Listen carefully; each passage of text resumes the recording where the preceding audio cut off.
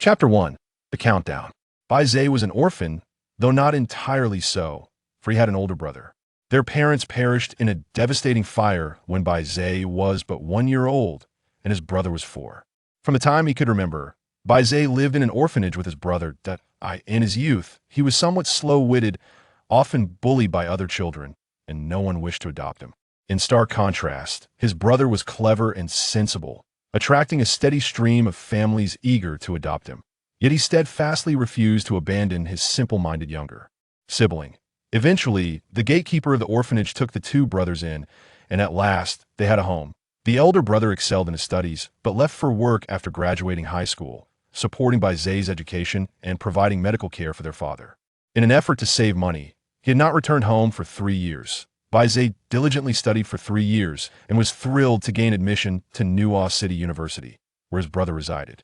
Today marked Bai Ze's 18th birthday, a significant day as he embarked on his first journey away from their small town to reunite with his brother after 3 long years.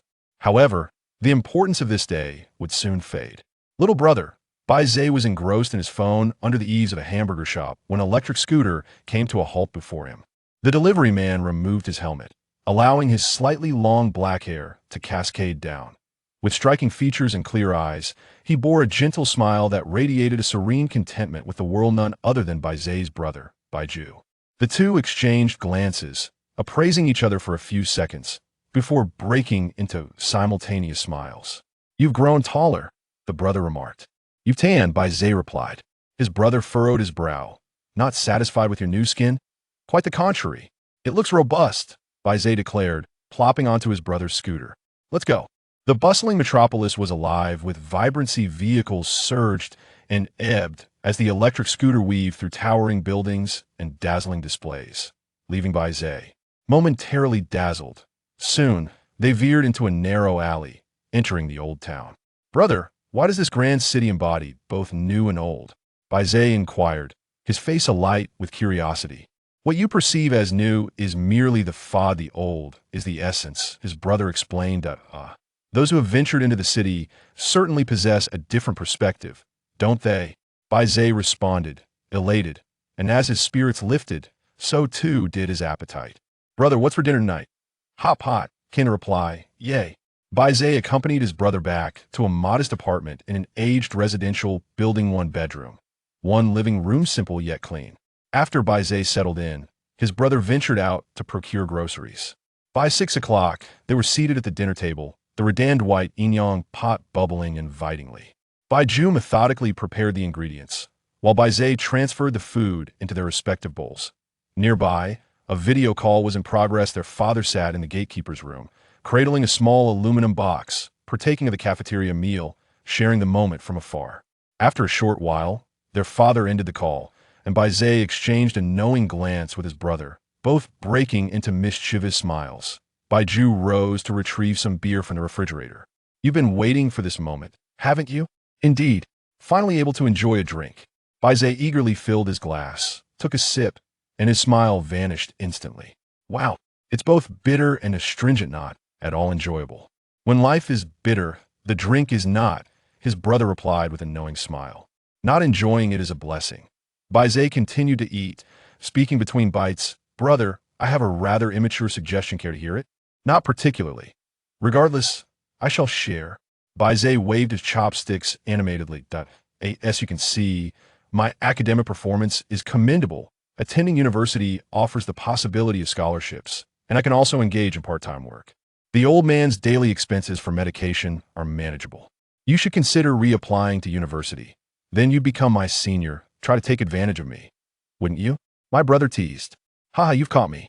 Bai Ze laughed heartily. "So, what do you think of this suggestion?" My brother took a sip of his drink and replied, "I think things are quite good as they are now." "Not good enough," Bai Ze exclaimed passionately.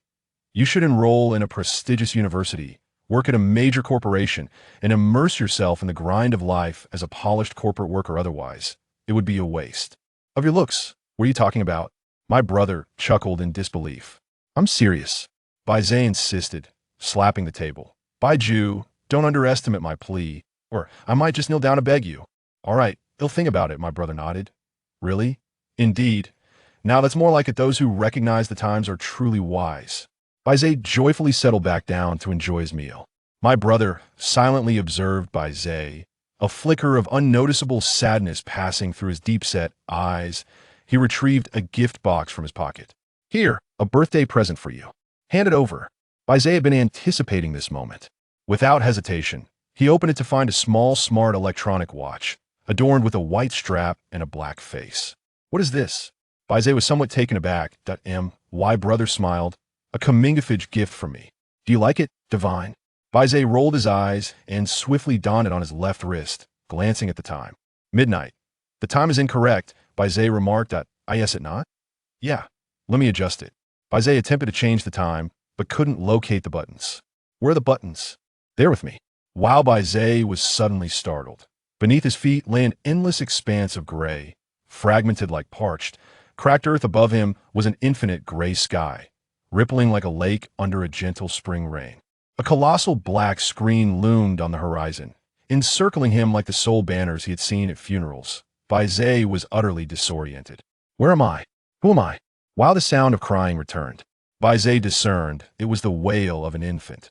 Following the sound, he saw a sphere of black light ahead, emanating peculiar, soft tendrils. What is this? While the crying intensified, filled with anguish and despair. Stop crying. Bai Ze found it overwhelmingly loud and wished for silence, yet he could not utter a word. At that moment, the sole banner of the universe began to spin, faster and faster. Bai Ze felt dizzy, the black light before him gradually shrinking. Oh, it's not shrinking, I'm rising. Oh, that's not right, I'm flying. Looking down, he realized he was dismembered, his limbs scattered, drifting away while disintegrating into countless black threads, entwining into the ever-rotating massive soul banner. Bai Ze's head was likely also disassembling, though he could neither see nor feel it. Am I dying? Bai Ze sensed something was amiss. Shouldn't there be pain, fear, struggle? None of it was present. He felt utterly lethargic, even forgetting who he was. His head grew dizzier, longing only for a deep slumber. Wow, the weeping resumed, relentless and persistent.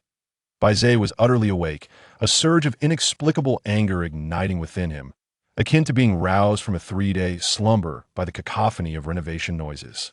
It's unbearable. It's unbearable. It's unbearable. Would you kindly cease your crying? The wailing abruptly ceased. Whoosh, a black halo fractured, unleashing a blinding white light, while 6 pallid tendrils darted forth. They coalesced into a slender thread, darting toward Bai Ze's head, ensnaring him. At some unknown point, the world faded away, and the soul-guiding banner transformed into a swirling abyss of darkness.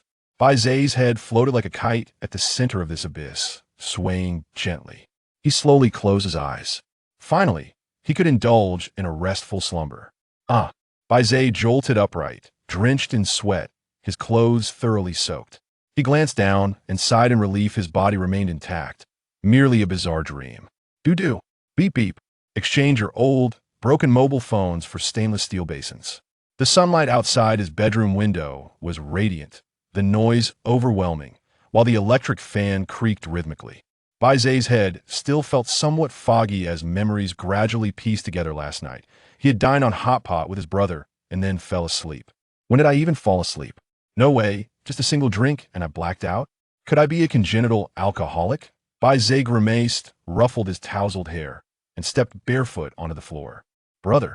Bai Ze, parched, down a large glass of water. Big brother. After a visit to the restroom, he wandered around the house. His brother was nowhere to be found. He dialed his brother's number. Beep beep, the number you have dialed is not in service. Bai Ze glanced at the number. It was correct. He tried again. The number you have dialed is not in service. Bai Ze was baffled. Attempting to send a video to his brother, he searched for his contact picture, but found none. Reluctantly, he opened a family group chat, where only he and his grandfather remained. His brother's account had vanished, along with all related messages. Staring at his phone, he fell into contemplation. Smack! He slapped himself. That hurt. This is not a dream.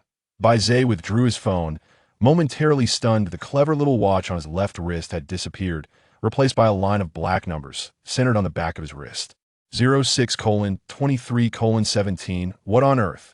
Bai Ze rubbed it vigorously, But the numbers persisted. They were neither a pattern nor a tattoo, but seemed to be embedded within his flesh, pulsating with his heartbeat.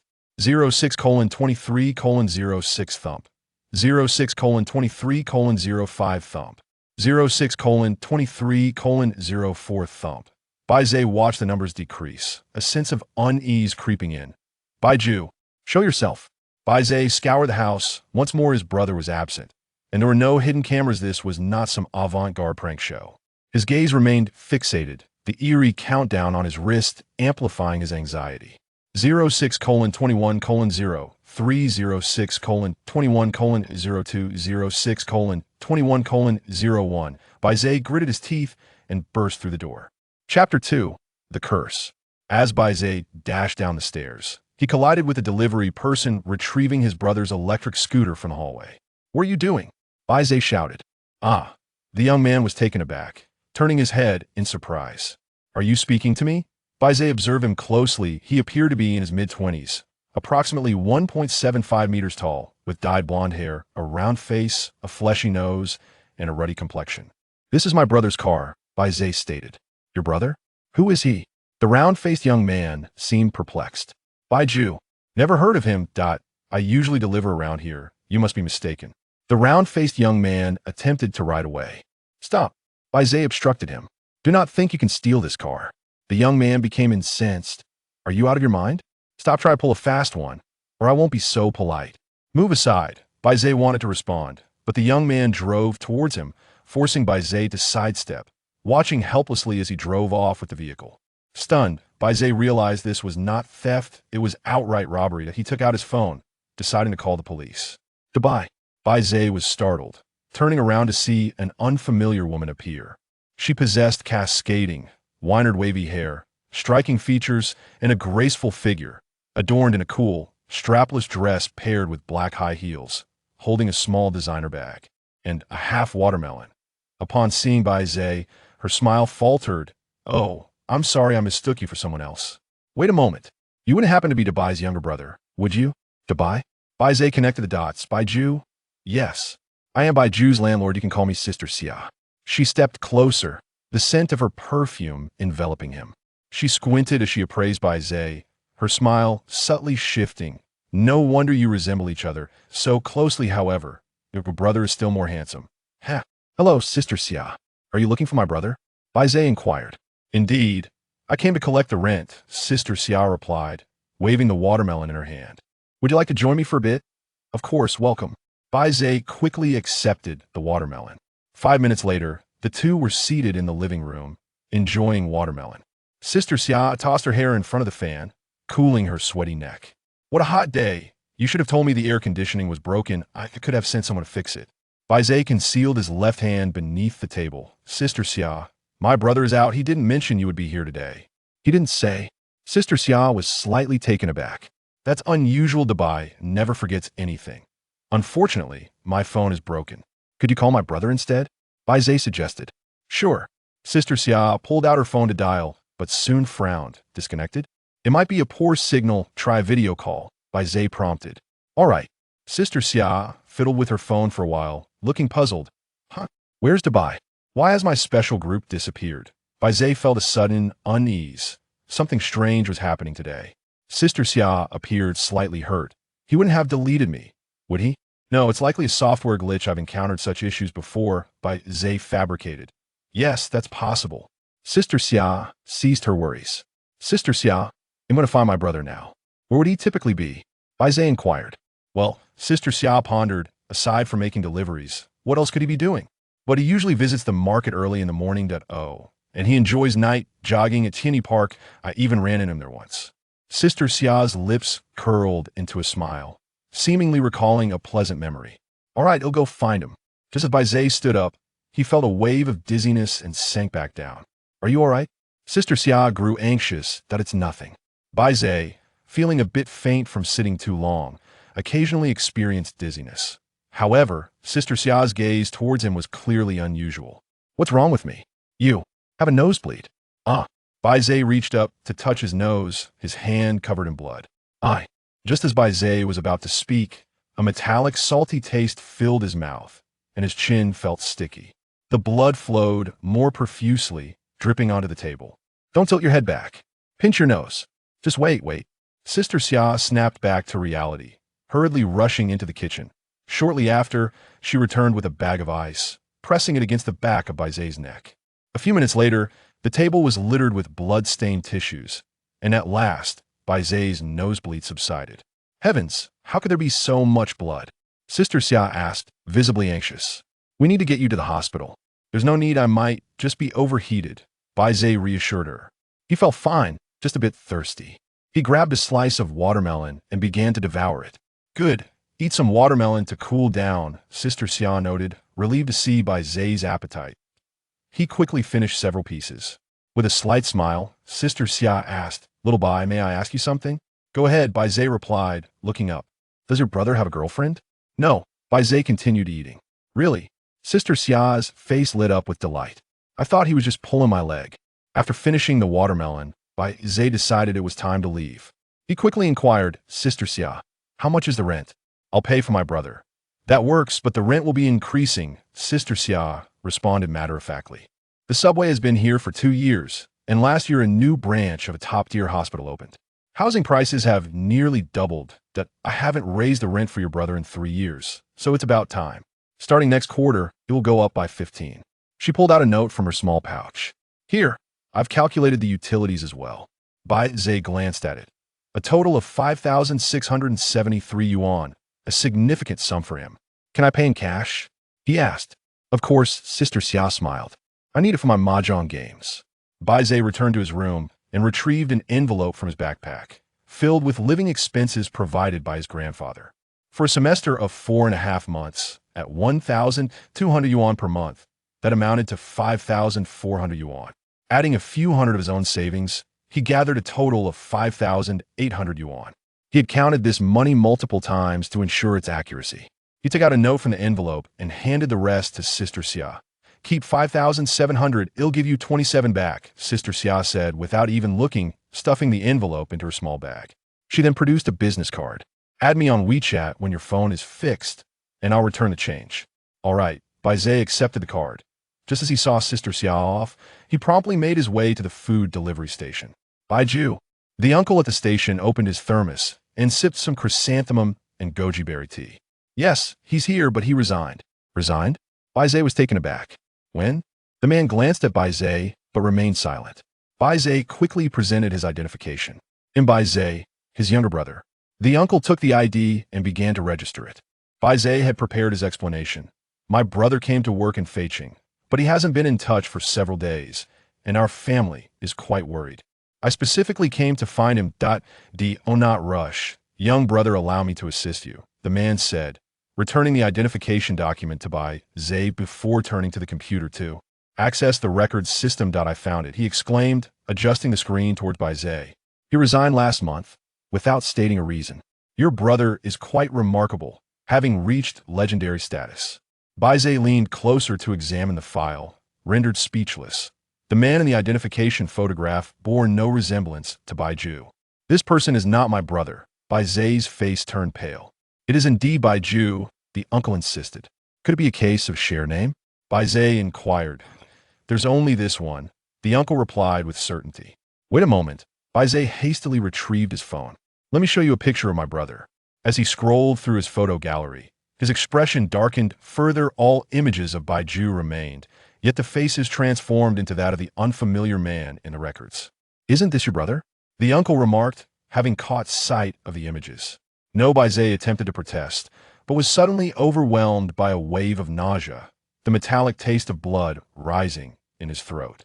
He quickly covered his mouth and dashed toward the public restroom. Bang! As Bai Ze pushed open the stall door, he heaved violently, blood spewing from his mouth and nostrils, splattering across the toilet bowl. Is this my blood? Bai Ze was bewildered, unable to contemplate the situation further, and began to retch again. Ugh. After a protracted bout of vomiting, he felt as though his very insides were being emptied, the restroom awash in crimson, resembling a horrific crime scene. Bai Ze slumped against the floor, his heart racing, his body trembling uncontrollably. The overwhelming absurdity and terror rendered his mind a blank. What has happened to me? Food poisoning? No, it doesn't resemble poisoning. Have I been cursed? Bai Ze steadied himself, gazing into the pool of viscous blood in the toilet, noticing a peculiar grayish texture within. Ignoring the filth, he cautiously reached towards the bloodstain, soon pulling out several glimmering white threads from the crimson liquid. Bai Ze's temples throbbed violently, two vivid images flashing back and forth in his mind. The head kite from the strange dream. The time displayed on the clever watch. Midnight, could this possibly be? A countdown to my life? What on earth is happening? Bai Ze, calm down. If I locate my brother, everything will become clear. 2 minutes later, Bai Ze emerged from the restroom, washing his face and hands thoroughly before promptly adding Sister Xia on WeChat and requesting a photo of his brother. Next, he sought a photograph from the elder. Beep, beep, beep, beep. Photos began to arrive one after another. Bai Ze opened them, and indeed, regardless of whether they were sent by the elder or Sister Xia, the Baiju in each was another unfamiliar face. Bai Ze felt as though he had plunged into an icy abyss. Not ready to give up, he gathered his composure and called the elder, who answered promptly. Ze, why do you need a photo of a Jew? Don't you have one on your phone? Be honest with me. Have you gotten yourself into some trouble?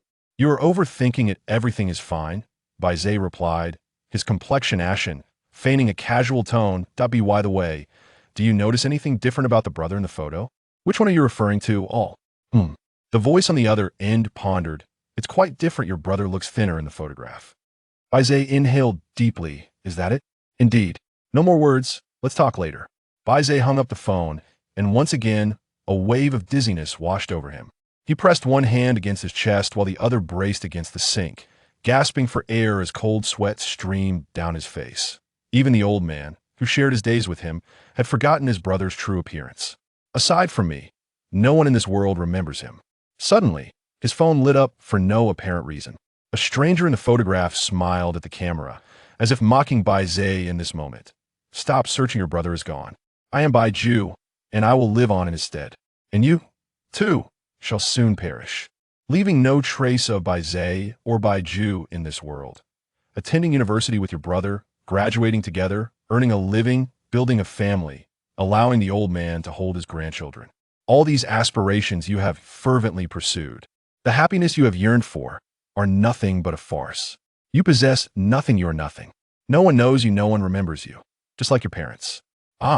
In that moment, confusion, absurdity, pain, fear, anger, and resentment erupted within him, and Bai Ze struck the murky mirror before him with a fist. The mirror shattered, blood from his knuckles trickling through the cracks, staining Bai Ze's face. Chapter 3. The torrential downpour drummed relentlessly against the pavement, leaving the streets eerily deserted. Bai Ze wandered aimlessly through the rain, his gaze vacant, murmuring to himself, dream. Oh, just a dream. Suddenly, a car brushed past, knocking him to the ground. Watch where you're going, the driver shouted, startled. But upon realizing Bai Ze was relatively unharmed, he cursed and drove away. Bai Ze lay sprawled in the middle of the road, indifferent to the blaring horns of passing cars that veered around him. Drenched to the bone, his pupils gradually lost focus. Perhaps fate had not truly tripped him up, but rather, he remained ensnared in an absurd dream. Ding! His phone screen illuminated, breaking through the haze of his mind. It was a message from Sister Xia, accompanied by a photograph and the caption, "Here's an extra one, a treasure for my collection." Bai Ze blinked, wiping the rain from his face, and opened the image. Startled, he sat up abruptly.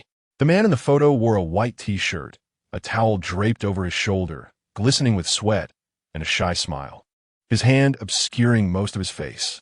It appeared he had crossed paths with Sister Xia during her evening jog, who had spontaneously captured the moment. Clearly, she was more focused on the man's glistening, half-visible abs than his face. Despite the dim lighting and the obscured features, Bai Ze recognized him at once. Baiju. This was the only photograph that had not been replaced, the unmistakable visage of his brother. Hope rekindled within him as he zoomed in on the picture.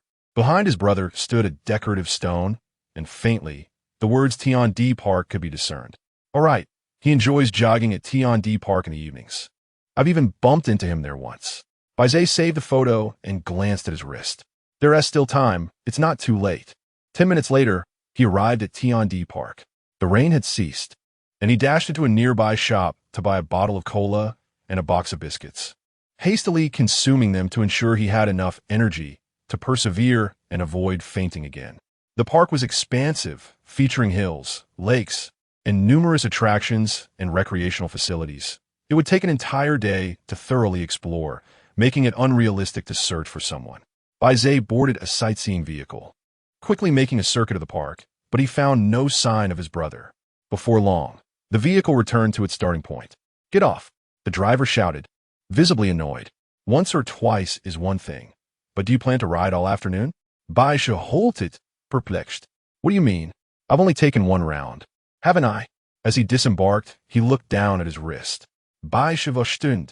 He had clearly only taken one trip, lasting at most 20 minutes. Yet an hour had slipped away. Has the countdown accelerated? He pondered, staring at his wrist.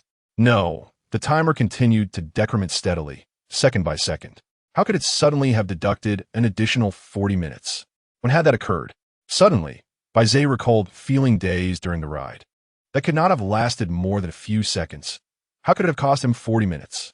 Cold sweat streamed down his forehead. He finally grasped the crux of the issue.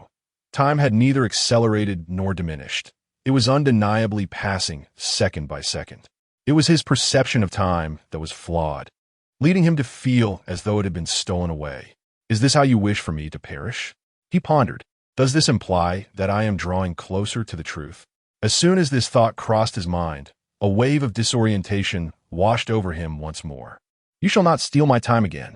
In a burst of determination, he struck himself hard across the face, then swiftly retrieved a ballpoint pen from his backpack and plunged it into his arm. The sharp sting coursed through him, jolting him back to lucidity. He quickened his pace, stabbing his arm with the pen every few minutes. Sustained by the pain, he scoured the park for half an hour. His arm beneath his clothing was now a vivid crimson, flesh torn and raw, and the sensation was gradually dulling. Reluctantly, he began to jab the pen into his thigh. As he passed through a bustling food street, he spotted a familiar figure amidst the crowd, tall and slender, clad in a delivery uniform, carrying a food container. "Bai Ze!" he shouted, rushing into the throng, recklessly pursuing the silhouette. Bystanders were nearly knocked over, opened their mouths to curse, but upon seeing the bloodied youth, they quickly fell silent. "Bai Ze, stop!" He wove through the sea of people, closing in on that figure when an overwhelming sense of disorientation struck him, like a heavy hammer crashing against the back of his skull. This is bad. He attempted to stab his thigh with the pen, but found himself unable. He could no longer feel his hand. The sensation from the nightmarish dream returned, and he began to ascend. Higher and higher he floated, overlooking the surging crowd, their heads bobbing like dark waves. Then, everything began to accelerate, transforming into a bizarre blur of light. The sky darkened, neon lights flickered to life, and smoke and fire swirled around him. A piercing scream yanked Bai Ze back to the ground. He realized he was still standing in the middle of the street, utterly motionless, the onlookers surrounding him. All faces were filled with horror, staring at him as if he were a monster. Bai Ze surmised what had transpired. He slowly lowered his gaze and lifted his left hand. Damn it, this is utterly against the rules. How can I continue playing now? Drip! A drop of blood fell onto the back of his hand, followed by more and more. The metallic scent of blood filled his nostrils. Warmth pooled in his ears and mouth, and his vision rapidly turned crimson. He was at a loss for where to wipe his hands. He was bleeding from all 7 orifices. He was going to die. Call for help. The screams echoed incessantly, growing fainter as if drifting away like distant noise filtering through the ears of a slumbering person. In that moment, all struggles and resistances seemed utterly ludicrous. The King of Hell decrees your demise at the 3rd crow of the rooster. He shall not spare you until the 5th. So this is fate, then? Brother, you always say to never give up, that one always has choices. Look at me now. Do I have any options left? All right, I still have a choice. I do not wish to be gawked at like a monster. I refuse to have my grim visage featured in the news. At the very least, I wish to choose a serene place to depart quietly and with dignity. Bai Ze staggered away from the crowd, who recoiled from him as if he were a harbinger of disease. None dared to touch him, none dared to stop him, and none dared to rescue him. As twilight enveloped the world, The last vestiges of cold twilight mirrored Bai Ze's fading life. In a daze, Bai Ze wandered into a secluded path shaded by trees and leaned against one, casting a final glance at the countdown on his wrist. With only 7 minutes of life remaining, he resolved not to squander a moment further. He closed his eyes and began to reminisce about his brief existence. Suddenly, the sound of an electric vehicle pierced the air, startling Bai Ze into hiding behind a tree. A young man dismounted from the vehicle parked ahead, removing his helmet to reveal a familiar round face. "A thief!" Bai Ze exclaimed, driving a ballpoint pen into his thigh, the shattering of the pen's barrel yielding a searing pain that jolted him into acute awareness. The round-faced youth looked up at the surveillance camera mounted on the streetlight, seemingly verifying something. He swiftly discarded his outerwear, pulling a green raincoat from the delivery box and donning a rain hat along with an abstract metallic mask. The mask bore an adjuster which he twisted while speaking, "Hello, hello, hello." His voice soon morphed into a raspy growl. Once disguised, the young man seized his backpack and ventured into the thicket. "This individual is indeed suspicious. He is undoubtedly connected to my brother's affairs." Bai Ze was acutely aware that this was his final opportunity. If he were to perish, he would do so with clarity. Dragging his weakened body, he pursued the young man into the copse. The thicket, although modestly sized, separated the scenic areas, and after several minutes of wandering within, Bai Ze found himself unable to reach the end. He opened his phone's map, only to find it devoid of signal. A thick fog had enveloped the surroundings, reducing visibility to mere meters. An unbearable burning sensation began to radiate from his left wrist, and his heart raced uncontrollably, akin to an egg heated relentlessly in a microwave. 1 minute remaining. "I am about to die." Bai Ze disregarded everything else, shouting into the fog, "Thief! You're behind this, aren't you? What have you done to me? Where's my brother? Show yourself. What sort of coward hides in the shadows? I will not let you go even in death." As he yelled, he abruptly froze. A vague silhouette emerged from the dense fog ahead. Tall and slender, it stood still as if it had been waiting for ages. "Brother, is it you?" Bai Ze gasped, a mix of joy and trepidation surging within him as he moved forward, yearning to comprehend what had transpired. Suddenly, his heart seemed to freeze, rendering him nearly breathless. Bai Ze collapsed heavily to the ground, the burning sensation spreading from his wrist throughout his body as if he were being consumed by flames. His form on the verge of melting under the extreme heat. He let out a harrowing wail, overwhelmed with a desire to writhe in agony. Yet he bore the torment, crawling forward with every ounce of strength he could muster, inching towards the figure obscured in the mist. "Ah! Ah! Brother, save me!" Why? Bai Ze finally crawled to the feet of a shadow. The figure in the mist slowly crouched down, extending a hand to grasp Bai Ze's left hand. "Bai Ze, survive. Find me." Chapter 4. The enigmatic square. Bai Ze abruptly awoke, still lying in a small grove. Surrounded by darkness, yet a light beckoned in the distance. As his consciousness returned, he swiftly glanced at his left wrist. The countdown to death remained, yet it had ceased its incessant ticking, as if it were stuck. Splendid. I'm not dead. Is that figure in the mist my elder brother? Could he be the one who saved me? At that moment, a subtle burning sensation emanated from the back of his left hand. Bai Ze focused intently, revealing a black mark formed by a chaotic intertwining of dark lines, resembling an irregular labyrinth. Just as he attempted to scrutinize it further, the mark vanished. What new curse is this? Never mind. The more the merrier, and debts are but trifles. Bai Ze rose, stretching his limbs, and was astonished to discover that the discomfort within him had entirely dissipated. The punctures on his arms and thighs had vanished as well.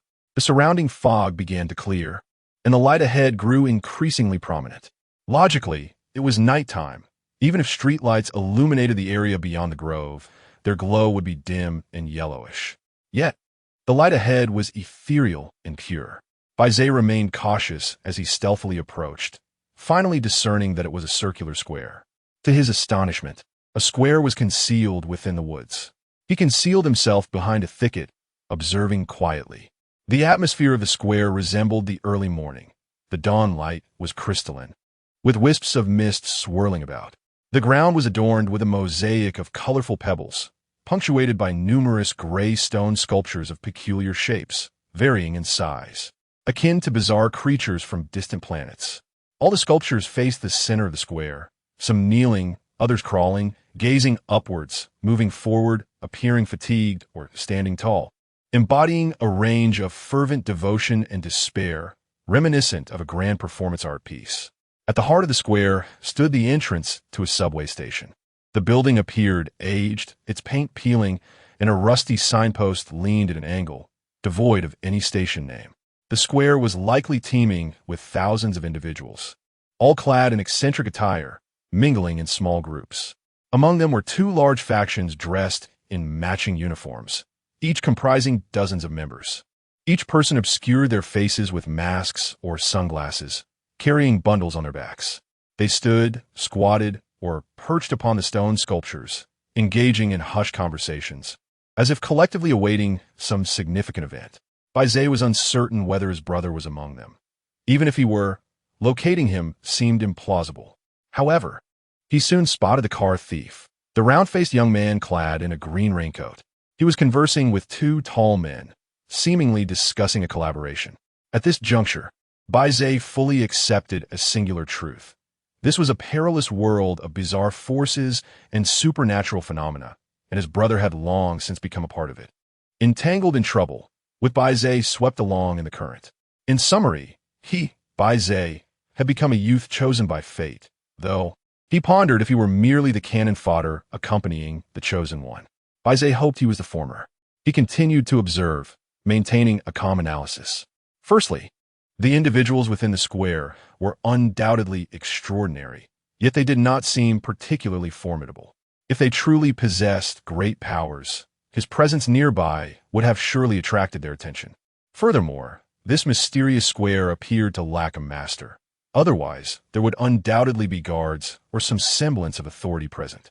However, the atmosphere here is chaotic, akin to a bustling marketplace. Thus, Bai Ze deduces that this is a public domain, accessible to anyone who knows the way. Most importantly, there is a palpable sense of unfamiliarity among the crowd. The more than 1,000 individuals in the square give Bai Ze the impression of an entire school gathering on the playground, where one knows only their classmates well, while the others are merely familiar faces at best. Moreover, with everyone donning masks, it is easy to imagine that if an outsider were to infiltrate the scene wearing a mask, no one would take notice. Bai Ze is that outsider, and he resolves to blend in. It is undoubtedly a risk, but in order to survive and to find his brother, he must take this step. Bai Ze rummages through his backpack, retrieves a cap and a mask, and stuffs some dry twigs and leaves in his bag to give the appearance of being full. Fear not. Surviving great difficulties surely brings great fortune. He takes a deep breath and steps into the square. The morning light is somewhat blinding, causing Bai Ze to feel a moment of disorientation. Thankfully, aside from a few nearby individuals who instinctively glanced his way, the rest remain oblivious to his presence. He strides directly to a stone sculpture resembling a sandworm and sits down nonchalantly, through the narrow view afforded by the brim of his hat. He surveys his surroundings while keeping his ears attuned to the conversations around him. Regrettably, everyone seems quite alert, controlling their discussions to an appropriate level. Bai Ze feels as if he is in a classroom during morning reading, noisy yet devoid of discernible details. As time passes, he clearly senses that everyone has formed their respective groups, awaiting the occurrence of some event. Anxiety begins to gnaw at him. He is utterly uninformed and increasingly passive, necessitating a point of entry.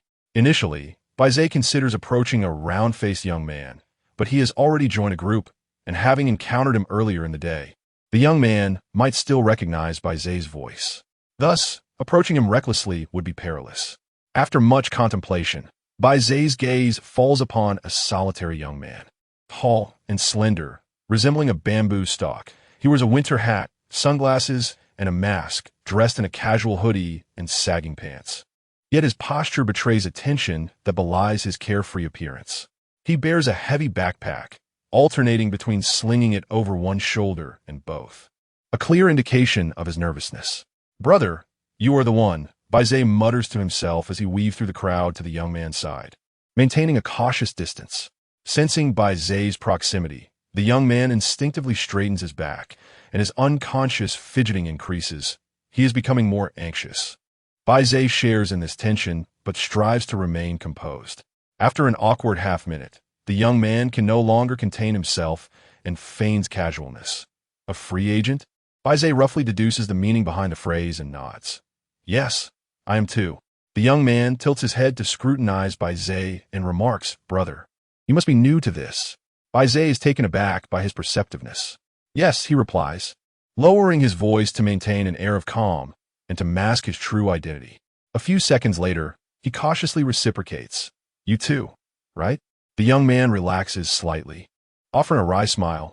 I got a mid last month. Chapter 5, Coconut Mochi. A stroke of luck? Bai Ze was puzzled as he noticed the other party instinctively glance at his left hand. On the back of his hand, there was a faint black mark, reminiscent of a similar one Bai Ze had previously seen. Oh, so that's it, Bai Ze mused. Only those bearing such marks can find their way here, which is why this place requires no guards. Everyone who arrives is a winner. However, Bai Ze did not observe a countdown on the other person's wrist. Was it merely absent in others, or was it something only he could perceive? A question lingered in his mind. And you? The other person retorted. I also won prize last month. Bai Ze replied vaguely. How many times have you been here? The other inquired. Winning last month. Yet asking how many times implies it hasn't been many. Bai Ze understatedly replied, 3 times. What a coincidence. So have I, the other person said, visibly relaxing and becoming more amiable. After not obtaining anything worthwhile in the previous 2 visits, he was determined not to leave empty-handed this time. Indeed, Bai Ze acknowledged ambiguously. Sensing an opportunity, the other person leaned in closer, lowering his voice. Brother, what should I call you? Bai Ze remained silent. Coconut Mochi, you can call me Mochi. Oh, so we're using our street names. Bai Ze thought quickly and, without much consideration, replied, Delivery Rider. You can just call me Rider. What a distinctive name. Mochi complimented. You too. Bai Ze returned the favor. Mochi switched his backpack to a single shoulder, instinctively shaking his leg. Bai Ze could sense Mochi's desire to know him better. Yet he hesitated. Bai Ze also wished to seize this opportunity, but could not take the initiative, for doing so would lead to excessive conversation and potential exposure. The 2 new arrivals, seeking warmth in their camaraderie, fumbled for words until Mochi finally spoke up. Ryder, how about we team up? Sounds good. Bai Ze did not immediately agree, though it would contradict his persona. Noticing Bai Ze's hesitation, Mochi quickly added, let us explore the shallow zone tonight, and if we get along, we can venture into the mid-zone next week. Key information 1, tonight. This implies that one cannot linger in this place for long. A return is inevitable. Key information 2, shallow zone, mid-zone. The destinations possess a tiered concept, suggesting a descent from the subway entrance into an underground realm. Key information 3, next week. This location cannot be visited daily. It is likely that one can only come once a week, explaining why Mochi, despite winning last month, has only come 3 times. I will consider it, Bai Ze stated. Mochi was taken aback, expecting Bai Ze to readily agree, especially since it was Bai Ze who had first approached him. Clearing his throat, Mochi, unsure if he felt awkward or displeased, hurriedly sought a way out. Last time, a wild group invited me to the mid-zone, but I declined. Why? Bai Ze inquired. There were 4 of them. I didn't trust them. Once in the maze, there is no law or morality. It's a dog-eat-dog world. Key information 4, maze. A hypothesis began to form in Bai Ze's mind, and he continued, one must harbor no ill intentions, yet remain vigilant against others. Precisely.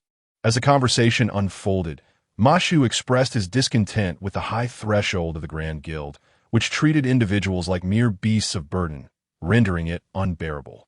The rogue faction, shrouded in mystery, instilled a sense of caution. Perhaps it is better to go solo, he suggested. Bai Ze, in agreement, echoed his sentiments. Indeed, Mashu exclaimed, though a sigh escaped him as he contemplated the challenges of going solo. The shallow zones were littered with debris, while the mid-tier areas were fraught with peril. Who could argue otherwise? Bai Ze interjected. Thus, I have long sought a reliable partner. Mashu, brimming with enthusiasm, remarked, Brother, I find you quite commendable. You may not be entirely accurate, Bai Ze replied, expressing gratitude. In any case, ponder it. Mashu insisted. Bai Ze indeed found himself contemplating. He was utterly oblivious to the current situation, having not even perused the beginner-esque tutorial. Venturing out of the novice village recklessly was decidedly unwise. Yet, the countdown to the curse persisted, and retreating would surely lead to demise. He must locate his older brother to lift the curse. Why consider it all? There's no choice, he suddenly realized, as he noticed a pair amidst the crowd gazing in his direction. The man was tall, adorned in a black hat and mask, draped in a black robe. The woman wore a white hat and mask, clothed in a white robe. They stood side by side, reminiscent of the mythical figures of Yin and Yang. Meeting Bai Ze's gaze, they exchanged hushed words before turning towards the center of the square, parting the crowd with an air of intimidation. Could they have discovered that I am an outsider? Bai Ze pondered. Are they truly intent on preying on the weak? He immediately turned to Mashu. Let's collaborate. Have you thought this through? Mashu responded, taken aback by Bai Ze's sudden shift in demeanor. Indeed, provide a rationale. This time, Mashu adopted a cool demeanor. I believe. You're also quite admirable. To venture alone is perilous. Two may ensure safety, at least allowing for the sharing of harm. Haha, your intuition is spot on. Mashu exclaimed, visibly pleased. Tonight, we shall merely traverse the shallow zones, Bai Ze declared. No objections, Mashu replied eagerly. Suddenly, a mechanical voice resonated through the subway station. The train is approaching. Passengers preparing to board should make ready. The previously bustling square fell into a hushed stillness as individuals began stretching, shouldering their packs, and converging towards the center. Bai Ze was reminded of the overcrowded train station from just yesterday, when he departed from his hometown for the first time, embarking on a journey to an unfamiliar metropolis, filled with both excitement and apprehension for the future. Though merely a day had passed, it felt like an eternity. Take your time, Mashu advised, adjusting his backpack to a dual-strap configuration. We shall be the last to board. Agreed, Bai Ze concurred, recognizing that there was no need to draw attention by leading the way. Attention! The boarding gates are now open. Passengers should carry their belongings and proceed through security in an orderly manner. With a click, the 6 security lanes at the entrance of the subway station opened automatically. Bai Ze observed as 2 large groups emerged from the crowd, clad in matching uniforms, exuding discipline and seriousness, clearly elite organizations. After exchanging a few pleasantries, the leaders of the 2 factions stepped into the security checkpoint and vanished in an instant. Their subordinates, numbering nearly 100, formed 6 lines and swiftly passed through the security check, vanishing in unison. Following this, small teams of about 10 began to enter the station in an orderly manner. Subsequently, it was the turn of groups of 5 or 6, among whom was the round-faced young man. Finally, the scattered individual passengers made their entrance. However, there were exceptions, such as the duo known as the Black and White Impermanents, who, despite being a pair, were among the second batch to enter, indicating their formidable prowess and elevated status. This, in turn, relieved Bai Ze, as it suggested that these 2 were unlikely to target him, a mere small fry. At last, it was Bai Ze and Mashu's turn. We're in, Mashu remarked. Bai Ze replied, feigning calmness while his heart raced uncontrollably. There was no turning back now. He and Mashu stepped through the security entrance simultaneously. In an instant, Bai Ze felt a disorienting sensation akin to the fleeting moment of swinging at the pinnacle before plummeting back down. Then, he realized he was standing on a moving escalator. The escalator was lengthy, descending slowly, alongside another escalator ascending in the opposite direction. Beyond this, an eerie stillness enveloped the surroundings, shrouded in darkness, as if he were in an endless abyss. Bai Ze instinctively grasped the handrail, fearful of losing his balance. Before long, a light source emerged at the end of the escalator, growing increasingly luminous. Bai Ze gradually discerned that it was an antiquated subway platform, where a train was stationed, while the perimeter of the platform remained as void as the abyss surrounding it. The 2 exceedingly long escalators, a solitary subway platform, and the multitude of individuals riding the escalators comprised the entirety of this hollow world, evoking memories of the independent scenes freshly constructed within a game program. After a few more minutes, Bai Ze and Ma Shu finally descended the escalator, arriving at the platform. Chapter 6. The arrival at the station. The two individuals gazed at the subway train on the platform. It was devoid of windows. Crafted from a sleek gray metal that mirrored the vibrant, blurred silhouettes of the crowd, rippling like water.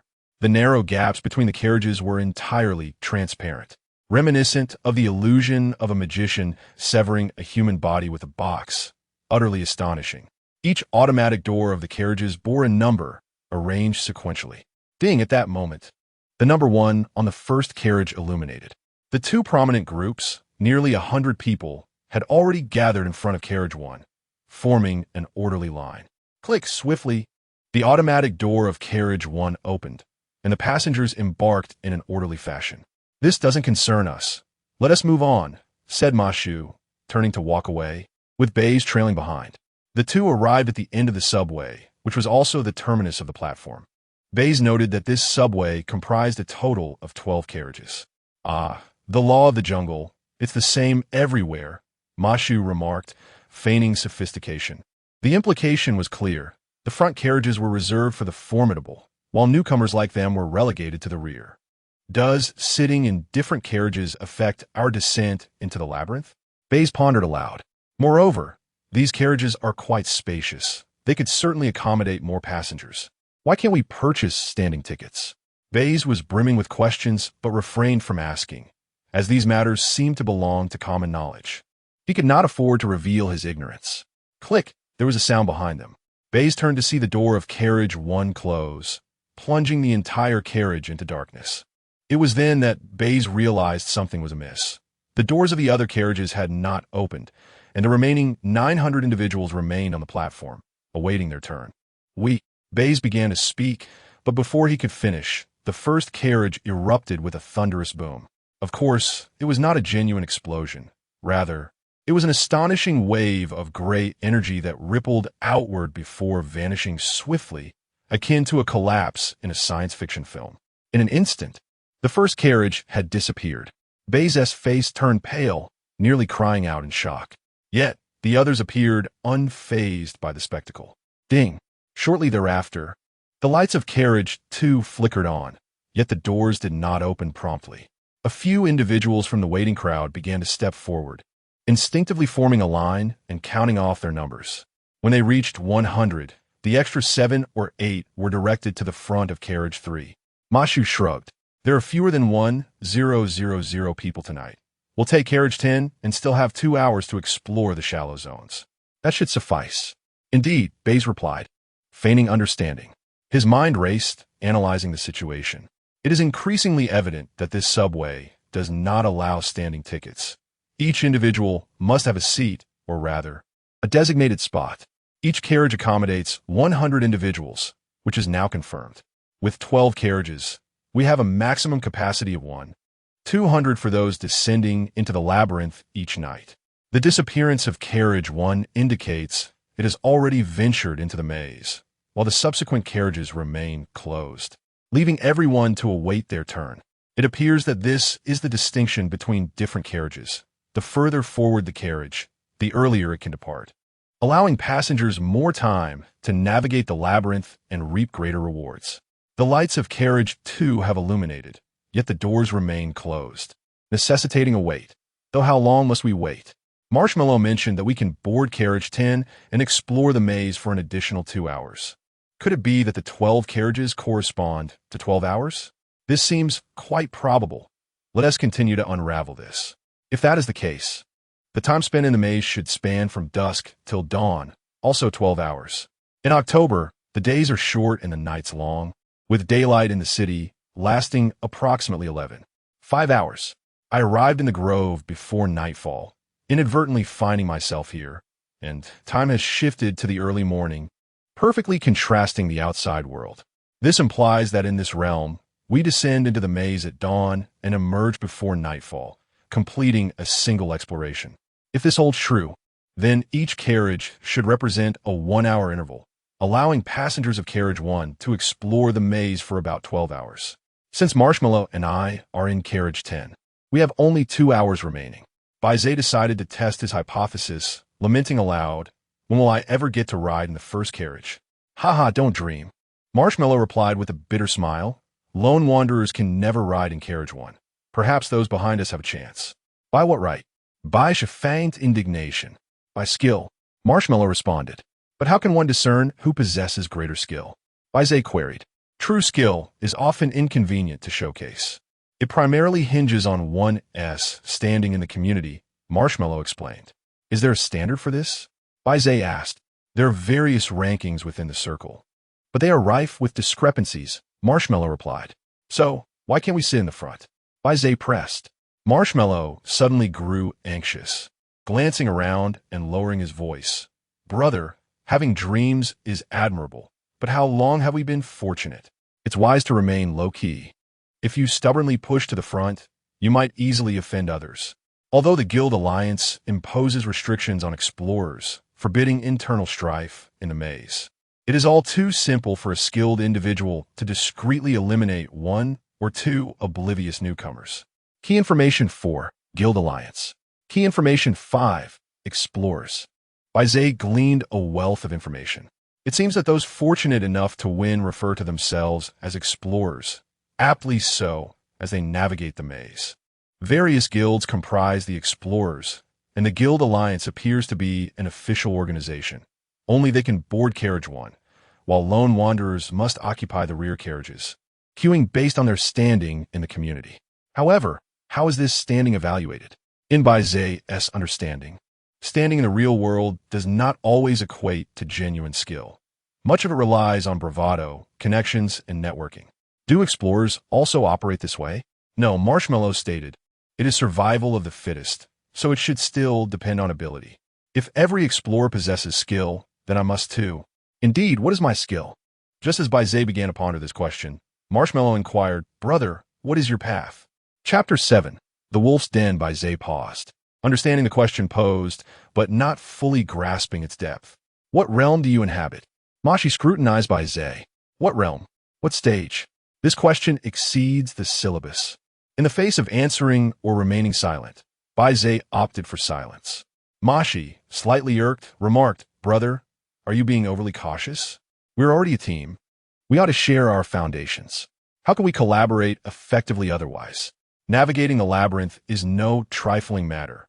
One misstep could cost us our lives. Bai Ze remained mute. It's not that I refuse to share.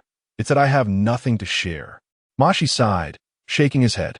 All right, let me demonstrate my sincerity first. Lifting his right hand, the pale mark on the back became distinctly visible, composed of chaotic, interwoven black lines, resembling Bai Ze's mark. Yet upon closer inspection, they diverged. The black lines were no longer straight. They exhibited slight curves and arcs, while Bai Ze's mark appeared meticulously drawn with a ruler. Before Bai Ze could react, Mashi pulled a utility knife from his pocket. Gritting his teeth, he sliced open his palm, blood gushing forth. Are you insane? Self-harm over a disagreement? What era are we in? The blood oath is long out of fashion. Bai Ze internally screamed, maintaining an outward calm while his mind raced towards chaos. Mashi took a deep breath, clenching his bloodied hand into a fist. Soon, the fist shimmered with a soft yellow glow, accompanied by subtle sounds of flesh mending. In less than 10 seconds, the light vanished, and as Mashi released his fist, the bleeding ceased, the wound healed, leaving only a faint scar, as if merely an additional line on his palm. Severe injuries could also be treated, albeit requiring more time. Once I break through to the third realm, it will be even swifter. Mashi looked at Bai Ze with pride. Brother, does this demonstrate enough sincerity? Now it's your turn. Show your skills. Show what skills? I truly only have 2 hands. In that moment, Bai Ze realized the extent of his naivety. The genuine novice, Mashi, who had completed the tutorial, acquired weapons, and activated skills. The false novice, Bai Ze, inexplicably thrust into a dungeon, unarmed and devoid of skills. In a flurry of confusion, Bai Ze glanced around, astonished to see numerous temporary teams of explorers on the platform, each beginning to showcase their abilities in a bid to prove themselves. Some displayed an array of melee weapons, swords, daggers, shields, guns, bows, and arrows, each gleaming with an unmistakable brilliance, indicating their extraordinary nature. A few unveiled enchanted artifacts reminiscent of those in fantasy dramas, capable of transformation. For instance, an elderly man's gourd floated just above the ground, morphing into a vehicle the size of a car. As for the white-faced specter, he summoned 3 ghostly white wolves, each as large as lions, causing those nearby to scatter in fear, relinquishing their positions. Even more absurdly, a young man clad in a metallic helmet donned a high-tech breastplate, which, after a series of maneuvers, expanded, encasing him entirely in armor, transforming him into a mechanized warrior. In that instant, Bai Ze felt an overwhelming urge to cry for help. Though he had long been mentally prepared, the situation was still too exaggerated. In the station square, everyone appeared quite normal. So why did the atmosphere shift so dramatically upon descent? Machi urged once more, "Come on, brother, stop holding back." With no retreat left, Bai Ze could only resort to a desperate gamble. He slowly raised his right hand, clenching it into a fist. "Bai Ze, don't panic. If others can do it, so can you. Talent, abilities, spells, mana, spiritual energy, superpowers, chakra.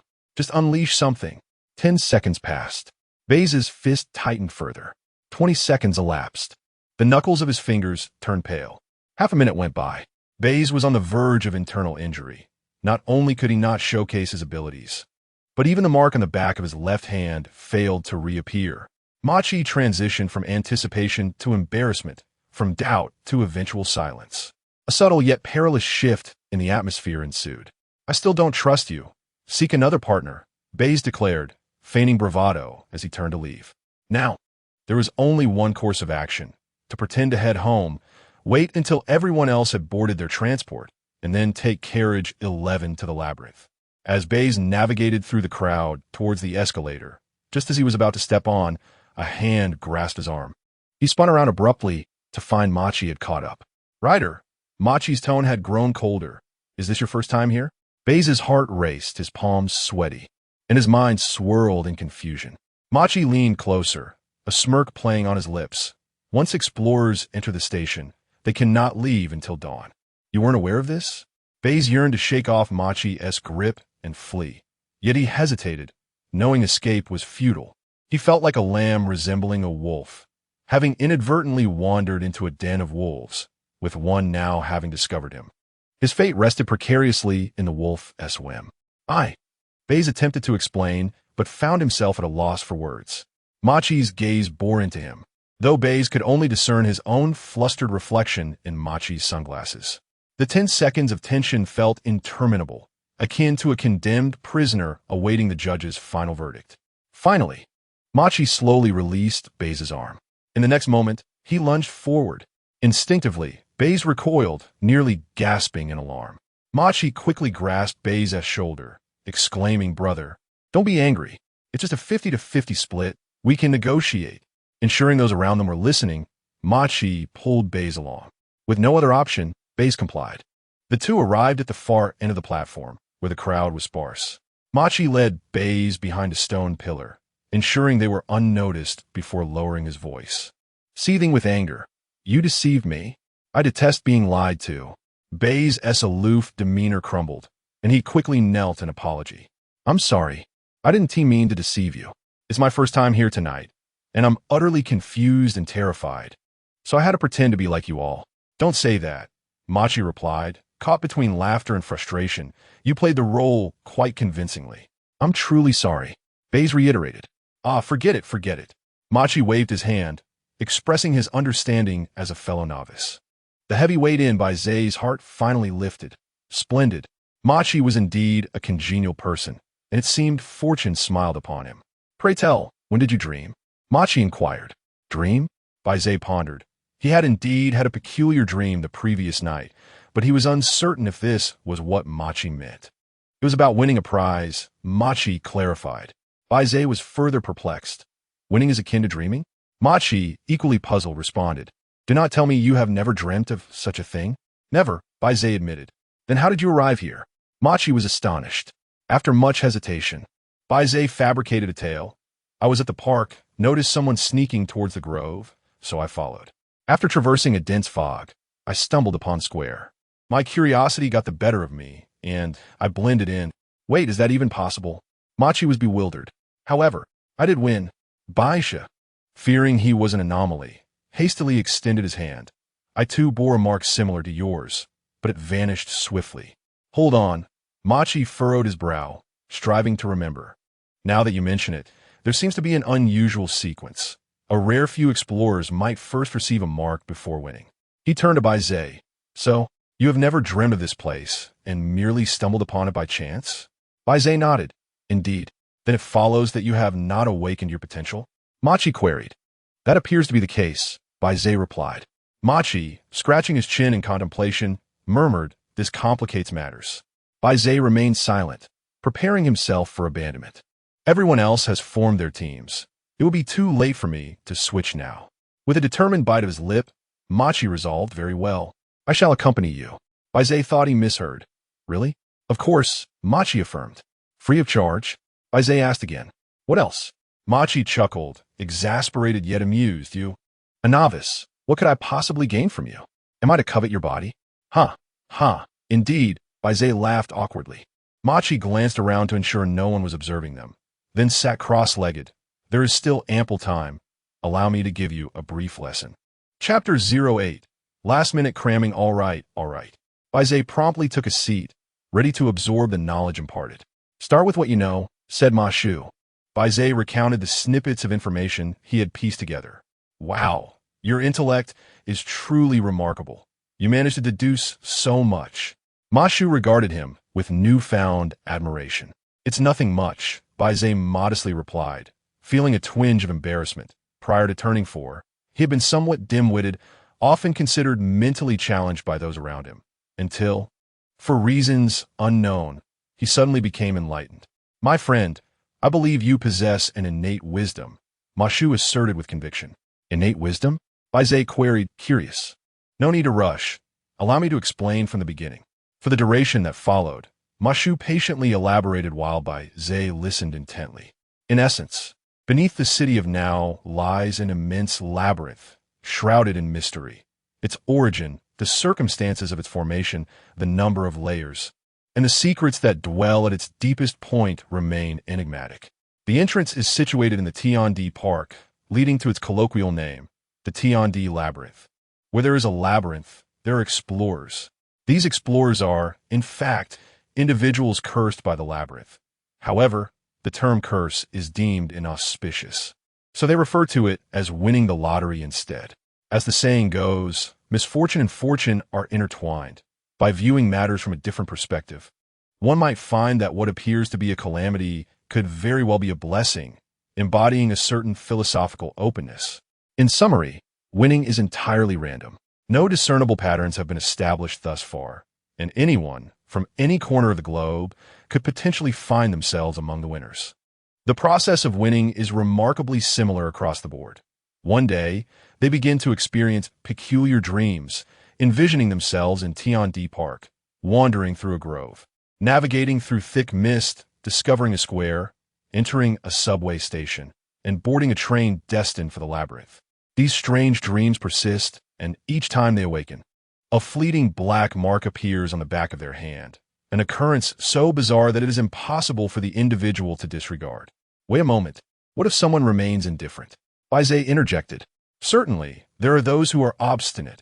Even if they dream these odd dreams daily, they pay no heed. Ma Shu shrugged, then fell silent. What do you mean? Bai Ze inquired. Ma Shu smiled. Those who win but do not enter the labyrinth will inevitably face death, and a most dreadful one at that. Bai Ze recalled his own thoughts from mere hours ago, a chill coursing through him. On Ma Shu's side, once one wins, there is no turning back. It becomes imperative to frequently delve into the labyrinth, lest the curse manifests in a fatal manner, with no exceptions. Bai Ze immediately thought of the countdown to his demise on his wrist. How frequent is frequently? Each individual's circumstances differ. Some must venture in once a week, while others may only need to go once a month, and there are those who can manage only once every 6 months. Why such vast discrepancies? Bai Ze pondered, feeling the weight of unfairness. No one knows the reason, but it is certain that the stronger the explorer, the longer the intervals between their descents. Ma Shu paused, however. Paradoxically, The more formidable an explorer, the more frequently they must descend into the labyrinth. Why is that? Bai Ze questioned. Mashu grimachid. If you do not brave the labyrinth to battle foes and seek treasures, how can you grow stronger? And if you do not grow stronger, how can you hope to extricate yourself from the curse? It forms a closed loop, Bai Ze concluded. Indeed, there remained a point of confusion for me. After a moment of hesitation, Bai Ze inquired, how do explorers discern the remaining time until their curse manifests? Primarily through intuition, answered Mashu. Intuition? Indeed, once you activate your potential, you will understand. Those with keen senses can pinpoint the time frame to just a few days, while those less perceptive may only have a vague sense of their fate. For instance, I can only sense that I have a month or two left, and before that, I must delve into the labyrinth to prolong my life. Is there anyone who can measure it down to the second? Bai Ze probed cautiously. Mashu scoffed lightly. Those who can estimate within 3 days are already the elite among experts. As for precision to the second, I can only say that anyone with such aspirations is truly remarkable. Bai Ze forced a polite smile, a mix of embarrassment and decorum. It seems this countdown to death is a personal affair, a birthday gift meticulously prepared by my older brother for me. Though formidable, this gift comes at a steep price. While others who win the lottery have ample time to live, I am left with merely 24 hours. Bai Ze reached a conclusion. He must descend into the labyrinth tonight to extend his life. After all, survival begets the ability to contribute. I have no further questions for now, he stated. Then I shall continue. Mashu resumed his lecture. Those who win will inevitably seek this place, for only those fortunate enough to win can uncover it. After which the bizarre dreams will cease. Upon our initial entry, our inner potential activates. It is difficult to describe this sensation, akin to learning an entirely new way of breathing. Raising his left hand, a mark re-emerged. Thus, we acquire special abilities, allowing us to embark on labyrinth explorations and become explorers. However, there are a few rare explorers who do not activate their potential immediately, experiencing a delay. You seem to be one of them. Isn't everyone's potential different? Bai Ze asked. Of course, Mashu replied with a grin. Explorers possess 6 primary potentials, known as the 6 paths of potential. Each path has 7 realms, though some claim there are 9. The intricacies of this knowledge are rather complex, so we shall gloss over that for now. It appears you are also somewhat uncertain, Mashu added, pointing his thumb at himself. The potential I activated is the path of vitality, having just surpassed the 2nd realm, hence it is referred to as Vitality Path, 2nd realm. Isn't the path of vitality primarily for healers? Bai Ze attempted to comprehend through a gaming lens. How superficial, Mashu retorted, adopting a somewhat lofty demeanor. The path of vitality primarily delves into the wonders of the human body, possessing numerous abilities. However, my specialization lies in the healing route. I understand. Bai Ze likened it to a skill tree, where one could choose their path of cultivation. That is a suitable way to interpret it. Mashu nodded in agreement. Bai Ze then asked, apart from the path of vitality, what are the other 4 paths of wisdom? There are. Mashu faltered, hastily rummaging through his backpack for a thick notebook. You truly are only half informed. Mashu glanced at the notes with an air of seriousness and stated, the 6 paths of potential are strength, vitality, speed, wisdom, spirituality, and mystery. What abilities do the other paths possess? Bai Ze inquired. Mashu hesitated again. Ahem, it's too extensive to cover in a few sentences. We shall discuss it further later. Indeed. A learner teaching the illiterate, Bai Ze remarked. What kind of gaze is that? Mashu felt a twinge of annoyance. You, a novice, and I, a newcomer, are hardly in a position to concern ourselves with such matters. Novice, newcomer. Bai Ze speculated. Is this a classification of the explorer's ranks? Quite intriguing. Mashu perked up. The officials have categorized explorers' abilities into 6 tiers. D, C, B, AS, and SS. Who are these officials? Bai Ze inquired. They are the Explorer Guild Alliance, primarily composed of 7 major guilds, Mashu replied. Please elaborate. Chapter 09. True Hearts Exchange. True Hearts Exchange. Cough. While being studious is commendable, patience is a virtue. For now, such knowledge is unnecessary, Mashu remarked. Oh, Bai Ze could hardly muster the energy to retort. Returning to the topic of ranks, Mashi clearly possessed a deeper understanding. D rank represents individuals like you, who have just stumbled upon fortune, utterly bewildered and lacking comprehension. They are often referred to as novices. Mashi patted his chest. C rank is akin to my level, a newcomer to the field. B rank typically denotes those who have been in the industry for 6 months, commonly labeled as slackers. A rank generally signifies someone with over 3 years of experience, known as a seasoned player. S rank usually encompasses individuals with over 7 years of experience, regarded as experts. SS rank requires a minimum of 10 years, earning the title of a big shot. Bai Ze silently took note. In truth, the duration of one's entry into the field is not the sole criterion. It heavily relies on skill. Those with innate talent may ascend to expert status in just a year or two, while others may languish for 6 or 7 years as mere slackers. And what of big shots? Bai Ze inquired. Big shots are a different breed altogether. They must possess multifaceted strengths, a description that cannot be encapsulated in mere phrases. Just know that big shots are typically guild leaders and prominent figures, forever occupying the first carriage, Mashi explained. They are perpetually out of our reach. Never to cross paths with us, he added. For instance, we occupy carriages 1, 3, and 5, while they occupy 2, 4, 6? Bai Ze questioned. What are you thinking? Mashi chuckled bitterly. We are in carriage 1, while they dominate 2, 3, 4, 5, 6, and 7. Only on Mondays can we lone players descend into the labyrinth.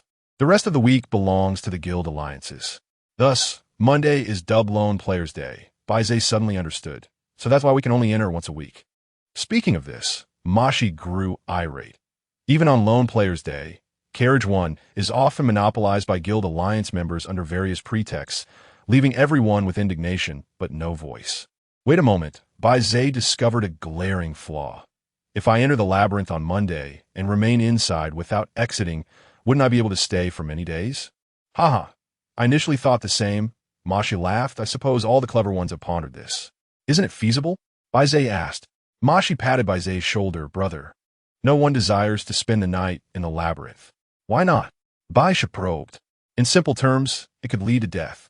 All right, Bai Ze ceased further inquiries, feeling that being a lone player was rather dismal. Who could argue otherwise? Mashi concurred. Are there no formidable lone players? Bai Ze inquired. Can't they negotiate with the guild alliances?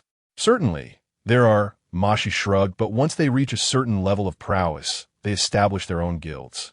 There are also some exceptional lone wolves who command respect from the authorities. As long as they provide prior notice, they can enter the labyrinth at will. Occasionally, the authorities even seek their collaboration. Must it be so realistic? Mashi, wishing to change the subject, perked up. In fact, above SS rank, there exists an even higher tier. What rank? SSS rank. Mashi stated with gravity, also known as the legendary rank. Oh, what kind of response is that? Mashi appeared somewhat disappointed. Legendary rank.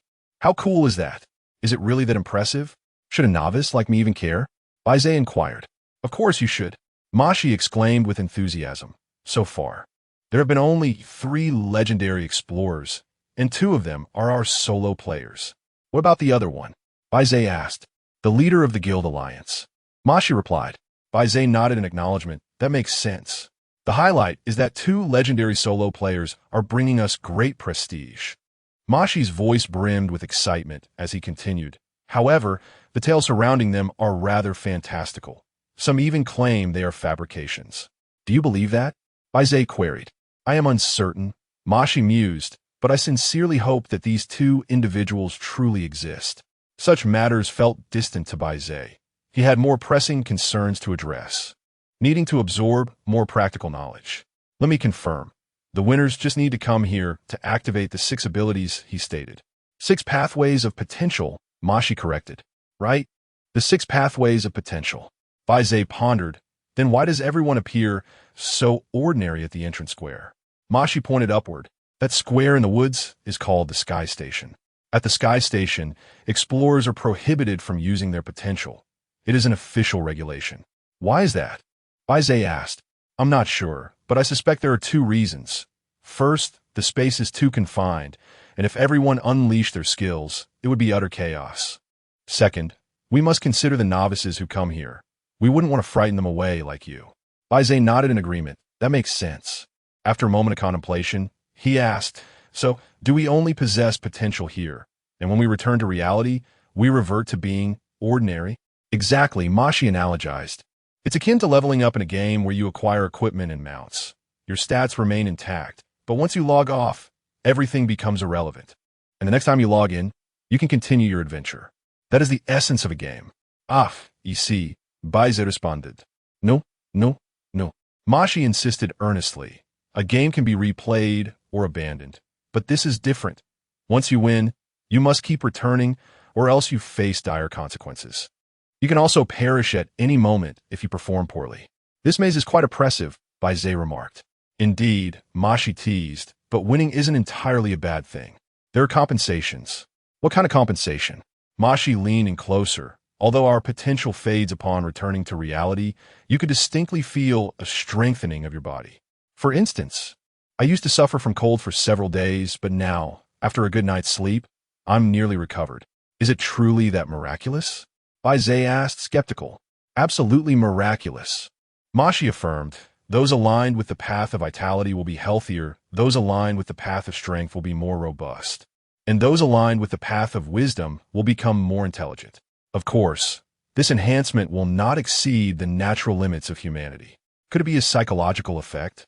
Bai Ze teased lightly.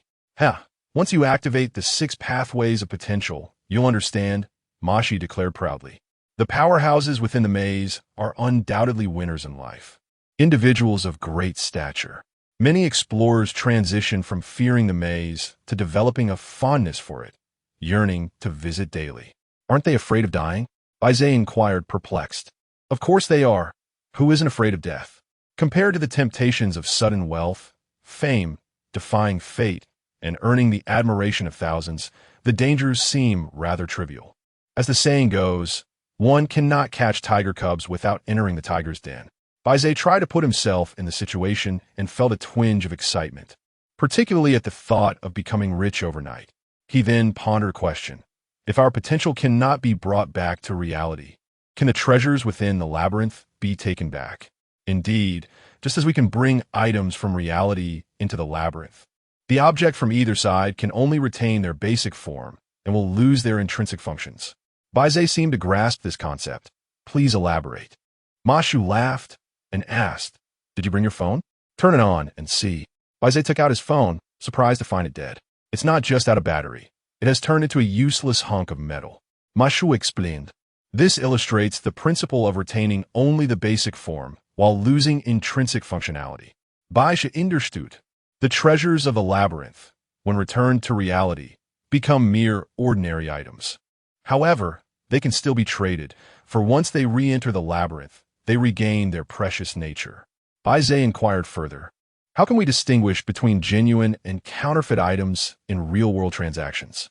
There are indeed special methods, Mashu replied. Please elaborate. Well, that is information you don't need to know just yet. Brother, you seem to have quite a few gaps in your knowledge. Bai Ze pressed on. Then tell me more about the labyrinth. What dangers are there, and what should I be cautious of? He returned to the matter at hand. Mashu fell silent. Bai Ze worried he might have misspoken and chose not to press further. After about half a minute, Mashu suddenly asked with gravity, Ryder, are you certain you want to descend into the labyrinth tonight? Of course, the countdown has reached 0. What else could I do? Bai Ze nodded. If the shallow area is not dangerous, I still wish to take a look. Mashu hesitated slightly. In truth, you could wait until your 6 paths of potential are activated before venturing in. The shallow area may not be dangerous, but that does not mean it is devoid of danger. I've come this far. I must go, Bai Ze insisted. Besides, who knows? Perhaps entering the labyrinth will awaken my potential. That is a possibility, Mashu conceded with a nod. Another silence fell between them.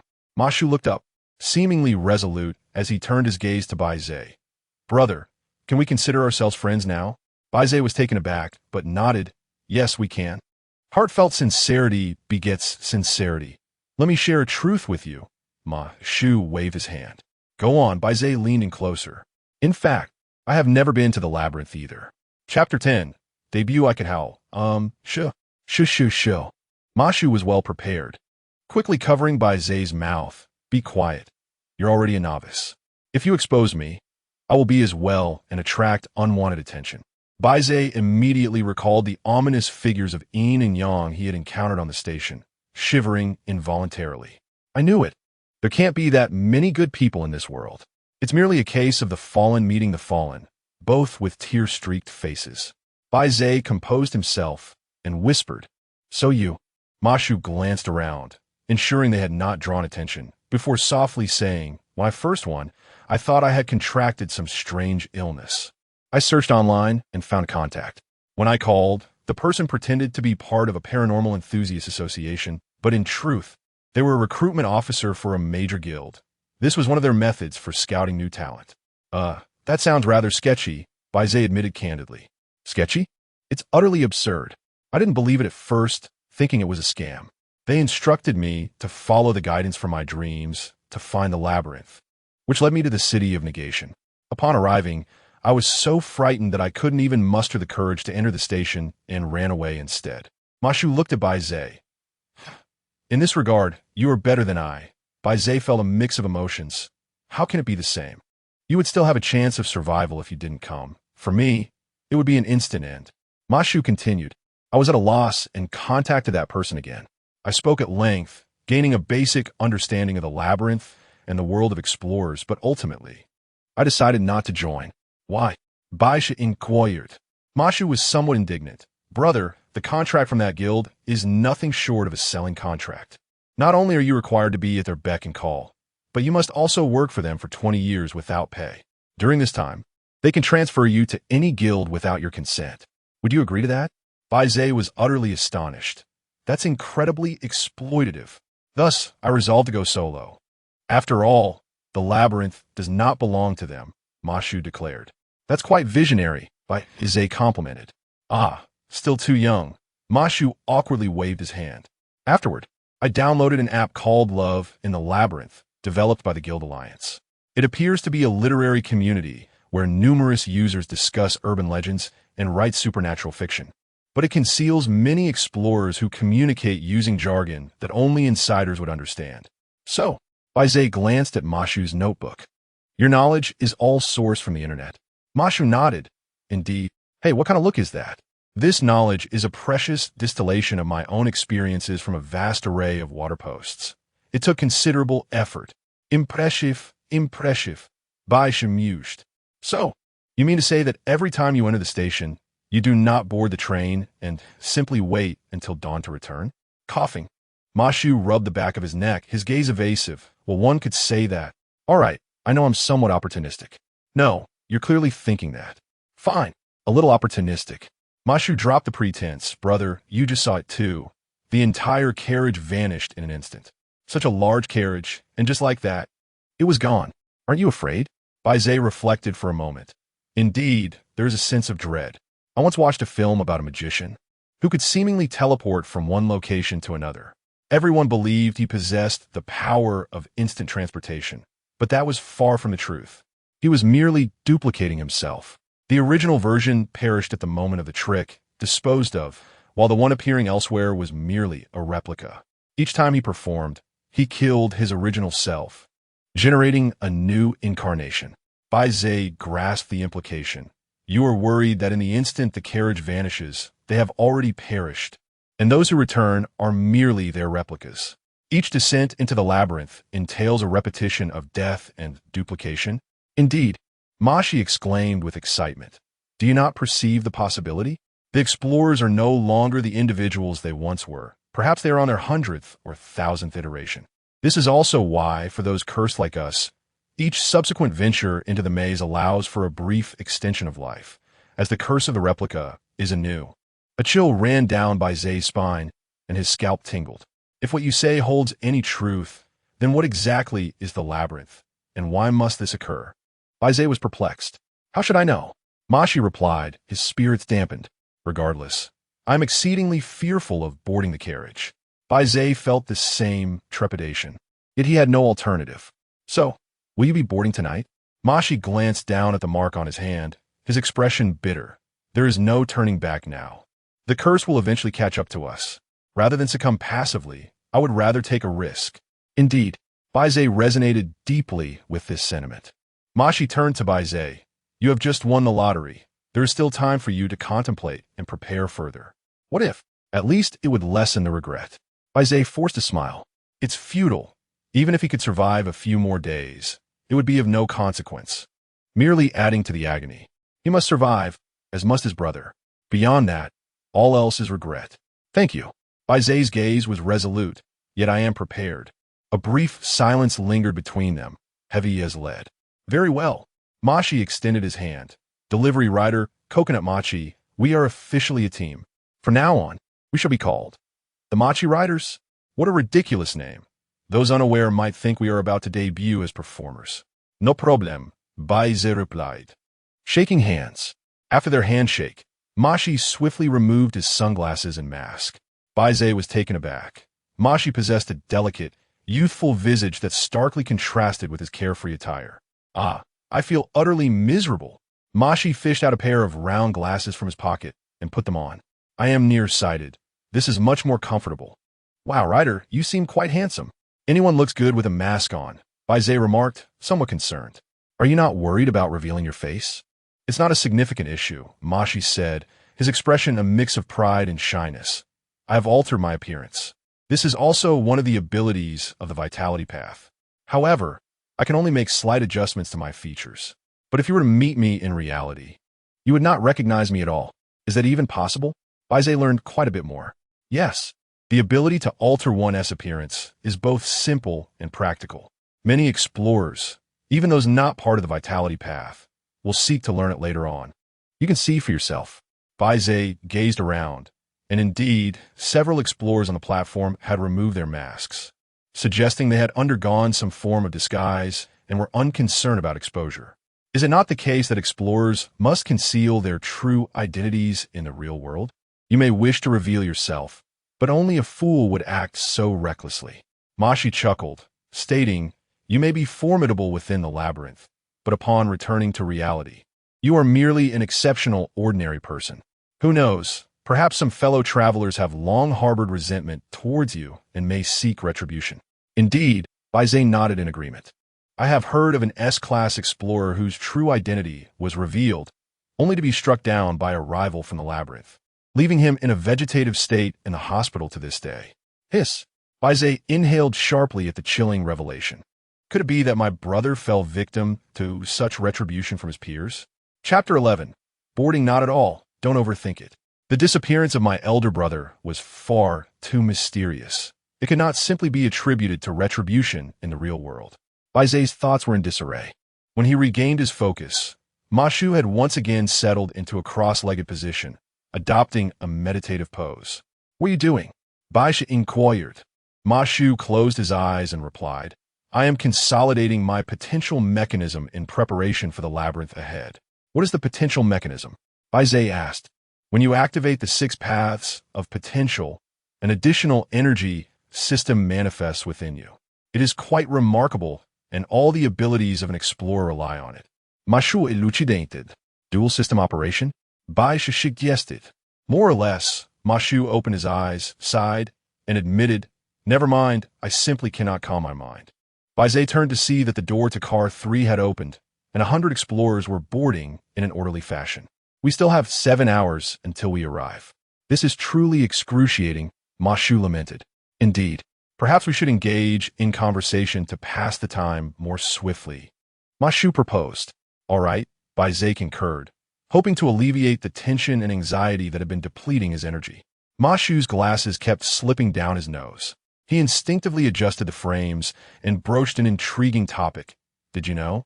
Those 2 legendary wanderers have long roamed the depths of the labyrinth, and they operate independently. That's quite impressive, isn't it? Indeed, Bai Ze offered an affirmation. Ma Shu, dissatisfied with Bai Ze's reaction, remarked, You still lack a proper understanding of the legendary level. Let me put it this way. The strength of a legendary explorer is at a ceiling level, and this applies not only within the labyrinth. What do you mean? Bai Ze asked. It is rumored, just a rumor, that legendary explorers can bring their potential back into the real world. Bai Ze was taken aback. Is that not a violation of the rules? Indeed it is. Ma Shu responded with enthusiasm. However, it is said that the potential they can bring back is very limited and only lasts for a short duration. Thankfully, that's the case. Otherwise, the world would truly descend into chaos. As Ma Shu continued to speak passionately, Bai Ze's heart sank once again. If what Ma Shu says is true, everything seems to make sense now. My elder brother may have gotten involved with a legendary explorer, and his disappearance could be linked to supernatural phenomena. Perhaps it was a legendary explorer who brought the labyrinth's potential into the real world. Calm down, Bai Ze. Remain composed. Since my elder brother could attract such individuals, he must not be simple himself. His ability to send me a countdown speaks volumes. Could it be that my elder brother is also a legendary explorer? Is this truly a case of celestial beings battling while mortals suffer? What on earth happened last night? Damn it. Why can I not remember anything? Hey, are you listening? Ma Shu waved his hand in front of Bai Ze's face. Huh? What did you just say? Bai Ze snapped back to reality. Ma Shu repeated, I said if legendary explorers could bring all their potential back into the real world, wouldn't they become gods? Not quite. Gods should be even more formidable. Bai Ze suddenly became animated, eager for Ma Shu to elaborate further on this topic. At the very least, they would be demigods. Ma Shu insisted. Demigod? That name lacks appeal, Bai Ze retorted. How about immortal sovereign? Now that feels off. Then, angel? That's even more absurd. Divine offspring? Where are we headed with this? A novice who has just won a prize, along with another inexperienced individual who has never ventured into a maze. Huddled in a corner, whispering excitedly about the remarkable abilities of legendary explorers, reminiscent of two children hiding beneath a bed, debating whether the Monkey King or the victorious Fighting Buddha is superior. Time slipped away unnoticed. With a click, the door of the 10th carriage finally opened. The duo gazed out, finding the platform eerily empty, save for 60 or 70 explorers, mostly in groups of 3 or more, or solitary wanderers. Remarkably, only one duo like themselves, Bai Ze and Ma Shu, existed. They were the last to board, standing shoulder to shoulder at the carriage door. Shall we? Ma Shu asked, clearly anxious. Yes, Bai Ze replied. Together, they stepped into the subway. The interior of the carriage bore little difference from a typical subway, the sole distinction being the seating. While standard subways feature long benches along the sides with armrests and hanging rings, this one presented individual seats arranged along a central aisle, resembling a high-speed train. The explorers took their seats in an orderly fashion, leaving 2 or 3 dozen seats vacant. Ordinarily, Bai Ze would have chosen a seat at the far end. Yet the collective decision to avoid selecting seats hinted at an underlying reason, prompting Bai Ze to exercise caution. Ma Shu, upon boarding, appeared disoriented. He sat beside Bai Ze, his face pale, gripping his backpack's shoulder strap tightly. With a click, the doors closed. Instantly, Ma Shu's body stiffened, his breathing quickened. Bai Ze recalled Ma Shu's earlier words, and perspiration began to bead on his palms. If he were to perish here, and a duplicate of him return to reality, assuming his life, would that individual truly be Bai Ze, or not? Yet, there would be no discernible difference between them. Was he Bai Ze? What then of the self that had perished? Bai Ze's thoughts became tangled. Suddenly, a white energy ring materialized before all passengers, resembling a subway's hanging ring. Bai Ze and Ma Shu were taken aback, witnessing everyone naturally extend either their left or right hand to grasp the energy ring. Without hesitation, they followed suit. A resonance of psychic energy emanated from the ring, instantly activating the black mark on the back of Bai Ze's left hand. Subsequently, a ripple of white energy surged along Bai Ze's arm, scanning his entire being thoroughly. At last, the energy ring vanished. Bai Ze surmised that this was a form of ticket inspection, explaining why no one dared to sit haphazardly. The fate of those who did remained a mystery. Ding! The subway is about to depart. Please refrain from moving about. Bai Ze felt a tightening grip on his arm. It was Ma Shu. He clutched Bai Ze tightly, beads of cold sweat dotting his forehead, his chest heaving violently, nearly overwhelmed by an indescribable dread. It's coming. It's coming. The train is about to vanish. Bai Ze, too, felt the tension rise, clenching his jaw in silent prayer. Suddenly, all light extinguished, and darkness enveloped the carriage like heavy lead, an incredible weight pressing down not only on Bai Ze's body, but also on his spirit. He felt himself expanding infinitely, yet simultaneously contracting without end. He sensed that he was still himself, yet no longer himself. Then, Bai Ze beheld his own reflection. An 18-year-old youth with dark hair sat in his seat, breathing rapidly, his face pale and his body trembling slightly. Beside him, a companion gripped his arm tightly, overwhelmed by sheer panic. It's over. Could it be that Ma Feng's words have truly come to pass? The old me has perished, while the new me endures.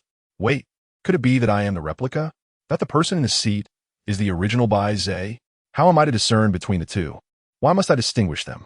Bai Ze had no time to ponder these thoughts, for the void descended upon him. Chapter 12. The first layer of the maze. Where's the button? It's with me. Isn't this the little bell from the burger joint? Are you mocking my lack of experience? Just tap it. Why? Just tap it. Fine, I'll tap it. Ding! The subway is about to arrive at the station. Passengers preparing to disembark. Please get ready. Bai Ze stirred from his slumber, the subway gently swaying as it slowed down. Rider, rider. Mashu lightly tapped Bai Ze's face. Finally awake. How did you fall asleep so suddenly? Bai Ze furrowed his brow. How long did I sleep? A few minutes. Seeing Bai Ze was fine, Ma Shu let out a sigh of relief, his face lighting up with the joy of having survived. Thank goodness, nothing unexpected happened. We're alive. I was just overthinking. Nothing happened. Bai Ze still felt a bit dazed, recalling the disconnection he felt when the train departed, as if his soul had momentarily left his body. He had even dreamt, vaguely remembering fragments before his memory faded last night. Bai Ze sensed the significance of this matter, but could not recall more. Click! The lights turned on, and the carriage returned to its former state. Creak! The automatic door on the other side opened. The subway had arrived at the station. The other explorers, accustomed to the routine, gathered their belongings and disembarked in an orderly fashion, Bai Ze and Ma Shu being the last to exit. Ma Shu couldn't hide his excitement, his eyes sparkling. We've arrived. This must be the ground station. Ground station? Bai Ze inquired. Yes, the square in the little grove is above, so it's called the Sky Station. I heard there's another square outside the maze entrance, and since this is underground, everyone calls it the ground station. Together, they are referred to as the Sky and Ground Station. I see. Bai Ze surveyed the area, noting that the ground station was also a circular square. It was vast. With the 10th carriage, he rode on stopping at the edge of the square. The 1st and 9th carriages stood independently at a certain distance, encircling the square, resembling the 12 markings on a clock. Beyond the square, the space was engulfed in darkness, giving the impression that the circular square floated like a clock in the cosmos. In the center of the square stood a colossal door, with countless stone sculptures surrounding it, reminiscent of those of the Sky Station, but magnified several times. The two followed the crowd through the statue-laden square, approaching the giant door. It was an imposing dark gray stone door, its surface smooth, cold, and profound, akin to an unmarked gravestone in a cosmic cemetery. Remarkably, it appeared multidimensional. No matter from which direction one approached or observed it, it remained a door directly facing you. Bai Ze was awestruck. There was no doubt. This was the entrance to the maze. With a swish, the explorers, unfazed, swiftly entered the stone door, as if passing through some chaotic barrier. In the blink of an eye, the once silent square was left with only Bai Ze and Ma Shu. Ma Shu gazed up at the magnificent stone door, instinctively swallowing hard. Shall we go in? Bai Ze took a deep breath, steadying himself. Let us go. Together. They stepped through the door. Bai Ze did not experience any sensation of collision or the passage through a barrier. He merely felt a fleeting contrast of light and darkness, akin to being momentarily blinded by dazzling glare before arriving in the world beyond the door.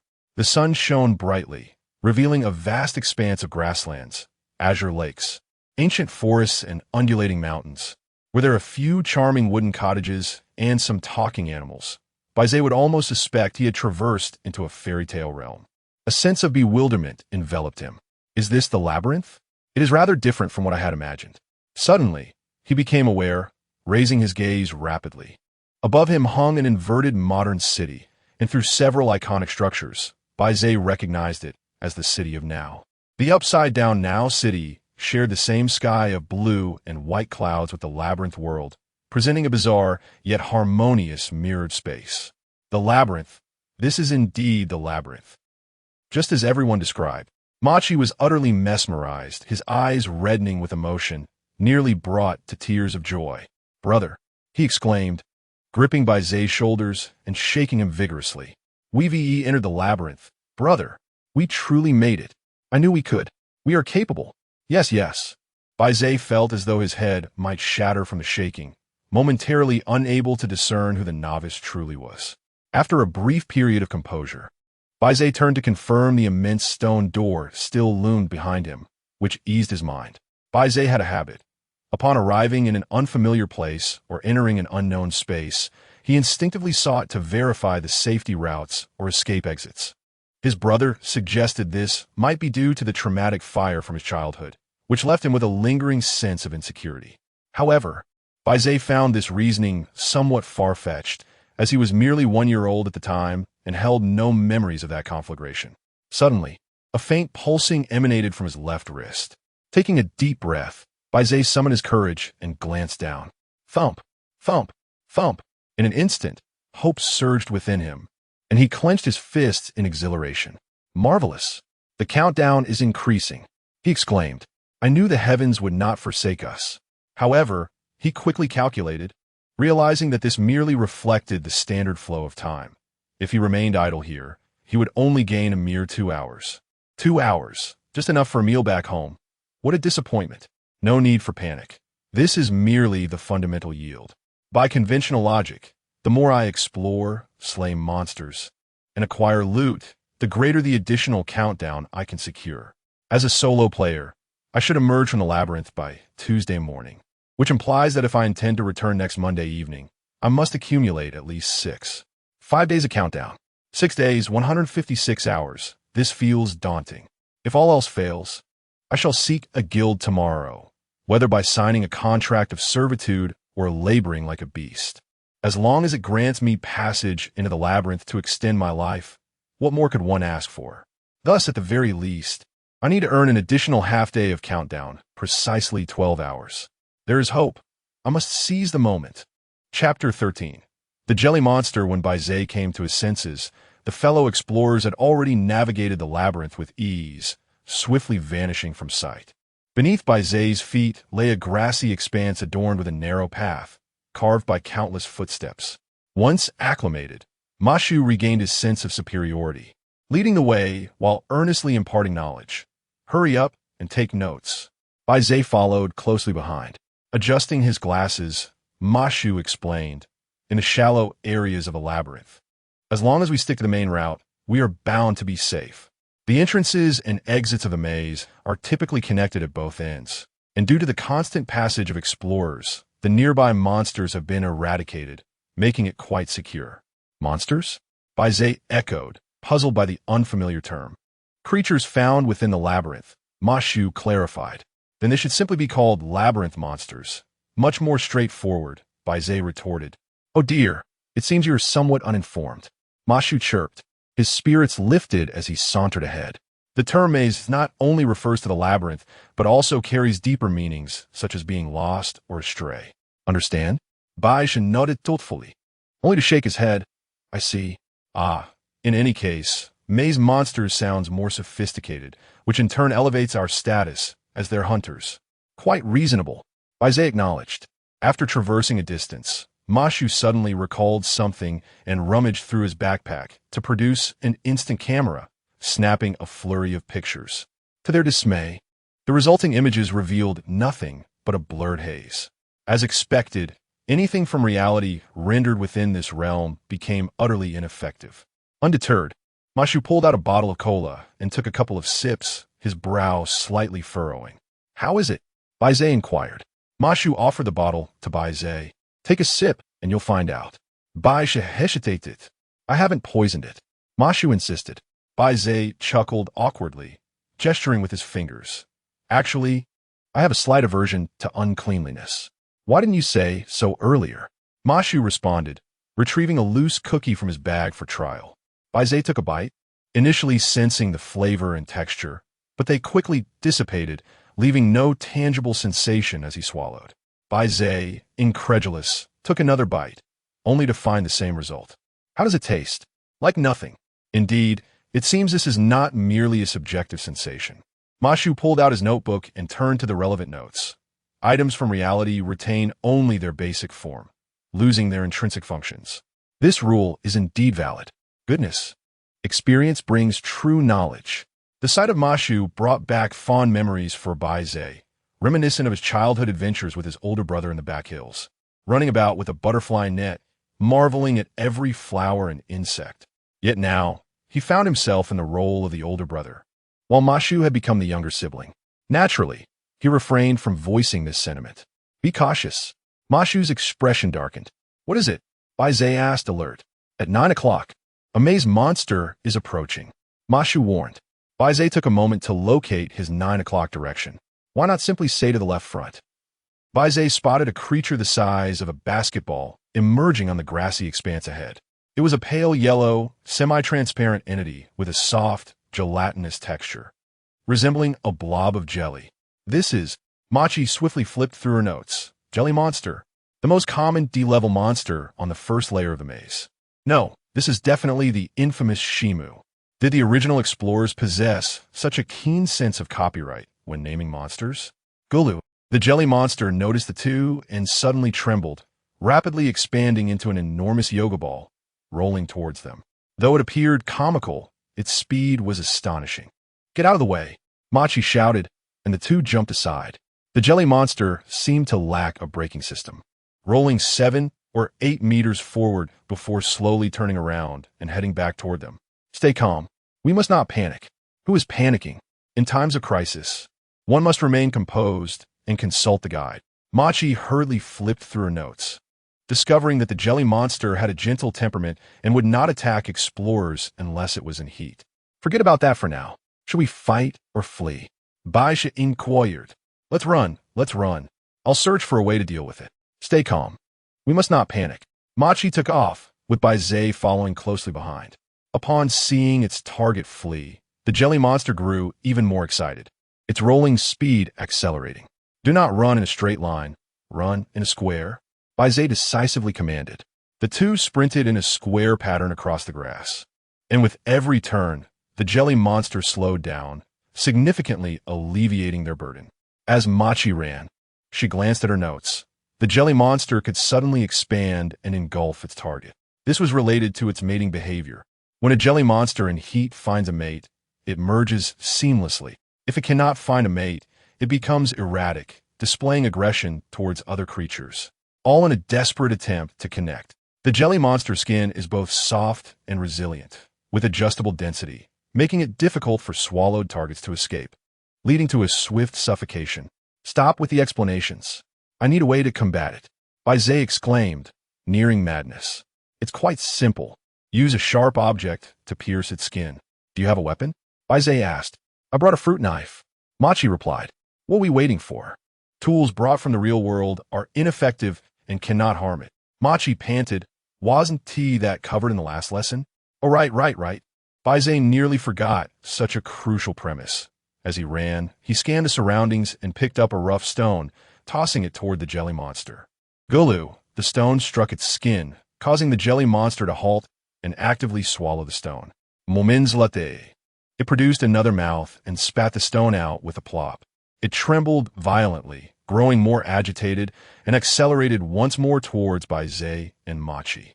That won't work. It must be something extremely sharp to swiftly cut through its skin. Machi continued to explain, otherwise this is the result. Don't you have potential? Use your potential against it. Bai Ze shouted. But I'm a healer.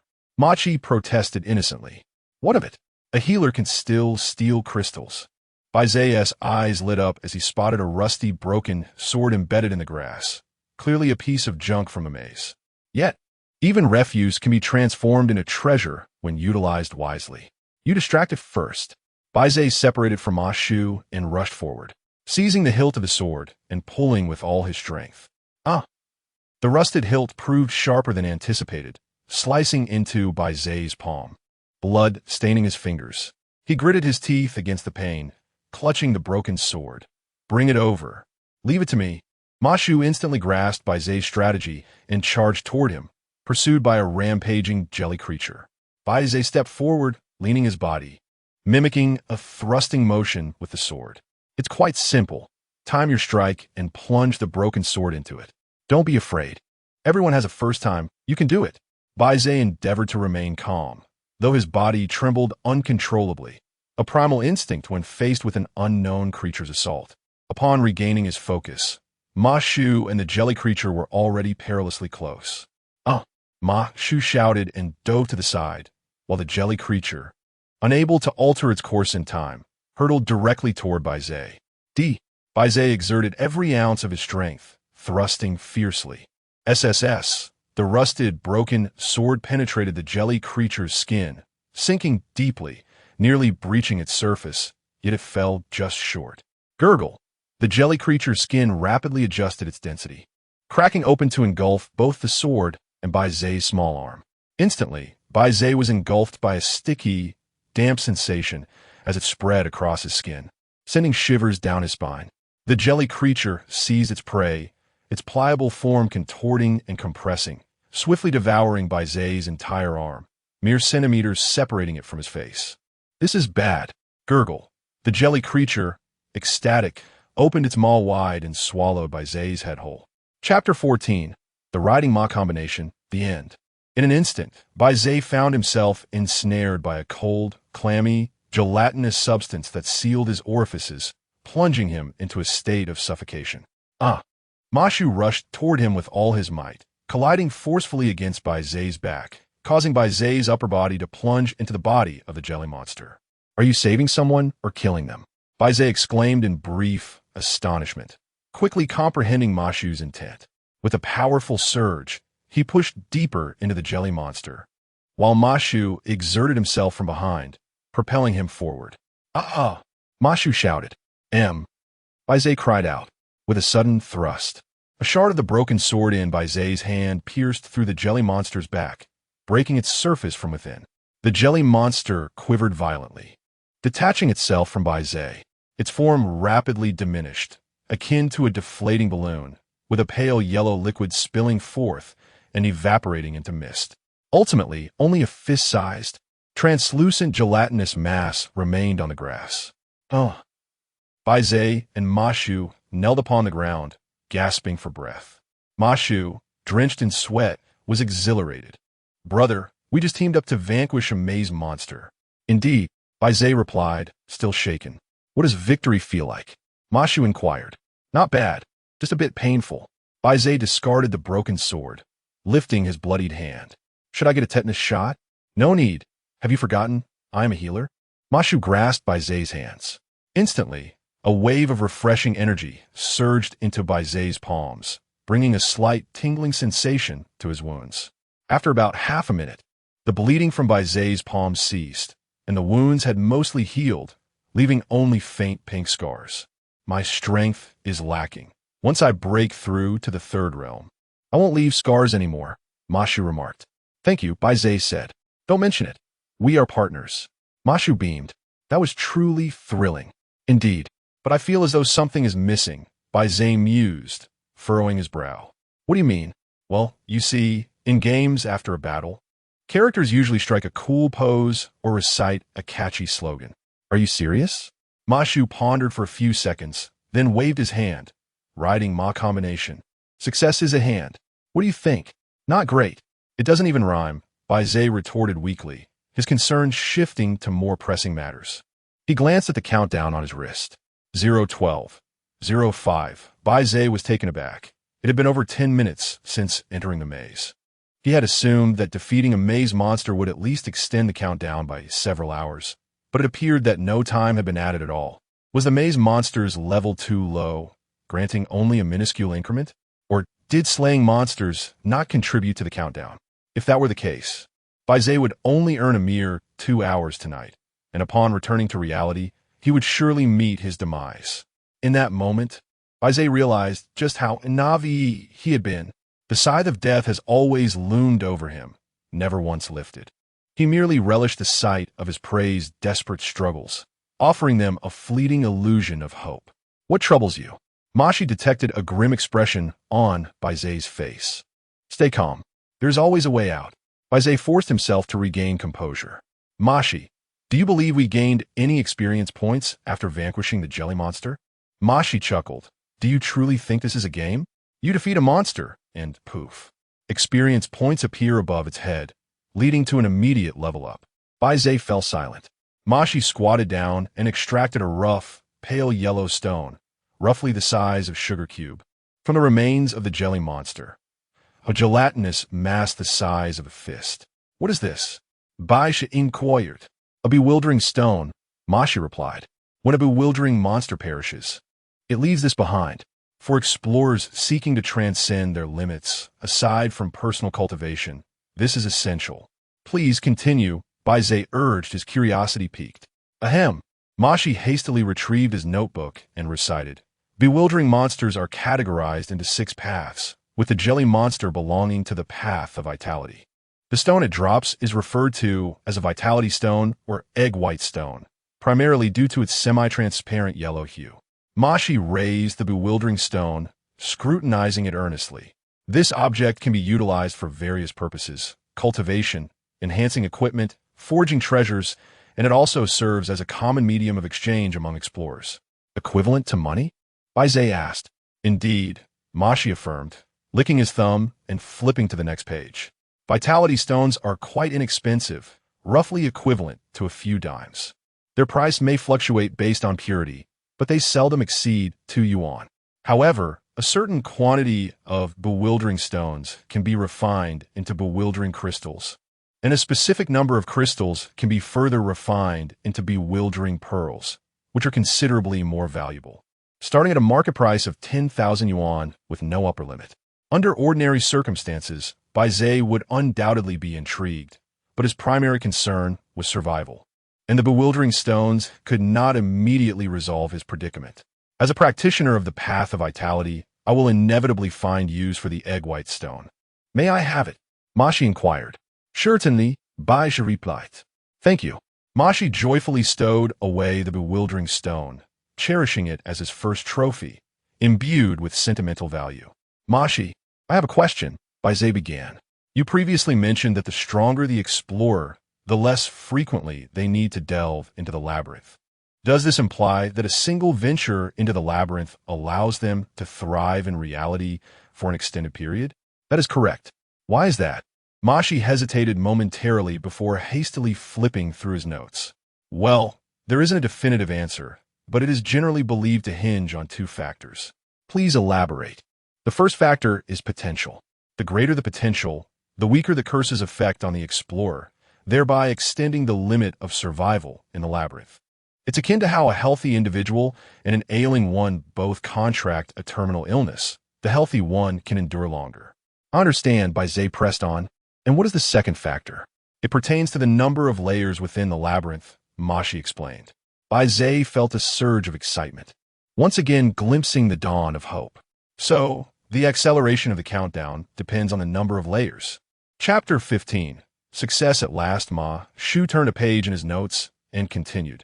Some liken explorers to water, while the curse resembles fire. As water is gradually heated by fire, it reaches its boiling point, which signifies our demise. The labyrinth can be envisioned as an ice cellar. The further one descends, the colder it becomes. When we approach boiling, we must descend into the labyrinth to cool off. The deeper we go, the more rapidly the cooling occurs, allowing us to endure longer in reality. This is quite easy to comprehend. Bai Ze nodded, stating that the more formidable the explorer, the greater their capacity to delve deeper, enabling them to more effectively cool the curse and prolong the time until the next boiling point. Indeed, Ma Shu affirmed, many believe that to completely rid oneself of the curse, one must venture to the deepest levels of the labyrinth, where the key to breaking the curse surely lies. Yet, the deeper one goes, the more perilous it becomes, leading to a swifter demise. Bai Ze followed the metaphor. In extremely low temperatures, water can freeze solid, marking another form of death. Exactly, Ma Shu replied. Hence, numerous explorers conclude that coexisting with the curse is the only viable option. There is nothing inherently wrong with this. Living as a labyrinth wanderer for a lifetime can be quite satisfactory, especially since our potential can enhance our physical attributes in reality, thereby improving our lives. What is not to enjoy? Bai Ze fell into contemplation. Oh, speaking of which, Ma Shu raised his arm to reveal a mark. The mark on an explorer's hand is known as the labyrinth mark. When it first appears, it resembles a series of intersecting straight lines, akin to a flat labyrinth diagram. As the explorer grows stronger, the lines in the mark become increasingly curved, resembling a vortex. Bai Ze could visualize this. Thus, at times, prominent figures might reveal their labyrinth marks to demonstrate their prowess. In general, the more vortex-like the mark, the more one should avoid provoking it. Let us not dwell on that. It feels too distant from us. Ma Shu glanced at the pale yellow gel left by the jelly creature. I recall that this substance has its uses. Ma Shu flipped through his notes to reinforce his understanding. This is the essence of the jelly creature. Regardless of its nature, it will gradually absorb labyrinth energy, presenting a slim chance of resurrection, provided it is not consumed by other labyrinth creatures. Additionally, it can be used for potion making, though I'm unaware of the method. Wow. It can also be consumed. When cooked, it has a chewy texture, albeit with a sour taste, yet it can replenish a small amount of energy. Ma Shu flipped to the next page. This substance can also be fashioned into rudimentary weaponry or protective gear, brother, if you wrap it around the hilt of your sword. Your hand will remain unscathed. Ma Shu spoke animatedly, but Bai Ze's mind was elsewhere. He had made up his mind to venture immediately to the second layer of the labyrinth. Bai Ze picked up the gelatinous mass from the ground. Its texture was akin to that of modeling clay, but more pliable. He wrapped the gel around the hilt of his sword, which quickly adhered, forming a protective sheath. Bai Ze grasped the broken sword, flexed his muscles, and turned to leave. He had to seize the moment. Wait for me, Ma Shu gathered his notebook and hurriedly followed, cheerfully exclaiming, Ride, Ma, the duo. Success at last. Brother, please refrain from shouting. Bai Ze felt a bit embarrassed. Is this slogan not stylish? It's somewhat childish. Huh, silly. The two hastened along the main path. Along the way, the two encountered numerous ordinary jelly creatures, lazily basking in the sun or leisurely rolling about. Occasionally, they observed two jelly creatures merging, forming a peculiar mass of dough. They also spotted sheep adorned with pink horns above their heads. Ma Shu explained that they were called jumping sheep because they did not run but merely hopped. As Ma Shu perused his notes, he elaborated that this might relate to the timid grass that the jumping sheep consumed, a type of grass that could move swiftly out of the way when approached, making it quite elusive. The jumping sheep had to leap quickly to catch the timid grass for sustenance. Additionally, they saw cows with zebra stripes and roosters boasting 3 wings. Passing a lake, they beheld a hippopotamus resembling an aircraft carrier, upon which blue flying fish perched. When the fish spread their gills, they resembled dragonfly wings, fluttering above the water's surface to catch various insects. As they traversed a stunning sea of flowers, Ma Shu longed to approach, but a warning sign beside the flower field deterred him, stating, Danger! Carnivorous plants! Newcomers, please stay away. Ma Shu struggled to recall the names of numerous peculiar creatures, yet he diligently recorded them.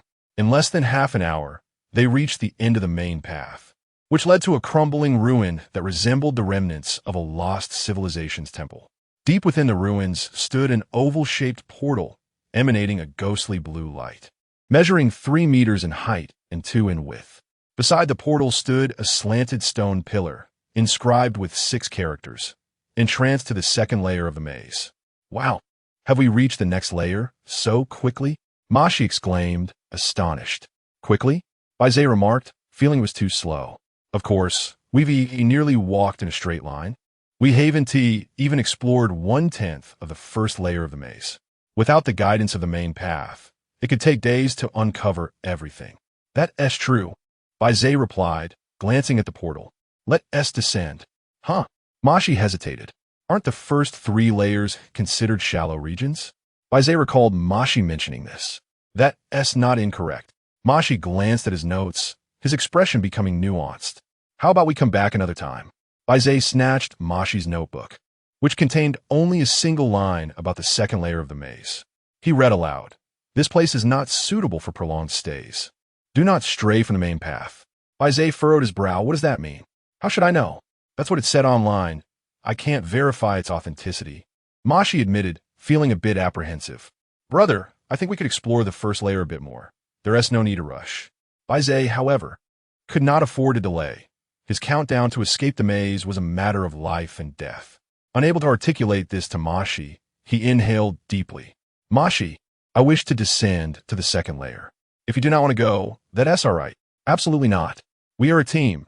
If we go together. Mashi replied, filled with excitement. You really don't have to do this for me. It's not solely for you. Mashi sighed, offering a wry smile. Truthfully, I understand that the first layer is akin to a novice village. To grow stronger, one must delve deeper. The curse waits for no one. I will inevitably have to take this step. Very well, Bai Ze concluded, no longer insisting, as having company was certainly preferable. However, Machi shifted the conversation with a solemn reminder. We must reserve time for our return. The moment we spot any returning explorers, we shall immediately turn back and accompany them to the base. We cannot afford to spend the night in the maze. I understand, Bai Ze replied, his curiosity piqued. Is it true that one would certainly perish if they stayed overnight in the maze? Of course, no matter how skilled an explorer might be. None dare to linger in the maze after dark, Machi stated firmly. Now, let us proceed.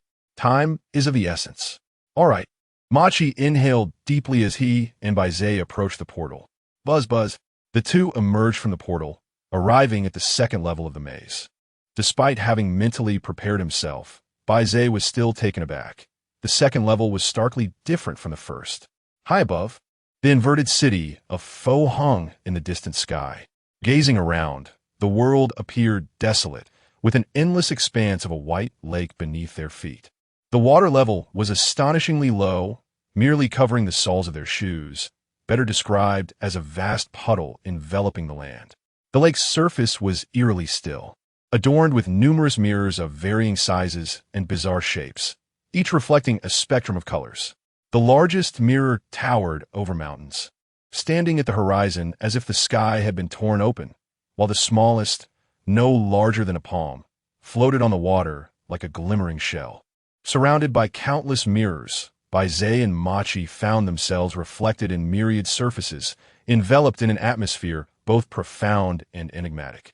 My goodness, Machi exclaimed in awe. I feel as though I am in a surreal dream, both real and illusory. Dreamcore, Bai Ze thought, recalling a term. Ah, yes, indeed. Machi concurred.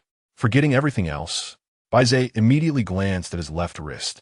As expected, the countdown had accelerated. Chapter 16. The Labyrinth.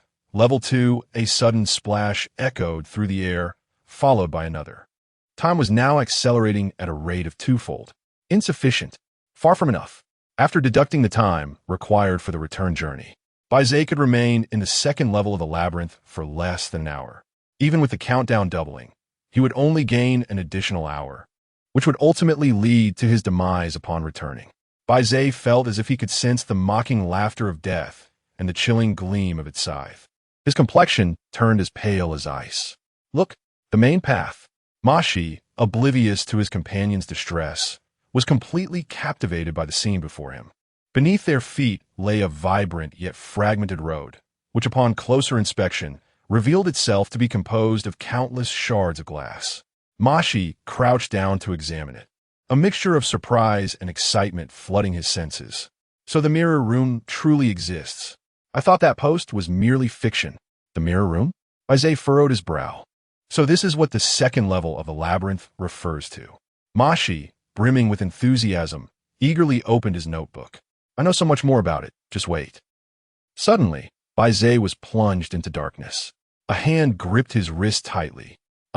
He struggled to break free. Calm down. It's me. Mashi's voice was tense.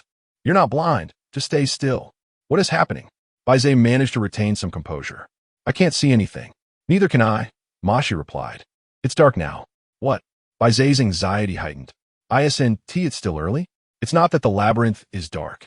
It's the mirror room that has gone dark. It's like a blackout. Mashi's voice echoed in the abyss. That's how the mirror room operates. every few minutes. It suddenly loses all light, only to regain it after a brief interval of 10 to 20 seconds. It's quite eerie. In any case, during the blackout, it's crucial not to move. Suddenly, light flooded back into the world, restoring normalcy. The lights are back on. Everything is fine. Mashi immediately scanned the surroundings, gasping in shock. At 12 o'clock, Bai Ze looked over, puzzled. What? Did you notice something amiss? Don't you see? Mashi inquired. Bai Ze soon realized. The enormous mirror that had stood prominently on the horizon was now absent. Before the blackout, a colossal mirror, grander than a mountain, had left a lasting impression directly in front of him. It was at 8 o'clock. Bai Ze turned to the side, and, indeed, the mirror had shifted its position. Mashi buried his head in his notes, reciting, each time the lights in the mirror room go out and then come back on, all mirrors change their positions, causing explorers to become lost and ultimately trapped here until death. What do we do now? Bai Ze asked. Mashi smiled, glancing at the ground beneath them. Bai Ze followed his gaze and noticed that the path made of glass shards remained unchanged. No need to worry. As long as we follow the main path, we shall never lose our way. What is the principle behind this? Bai Ze queried. Mashi flipped to the next page. Reciting from memory, explorers have a limited understanding of the mirror room. The only known anomaly is the mirror monster, whose level of danger is difficult to assess, starting at 8D grade with no upper limit. The mirror creature can disguise itself as an ordinary mirror, hiding among countless others. When a target approaches, it suddenly strikes, devouring its prey. Bai Ze felt a chill run down his spine, sensing the malevolent gaze of every mirror surrounding him. Is there a way to distinguish them? Bai Ze inquired. Let me check. Mashi flipped to the next page. Indeed, there is. When you stand before a mirror creature, if you observe closely, you will notice that the reflection shows you as you were 0. 1 to 0. 3 seconds ago. The mirror creature does not reflect your image. Rather, it mimics you at high speed. The more foolish mirror creatures might even overlook certain details, making them easier to identify. A game of spot the difference? Bai Ze pondered. Quite similar, Mashi continued. Within the mirror realm, mirror creatures do not lose their way, and the path beneath our feet is paved with the corpses of mirror creatures. Bai Ze gasped. How many mirror creatures must have been vanquished for this? Indeed, Mashi replied contemplatively. It is said that the individual who forged this path was the first legendary explorer, the leader of the Guild Alliance. Makes sense, Bai Ze commented. This feat must have saved countless lives. Before this path was established, the Mirror Chamber was a graveyard for newcomers. If a team lacked a master of the Wisdom Path, they would surely get lost and perish within, Mashi explained. Since this path was created, even novices can safely advance to the next level. Suddenly, the lights went out. A hand gripped Bai Ze tightly. Don't panic. I'm here. About 10 seconds later, the lights flickered back on. Indeed, the mirrors around them had shifted positions, as if playing a game of statues. Wow, Mashi exclaimed. Bai Ze was startled as well, spotting an oval-shaped bathroom mirror that had inexplicably appeared by the roadside, a mere few meters away, standing at a height of 2 meters. This mirror had not been there before the lights went out. The two quickly stepped back, maintaining a safe distance. Is it a mirror creature? Bai Ze whispered. Possibly. Mashi replied, slightly anxious. Should we test it? Bai Ze suggested. What if we can't defeat it? Mashi expressed concern. I'm a healer, lacking combat prowess, and you haven't activated your 6 paths potential yet. Indeed, overcoming a D-ranked jelly creature had already posed a challenge for them. Facing the ominous mirror creature was indeed a risk. Then let's not dwell on it and continue forward. Bai Ze acknowledged his own limitations. All right. They proceeded along the main path, with Bai Ze quickening his pace, growing increasingly anxious. Given the current situation, even if they descended to the 3rd level of the maze, they could only gain 3 times the time, which was far from sufficient. Their only hope lay in daring to descend to the 4th level, where the mid-tier area might yield a qualitative leap in the countdown benefits. However, returning alive was an entirely different matter. Mashi continued his lecture beside him, but Bai Ze could not absorb a single word. Soon, the lights flickered off again, followed by illumination. Quick, look over there, Mashi shouted. For the bathroom mirror had reappeared at the roadside, now even closer to them. It's a mirror creature. It must be. Ma Shu exclaimed. We are being targeted. Bai Ze pondered for a moment, steeling himself. Let us test it. If it is a mirror creature, we shall eliminate it. On one hand, Bai Ze was apprehensive about a potential ambush. Yet on the other, he clung to a glimmer of hope that perhaps vanquishing the maze creature could yield a countdown reward. Albeit only if it was a special entity. Much like in a game, where low-level monsters merely drop coins while their higher-level counterparts may bestow precious gems. The first layer of the labyrinth was rather mundane, with its creatures being quite elementary. However, the second layer promised greater mystery, and the mirror creature was particularly enigmatic. It could very well be a special maze creature. Despite fully understanding that he was indulging in self-deception by pinning all his hopes on reaching the fourth layer, Bai Ze recognized that he could not overlook any potential means of self-rescue. All right, let us proceed with this plan, he declared, and Machi agreed to follow his lead. Just in case, could you first inform me of the mirror creature's weaknesses? Bai Ze inquired. Machi's fingers flipped through his notes with increasing speed. Maintain a safe distance. Typically more than twice the length of the mirror creature, and you can shatter it using projectiles. Is it really all? Bai Ze asked, a hint of astonishment in his voice. I suppose, Machi replied, his uncertainty palpable. What do you mean by I suppose? Bai Ze sensed trouble brewing. Machi, slightly exasperated, responded, Brother, the post about the mirror room is a piece of fiction, poorly written and logically incoherent. I had to interpret all on my own, so it may not be entirely accurate. All right, I shall take it from here. Bai Ze tightened his grip on the broken sword and steeled himself as he approached the bathroom mirror. Chapter 17. The mirror monster. Bai Ze maintained a safe distance from the bathroom mirror, raising his broken sword and swinging it from side to side. The reflection of Bai Ze in the mirror mirrored his actions, albeit on a smaller scale, making it difficult to discern any delay in movement due to the distance. After a moment of contemplation, Bai Ze pretended to step forward but suddenly leaped into the air. The reflection in the mirror executed the exact same motion without a flaw, as if it were a genuine mirror. Then why does it follow us? Ma Shu inquired. This bathroom mirror may not be the same as the one before. Bai Ze speculated. There are numerous identical mirrors here. It could simply be a coincidence. That seems reasonable, Ma Shu conceded. Let us depart.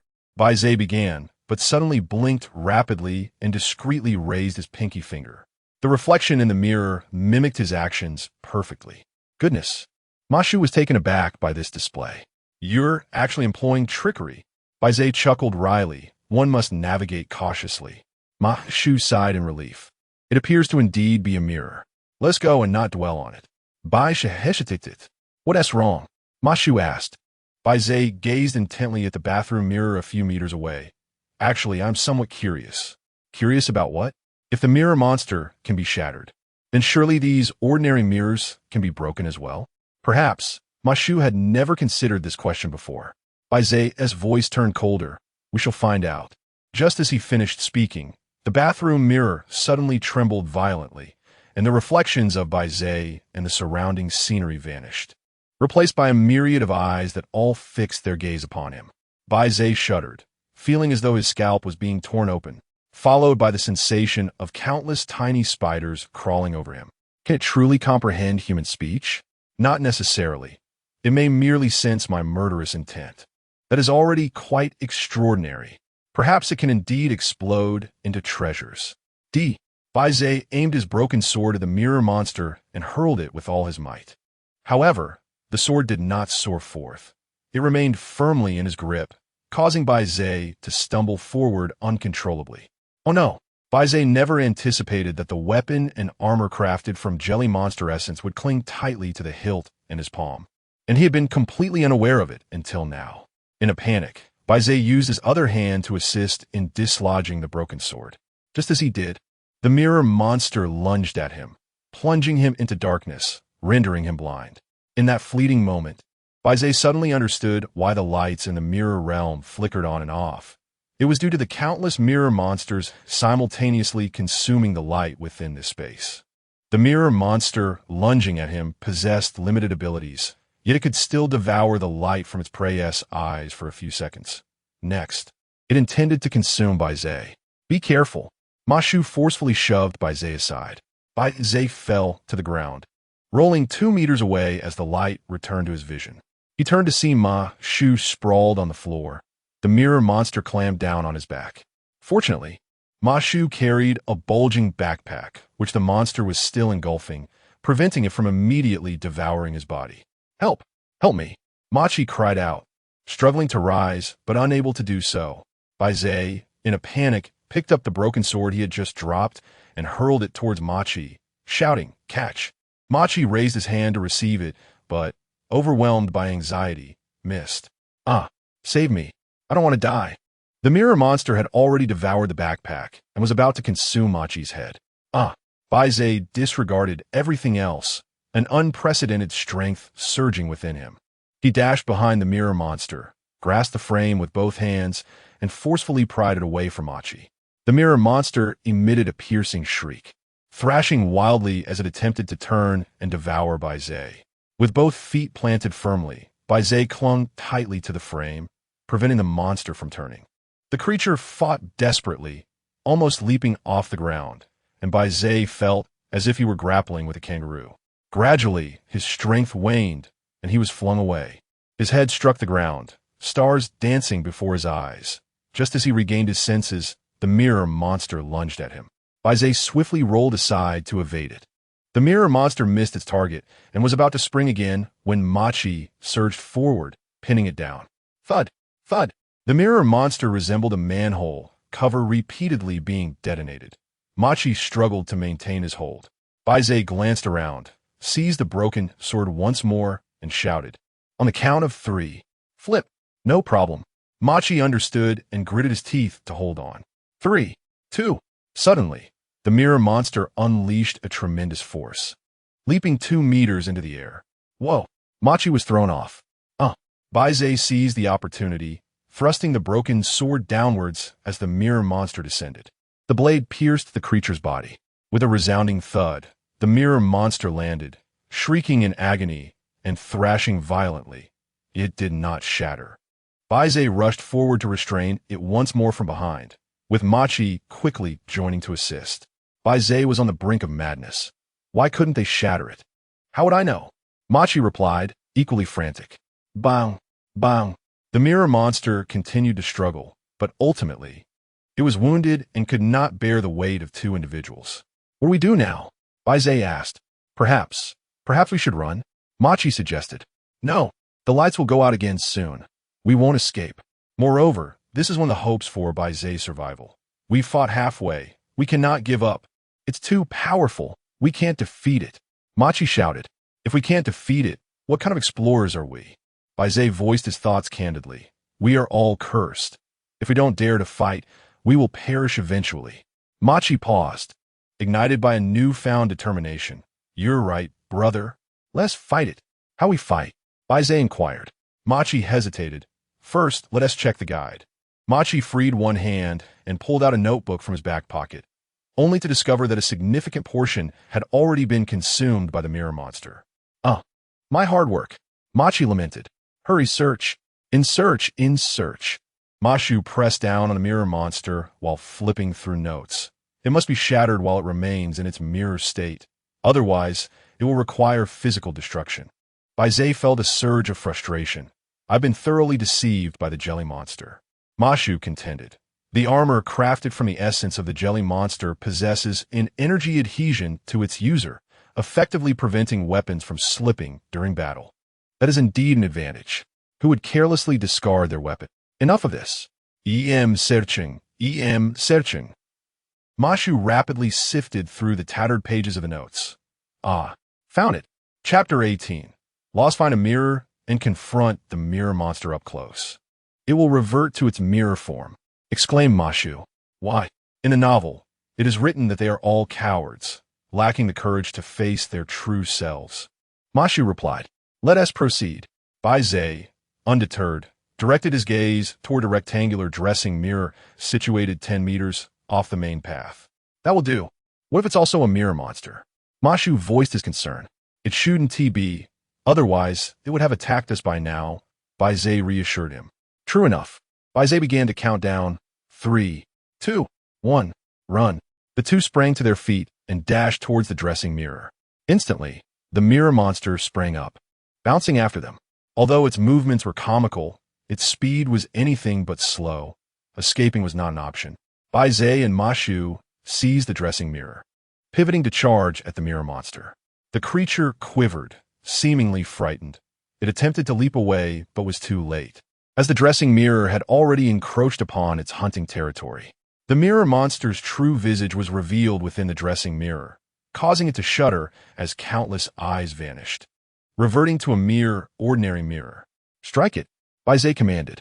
The two wielded the dressing mirror like a club, bringing it down forcefully upon the mirror monster. Crack! The monster shattered effortlessly, its frame disintegrating into a burst of energy particles that dissipated into the ether, leaving behind a mosaic of colorful mirror shards scattered across the ground. After a brief silence, Ma Shu broke the stillness. "Is it dead?" "Indeed," Bai Ze nodded. Ma Shu discarded the dressing mirror and plopped down onto the water surface. Bai Ze, equally exhausted, immediately glanced at the countdown timer on his wrist. 140. 43. The countdown has increased. Prior to confronting the mirror monster, Bai Ze had noted the timer was under 50 minutes. Now, having vanquished the creature, it had remarkably increased by nearly an hour. Though they were still far from their target, there was now a tangible glimmer of hope. Moving forward, they only needed to eliminate a few more special maze creatures to accumulate the necessary 12 hours to endure until the morrow and exit the labyrinth. Once outside, Bai Ze intended to request Ma Shu's contact information for the guild, confessing the truth. Surely, the guild would not abandon them in their time of need. Wasn't it merely a matter of signing a contract? He would do so. How exhilarating! Ma Shu exclaimed, feeling a surge of relief. Indeed, Bai Ze agreed, feeling considerably lighter. Ma Shu crouched down, rummaging through the shattered mirror fragments to uncover two small, multicolored stones, examining them closely. As the mirror monster belonged to the realm of the arcane, the stones it dropped were of this varied hue. Those of higher purity were splendidly multicolored and quite valuable. "Enough for a day's worth of provisions," Bai Ze remarked. "Huh." Ma Shu assumed Bai Ze was jesting, handing him one of the stones as a spoils of war, sharing the bounty equally. "Keep it," Bai Ze waved off. "Your backpack was devoured. That is quite a loss." "It matters not. There wasn't anything of value," Ma Shu replied. "My notes were also half consumed," Bai Ze reminded him. Ma Shu clutched his chest, a look of profound sorrow on his face. "No, it's nothing. I can still search online. Gaining such invaluable practical experience is worth it." Just as Bai Ze was about to retrieve the mysterious stone, Ma Shu suddenly halted. "Oh no." Bai Ze paused momentarily, quickly realizing they had strayed from the main path. In the urgency of the moment, he had completely forgotten about it. "Let's head back." Bai Ze began to turn around. The lights went out. "Don't panic." Ma Shu immediately grasped Bai Ze's hand. After an agonizing few seconds, the lights flickered back on. Both of their faces turned ashen. The main path that should have been beside them had vanished, replaced by an endless expanse of white lakes and countless bizarre mirrors. "It's over, it's over, it's over." Ma Shu cradled his head in despair, filled with regret. "We're lost. We're lost." Bai Ze, equally stunned, finally understood the meaning of hubris leading to downfall. After barely escaping one peril, they had now plunged into another. "Stay calm. Remain composed," Bai Ze weakly consoled. "Perhaps if you review your notes, there might be a solution." "There's none. No solution," Ma Shu exclaimed, anguish etched on his features. "The way of wisdom can find the path, and there are obscure methods in the way of mysteries to avoid getting lost. Others must rely on special tools or artifacts. Otherwise, escape is impossible." Bai Ze suggested, "Let us search around. We might encounter other explorers." Ma Shu, increasingly despondent, replied, "That's impossible. The mirror rooms are perilous and yield little gain. No one would dare explore here. Everyone heads directly along the main path to the third level." Bai Ze, undeterred, remarked, "Don't you think I resemble the way of wisdom? Perhaps I'll unleash my potential and lead you out." Ma Shu, with reddened eyes, shook his head pessimistically. "Even if fortune favored us, I would need to at least reach the second realm of wisdom. It took me half a month to break through to the second realm. Even if you were a genius, It would take you several days. Moreover, there's less than an hour until nightfall in the maze. We're out of time. We're doomed. Machi. Bai Ze nearly wanted to strike him. Pull yourself together. Don't give up so easily. Machi was startled, as if awakening from a dream. Right? I cannot give up. There must be something I can do. Machi retrieved his tattered notebook and began to write fervently. You found a way. Bai Ze exclaimed with both surprise and joy. I'm writing a farewell letter. Perhaps someone will find it later. Machi penned a few lines before despair overwhelmed him, tears finally streaming down his face. I can't write. The things brought in from reality can only be seen, not used. I'm going to die. Without even a last word, Machi completely broke down. The lights flickered off again, this time in the darkness. Machi did not grasp Bai Ze's hand nor utter a word. Machi? Bai Ze called out. Machi? No response came. A sense of unease gripped Bai Ze. Something felt amiss. After what felt like an eternity of agonizing seconds, the lights returned. Machi was gone. Bai Ze was startled, scanning the surroundings until he discovered Machi, unconscious on the ground. Thank heavens, Machi was not far from Bai Ze, merely a few dozen meters away. Machi! Bai Ze rushed over, lifting Machi, who lay flat on the surface of the water. His complexion was pale, his brows furrowed tightly, and his expression was one of distress. Bai Ze promptly slapped his face and pinched his philtrum, exclaiming, Mashu, wake up! Startled, Mashu let out a cry and opened his eyes wide. He gasped for breath, as if he had just been revived from drowning.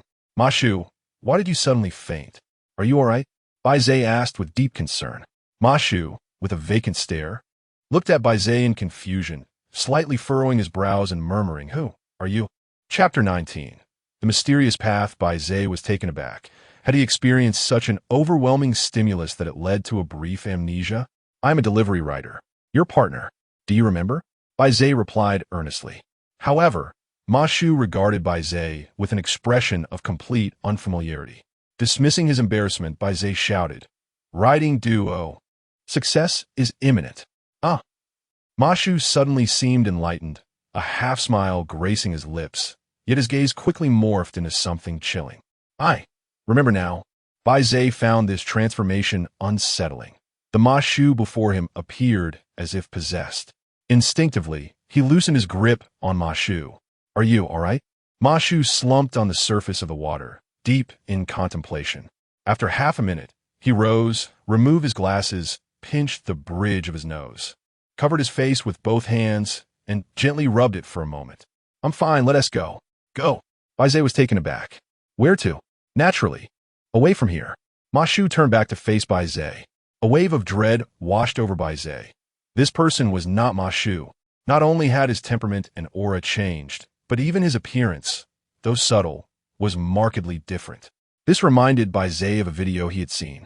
With a shift in lighting, a face could appear transformed.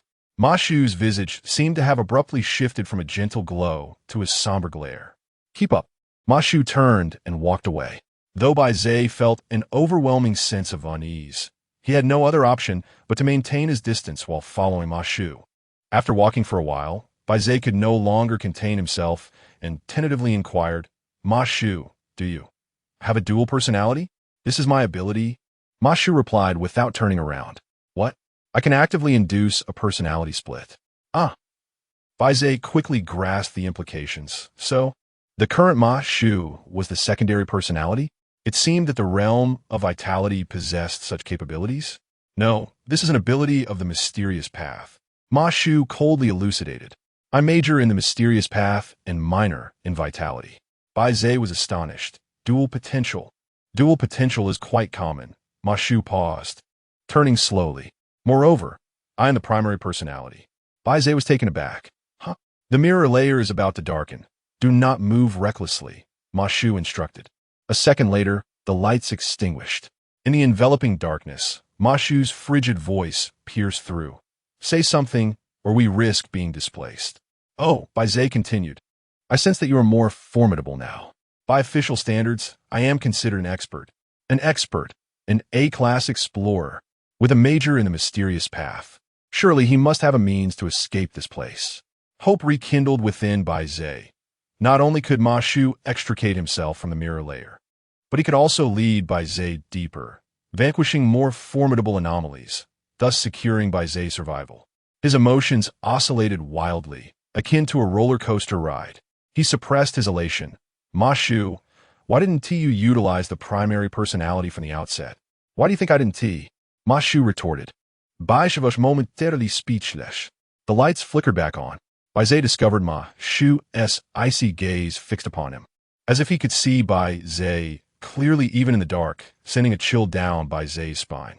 In a flash of realization, Bai Ze came to a profound understanding. Since Ma Shu is so formidable, why deliberately create a playhouse with bays? Is this not a display of excessive leisure? The entire situation has been inherently unreasonable from the outset. A troubling suspicion arose in Bai's mind. Ma Shu, has this all been your scheme from the very beginning? Ma Shu maintained a semblance of a smile, then turned and walked away. Bai remained rooted to the spot, intuition urging him to distance himself from this individual at once. Noticing Bai's stillness, Ma Shu paused, his voice laced with a heavier tone. If you do not leave, I will send your corpse away. Bai's heart was abruptly constricted, beginning to race wildly. A sensation of prickling coursed through him, as if sensing an oppressive aura of malice. He was not jesting. He had harbored murderous intent towards me. Though his back was turned, he seemed unconcerned about my potential flight. Everything was under his control. Summoning every ounce of courage to overcome his fear, Bai obediently followed Ma Shu. They traversed the maze constructed of mirrors, with lights flickering on and off multiple times along the way. Each time the lights returned, Ma Shu would change direction and continue onward. Throughout this ordeal, Bai contemplated escaping during the darkness, yet he refrained.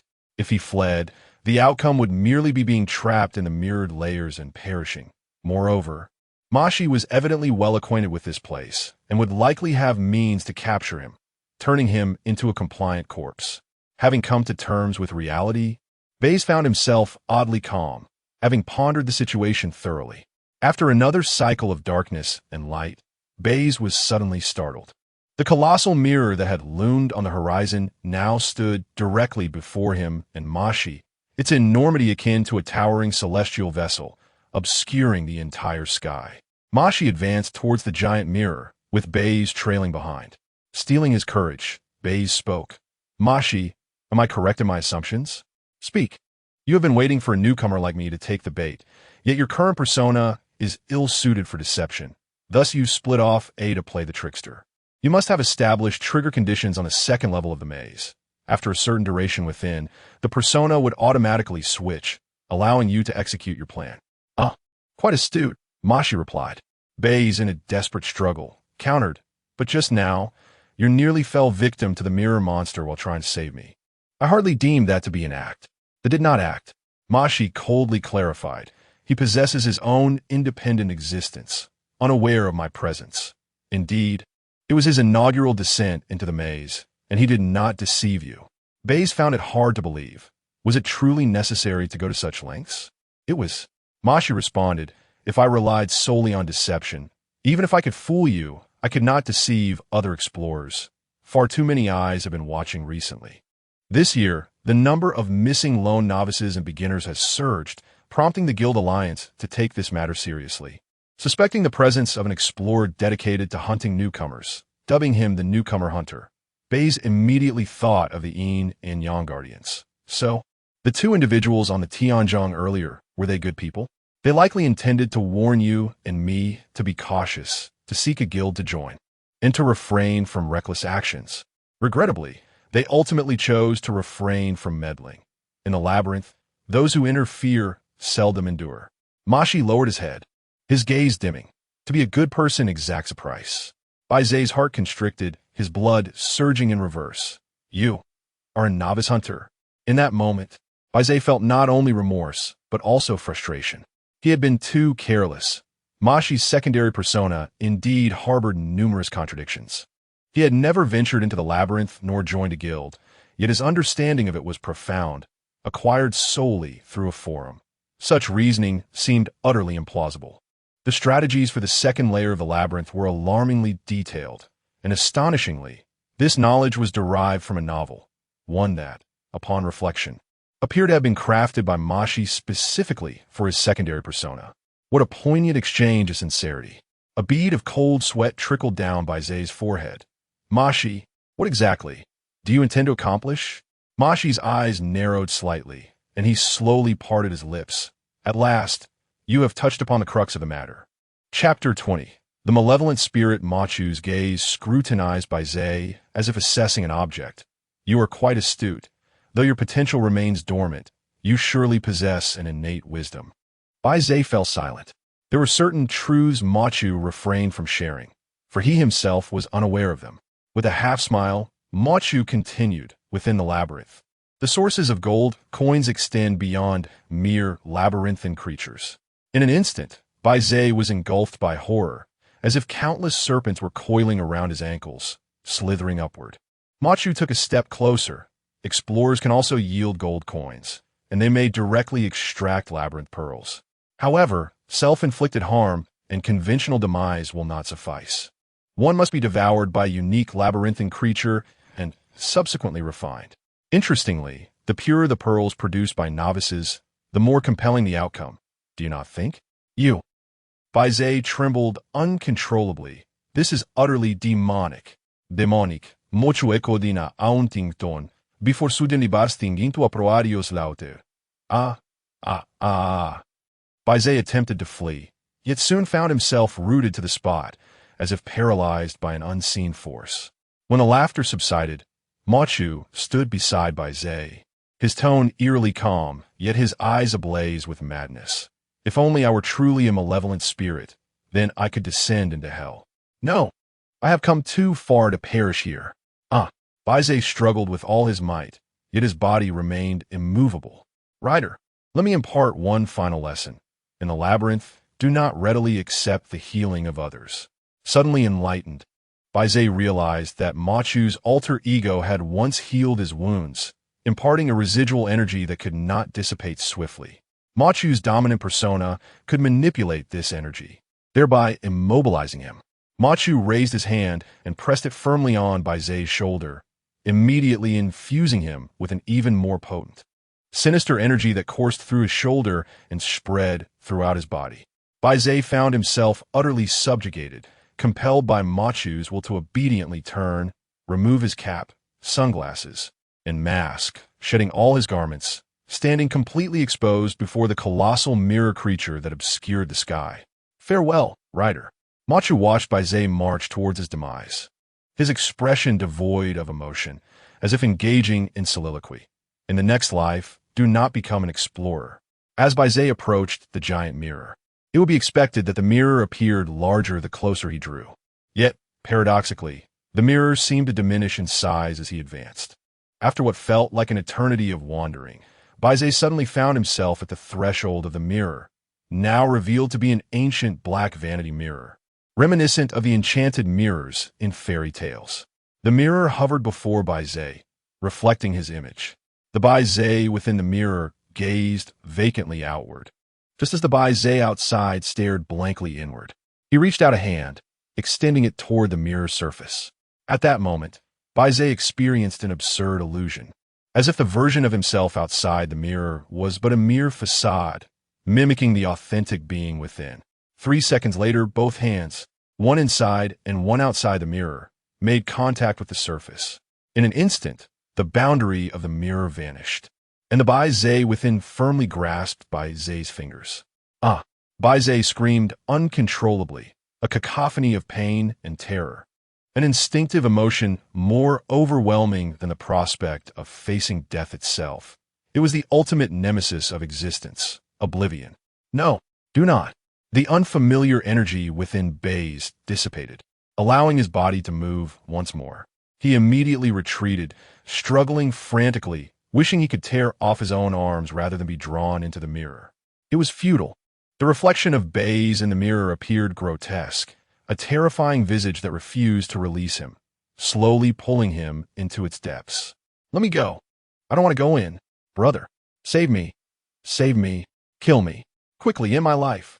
Bai's mind was in disarray, his sanity unraveling. 20 meters away, Machu watched him passively, his eyes having turned pure white, vibrating at a high frequency, as if recording the entire ordeal. Soon, Bai Ze's desperate cries faded away. The magic mirror and Bai Ze himself vanished, leaving behind only the ripples on the water's surface as the sole evidence of their existence. At the center of the ripples lay a gray-blue orb, smooth and cold, crystalline and translucent, of exceptionally high purity. Mashu's pupils returned to normal as he stepped forward to retrieve the orb, examining it closely. Indeed, it was the essence of enlightenment. A flicker of sorrow passed through his icy gaze as he slowly gripped the orb tightly. Above, the cosmic ship-like magic mirror reappeared, overshadowing the sky, eerie and somber, quietly observing everything. Oh, once again, the sound of a baby's cry echoed. Wait, why do I say again?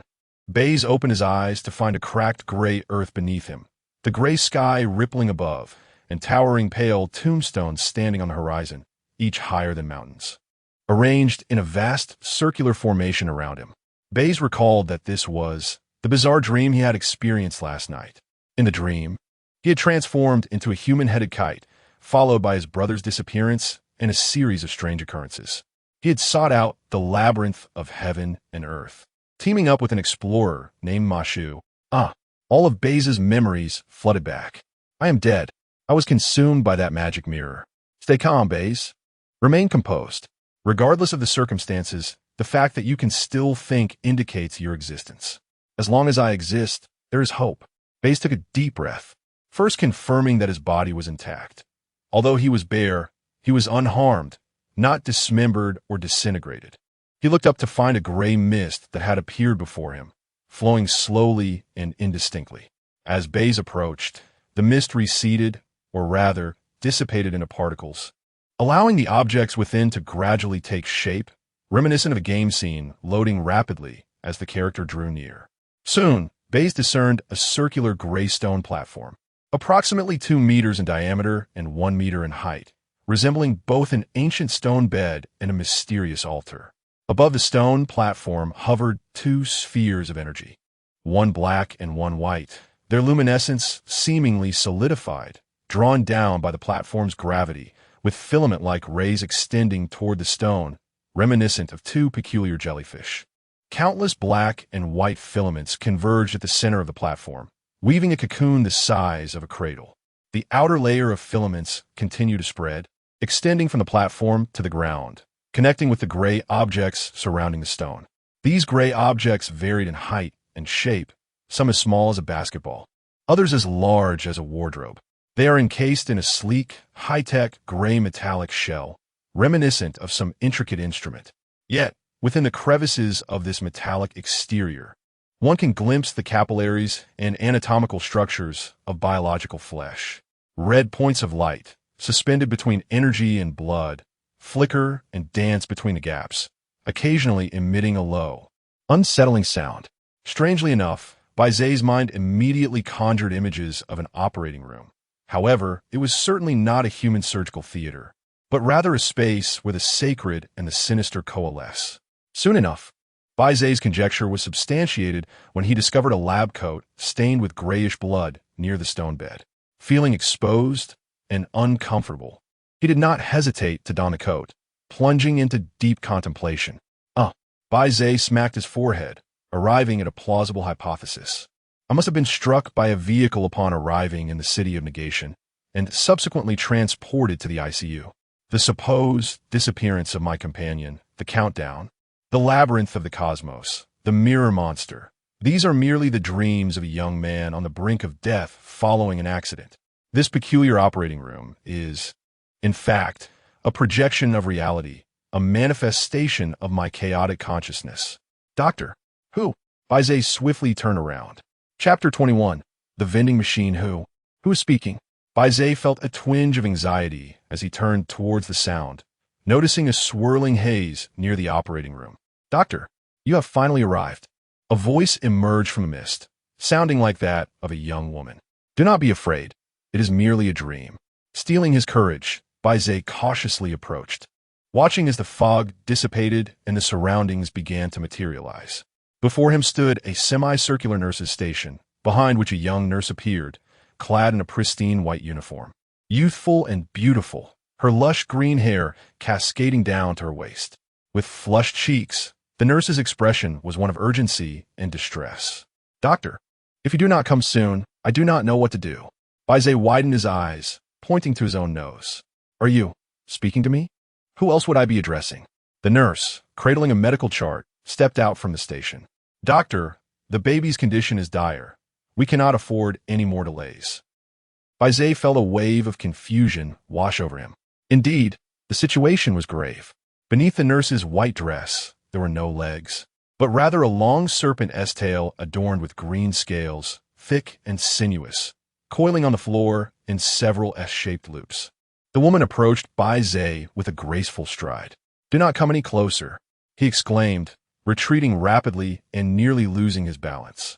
The serpentine nurse moved with an alarming swiftness, appearing before Bai Ze in an instant, towering over him. She lowered her tail slightly to match his height. "Doctor, this is no time for games. Lives are at stake." She thrust the medical chart into his arms. The snake woman possessed a delicate, oval face, and her voice was soothing, not at all reminiscent of a creature that would devour Bai Ze. He felt a modicum of calm returning. "So you are a doctor? I suppose that is the case. After all, it is just a dream. Let me see." Bai Ze accepted the medical chart, staring in disbelief. It was entirely blank. "What on earth is happening?" he muttered in frustration, but before he could ponder further, an excruciating pain suddenly surged through the back of his head, as though struck by a heavy blow. A vivid image flashed through his mind, as if his memories had been crudely crumpled and forced into his consciousness. Between heaven and earth, countless black rays are connected. Simultaneously, lines of text appeared on the medical chart. Diagnosis: maternal fetal transfusion syndrome of unknown origin, severe fetal anemia, hypoxic shock. Bai Ze's head throbbed painfully, nearly causing him to drop the chart. As a cascade of images flooded his mind, a colossal vortex appeared in the sky, the black rays coalescing into immense black screens. Emergency procedure: cesarean section, maternal fetal separation. Bai Ze felt his limbs being dismembered by an unseen force. Fetus transported to the operating room. Emergency blood transfusion. The black screens descended upon the earth like countless syringes, their dark liquid rapidly infusing the ground, ultimately transforming into pale tombstones. Emergency rescue. Doctor, are you all right?" The snake woman steadied Bai Ze, who was on the verge of fainting. "I'm fine." Bai Ze gradually regained his composure, feeling as though the world was spinning around him, his mind a blank slate. There should have been more memories, but they seemed to have been tossed away like laundry in a washing machine. "As long as you are fine. Doctor, we must not delay any further," the serpent woman urged. "What is the situation now?" Bai Ze inquired. Following the previous emergency measures, the baby's life was deemed stable, yet being a premature infant. With underdeveloped lungs and heart, he faced difficulties in autonomous breathing and required invasive ventilation. Bai Ze gazed at the gray cocoon on the operating table, astonished and bewildered. It indeed exhibited subtle movements, hinting at the essence of life, yet Bai Ze struggled to connect it with the notion of a baby. "Never mind. It is merely a dream." Bai Ze nodded. "Very well. Prepare the ventilator for the baby." "Doctor, what are you saying?" The serpent woman widened her eyes. Fixating on Bai Ze, "I cannot do that." "Neither can I." Bai Ze struggled to suppress his breakdown, striving to maintain a semblance of absurd rationality. "The one with a window, the invasive ventilator." "Yes, where is that?" Bai Ze asked. "Follow me." The serpent woman beckoned, leading him onward. The area behind the operating table was shrouded in thick gray mist, vast and expansive, with the scenery gradually materializing as Bai Ze approached. At last, he discerned a black and white vending machine, resembling those for beverages in reality. Behind the vending machine stood a towering tree. How immense! Bai Ze could hardly articulate it. He could only see the gray trunk, akin to a skyscraper, stretching up to the rippling clouds above, with no branches or leaves in sight. Visually, it resembled a colossal pillar between heaven and earth. The serpent woman pointed at the vending machine, saying, "Everything can be purchased from here." "Excellent," Bai Ze nodded. "Indeed," the serpent woman concurred. Bai Ze turned to her. The serpent woman gazed back at him. After a brief silence, Bai Ze realized, pointing at his own nose. Are you waiting for me to make a purchase? What else could it be? The serpent woman replied innocently. You should buy. Bai Ze exclaimed. Doctor, only you have the ability to make a purchase. I lack the authority and the funds, she confessed candidly. Bai Ze glanced at himself, realizing he possessed nothing but the ill-fitting white coat he had scavenged. I have no money either. How could that be? The serpent woman opened her arms. Everything here is purchased by you. Everything? Bai Ze questioned incredulously. Yes, the operating table, the operating room, all provided by you. She placed her hand over her heart. I was also bought by you. Have you forgotten? What? Bai Ze was taken aback. Oh dear, this is not the time for such discussions. Saving lives is urgent. The serpent woman insisted, her anxiety evident. Very well. I shall try. Bai Ze responded, half convinced, turning to examine the vending machine. He found no coin slot or QR code, but at chest height, there was an indentation resembling a palm print. Palm print unlock. Bai Ze extended his left hand, placing it into the indentation. Buzz. The dark mark on the back of his hand emerged, only to vanish swiftly. The activation of the vending machine was marked by a soft beep, and the small light above the built-in shelf illuminated, revealing an array of vibrant energy orbs. With a click, a diminutive keypad emerged above the palm print scanner, featuring buttons numbered 1 through 9, along with an asterisk and a hash key. Subsequently, a primitive synthetic voice resonated. Greetings, welcome back to the 6 Paths vending machine. Press 1 to purchase items, press 2 to check your balance. Press 3 to view your bill, press 4 for system upgrades, press 5 for the operating guide, and press to conclude your shopping. Without much thought, Bai Ze pressed 1. Beep, please inform me of the name of the item you wish to purchase, and then press to conclude. Respirator, Bai Ze declared before pressing. Respirator, priced at 100 experience points. Your current balance is 109 points. Would you like to make a purchase? Press to buy or to return. Just as Bai Ze was about to press, his finger nearly touching the button, a sudden, ominous thought flickered through his mind, prompting him to retract his hand. He turned to the snake woman and coldly inquired, what exactly are experience points? Experience points are simply experience points, the snake woman replied innocently, blinking her eyes. Whose experience points are they? Bai Ze pressed further. The doctoress. But let us not dwell on that. The baby is in dire straits. We must purchase the respirator at once. The snake woman implored. Could it be my experience points? Bai Ze continued to question. The snake woman paused, then replied, of course, they belong to you. Bai Ze fell silent. Moments later, a frown creased his brow. This experience point. Could it be my life? Chapter 22. The experience points. The serpent woman was taken aback. Is it, or is it not? Bai Ze fixed his gaze upon her. I do not know, she replied innocently, blinking her eyes. I'm merely a nurse. Bai Ze grew increasingly suspicious. Hold on, let me sort this out. The serpent woman, now anxious, exclaimed, Doctor, the baby truly has no time. No, Bai Ze shouted vehemently. Its life matters, but mine does not. The serpent woman froze, her lips quivering, her eyes glistening with unshed tears. You actually yelled at me. Bai Ze, who dreaded seeing a woman cry as it disturbed his concentration, attempted to soften his tone. My dear, what is your name? Xiao Qing. The serpent woman was on the verge of tears. Xiao Qing, please do not cry. I'm not scolding you. Bai Ze implored. My mind is in disarray. I cannot make decisions. I have been deceived before, you know. I do not wish to be misled again. Even if it means death, I wish to understand. So, will you allow me to clarify things? He continued, moreover, I sense that cocoon. Baby, its vitality is remarkably resilient. It can endure a little longer.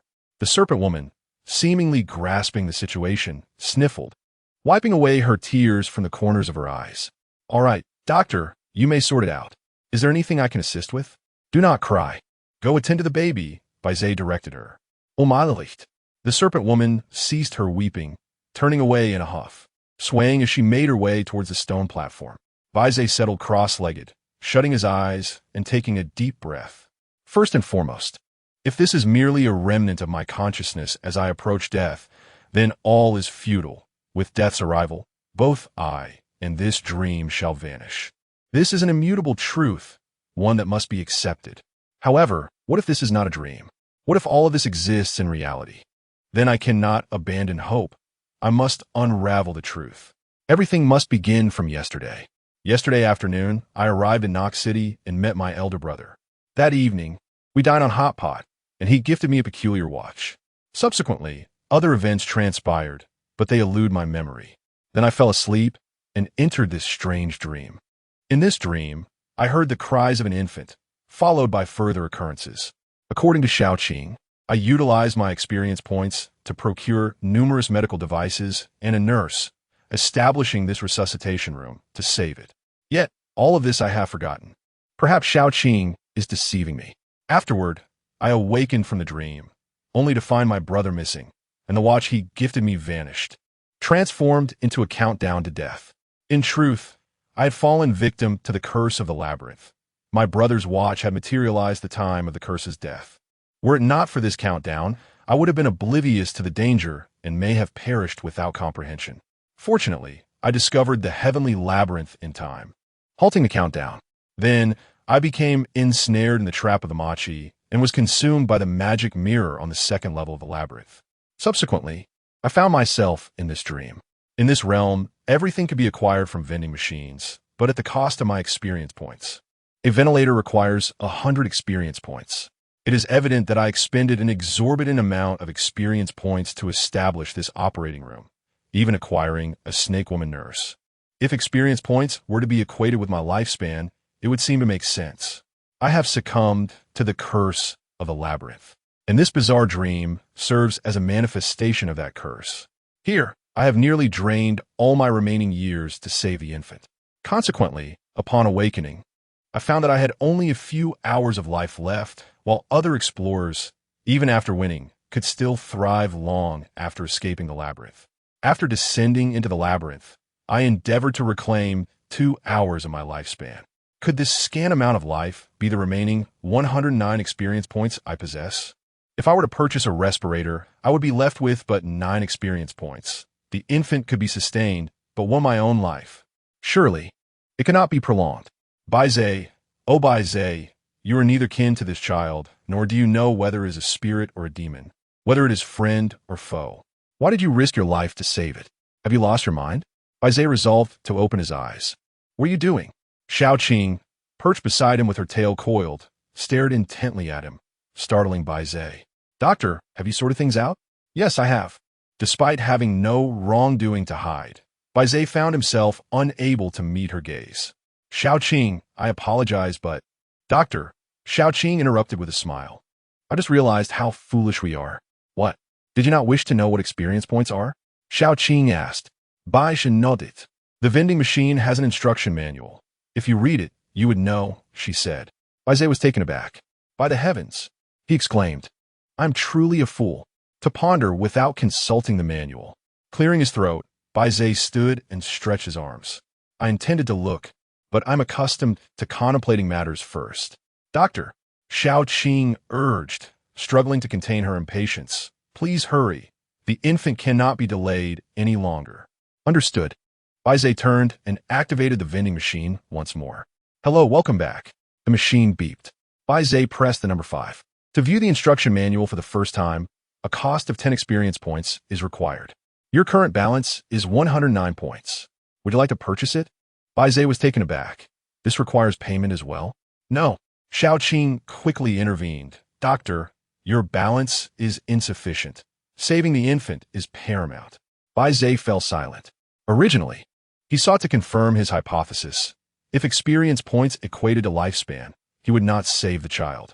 However, if experience points were not synonymous with lifespan, he might still be able to help. Calming himself, Bai Ze pondered further and discovered additional inconsistencies. If each explorer harbored a concealed countdown of life, did that imply their lifespans were also expended in saving the infant? Clearly not, for only Bai Ze could enter this strange dream, and the infant had only recently been born prematurely. Prior to this, there was no need for anyone else to intervene. Moreover, if the explorer merely needs to descend into the labyrinth to perpetually accumulate lives, one must ponder upon the identity of those from whom these lives are drawn. Is it not illogical to assume that one can continuously gain life without consequence?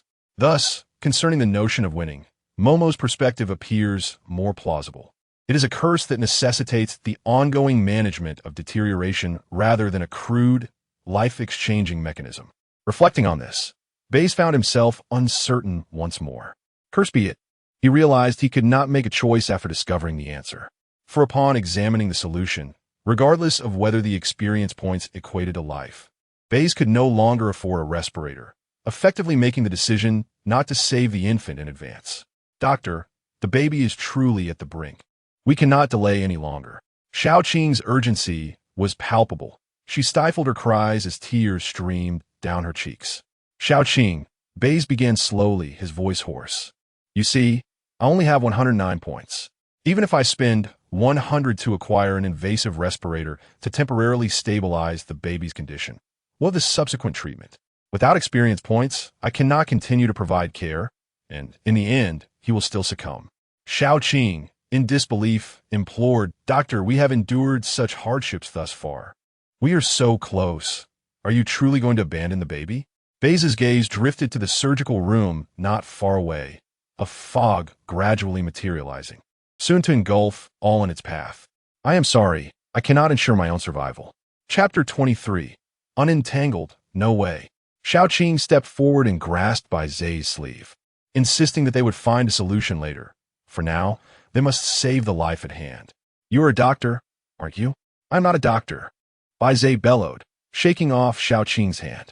An unprecedented fury erupted from his chest. I am merely a hapless fool. Do you understand? I lost my parents when I was just 1 year old. My cognitive development was delayed in childhood, nearly rendering me intellectually disabled. I have been a burden to my brother. He could have found a good family, but he sacrificed that for me. He could have attended a prestigious university, yet he dropped out to work because of me. I worked hard to gain admission to Nauching, striving to not be a liability. And yet, I am beset by these misfortunes. My brother is missing. I do not know whether he is alive or dead. In this world, aside from me, no one remembers him. Now I am to die, to perish in this wretched place. Why? I ask you why. Had I known this life would be so miserable, I would have preferred never to be born. Xiao Qing stood frozen, tears welling in her eyes, on the verge of breaking down. Do not cry. No crying. Bai Ze shouted. I haven't cried at all. Why are you crying? Xiao Qing bit her lower lip, sniffed, and sorrowfully gazed at the gray cocoon on the operating table, its movement growing weaker. Is it truly time to give up? This is its fate. Bai Ze turned his face away. Everyone has their own destiny, but it has struggled to come into this world, and now it is leaving just like that. What does it mean? Bai Ze's heart sank slightly, as if pricked by a finger. Xiao Qing lowered her head and wiped her tears. Doctor, is there any way to recover my experience points? Perhaps we could first provide the baby with a respirator. Bai Ze shook his head. I just checked. There is no recovery option. Xiao Qing was stunned. Is there truly no way out? No. With that, Xiao Qing could no longer contain herself and broke into loud sobs. Do not cry. Stop crying. Bai Ze's mood plummeted. Xiao Qing covered her mouth with both hands and turned towards the stone bed shrouded in mist. Bai Ze turned to the six-path vending machine, beginning to operate it. Bai Ze, you have done nothing wrong. You owe no one. You made one wrong choice. Do not err again. Your decision is right. Regardless of whether experience points equate to lifespan, they must not be squandered. As long as you understand the essence of experience points through the operating manual, you can quickly earn them. You are not utterly defeated yet. There is still hope. You must not let this dismal life defeat you. You must not give up. Yes, that is correct. Do you remember what your brother taught you? Do not let too many distractions interfere. No matter how many choices you face, they will ultimately boil down to two, and what you must do is, unentangled, choose one. Bai Ze, press down. Unentangled, choose one. Bai Ze, press down. Alas, the wailing of an infant, frail, helpless, and steeped in despair, seemed to convey an awareness of Bai Ze's impending abandonment. Poor little one, you are indeed a misfortunate soul. You have ventured into this world, yet without a mother or father, devoid even of a loving elder brother, born into obscurity, destined to depart in confusion. You traverse this life with a pitiful blend of sorrow and absurdity. Such is your fate. Cast your grievances upon the heavens, but do not blame me. His chest felt as though it had sunk a fraction more. Bai Ze clenched his teeth, drawing a deep breath, yearning to reinflate the hollow within him. Yet, at this moment, his heart resembled a hollow cardboard box. No indecisión. Choose one. No indecisión. Choose one. No indecisión. No indecisión. No indecisión. No indecisión. No indecisión. Cursing under his breath, Bai Ze struck the vending machine with a forceful punch. Beep. He pressed the star button. Beep. He pressed the number 1. Beep. He pressed the pound sign. Purchase successful. This item is non-returnable, non-exchangeable, and has no after-sales service. We wish you a pleasant shopping experience. Click, click, gurgle within the vending machine, mechanisms whirred to life. And moments later, an object tumbled from the lower outlet. Xiaoqing approached Bai Ze, her expression one of disbelief. You bought a respirator? Indeed, Bai Ze replied coldly. But you said, you are a doctor, aren't you? Xiaoqing inquired. I'm not a doctor. I'm a savior. Bai Ze was exasperated. Savior? What is that? Enough with the nonsense. Save a child. Bai Ze snapped. It was a curious sight. Throughout most of his life, Bai Ze had treaded carefully, as if walking on thin ice, never losing his temper or becoming irate with others. Yet, in his final moments, he had unleashed his frustration upon a weeping child. How liberating. Should there be a next life, he vowed to live thus. Oh, all right. Xiaoqing was unperturbed, hastily retrieving the item from beneath the vending machine. It was a crystal-clear glass orb, reminiscent of a marble's. Bai Ze furrowed his brow. Don't tell me this is an invasive respirator? It is, and it isn't. Xiaoqing replied, her face still glistening with tears. She circled around the vending machine, approaching a grand tree, cradling the glass orb in her hands while murmuring incantations. The orb radiated a dazzling light, transforming, and fluttered towards the trunk, alighting upon it. The butterfly, its iridescent wings shimmering with a sound like a chime, shattered into countless fragments of energy, cascading upon the trunk, swiftly dissolving. Where is it? Bai Ze was stunned. This was his life, he had wagered. Do not fret, doctor. It will arrive shortly. Xiaoqing replied with a playful tilt of her head. Boom! No sooner had she spoken than a colossal object plummeted from the sky, crashing near the operating table, splattering into a mess of metal parts and flesh. Bai Ze was left dumbfounded. What is this? Do not worry, Xiaoqing said, swaying her tail as she approached. The expedited package is like this. It won't be damaged. Moments later, the puddle of mud began to writhe, ascending and contorting into the shape of a rectangular apparatus.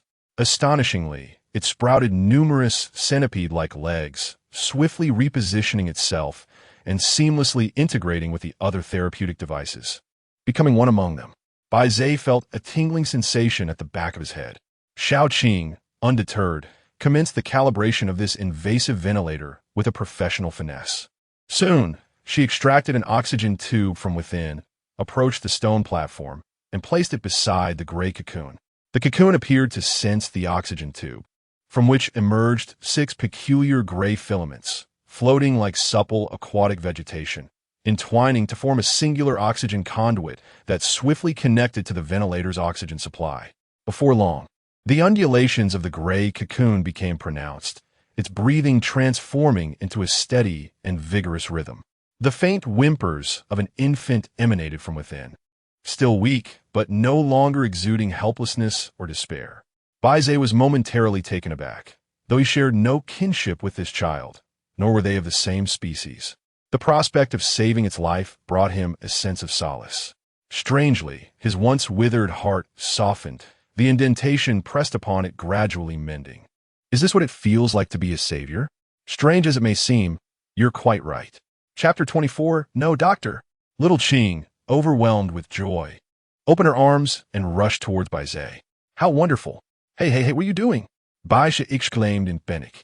Although he was prepared for a hug, little Qing's excitement caused her snake tail to wrap around him, leaving Bai Ze feeling as though he were caught in a judo chokehold. I can't breathe. Bai Ze's face turned crimson. Oh, I'm so sorry. Little Qing quickly released her grip, wiping away her tears. Doctor, I knew you wouldn't truly give up on the baby. How many times must I say it? I am not a doctor, merely a bit of a saint, Bai Ze replied with self-deprecating humor. Little Ching nodded seriously. Then I shall call you Saint? No, that is not acceptable, Bai Ze protested. How should I address you then? Little Ching inquired. Just call me. No, perhaps Xiao Bai, Bai Ze suggested. Xiao Bai. Little Ching's eyes lit up with delight.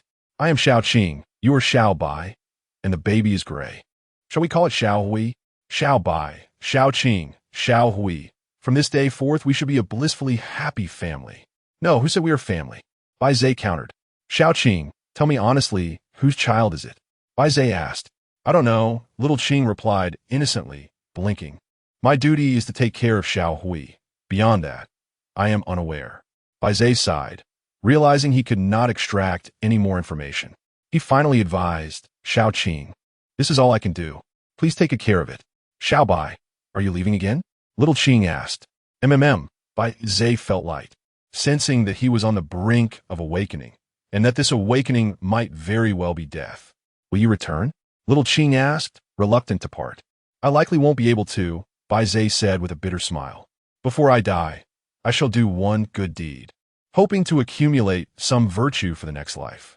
I wish to choose the easy mode next time. I don't quite understand, but you seem very sad, Little Qing remarked. It's not sadness, it's just fate. Bai Ze smiled peacefully. I apologize for raising my voice at you earlier. I wish you a joyful life. Farewell. Xiao Bai. Little Qing stepped forward, grasping Bai Ze's hand. Before you go, would you like to touch Xiao Hui? Why? Bai Ze asked. You saved Xiao Hui, so say goodbye to him as well. He can hear you, Little Qing said earnestly. Very well. Bai Ze approached the stone platform, extending his left hand to gently rest upon the undulating gray cocoon. It was softer and more fragile than he had imagined, radiating the warmth and sorrow inherent to life. Bai Ze forced a smile. Xiao Hui, brace yourself. You'll have to rely on yourself from now on. Suddenly, the 6 threads connected to the invasive ventilator unraveled. Swiftly ensnaring Bai Shish left hand. The gray cocoon emitted a ripple of transparent energy, washing over Bai Ze's body and mind. In the next moment, a dark mark appeared on the back of his hand. Chaotic black lines began to quiver and twist, resembling a rotating labyrinth, concealing some underlying order within. A sacred yet unfamiliar energy surged into Bai Ze's being, transforming into an enigmatic experience that took root within him, disrupting and reshaping his essence. Merging into a singular entity. Without the need for words, Bai Ze instantly comprehended. The 6 paths of potential. The 6 threads untethered from Bai Ze, re-establishing their connection with the innovative respirator. A brief, plaintive cry echoed from within the gray cocoon. Subsequently, a clear voice of intent materialized in Bai Ze's mind. Potential 6 paths. Arcane, cultivation realm. First stage, activated skill, cry. Bai Ze awakened. He found himself devoid of possessions, lying in a stifling darkness, akin to an entirely sealed space. He emitted a sound, yet heard nothing. Moreover, even the rhythm of his own heartbeat was silent. In that moment, he could not discern whether he had become deaf or if this place simply forbade the existence of sound. Suddenly, a brilliant light illuminated the space ahead, causing Bai Ze's eyes to sting. He soon realized he was confined within a perfectly square little black room, where the wall ahead brightened, resembling a panoramic floor-to-ceiling window. Bai Ze's pupils widened and shook. Outside the window lay the second level of a labyrinth, where a black-haired youth stood exposed, his complexion ashen, his body rigid, slowly approaching. That was Bai Ze, his body under the control of the magic mirror. Bai Ze was struck by the revelation that he had been consumed by the mirror, existing within its confines, and through the window, he could still behold the outside world. A wave of confusion washed over him. Which Bai Ze was the true self? The one outside the magic mirror or the one trapped within? Before long, the Bai Ze outside the mirror reached the glass, extending his hand toward the surface. The Bai Ze within the mirror paused, mirroring the gesture, pressing his hand against the glass. In an instant, the boundary of the magic mirror dissolved, and Bai Ze grasped the hand of his external self with fervor. The Bai Ze outside cried out uncontrollably, overwhelmed by agony and fear. The Bai Ze inside did not release his grip. Instead, he tightened his hold, having accepted a most absurd truth. Only when the Bai Ze outside entered could the one confined within the magic mirror escape. With great effort, Bai Ze pulled his external self toward the mirror, half of his arm now within. The external Bai Ze struggled desperately, yet it was in vain. No, please. Simultaneously, the scene outside the mirror vanished entirely, transforming into a cinematic screen that began to play Bai Ze's tumultuous memories. His brother chased away the children who bullied Bai Ze. His brother washed Bai Ze's soiled pants. His brother bought candied hawthorn for Bai Ze. His brother taught Bai Ze to write. His brother read picture books to Bai Ze. His brother escorted Bai Ze to school. His brother took Bai Ze crabbing. His brother brought Bai Ze to the arcade. His brother treated Bai Ze to hamburgers. Fleeting memories flashed by, almost all connected to his brother, illuminating Bai Ze's mind like a lantern. In an instant, half of Bai Ze was drawn into the magic mirror. Let go of me. I do not wish to enter. Soda. I must get out. Brother, save me. Save me. I apologize. I too yearn for salvation. In my life, swiftly. I'm sorry. I understand you would prefer death over vanishing. You shall not disappear. I am you. You are me. My existence is your existence. The formidable Bai Ze, endowed with the potential of the six paths, proves to be immensely powerful, rendering the Bai Ze beyond the magic mirror utterly powerless, as he is drawn inch by inch into its depths. During this process, an overwhelming surge of energy gradually envelopes Bai Ze. He transforms into a rubber band stretched on a slingshot, while Bai Ze becomes a bullet poised to be released. Bai Ze envisions this very scene, and at the moment he is completely drawn into the magic mirror, he will be propelled out, escaping its confines. Both the Bai Ze within and outside, the mirror scream in a frenzy, engaging in a final struggle. So close, just a hair's breadth away. Bai Ze could have escaped. Suddenly, a chilling thought explodes in his mind. My existence is your existence. My existence is your existence. Then your death is my death. The death of Bai Ze is the death of Bai Ze. Shall I save myself? Shall I end my own life? Who am I truly? Who is truly me? No. Chapter 25. Weeping explorers can indeed produce gold coins, and they can even directly generate clarity orbs. However, this can only occur through being devoured by special maze monsters, not through self-inflicted harm or ordinary death. It requires a process of refinement. Interestingly, the clarity orbs refined by newcomers tend to possess a higher purity. Machi's words flashed in his mind, and Bai Ze suddenly awoke to the truth. I see now. There are not two Bai Zes. The Bai Ze within the magic mirror and the one outside are both me. In a moment, I was illuminated by the mirror. My potential and half of my consciousness were drawn inside, which constitutes my current self. The Bai Ze outside the mirror is also me, my physical form and the other half of my consciousness. From my perspective, I was initially the Bai Ze outside the mirror, drawn in by the Bai Ze within it. Then, I became the Bai Ze inside the mirror, dragging the Bai Ze outside into it. Yet, objectively, both events transpired simultaneously. I am both the Bai Ze outside and the Bai Ze within the mirror. My consciousness has been split in two, a limitation of three-dimensional existence, which creates an illusion that I experience these events sequentially when, in fact, I am experiencing both simultaneously. Am I truly two selves at once? Is that even possible? It was once impossible, but now it is a reality. By activating the potential of the six paths, I possess the mechanism of potential. My body operates two systems concurrently. Previously, on the subway, I suddenly felt a sensation of my soul separating, perhaps a precursor to the awakening of my potential. Now, if I draw the Bai Ze outside in the mirror, I could indeed escape. However, without my physical form and the other half of my consciousness, I would perish, transforming directly into a crystallization of potential and partial consciousness, a clarity orb. This elucidates the truth behind how explorers generate gold coins after being consumed by special maze monsters. Quite reasonable, entirely logical. Machi's main persona, You despicable wretch. Today, whether I perish here or outside, I shall not allow you to succeed. As Bai Ze felt more than half of his body being dragged into the magic mirror, he ceased his struggles, maintaining a delicate balance of power, caught in a stalemate. Stay calm. Find a way.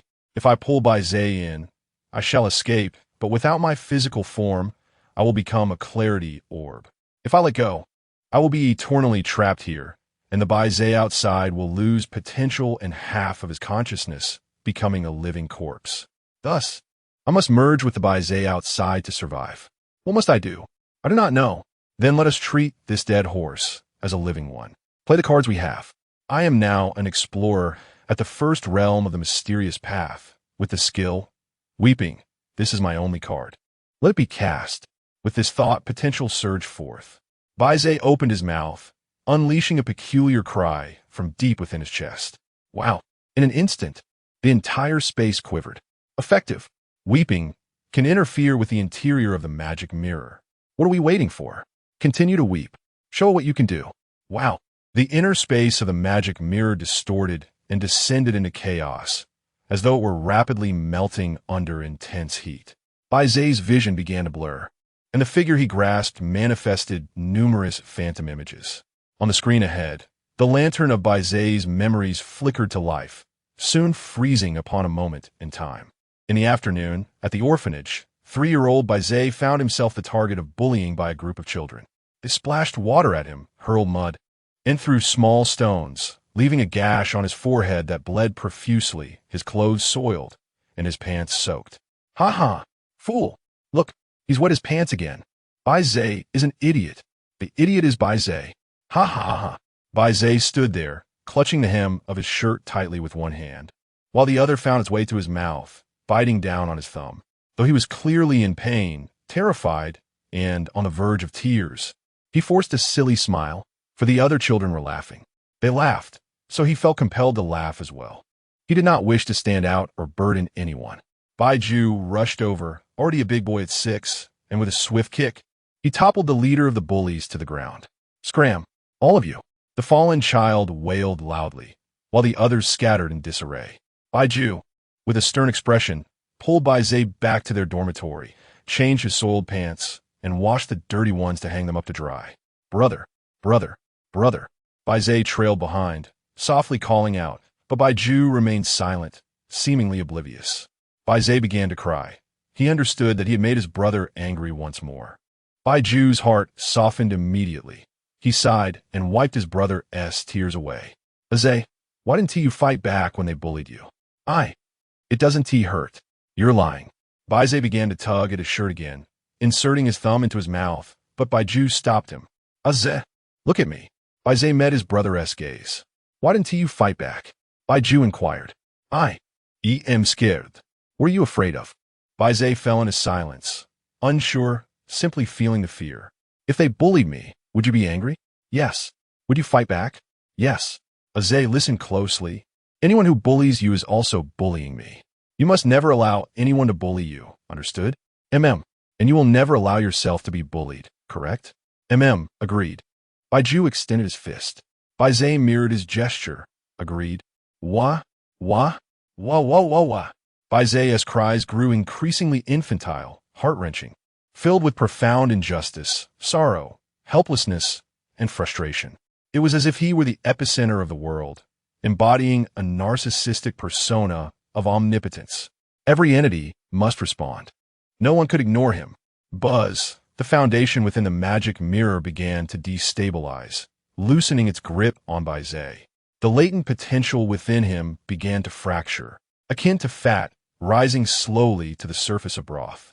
In that moment, without the need for anyone to elucidate, Bai Ze understood distinctly that a portion of his potential had been extricated. It is you, the scapegoat.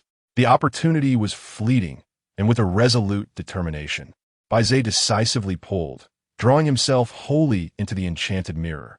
As the merging of Bai Ze with his counterpart transpired, a fragment of his inherent potential transformed into a pale blue radiance, soaring forth from the mirror.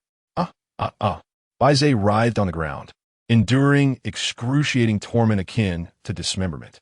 The other aspect of his potential, the enlightened wisdom, was completely severed, escaping from the magical mirror, transmuting into a mystical orb, now a trophy claimed by the adversary.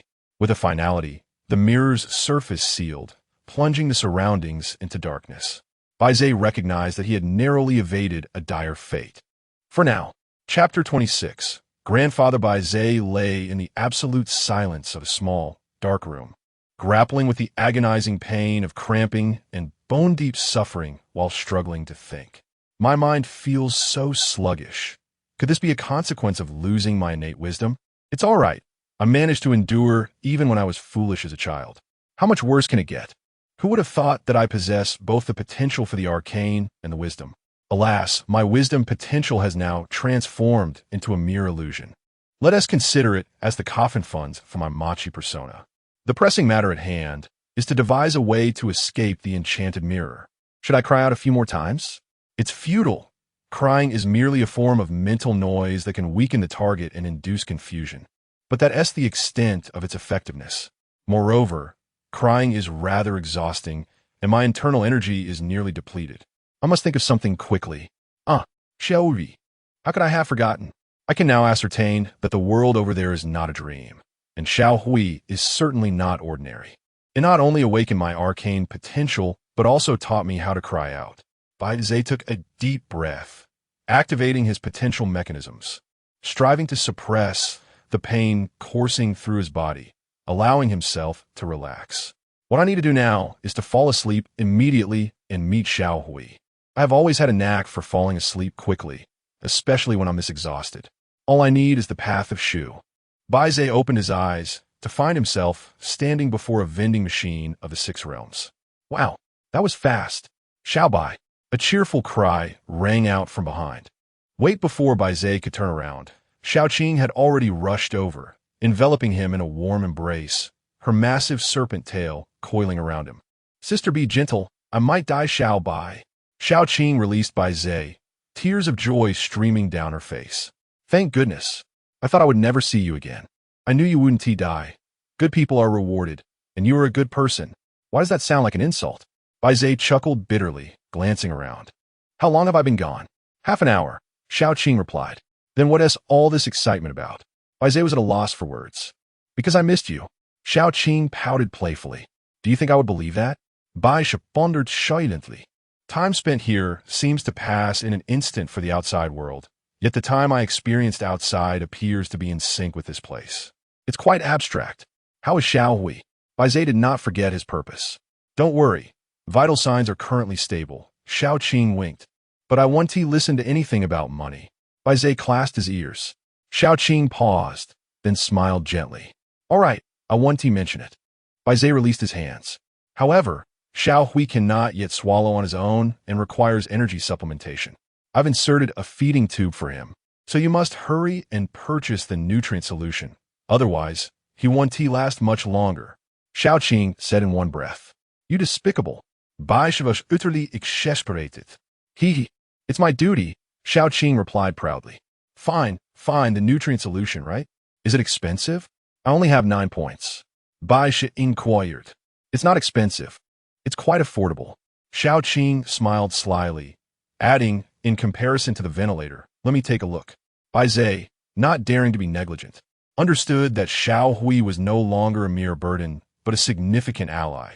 His ability to escape the clutches of the magic mirror relied entirely on it. Bai Ze operated the vending machine. Hello, welcome. Beep, please specify. 1 bag of nutrient solution. Beep, 800 milliliters of nutrient solution, priced at 6 experience points. Your current balance is 39 points. Would you like to make a purchase? Bai Ze was both astonished and delighted. His experience points had increased. According to my countdown conversion, it doesn't quite add up. Could it be that experience points are not tied to lifespan? This cannot stand. I must clarify this immediately. Bai Ze purchased the 800 milliliters nutrient solution, receiving a beautiful glass orb in return. Here, he tossed the item to Xiaoqing. Oh, Xiaoqing nervously caught it, cradling it protectively against her chest. Be careful. If it shatters, the contents will be ruined. Next time, pay attention. Hurry and collect your goods. I'll examine the operating manual. Bai Ze gestured dismissively. Humph, men, Xiao Qing retorted, swaying her serpentine tail as she approached the grand tree. Bai Ze resumed his operation. Hello, welcome. Beep. To view the operating manual for the first time, a fee of 10 experience points is required. Beep. Welcome to the 6 Paths Vending Machine Operating Manual. For information on experience points, press 1. For system upgrades, press 2. 4. Beep. Experience points, fully known as life experience points. Throughout our lives, we encounter many people, endure numerous events, cultivate various emotions, and glean profound insights. All of these are experiences. Upon encountering something for the first time, one may receive varying amounts of experience points. These points can be utilized to purchase most items within the 6 Paths vending machine. Note, purely routine experiences, vast accumulations of knowledge, or superficial events will not yield experience points. Only genuine first-hand experiences of body, mind, and spirit will qualify. Bai Ze should in the understood. So that is how it is. This means I just escaped from the magic mirror and earned 30 experience points. By this calculation, the experience points I've accumulated over the past 18 years must amount to tens of thousands, all to save Xiao Hui. Once more, Bai Ze gained a fresh perspective on his formidable ally. He resolved to check his account statement. Sorry, version 1.0 of the system does not allow for account statement review. How troublesome. Bai Ze decided to upgrade the system. Upgrading to version 2.0 requires 100 experience points. So expensive. Why not just steal it? Bai Ze was slightly irritated, though not excessively. After all, there are no free lunches in this world. The newly acquired experience points were earned through his life, so he must spend them wisely, for who knows what new demands his ally might have. The 6 Paths vending machine held many mysteries yet to be unraveled, if there were still tomorrows to explore. Bai Ze could awaken at any moment. The pressing concern was to devise a means to break the impasse. Bai Ze swiftly approached the stone platform, embodying the role of the physician. Ahem. How is the little one faring? He inquired. His name is Xiao Hui, Xiao Qing corrected. It makes no difference, Bai Ze replied. It does. Xiao Qing insisted with fervor. A baby that has been given a name is bound to this world. Its vitality will be significantly more resilient. Understood. Bai Ze amended. So how is Xiao Hui doing? Xiao Qing coiled her serpentine tail, propping herself up on the stone platform, her chin resting thoughtfully on her hands as she gazed at Xiao Hui. The nutrient solution has already been administered. Xiao Hui appears quite cheerful, constantly moving. Poor little creature. It has endured a great deal of suffering. Bai Ze leaned closer to the stone platform, scrutinizing the gray cocoon. He could not discern any signs of happiness, yet its exterior had indeed undergone notable changes. The silk threads enveloping the cocoon were shedding in large quantities, revealing prominent looseness and fissures. The discarded threads had lost their vitality and luster, resembling withered strands of hair. Xiao Qing, Bai Ze felt a heaviness in his heart. Xiao Hui's condition seemed rather dire. Chapter 27. Grasping, where is it? Don't speak nonsense, Xiao Qing remarked. Look. Bai Ze pointed at the withered silk threads. They're all wilted. This is the lanugo of Xiao Hui. It naturally sheds. Xiao Qing, both exasperated and amused, retorted. How could you not understand this? Why should I? Bai Ze countered. Besides, human infants don't look like this. Regardless, Xiao Hui was fine, and Bai Ze felt a sense of relief. Suddenly, something emerged from the crevice of the gray cocoon. Bai Ze jumped in surprise. Xiao Bai, don't be so startled. Xiao Qing pouted, somewhat disdainfully. You'll frighten Xiao Hui. How does it have a hand? Bai Ze exclaimed in astonishment. Indeed, a tiny infant's hand extended from the gray cocoon. What else would it be? Xiao Qing widened her eyes. Xiao Hui is an infant after all. Where have you ever seen an infant emerge from a cocoon? Bai Ze refrained from voicing his thoughts. In his memory, a baby's hand was always plump, soft, and rosy, yet this small hand appeared pale, thin, and wrinkled. A wave of warmth surged in Bai Ze's chest, giving rise to an indescribable emotion. He slowly extended his hand and touched the baby's hand. The infant's hand recoiled as if shocked. Then its fingers began to move erratically. Bai Ze panicked. Did I scare it? Quickly, extend your finger. Xiao Qing chuckled. Oh. Bai Ze hurriedly complied. The baby's tiny hand immediately grasped Bai Ze's index finger tightly. Baze laughed. This little one is quite a grip. This is called the grasp reflex. Xiaoqing explained gently. Infants will firmly grasp anything within reach, as it provides them with a sense of security. So that is how it is. Xiaobai, you are the first person Xiao Hui has grasped after its birth. Xiaoqing said joyfully. Well, I am certainly not its father. Baze looked at the tiny hand, wanting to jest further, when an incredible energy awakened within him, the evolution of his latent potential. My realm is about to elevate. Baze was utterly astonished. Though he had learned from Momo that breakthroughs in the first 2 levels were swift, with gifted individuals achieving them in mere days. Breaking through to the 2nd level in less than an hour was truly extraordinary. At that moment, the mark on the back of Baze's hand reappeared. The mark began to change shape. All the chaotic straight lines acquired a slight curvature, yet they remained unstable, alternately straight and curved, as if struggling, hesitating, and lingering. In an instant, Baze realized this was not his innate potential, but it was about to become his true innate potential. However, this was not a gift. It was a choice, and choices come with a price. The cost of accepting Xiao Hui was that he could no longer activate any other potential paths. He must pursue a single path relentlessly. Ah, little one, gripping so tightly, are you determined to cling to me? Very well, I'm just a lost soul anyway. Let us make do with this wretched life. 5 tiny fingers clung firmly to the index finger of Bai Ze. Resolutely, Bai Ze gently bent his finger, resembling a hook, and securely grasped Xiao Hui's hand. In an instant, the mark on the back of Bai Ze's left hand shimmered with an extraordinary gray light, and the chaotic lines began to take shape, curving towards a whirlpool, more accurately, akin to ripples, revealing the first hints of clarity. The next moment, a familiar voice of intent echoed once more. Potential 6 paths, profound mystery, cultivation realm, 2nd realm, comprehended skill, grasping. Bai Ze opened his eyes, returning from the dream. He still lay in the absolute darkness and silence of the enclosed space, the interior of the magic mirror. Bai Ze's body had further weakened. The pain of forcibly separating the wisdom root from the potential mechanism morphing into profound fatigue.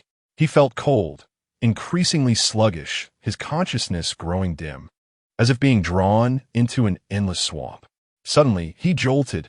The magic mirror is forcefully digesting me. There is no time left. Now at the 2nd realm of the profound path, Bai Ze could accurately sense the energy within and its depletion. If his full energy was at 10, only 1. 5 remained. With 1, 5 he could at most invoke, crying 3 times and grasping once. Rather than resigning himself to fate, he decided to make a final stand. Bai Ze slowly sat up, mobilizing the potential mechanism. Wow! Invisible energy erupted from Bai Ze's chest, transforming into piercing mental ripples that radiated outward. Wow, wow, wow, wow. Echoes emerged. Bai Ze could feel the mental ripples rebounding off the walls of the room, darting about chaotically, causing the entire space to tremble. Not enough. Wow. Bai Ze employed the same tactic once more. Wow, wow, wow, wow, wow, wow. Buzz. The dark space became even looser, and Bai Ze felt a mix of surprise and joy. He had reserved 3 instances of crying, but due to his realm's elevation, he found that 2 sufficed. Countless beams of light emerged around him, resembling white lines that sketched an equilateral cube, with another cube encasing it, creating an infinite nesting of shapes, endlessly repeating. Bai Ze found himself trapped at the very center of the cube, as if standing at the heart of a multiverse blueprint. He vaguely surmised that within the magic mirror, under the interference of the cries, its true form had briefly manifested. Gritting his teeth, Bai Ze slowly stood, channeling all his energy into his clenched right fist. Activate grasping. Bai Ze spread his 5 fingers, unleashing an invisible force of law from his palm, instantly dispersing the endless cubes. The lines that formed the cubes transformed into chaotic streams of white light, darting about like a meteor shower crossing the night sky. Bai Ze's outstretched fingers slowly tightened. Though his palm was empty, it felt as if he were grasping a solid stone, exerting all his strength to crush it. Thousands of white streams of light became frantic, desperately trying to flee from Bai Ze, yet were unable to escape, akin to light drawn into a black hole. Swiftly, a luminous white aura coalesced around Bai Ze, transforming into a whirlwind, within which a glimmer of deep crimson light flickered ominously. That was the heart of the magic mirror. The skill, grasp, belonged to the second tier, enabling the user to first employ, wail, to mentally disrupt and weaken the target, subsequently utilizing the power of the laws to locate and seize its core. Encased within the magic mirror, Bai Ze was assured that the mirror could never escape the reach of his skills. The core would inevitably be unveiled. Once discovered, it could be grasped. Unless Bai Ze relinquished his hold, the adversary would be unable to evade capture. However, seizing the core did not guarantee victory. Bai Ze might lack the prowess to control it, leading to a life-and-death tug-of-war. In that moment, Bai Ze felt no fear. Rather, a profound sense of gratitude enveloped him. It is essential to understand that not everyone is afforded an opportunity to gamble their life in the face of despair. Winning would yield immense rewards, while losing would entail no losses. With a final cry of wail, Bai Ze endeavored to disperse the myriad confounding white lights, ensuring that the cunning crimson light had nowhere to hide. The core, now exposed, whirled around Bai Ze at a breakneck speed, attempting to flee, yet firmly ensnared by the power of the laws, akin to a planet captured by a star. Bai Ze was not in a far better state. He felt as though he stood on the precipice of an abyss, angling for an ancient, ferocious leviathan. The monstrous fish thrashed violently in the depths, while Bai Ze's reel spun wildly in his grasp. The nails on his fingers splintered, his skin tore, and his muscles dissolved, revealing stark white bones beneath. This disintegrating force was akin to flames, coursing through his fingers, igniting his palms, wrists, and spreading throughout his entire arm. Bai Ze was well aware of this consequence. Grasp targeted the core of the opponent, thus depleting not only Bai Ze's energy, but also his very essence. The line ensnaring this great fish was forged from the core of Bai Ze's own life. Hold on. Never let go. Since death is inevitable, I choose to stand and die. In an instant, Bai Ze's body was nearly skeletal, revealing the throbbing crimson heart within his chest. Just as he believed defeat was imminent, the tug-of-war power reached a delicate equilibrium, and the surrounding dark space solidified in an eerie manner. Whoosh! In the next moment, all darkness collapsed into the palm of Bai Ze's hand, transforming into a dark spot, and the crimson light was drawn in as well. Crack! At last, Bai Ze's skeletal hand clenched into a fist, capturing the core. In the blink of an eye, his tortured form was restored to its former state. All lines reeled back. Bai Ze had triumphed. Chapter 28. Embarrassment in the second layer of the labyrinth, twilight lingered faintly. The last vestiges of a desolate sunset painted the horizon like a scar, reflected upon the tranquil water's surface and countless mirrors. A colossal magical mirror hovered upon the horizon, resembling both a titanic vessel of the cosmos and a rift in the sky. Suddenly, the twilight reflected within the mirror vanished entirely, replaced by an unadulterated gray, as if its power had been abruptly severed. Crack! Then, a small black emerged at the very center of the mirror. Crack, crack, crack! From this black dot, countless fissures radiated outward, akin to strands of lightning amidst dark clouds, swiftly spreading across the entire surface of the mirror. Bang! The magical mirror shattered, disintegrating into a myriad of fragments that rained down like stars. Amidst this shimmering cascade of debris, a raven-haired youth, devoid of any possessions, clutched a sphere of deep crimson light in his right hand. This light possessed a levitational aura, gently guiding him to the earth below. Before long, the youth found himself lying upon the shallow water, the radiance in his grasp dimming. Bai Ze, barely clinging to life, struggled to open his eyes. He had just destroyed the magical mirror and escaped from within its confines. Yet, he lacked the strength to rise again, unable even to lift his hand to check the countdown. At that moment, darkness enveloped him. Bai Ze waited silently for over 10 seconds in the obscurity. Yet illumination failed to materialize. Finally, realization dawned upon him. It was not that the lights had gone out, nor that the mirror creatures had momentarily siphoned all light. Rather, the last glimmer of twilight upon the horizon had vanished. The labyrinth had succumbed to nightfall. This darkness was denser, more enigmatic, and profoundly deeper. Something lurked within the undercurrents of the shadows. Gradually, Bai Ze acclimated to the labyrinth's nocturnal veil, and from the corners of his vision, he discerned countless mirror creatures. They surrounded him in throngs, silently observing his every move. No one wishes to spend the night in the labyrinth. Why? Simply put, it leads to death. Bai Ze felt a deep sense of reluctance, yet he was powerless to change his fate. He had truly exerted himself to the fullest. He had striven to avoid being victimized, channeling all his pain and grievances into a defiant fist of rage, upholding the promise made with his elder brother. His eyelids grew increasingly heavy, and in a daze, he sensed that the moment he closed his eyes, the darkness would claim him. Where it would lead him, he did not know, but he was certain it would be a departure from which there would be no return. Sizzle, in the profound silence of the void. It was as if someone struck a match. Light emerged. Calm, warm, safe. It was akin to a mother's embrace. Bai Ze had no recollection of his mother, nor had he ever harbored any tangible expectations or imaginings of her. Yet in this moment, he found himself inexplicably reminded of her. How peculiar. Perhaps it was because he felt so fragile and helpless at this juncture, akin to an infant incapable of action.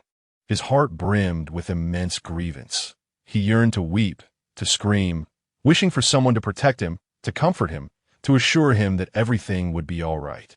Such was a solace only a mother could provide. Mother, as Bai Ze was on the verge of calling out, reason pierced through the haze of his consciousness. Bai Ze awakened. He lay nestled in someone's embrace, enveloped by a cloak fashioned from vibrant red feathers, which radiated circles of golden red energy, resembling ripples of flame. Bai Ze inhaled the fragrant aroma of plants, as strands of lustrous gray hair cascaded upon his chest. Gradually, he became aware of a pair of arms encircling him from behind, accompanied by the gentle rhythm of a heartbeat that rose and fell in sync with the soft breaths. At that moment, Bai Ze was fully awakened. Startled, he sprang up, flinging the cloak aside and fleeing from the woman's embrace. In a state of panic, he turned to face her. The woman, appearing to be in her early 20s, sat upon the ground. Her gray hair was thick and lustrous, adorned with a light checkered shirt over a white tank top, paired with distressed jeans and gray sneakers. Beside her lay a canvas bag, from which dangled a cap and a small yellow dog plushie. She resembled a university backpacker. Her hair framed a face of casual beauty, a striking contrast to her otherwise unassuming demeanor. If one were to describe her, she was not a carefully nurtured rose in a greenhouse, but rather a daffodil encountered amidst the ruins after a rain. Yet, within this seemingly casual beauty, her eyes shone with a serene clarity, the green depths accentuated by a beauty mark at the corner of her left eye, as if embodying the culmination of all romance and poetry. Bai Ze, taken aback for a couple of seconds, suddenly realized he was still unclothed. Alarmed, he quickly crouched down, his hands clumsily attempting to shield himself. "You're awake," the woman said gently, her tone laced with a hint of languor. You. Bai Ze stammered, caught in a wave of embarrassment.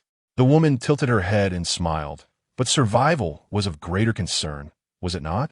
Bai Ze glanced around, and his scalp prickled with anxiety. The red cloak on the ground resembled a bonfire, casting a safety circle of approximately 10 meters in diameter amidst the labyrinthine darkness. Outside this circle, countless mirror monsters had already gathered, each reflecting Bai Ze's form, but only his form. It was evident that the mirror creatures dared not pursue the woman, but were fixated on Bai Ze. "Wrap yourself up and come sit next to me," the woman beckoned, patting the ground beside her. To Bai Ze's astonishment, she was not seated upon the water's surface. Rather, the surrounding shallow water seemed to consciously retreat, creating a dry patch for her as if by magic. Thank you." Bai Ze, momentarily forgetting his embarrassment, hurriedly wrapped himself in the cloak and awkwardly positioned himself beside the woman. He maintained a respectful distance, avoiding her gaze. This is rather impolite," the woman gently reminded him. "I'm sorry." Bai Ze quickly shuffled further away. The woman, somewhat exasperated, moved closer to him. "Share the cloak with me." Bai Ze thought he had misheard. "My life is at stake too," she asserted. Oh. Finally understanding, Bai Ze hastily lifted a corner of the cloak. The woman leaned in, nestling against him as they both wrapped themselves in the cloak. Now we are safe, she smiled. Chapter 29. Song Yu. Bai Ze stood rigid, scarcely daring to breathe. He understood that this cloak was no ordinary garment. It was undoubtedly a formidable artifact, capable not only of warding off the cold, but also of shielding explorers from the lurking dangers in the shadows. Yet, the awkwardness of the situation was palpable. Spending the night in a labyrinth was perilous, and thus he had to make do. In an attempt to alleviate the discomfort, the woman began to explain. All right. Bai Ze felt the heat rise to his ears and dared not meet her gaze. I am called Song Yu, she declared. I am a delivery rider. Bai Ze replied hesitantly. Song Yu is my true name. Bai Ze paused. I am Bai Ze. Bai Ze, Song Yu softly repeated, a faint smile gracing her lips. It sounds rather pleasant.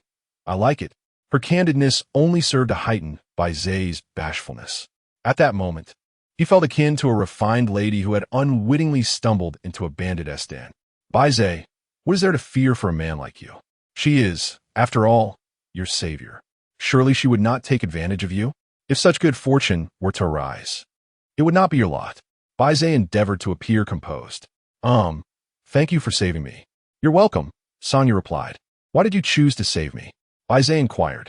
I had not considered it, she admitted. Bai Ze was taken aback. Is it of great significance? She asked. Perhaps, Bai Ze responded. Then let me ponder. Song Yu contemplated seriously for a few seconds. Well, first and foremost, it was out of curiosity. Witnessing an explorer collapse in a mirrored chamber, stark naked and on the brink of death, was a sight I had never encountered before. Bai Ze was already regretting broaching this subject. I approached to see what was amiss, and you were sprawled on the water's surface, maintaining a frog kick position. It was somewhat amusing. Bai Ze found himself fidgeting nervously. However, I noticed your waistline is quite beautiful. Bai Ze wished to vanish into oblivion. I have no resistance to those with lovely waists, Song Yu teased, her green eyes glinting mischievously, and thus, I saved you. Thank you. Bai Ze realized he had been overly passive, largely due to his state of undress. May I inquire if you possess any other garments? Song Yu shook her head. I have some spare undergarments in my backpack, but they would not fit you. Bai Ze's cheeks burned with embarrassment, and he resolved to avoid further awkwardness. Taking a deep breath, he calmed himself, only to be struck by the realization that the most pressing crisis had yet to be resolved. He lowered his gaze, discreetly glancing at the countdown on his left wrist. 36, 9:02, 36, 9:10, 36, 9:18. Bai Ze was both astonished and elated. The countdown had reached 36 hours. Moreover, it was increasing at a rate of 8 seconds per second. His mind began to race. I recall that the second level of the labyrinth has a doubled speed. Since it is night now, has it quadrupled on top of that? Wait, Mashu mentioned that an increase in strength could also prolong the curse. If I activate my potential to reach the second realm, could it be that this place has doubled it as well? Thus, it is not necessarily 2, the layers of the labyrinth, multiplied by 4, the nighttime multiplier. It could also be 2, the layers of the labyrinth, multiplied by 2, the potential realm, multiplied by 2, the nighttime multiplier. These details can be determined later. In any case, if I remain here for an entire night, it equates to 8 nights, or 4 days. It is a remarkable opportunity. To my surprise, in the darkness of the labyrinth, Bai Ze glimpsed the dawn of hope. Now, the most pressing question presented itself. As Bai Ze turned his head, he met Sang Yu's gaze. It turned out she had been watching him intently while he pondered, causing an inexplicable sense of unease within him, as if his thoughts had been entirely laid bare. Gathering his courage, Bai Ze inquired, Can you spend the night in the labyrinth? Yes, but I have heard that those who spend the night in the labyrinth often perish. Not just often, they may perish, Sang Yu corrected him. May? Bai Ze was perplexed. Sang Yu tucked a loose strand of hair behind her ear and explained, at night. The monsters in the labyrinth are far more perilous than during the day, akin to transitioning from normal mode to hard mode. But someone of your caliber need not worry, right? Bai Ze guessed she was of SS rank. Sang Yu shook her head. I am not a formidable one, and even the mightiest may fall. I do not quite understand. To survive a night in the labyrinth, one must absolutely remain awake, whether from normal slumber or an injury-induced faint. Any lapse in consciousness will result in immediate consumption by the labyrinth. Consumed? Bai Ze was taken aback. Disregarding any objective laws, one simply vanishes, Sang Yu elucidated. A chill ran down Bai Ze's spine. Had it not been for Sang Yu, he would have already been devoured by the labyrinth. Furthermore, even if one remains alert throughout the night, there exists a probability of being consumed. Regardless of whether one is a novice or an expert, the labyrinth treats all equally. Thus, no one desires to spend the night within. So it is, Bai Ze hesitated momentarily before daring to ask, is my survival and unconsciousness due to you? Indeed, Sang Yu acknowledged candidly. Why? Bai Ze was intensely curious. Sang Yu propped her chin on one hand, tilting her head and winking at Bai Ze, as if to say, guess, do you possess special abilities? Do you have a unique treasure? Have you grasped the labyrinth's hidden rules? Bai Ze could think of no other possibilities. Sang Yu's eyes became hazy, like the morning mist, obscuring her true intentions. Would you like to know? Yes. Bai Ze replied honestly. Become my boyfriend, and I shall tell you, Sang Yu proposed. What? Bai Ze thought he had misheard. Become my boyfriend, Sang Yu reiterated. You are of age, are you not? I am of age. No, do not jest about such things. Bai Ze's face flushed. Sang Yu did. I am not jesting, but you are clearly laughing. Sang Yu pressed her lips together. True, it is rather opportunistic to bring this up at such a time. That is not my intention. However, I do hold a fondness for you. Your waist is elegant. Your name is melodious. Your fingers are graceful. And you blush when embarrassed. These are all my points of admiration.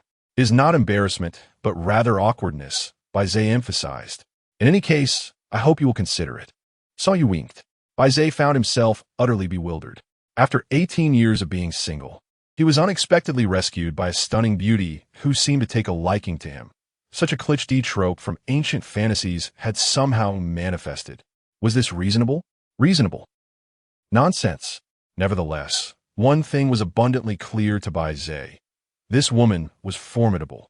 Her ability to save him effortlessly also implied she could just as easily end his life. Whether he would survive the night rested entirely upon her whims. Thus, regardless of how absurd the situation was, Bai Ze understood he had to approach it with utmost seriousness and diligence. After a moment of contemplation, he earnestly inquired, May I ask how to address you? Sang Yu, just call me by my name, she replied.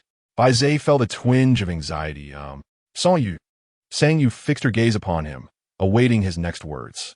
First and foremost, I am genuinely grateful for your rescue. I do not perceive you as taking advantage of me. On the contrary, I sense you are jesting. Why do you think so? Sang Yu asked. Well, look at you. You're beautiful and exceptionally capable. How could you possibly be interested in someone like me, a novice? I still possess a modicum of self-awareness, he explained. Sang Yu remained silent. Furthermore, I have never been in a relationship before, so this is rather sudden for me, he added, but Sang Yu continued to listen without interruption. Moreover, we've only just met and barely know each other, so I truly apologize, but I cannot. Suddenly, Sang Yu burst into laughter. Bai Ze was taken aback. You were indeed joking? You are quite charming. But I do not engage in romantic relationships with younger individuals, she teased, gently patting Bai Ze on the head. How about considering being my little brother? I can look out for you. I can no longer trust a single word you say. Bai Ze turned his face away.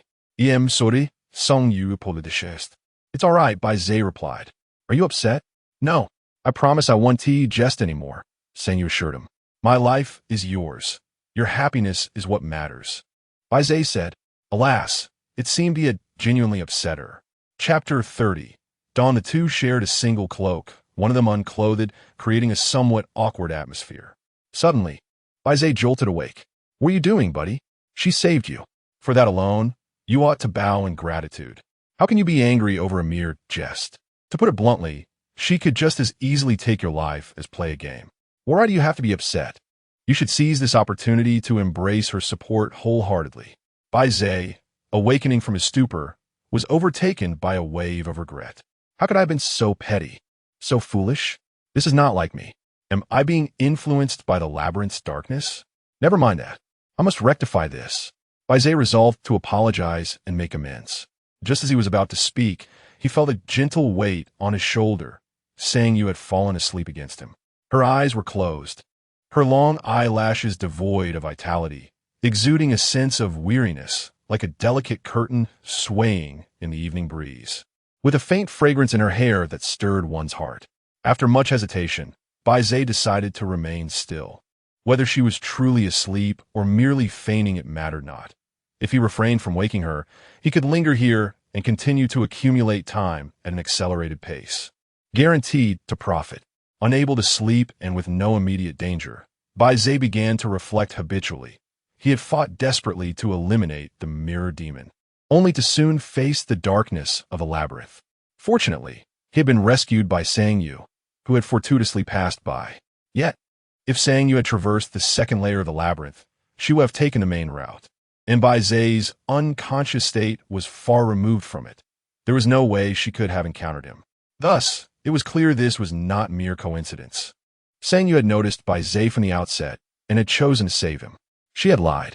Moreover, why had she been able to spend the night safely within the labyrinth?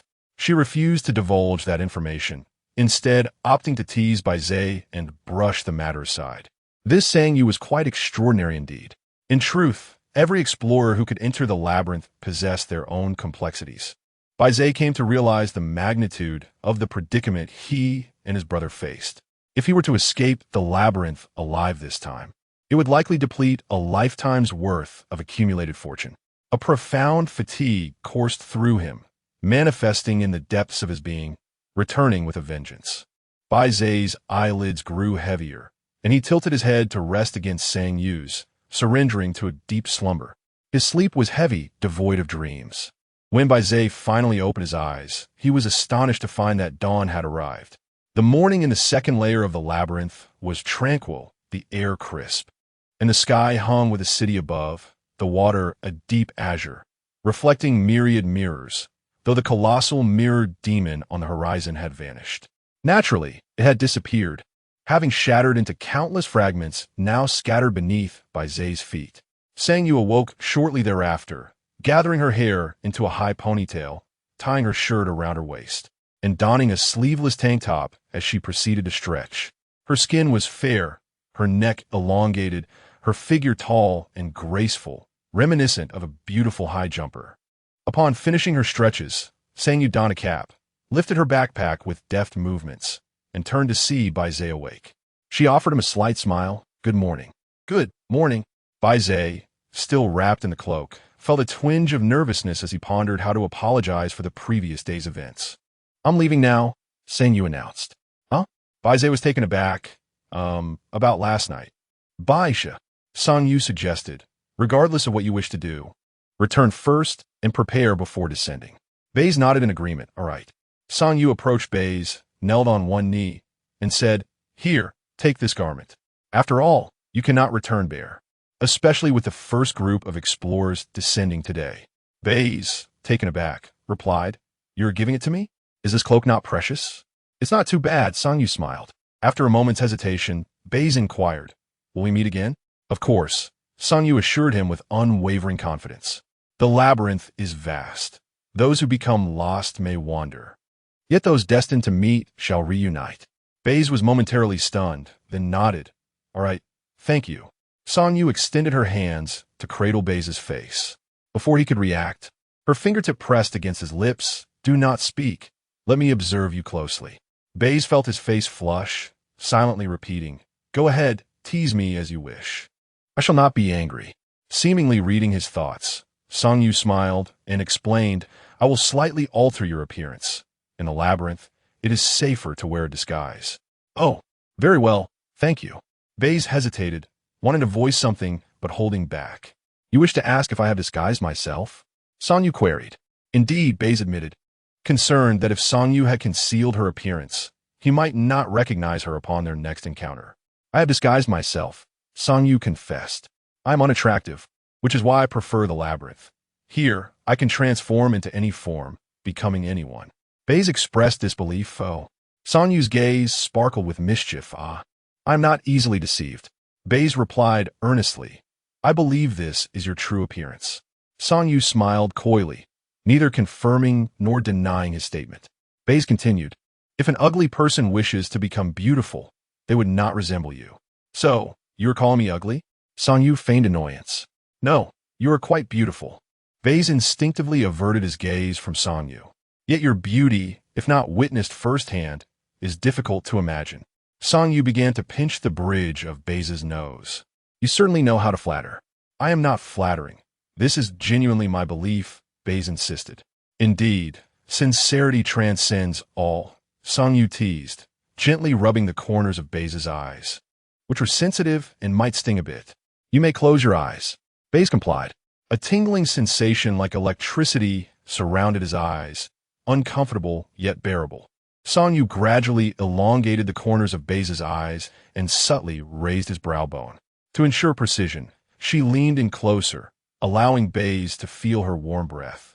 Bai Ze, are you truly not considering me? A sisterly figure is quite appealing. Stop jesting, Bai Ze replied. Are you upset? No, not at all. It's just... Bai Ze faltered. You are indeed upset. You were last night as well, Song Yu smiled. How about this? You tell me the reason, and I shall refrain from teasing you in the future. Bai Ze hesitated before speaking the truth. You may find this amusing, but it makes me uncomfortable. Why? It makes me feel as though I'm a stray dog you whimsically picked up from the roadside. Isn't that so? Bai Ze found himself momentarily speechless, unable to counter the remarks. Ah, I see. You enjoy playing it cool, he chuckled. Seng Yu gently musked Bai Ze's forehead. Apologize. It's my fault for not considering your feelings. I rarely interact with younger individuals, and I assume that today's youth revel in flirtation and cheesy pickup lines. When was the last time you were online? A few years ago. Bai Ze inquired. It seems. Indeed, it has been quite a while. Truth be told, if you were willing to save my dog's life, I would be compelled to bow in gratitude. It's not that dramatic. Saving a life is simply the right thing to do. Seng Yu lightly pinched Bai Ze's earlobe. Bai Ze sensed that Seng Yu harbored no ill intentions and decided to speak candidly. During my childhood, I faced some challenges and was often teased. Logically, I shouldn't be upset by your level of teasing, yet I cannot fathom why I find myself so easily provoked when conversing with you. I can't take a joke, which is so unlike me. All right, open your eyes, Seng Yu interjected. Bai Ze complied, and upon doing so, he remarked not bad. Seng Yu felt pleased with Bai Ze's new expression. You know, a person can become remarkably unlike themselves under certain circumstances. What circumstances? Bai Ze asked, captivated. Seng Yu's smile faded, her expression softening, when faced with someone they care for. Bai Ze was taken aback, his mind a blank canvas. Chapter 31. The Gray Phoenix, haha. She's blushing again. How delightful. Song Yu laughed heartily. Oh my goodness. How can there be such a woman? Bai Ze remarked, from this moment on, if I trust her even half a word, I shall stand on my head and eat dung. With a stern expression, Bai Ze stood up, wrapped in his cloak, and said, thank you, goodbye. Just as Bai Ze took a step forward, he awkwardly halted. He was in the mirror layer, and he had no idea how to find his way back. Taking a deep breath, he shifted his mood and donned a flattering smile. Song Yu, please, as a good person, help me find a way. Song Yu pointed in a direction. Bai Ze followed her lead. He moved forward, backward, left, right, around, and about. Huh? Bai Ze called, goodbye, Song Yu. She waved. In the next moment, the lights went out. Song Yu? Sister Sang? Are you still there? In the darkness, there was no response. After 10 seconds, the lights flickered back on, but Song Yu had vanished.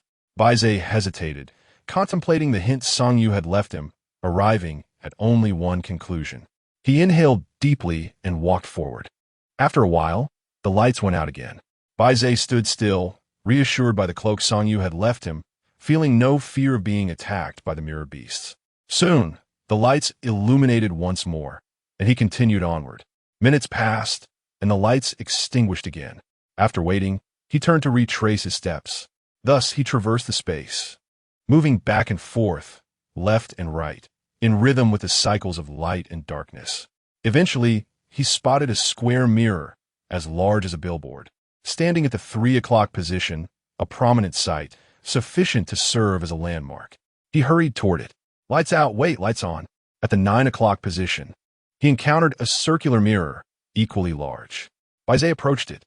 Lights out, wait, lights on. Soon, after finishing his circular path, he found himself on a familiar road, paved with countless shards of mirrors, the main path. Bai Ze was overjoyed and dashed onto the main road. How wonderful! Those Song Yu's words are often unpredictable. She is truly reliable. Looking up, he saw the end of the main road 100 meters away, where stood a familiar portal, the entrance to the first layer of the labyrinth. Hope was within reach. Just as Bai Ze took a step forward, his pupils dilated. Buzz, buzz, buzz, the portal opened, revealing a group of explorers emerging.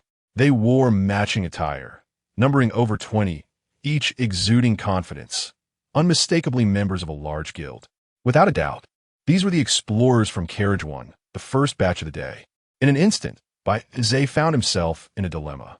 If he were on the first layer of the labyrinth, he could easily take a detour to avoid contact with the other explorers. However, on the second layer, everyone feared getting lost and stuck to the main path, making encounters inevitable. With a distance of over 100 meters, they had already spotted one another. Turning back would only raise suspicion. He had no choice but to proceed with determination. Bai Ze steadied his steps and took a deep breath. Bai Ze, do not panic. You have disguised yourself and are wrapped in a formidable cloak. Having spent the night in the labyrinth, you look like a force to be reckoned with. Even the large guilds would think twice before provoking you. Maintain your composure, speak less, and adapt to the situation. Soon, the crowd loomed near. They donned blue and white combat uniforms, adorned with blue emblems resembling a symbol of the wind, wielding various weapons. As Bai Ze scrutinized the group, they too were observing him. Suddenly, Bai Ze was startled, nearly gasping aloud. Among the throng, he recognized a face he knew all too well, Machi, or rather, Machi's alter ego, a novice hunter. One ironic twist of fate. Moments earlier, Dawan felt an overwhelming sense of anxiety. No, it was an acute tension. He realized that this moment could very well be the pinnacle of his life. Dawan, whose full name is Dawan Hajio, had just celebrated his 40th birthday last month. He was the captain of the 6th team of the New Wind Guild, a force of formidable prowess traversing the 6th realm of strength and the 3rd realm of enlightenment. An S-rank explorer. He never imagined that on an unremarkable Tuesday evening, within the ordinary confines of the 2nd level of a labyrinth, he would encounter an explorer of legendary status. It is essential to understand that the legendary status is so termed precisely because such figures exist solely in tales. Their illustrious exploits and remarkable achievements, alongside intriguing folklore, are the most delectable embellishments during moments of camaraderie over drinks and skewers. For instance, the main thoroughfare of the 2nd level of the labyrinth was a remarkable feat accomplished solely by the leader of the Guild Alliance, a man already officially recognized as a legendary explorer, yet few have laid eyes upon him in person. As for another legendary explorer, her standing in the realm may be marginally lesser than the former, yet her renown is unmatched. Countless legends surround her, the most resounding of which is her moniker, the Gray Phoenix. This title carries significant weight. It is said that those fortunate enough to have glimpsed her in the depths of the labyrinth, mind you from a distance, have been left with indelible impressions. She possesses stunning gray hair and is perpetually cloaked in a magnificent robe crafted from red feathers, which shines brilliantly and burns with golden flames. This cloak not only shields her from the extreme cold and terrifying pressure of the labyrinth's depths, but also allows her to safely pass the night within its confines. It is vital to note that regardless of an explorer's strength, spending the night in the labyrinth poses the risk of indiscriminate erasure. Yet, she defies this peril, residing for extended periods in the labyrinth's abyss, a bold provocation against the very nature of the labyrinth, akin to a phoenix in rebirth taunting death itself. Thus, she is venerated among explorers as the Gray Phoenix, and her enchanting cloak is referred to as the Phoenix Feather Garb. To be frank, many, including Dawan and numerous seasoned explorers, have remained skeptical about the Gray Phoenix's ability to spend the night in the labyrinth.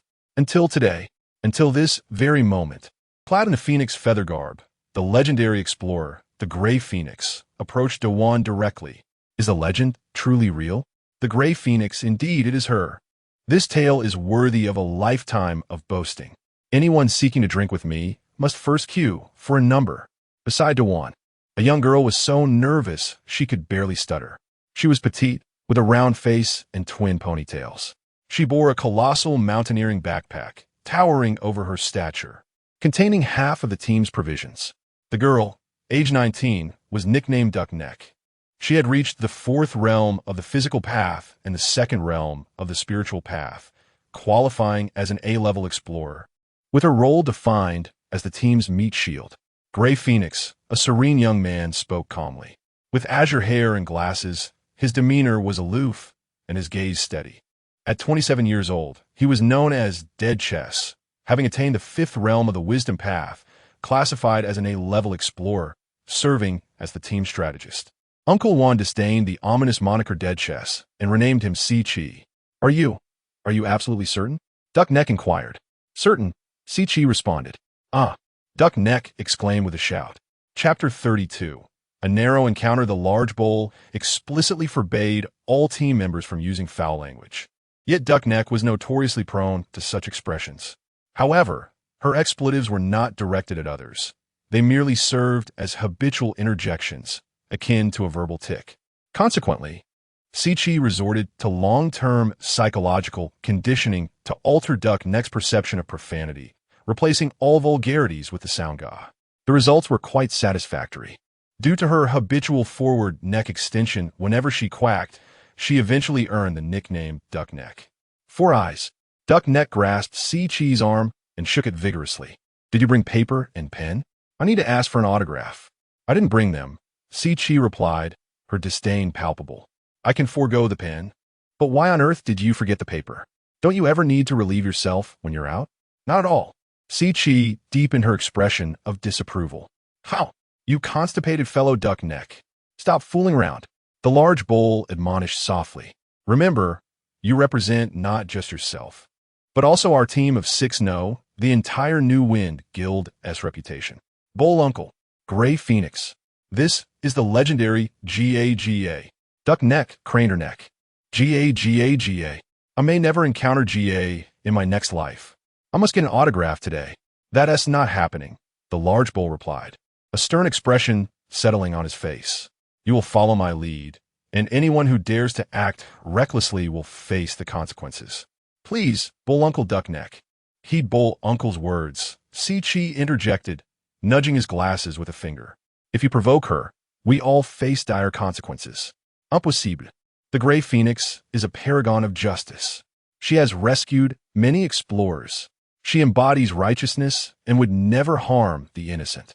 Among the many admirers of the Gray Phoenix, Duck Neck was certainly among the most ardent. All mere rumors. No one truly knows the Gray Phoenix's true identity. Si-Chi observed, his gaze cold behind his glasses. Look, we can't even get her gender right. As the two parties drew closer, Duck Neck focused intently. The Gray Phoenix is indeed a man. GA. This cannot be. Duck Neck was unable to accept this revelation. She rolled her eyes, suddenly exclaiming, Ah, I know. She must be using a disguise.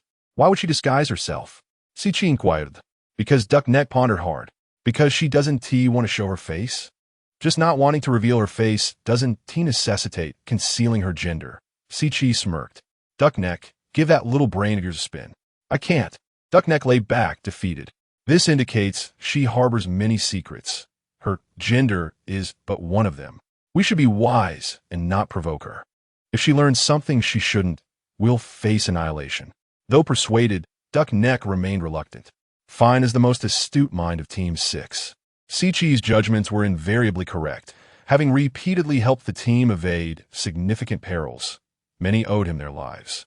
Bull Uncle concurred with Si-Chi, his demeanor serious. Everyone, sheath your weapons and refrain from employing any abilities or artifacts. Yes, the entire team responded in unison, promptly retracting their weapons to display their goodwill. Before long, the Gray Phoenix was less than 10 meters away from the group. Bull Uncle led the halt, raising his right hand and proclaiming loudly, all members of Team 6, stand at attention. Highest level of courtesy. GA. This is too embarrassing. I absolutely refuse to humiliate myself in front of my idol. The Duck Neck was on the verge of tears, yet dared not defy the order. In an instant, Over 20 individuals split into two teams, arranging themselves in ascending order of height, transforming into a welcoming party along the roadway. Dawan stood at the forefront, slightly bowing, his demeanor respectful. The man clad in a phoenix feather garment bore an impassive expression, not sparing a glance for Dawan as he passed by. Suddenly, the crowd erupted into applause and song. Say goodbye to all dangers and greet all good fortune with a cheerful hi-hi. Dawan, who naturally served as the manager of a chain restaurant in reality, seamlessly infused the corporate culture into the guild's formation. Simultaneously, the explorers flanking both sides broke into song, causing Bai Ze's heart to race, nearly stumbling in shock. Oh dear, how terrifying! Bai Ze steadied his performance, pressing forward. He was now a mysterious expert capable of spending the night in the labyrinth, and he must maintain an air of pride and aloofness, looking down upon all. Should they discover he was merely a novice wielding divine equipment, the consequences would be dire. Amid the jubilant and fervent melody, Bai Ze gradually made his way to the end of the line, catching a glimpse of Ma Shu at the rear. He clapped and sang along, deliberately avoiding eye contact with Bai Ze. Well, if at ISNT the rookie hunter? Feeling a bit guilty now, are we? Or has that arrogance from yesterday disappeared too? Just wait, I will make you pay dearly. Bai Ze suppressed the fury boiling within him as he brushed past Ma Shu. In that fleeting moment, Ma Shu's heart quivered, sensing a familiar aura emanating from the gray phoenix. It was utterly absurd. The overwhelming energy radiating from the phoenix feathers disrupted Ma Shu's perception, leaving him uncertain. Unless he dared to investigate the gray phoenix, he would never risk it. It was known that probing into the details of a stranger within the labyrinth was a grave provocation. To dare meddle with a legendary explorer was tantamount to seeking death, a price far too steep. At the same time, Bai Ze noticed the subtle shift in Ma Shu's expression. Oh no, have I been discovered? No. A gentleman takes his revenge, even if it takes 10 years. Oh heavens, please do not jest with me. Let me survive this ordeal. I would do anything. Externally aloof, Bai Ze was internally quaking with fear. He stepped out of the welcoming line, not daring to look back, as the singing continued behind him. Say goodbye to all dangers, and greet all good fortune with a cheerful hi-hi. My dear, wish you a safe journey, always returning. Suddenly, someone in the line shouted, causing the song to abruptly halt. Bai Ze's heart tightened, blood rushing in his veins. This is it. He halted, hesitated, and then slowly turned around. Only then did Bai Ze realize that the terror etched on the faces of those behind him mirrored the turmoil within him. Save for the girl with twin ponytails who had called him. Upon seeing Bai Ze truly stop and turn, the girl nearly fainted from excitement. She dropped her large backpack and joyfully rushed over, rising on her tiptoes, with immense anticipation and a touch of nervousness as she gazed intently at Bai Ze. Excuse me, may I ask, are you the esteemed Gray Phoenix? Chapter 33. The one who wears the cloak prevails. Bai Ze maintained a serene demeanor, though his heart was in turmoil. Ah, is saying you truly one of the 3 legendary explorers, the Gray Phoenix? Then this cloak, could it be her iconic divine garment, the Phoenix feather robe? No wonder she claims she is not a big shot. She is a deity. Marvelous, marvelous. The twin-tailed girl's excitement intensified, declaring, among the 3 phantoms of the labyrinth, I adore. No, I exclusively cherish you. I truly, truly, truly admire you. When I won the lottery, it felt as if the sky had collapsed upon me. But your legend bestowed upon me strength, inspiring me to forge ahead. You are my guiding light in the darkness, my eternal idol. Goodness. Turns out she is a fervent fan of the Gray Phoenix. I'm not asking for your autograph. I understand you are quite busy.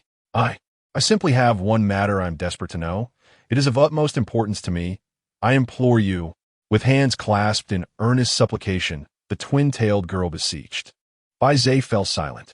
Assuming his silence was acquiescence, she summoned her courage to inquire. It is said that you are a stunning, gray-haired beauty, your current appearance. It must be a facade, right? Ah, I see. My long-admired idol has undergone a transformation. It is indeed difficult to maintain composure. What difference is there between a glamorous live streamer suddenly turning into a burly man? Wouldn't the top supporter make a hasty exit? Bai should nodded slightly. Eek. The twin-tailed girl squealed with joy, leaping in delight. I knew it. Duckneck, the heart of Dewan, who had almost stopped beating, revived at the gray phoenix's response. He rushed over, wrapping an arm around the duckneck's neck and covering her mouth, rudely dragging her away.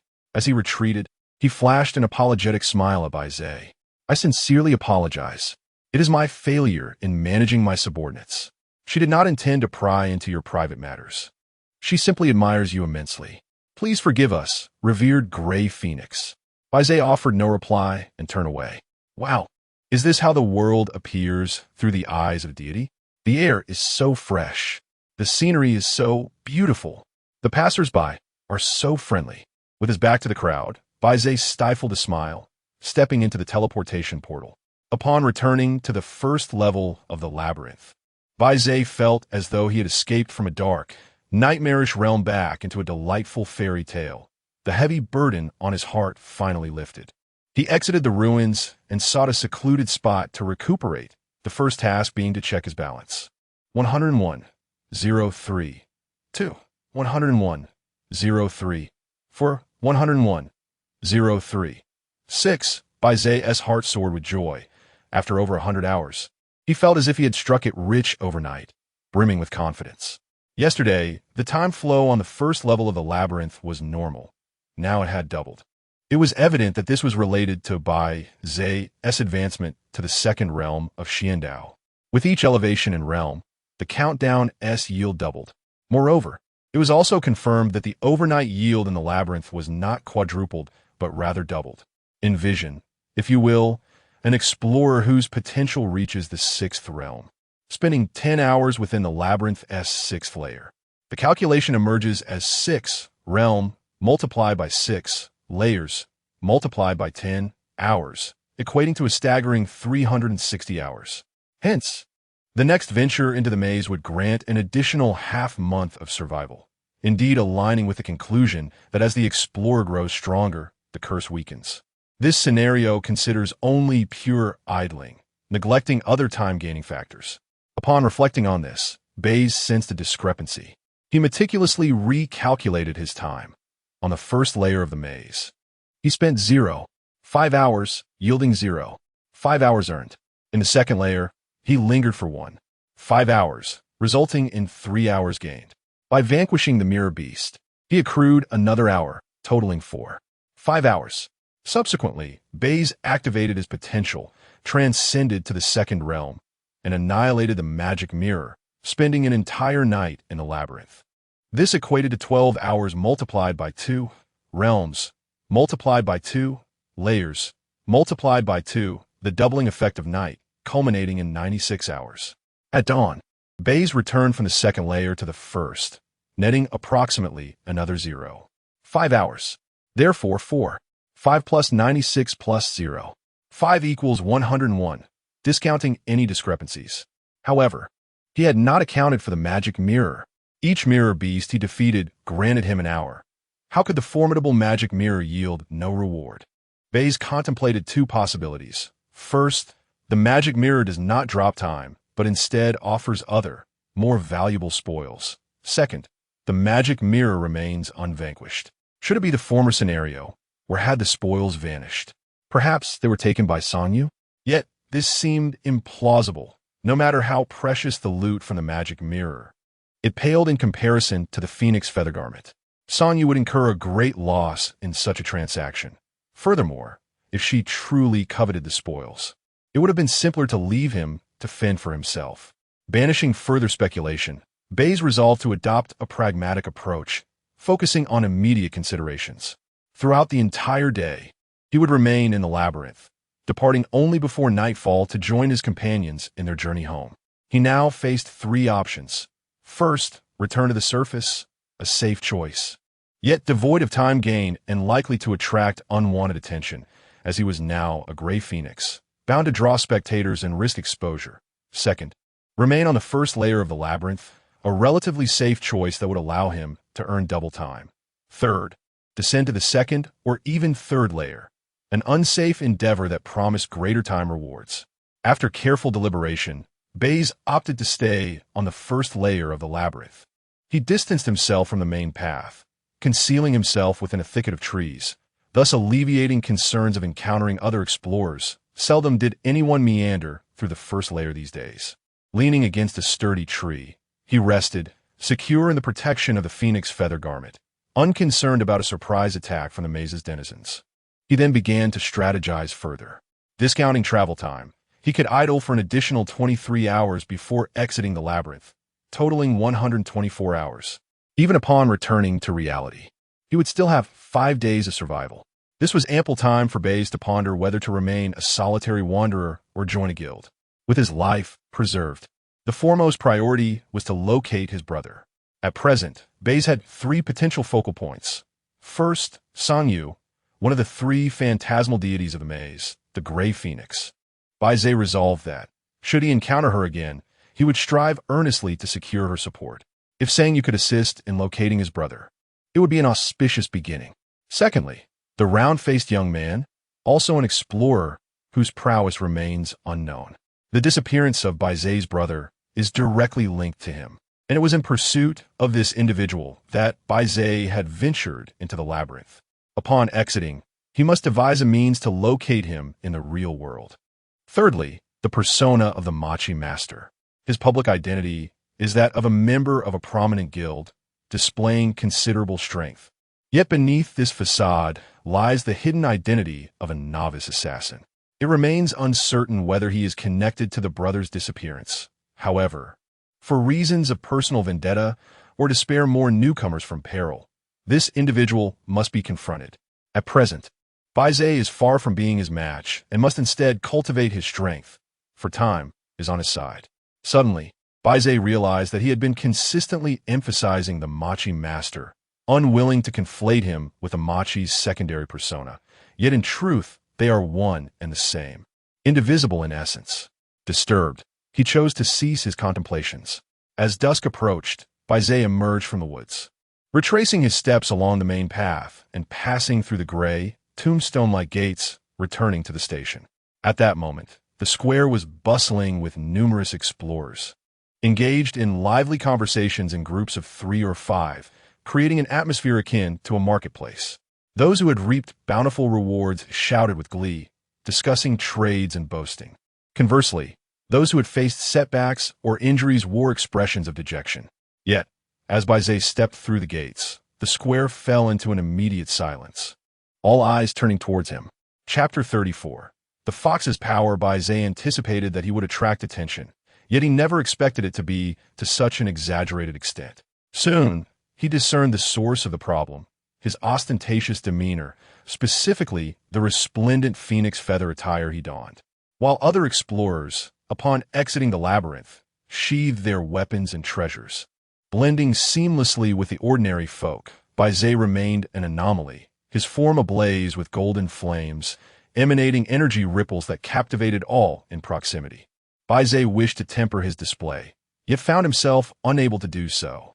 The emergence of the Gray Phoenix within the labyrinth's second layer had spread like wildfire among the explorers that night. Everyone was eagerly anticipating a glimpse of her on their return journey. After all, there was only one return train, and although the Gray Phoenix had lingered in the maze, her appearance in the shallow zones indicated that she was likely to exit soon. Indeed, the Gray Phoenix had arrived. Under the scrutiny of 1,000 gazes, Bai Ze felt the weight of immense pressure.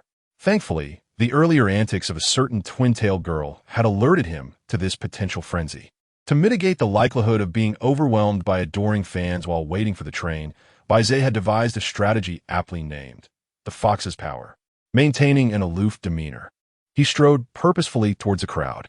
As anticipated, the explorers in the square parted to create a pathway for him. Regardless of their internal sentiments, their faces reflected only reverence, awe, and humility.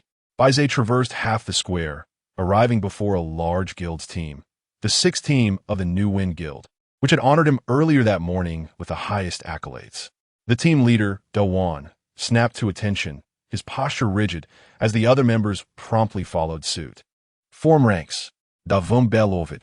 The members quickly aligned, seemingly poised to bestow upon him yet another grand reception.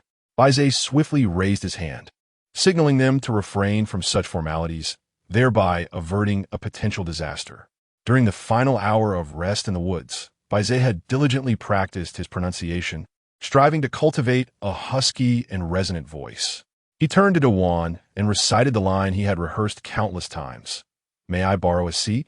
Dawan, momentarily taken aback, responded with booming enthusiasm. "It is my honor. It is the honor of the New Wind Guild." His exuberant declaration was far from mere flattery. It was noteworthy that nearly 1,000 explorers had descended from the labyrinth that night, the majority hailing from prestigious guilds. With so many witnesses, the Gray Phoenix engaging in conversation with Dawan was nothing short of a monumental honor. This not only elevated Dawan's standing, but also bestowed a gilded sheen upon the entire New Wind Guild, serving as an unparalleled promotional triumph. This year, Dawan's team was assured a substantial year-end bonus, with hopes of contending for the coveted MVP Team Award. His proclamation further solidified the belief among the gathered crowd that Bai Ze was indeed the legendary explorer, the Gray Phoenix, a deity so esteemed that even grand guilds would cater to his every need. Consequently, both admirers and skeptics of the Gray Phoenix found themselves daunted. Dawan's reaction exceeded Bai Ze's expectations, filling him with elation as he inclined his head slightly and made his way towards Karwan. Just a few steps into his journey, a resounding chorus erupted behind him. "Bid farewell to all dangers and greet all fortunes with a hearty hello. Dear, may your journey be smooth. Each time you return." No, still singing, Bai Ze arrived at the front of the first carriage, and the dozens of people who had been waiting there promptly sensed the situation and moved to the second carriage, while those in the second carriage flowed into the third. Thus, everyone in the square began to migrate. Bai Ze was once again astonished. "This spectacle is truly extravagant. I feel as if I'm floating." Soon, however, Bai Ze found it reasonable. No matter how remarkable a legendary explorer might be, in reality, they are merely an exceptional ordinary person, keen on concealing their true identity for safety's sake. On the return journey, explorers are closest to revealing their true selves, and it is a fundamental, unwritten rule to avoid suspicion. It stands to reason that explorers would select carriages that correspond with their capabilities and societal standing. A legendary explorer having an entire carriage to themselves aligns perfectly with their status. Bai Ze feigned nonchalance, maintaining his aloof persona. Moments later, the surroundings seemed to dim slightly. Bai Ze noticed that the great gate at the center of the square had transformed into a true colossal stone monument. Hard, cold, and utterly impassable. Creak! Seconds later, the doors of the 12 surrounding carriages opened simultaneously. Ding! The subway is about to depart. Returning passengers, please prepare. Without hesitation, Bai Ze stepped into the first carriage. Creak! Minutes later, the doors opened. Bai Ze wasted no time, exiting the carriage and heading toward the escalator connecting the platform and exit. Other explorers also disembarked, instinctively lining up in order. In the boundless darkness, the escalator gently lifted Bai Ze upward, the light above gradually expanding, creating an illusion that he was ascending to heaven. Surviving such an ordeal felt no different from entering paradise. Filled with gratitude, Bai Ze suddenly thought of something and glanced back at his feet. On the platform, over 1,000 people stood in a dense crowd at the escalator's entrance, collectively looking up to bid farewell to the Gray Phoenix. None of them stepping onto the escalator. "This is too extravagant. Truly astonishing. Sister Sangyu, I'm going to be dazzled by your show." Finally, Bai Ze reached the radiant light above. In an instant, he passed through security and returned to the heavenly station. "Beep, we wish you a pleasant journey, and we welcome you back next time." The sky had turned completely dark, bathed in a layer of cold moonlight. In the square, countless bizarre stone sculptures encircled the subway's entry and exit, seemingly welcoming his return. The area was deserted, yet Bai Ze remained composed, hastily crossing through the sculptures and leaving the square. Entering the woods, Bai Ze continued forward, as thick fog enveloped him once more. Walking through the mist, he felt a slight intoxication.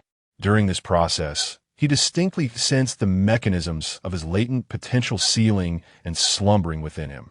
The phoenix feather attire he wore gradually lost its extraordinary effects, transforming into an ordinary cloak made of red feathers, akin to a cheap costume from a circus. When the fog dissipated, Bai Ze had completely reverted to an ordinary person. Devoid of the enhancement of his latent potential, he felt the ache in his muscles, a pervasive fatigue enveloping him, and an unbearable dryness in his mouth. It was then that he recalled he had not consumed sustenance for 36 hours since entering the labyrinth. At that moment, a faint pulsation emanated from his wrist, echoing the rhythm of his heartbeat. Thump, thump, thump. The countdown had resumed. Bai Ze was still alive. He gazed ahead, and the small grove from reality reappeared, the crystalline morning light filtering through the leaves like delicate needles, the air fresh, imbued with the earthy aroma of decaying foliage in autumn. Bai Ze cried out, bursting forth from the woods in a frenzy, uncontrollably singing. Bid farewell to all dangers. Say hi to all good fortune. My dear one, safe travels. May you always return. Chapter 35. Brother's disguise. Overwhelmed by a surge of joy, Bai Ze found himself slightly dazed, yet not entirely lost to it. He maneuvered through the woods, arriving at a scenic hill where a yet-to-open convenience store awaited, primarily selling souvenirs and snacks. Stealthily evading the surveillance cameras, Bai Ze slipped into the store's backyard, turning on the tap to quench his thirst with some raw water, regaining a modicum of strength. Amidst the clutter in the yard, he unearthed a tattered mascot costume. He removed the red cape, folded it neatly, donned the costume, and stepped out of the T&D park. Embracing the disguise of the mascot, Bai Ze strolled along the street, attracting numerous glances. However, this was not a labyrinth. Passers-by merely regarded him as eccentric. He hastily returned to his brother's rented room, retrieved a spare key from the shoe cabinet, and upon entering, stripped off the costume. Drenched in sweat, exhausted to the brink, he opened the refrigerator and guzzled down half a bottle of milk. Once he regained his composure, he took a shower to wash away the grime, changed into his brother's clothes, and grabbed 2 slices of toast slathered in jam, devouring them ravenously. After finishing his meal, he rinsed his mouth and collapsed onto the bed. Gradually, a familiar sense of reality crept back, and he reaffirmed that he was still alive, his heart still beating. Fatigued, he swiftly drifted off to sleep again. When Bai Ze awoke, night had already fallen outside. He groggily rose, drank a large glass of water, and slumped in the living room, with the city's cacophony seeping through the window as his sluggish mind gradually rebooted. Brother, hot pot, wristwatch, strange dreams, countdown, round-faced little brother. Sister Xia, labyrinth, explorer, Machi, magic mirror, Xiao-Qing, Xiao-Hui, vending machine, experience points, mysterious path, potential mechanisms, Sangyu, gray phoenix, phoenix feather garments. Slap. Bai Ze struck himself across the face, hastily accepting the reality. Very well, the first order of business is to relieve himself. He had been holding it for quite a while. In the restroom, Bai Ze pressed the flush button and inadvertently glanced at the wall mirror, only to be jolted by a startling revelation. The reflection staring back was not Bai Ze. Oh, I almost forgot, saying you had altered my appearance. How reasonable. Not. I should have returned to my original form in reality. The rumors were true. Legendary explorers can indeed bring a fragment of their potential back to reality. Bai Ze, overwhelmed by shock, felt his breath quicken. Suddenly, he sensed something amiss and scrutinized the reflection once more, realizing that the face was eerily familiar. Bai Ze recognized the visage. It was Bai Ju, the face that replaced his brother after his disappearance. This face had appeared in the files at the delivery station, in the photo albums of the old man and Sister Xia, embedded in everyone's memories. Bai Ze's mind erupted with confusion. What is happening? Could it be that the one who replaced my brother is none other than myself? No, that doesn't quite add up. Bai Ze reconsidered, swiftly arriving at a more plausible hypothesis. His brother lived in the city of negation, using a disguise so that others perceived him with a different face. Known, disguise is a form of potential. Furthermore, explorers can only utilize their potential within the labyrinth. It is known that, with the exception of legendary explorers, one can bring back a modicum of potential to reality. The conclusion: my elder brother is a legendary explorer, capable of disguising himself in the real world. However, Bai Ze harbors numerous questions. Why did Sangyu disguise me, as my brother's alter ego. This is no mere coincidence. Saying you must be acquainted with my brother. Hinting at something. If saying you knows my brother, the likelihood of him being a legendary explorer increases significantly. Legendary. Just how serious a matter has my brother entangled himself in? I am at my wit's end. How am I to find him? By the way, what is the name of the final explorer among the 3 illusions of the maze? Did Mashu mention it to me? I have no recollection. Bai, I'm coming in. It was Sister Xia's voice. Bai Ze was startled, hastily dashing out of the restroom to retrieve a mask, only to find Sister Xia had already entered. With her hair elegantly styled, makeup impeccably applied, and adorned in a stunning red dress. She held a box of fruits in one hand and a spare key in the other, leaning against the entrance as she expertly kicked off her high heels. Upon noticing Bai Ze's flustered expression, she chuckled. Look at you, all nervous. I'm not a stranger. I heard some noise inside and thought there might be something amiss, so I came in. Sister Xia walked barefoot into the room, glancing around, and half-jokingly remarked, I say, you're not hiding a lovely companion here, are you? No. Bai Ze quickly stifled his words. Ahem, ahem. Bai Ze's voice bore a slight resemblance to Bai Ju's. Lowering his tone, he managed to mimic it quite well. No. Sister Xia scrutinized Bai Ze with a frown. Bai, why do you seem a bit off today? Have you lost weight? You appear even shorter. Recently. I caught a cold. Bai Ze diverted the topic. Did you need something? Can't I come to see you without a reason? Sister Xia inquired. Not really. I bought some strawberries. I'll go wash them. Sister Xia walked into the kitchen. A few minutes later, they sat together in the living room, with their legs crossed. Sister Xia casually picked at the strawberries, her tone slightly displeased. Bai, what has been going on with you lately? You don't answer your calls, nor do you reply on WeChat. I lost my phone, Bai Ze lied. You 2 brothers are quite unfortunate, aren't you? Either your phone breaks or gets lost. By the way, where's your brother? He hasn't started school yet, has he? He went to the university early to have a look. He'll return later, Bai Ze replied. Right, it's good to acclimatize to the environment beforehand. Sister Xia smiled. I came to collect rent the day before yesterday and saw Xiao Bai. I know, Bai Ze said. Xiao Bai is quite obedient and clever, but he lacks social experience. You must teach him well, or he'll suffer for it. Thank you. I'm currently in the maze, having just faced a significant setback. After finishing her 3rd strawberry, Sister Xia remained unsatisfied but still rose. Well, I just stopped by to check in. Nothing much. Are you leaving just like that? Bai Ze blurted out. Sister Xia paused, her eyes softening, a smile gracing her lips. What? Do you wish to keep me here for the night? Ahem.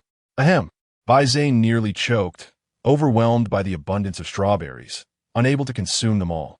Sister Xia gently pressed her hands against her abdomen, exclaiming, Oh dear, I've gained another 2 pounds recently.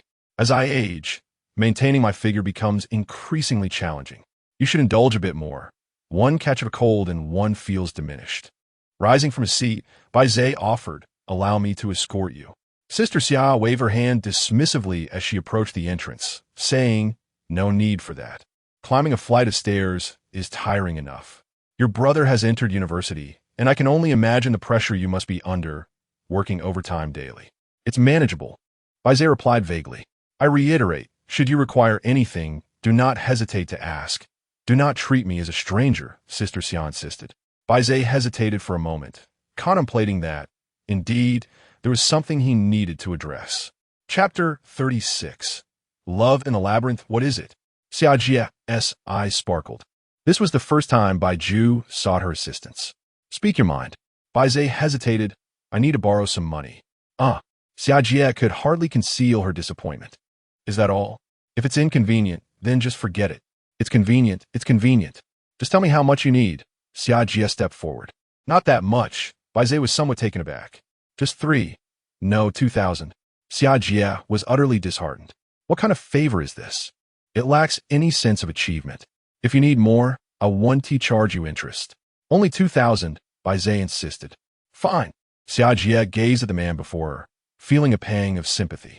Bai, I never imagined you were in such dire straits.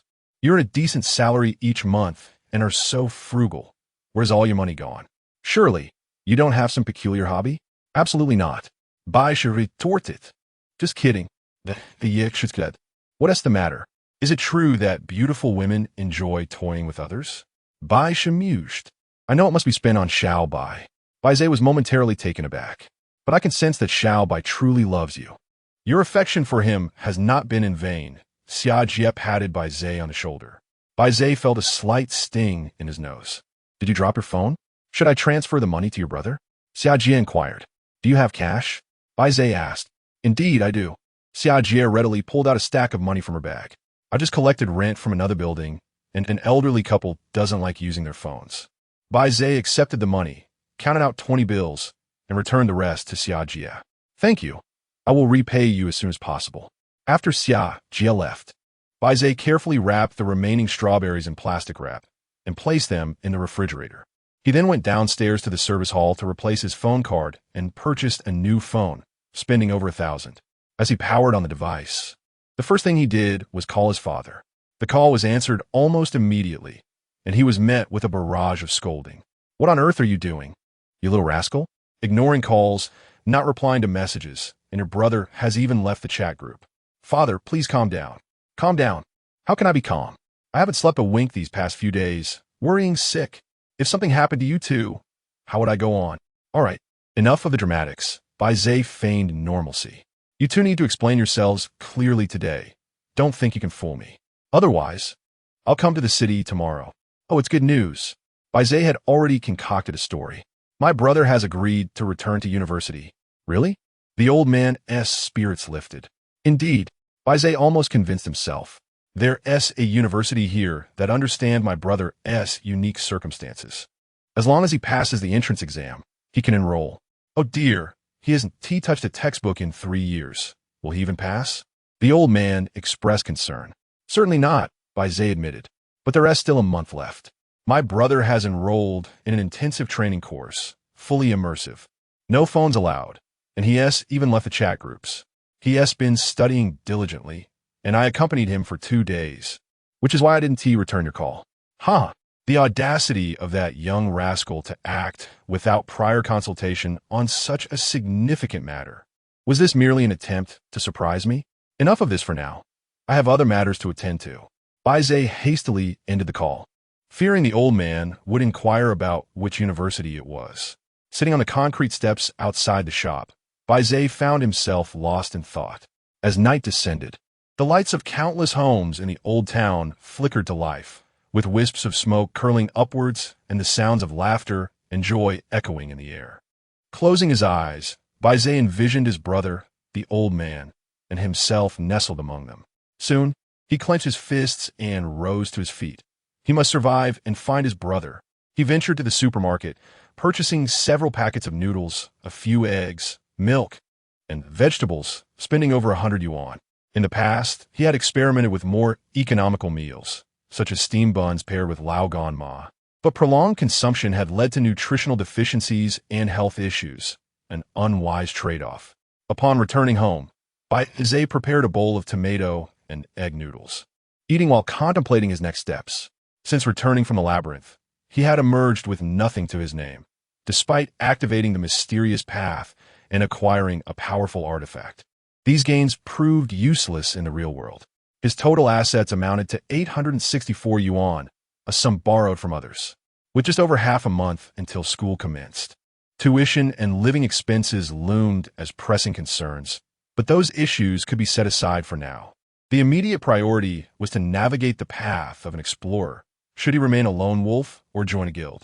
Initially, Bai Ze had intended to join a guild, as venturing into the labyrinth alone would leave him relegated to the back of the line, unable to sustain himself. However, circumstances had shifted. First, Ma Shu was no longer a friend, and Bai Ze currently lacked any means to contact the guild. Nevertheless, he could post on the Love in the Labyrinth app, and perhaps attract the attention of guild members. Second, Bai Ze possessed the Phoenix Feather Garment, an artifact whose true capabilities remained uncertain, yet it undeniably served as a symbol of status, enabling him to masquerade as a gray phoenix. With this disguise, he could explore the labyrinth whenever he wished, without the fear of losing his life. Conversely, joining a guild would expose his true identity, And if he were to align with a nefarious guild, he would be bound by a contract of servitude, severely restricting his movements. Bai Ze needed the freedom to act independently, to locate his brother swiftly. After careful consideration, he resolved to remain a lone explorer, contemplating joining a guild only if absolutely necessary. Next, he needed to determine when to next enter the labyrinth. While the Gray Phoenix's guise was advantageous, it required prudent use, reserved for critical moments, lest it draw unwanted attention. With ample time remaining, Bai Ze decided to take a couple of days to recuperate. First, downloading the Love in the Labyrinth app to gather and sift through information, preparing for his next exploration. Once he had devised a plan for the labyrinth, he would turn his attention to reality. As an explorer, Bai Ze's most pressing concern was survival. Without life, he could not exist. As an ordinary person, his most urgent need was to earn money. Without funds, life would also be untenable. Both worlds are so challenging. Bai Ze mused. The academic year had yet to commence. Perhaps he could seek temporary work. But how? He pondered. Would he go about finding such employment? Just then his phone vibrated, revealing a notification from the hamburger restaurant's public account. Bai Ze was taken aback, suddenly recalling his first day in Nung City. Upon exiting the train station, he was met with a torrential downpour, forcing him to seek refuge beneath the awning of a hamburger joint. A female server kindly invited him inside to escape the rain. But Bai Ze, plagued by social anxiety, hesitated to enter. She then urged him to scan a QR code to follow their public account, promising a discount coupon of 50%. Contemplating inviting his brother for a meal in the future, he complied. To his surprise, upon clicking the link, he discovered a job posting. They were in need of a part-time server for the dinner shift, 5 p.m. to 10 o'clock p.m., with no prior experience required, offering training on the same day and a wage of 18 yuan per hour. Bai Ze calculated his circumstances. Having arrived in Neng City on September 1st, he wouldn't commence school until September 20th. If he applied for the position at the hamburger shop tomorrow, he could work for half a month, earning a total of 350 yuan for those 2 weeks. The short working hours would allow him ample time to search for the round-faced young man and prepare for his next labyrinthine adventure. Thus, Bai Ze submitted a rather unremarkable resume, hoping for a stroke of luck. Later that evening, he returned to his room and searched for love in the labyrinth in the App Store, where he indeed stumbled upon an obscure application.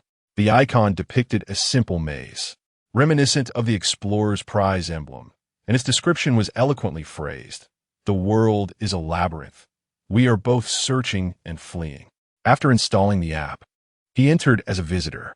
Machi had not deceived Bai Ze.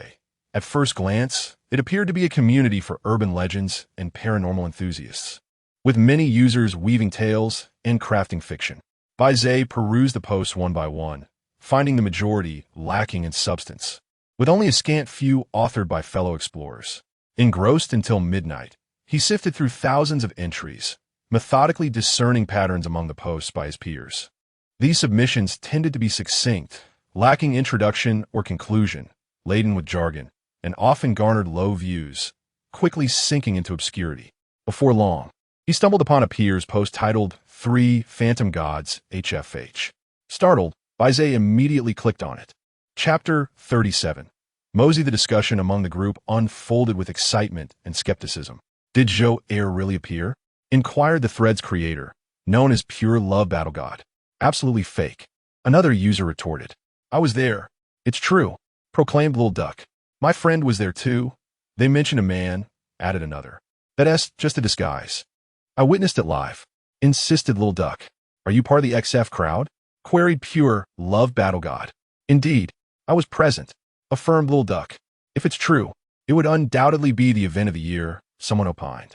Nothing surpasses that event, came the reply. Who knows the truth of that matter? Pondered another.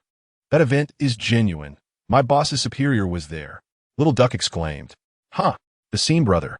Laughed Pure Love Battle God. Call me sister. Little Duck corrected. This isn't looking good. The 3 legendary figures have gathered. Such anomalies must harbor secrets, warned another. Old man, I have foreseen the signs.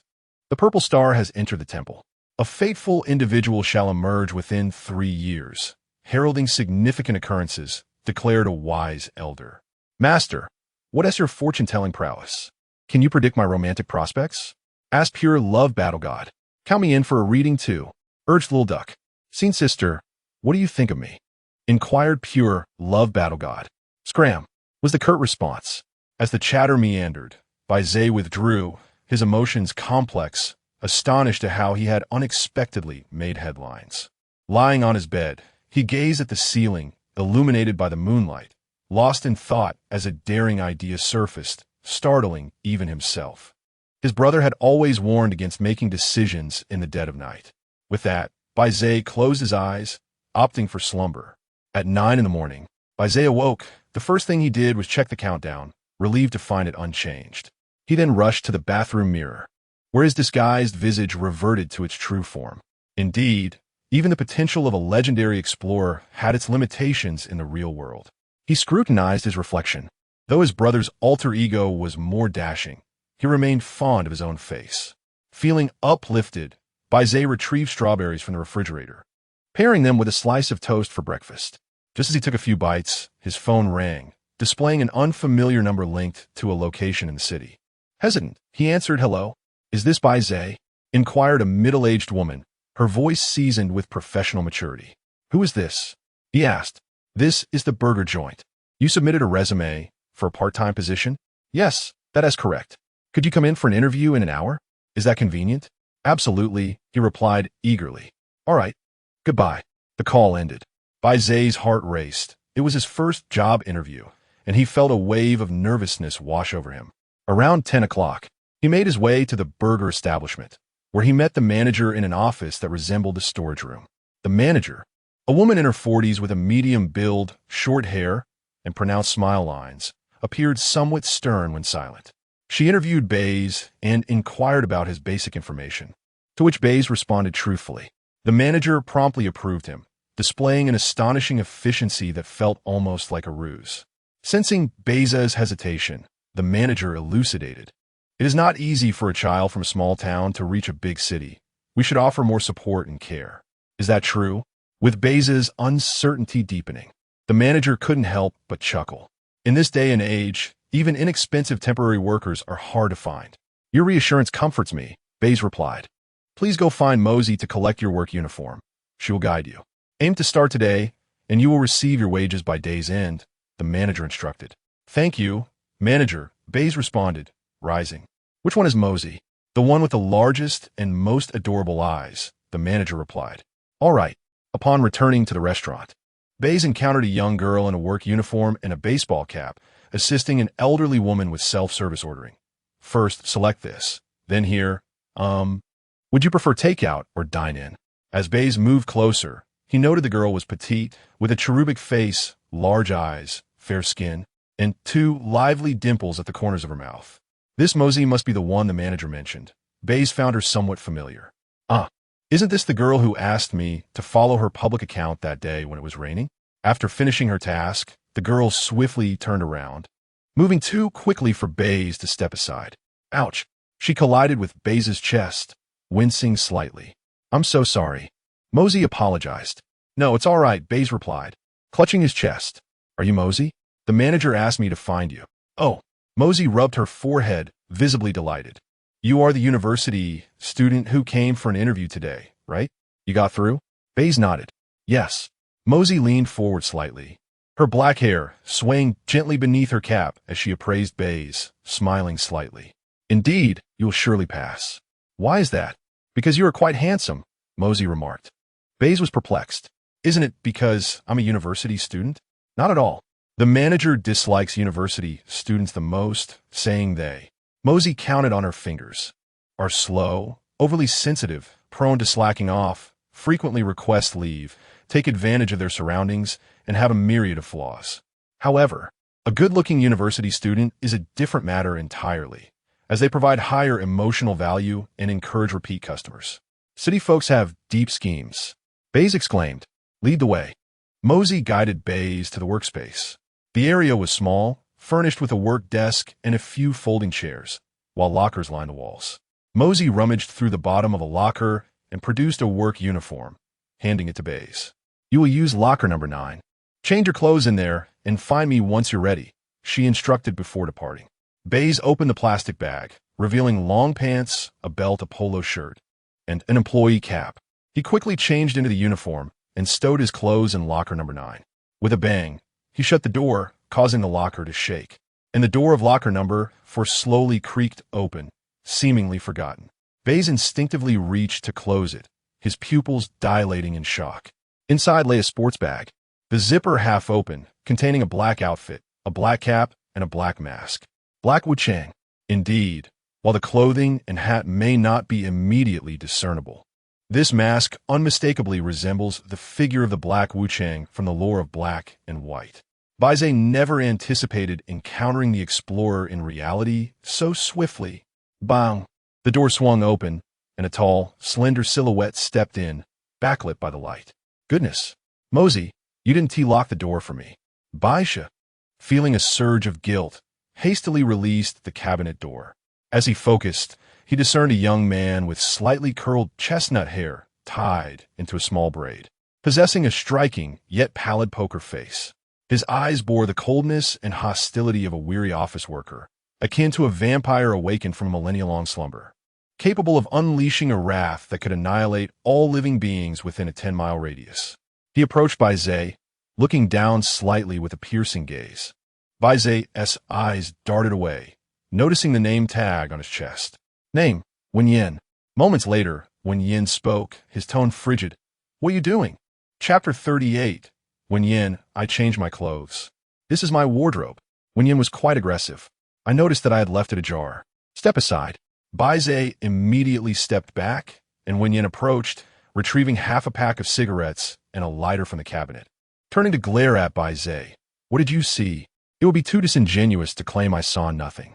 Bai Ze, quick-witted, smiled and asked, that mask has a unique character. Do you dabble in cosplay? Wen Yin fixed his gaze upon Bai Ze, seemingly scrutinizing him. After a few seconds, he shut the cabinet door. Occasionally, I partake in it. What a coincidence. I do too. Bai Ze feigned camaraderie, suggesting they might need a partner for the next comic convention. Not happening. Wen Yin walked away. Once the door closed, Bai Ze let out a sigh of relief, having narrowly escaped detection. Thankfully, the face altered by saying you had returned to normal this morning. Although that visage was merely an alias for the Gray Phoenix, it had undoubtedly circulated among the explorers. If Black Wu Chang spotted me here, it would spell trouble. Exposing an explorer's true identity is exceedingly perilous. Suddenly, Bai Ze pondered, saying you transformed me into an alias for my older brother, which would inevitably cause trouble for him in reality. Could it be that she's also searching for him, deliberately orchestrating this to compel him to reveal himself? One could only speculate that such a possibility exists. Bai Ze patted his face, regaining his composure. You are no longer an explorer. You are a worker now. Bai Ze sought out Moz.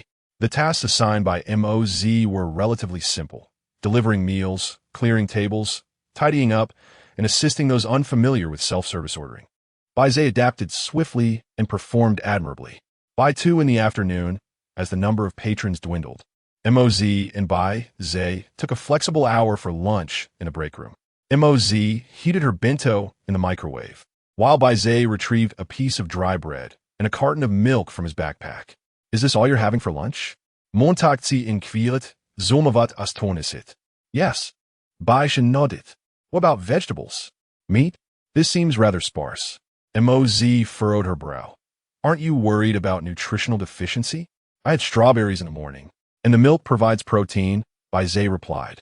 This amount of nutrition is hardly sufficient. Moz appeared slightly irritated and rose to leave the break room. Bai Ze felt a bit awkward, unsure of what he had said wrong. Soon, Moz returned, holding disposable chopsticks and 2 paper napkins. Ding! The microwave has finished. Moz took out the bento box and sat opposite Bai Ze. I'll share half of mine with you. Bai Ze was taken aback, hastily waving his hands. No, it's unnecessary. I made too much, and it would be a waste if I couldn't finish it. Without giving him a chance to refuse, Moz divided her meal with the bento lid and pushed half toward Bai Ze. Well, thank you, Bai Ze said, feeling too embarrassed to decline further. You must try the pan-fried ribs. They're my specialty. Moz broke apart the disposable chopsticks and handed them to him. Bai Ze picked up a piece. savoring it in his mouth. The tender meat clung to the bone, juicy and flavorful, crunching as he bit down. He gave a thumbs up, genuinely praising, truly delicious. Mo-Zi beamed with delight, her large eyes sparkling. I didn't deceive you, did I? She glanced at the piece of dry bread on the table. Is this any good? Regarding the taste of bread, Bai Ze chuckled. Would you like to give it a try? Sure, came the reply. Bai Ze tore off half of the bread through the packaging and handed it to Mo-Zi. Upon taking a bite, Mo-Zi grimaced. Don't you ever question your existence, eating this every day? Not every day, Bai Ze clarified. How about you join me for dinner from now on? Suggested Mo-Zi. To his surprise, Bai Ze felt a flutter in his heart, yet he maintained politeness. Oh no, that would be too much trouble. It's no trouble at all, Mo-Zi asserted. Dining alone is rather dull. Meals are best enjoyed in company. Indeed, Bai Ze agreed. Then it's settled, Mo-Zi declared. Shall I cover your meal? Bai Ze asked. That's fine, Mo-Zi replied. Just treat me to a movie when you get paid. Fair enough. Thank you in advance, Bai Ze expressed, a wave of gratitude washing over him, briefly recalling the persona of the machi master, which sent a shiver down his spine. He looked up at Mo-Zi. What is up? She asked, still focused on her meal.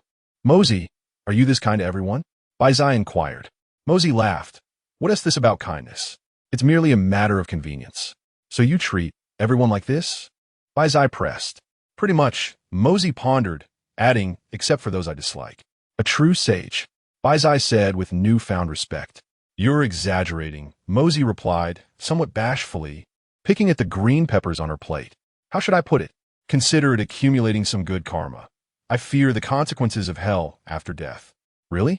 Just kidding. Mo-Zi smiled. Eat up. You'll need your strength for the afternoon. Indeed, due to the delectable nature of the food, Bai Ze finished quickly, while Mo-Zi savored her meal slowly, chewing softly, reminiscent of a diligent student taking an exam. After a moment of contemplation, Bai Ze casually asked, Is Wen Yin really that aloof? Mo-Zi picked up a slice of carrot. He tended to wear a sour expression, but he is not a bad person. Oh. Noticing Mo-Zi's lack of enthusiasm to discuss Wen Yin further, Bai Ze refrained from probing deeper, opting to learn more as their acquaintance developed. It was crucial to understand the motives of those around him, especially with an explorer such as Wen Yin in close proximity.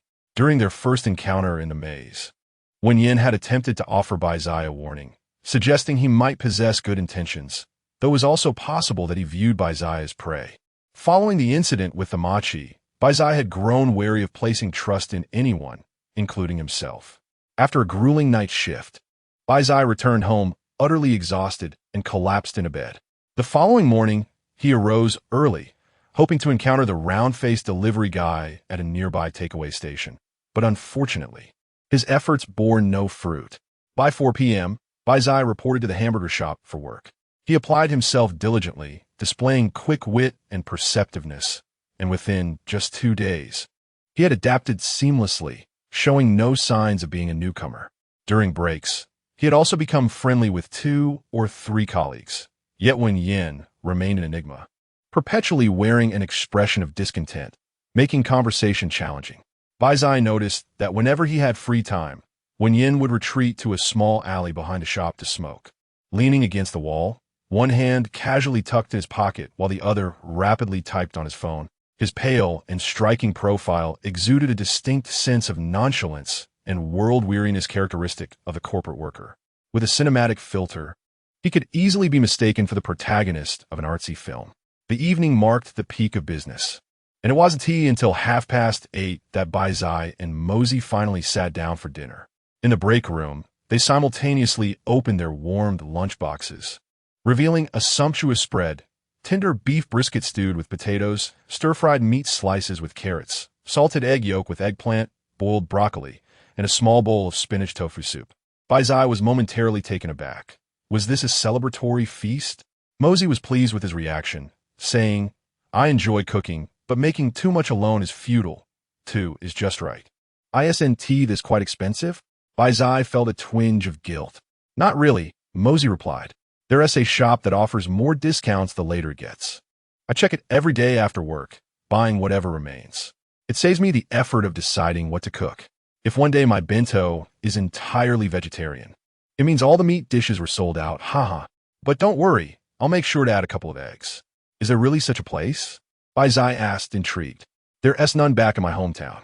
Big cities may feel cold, but with a little diligence, one can still find warmth. Mosey said as she picked up her chopsticks. I have many money-saving tips to share with you later.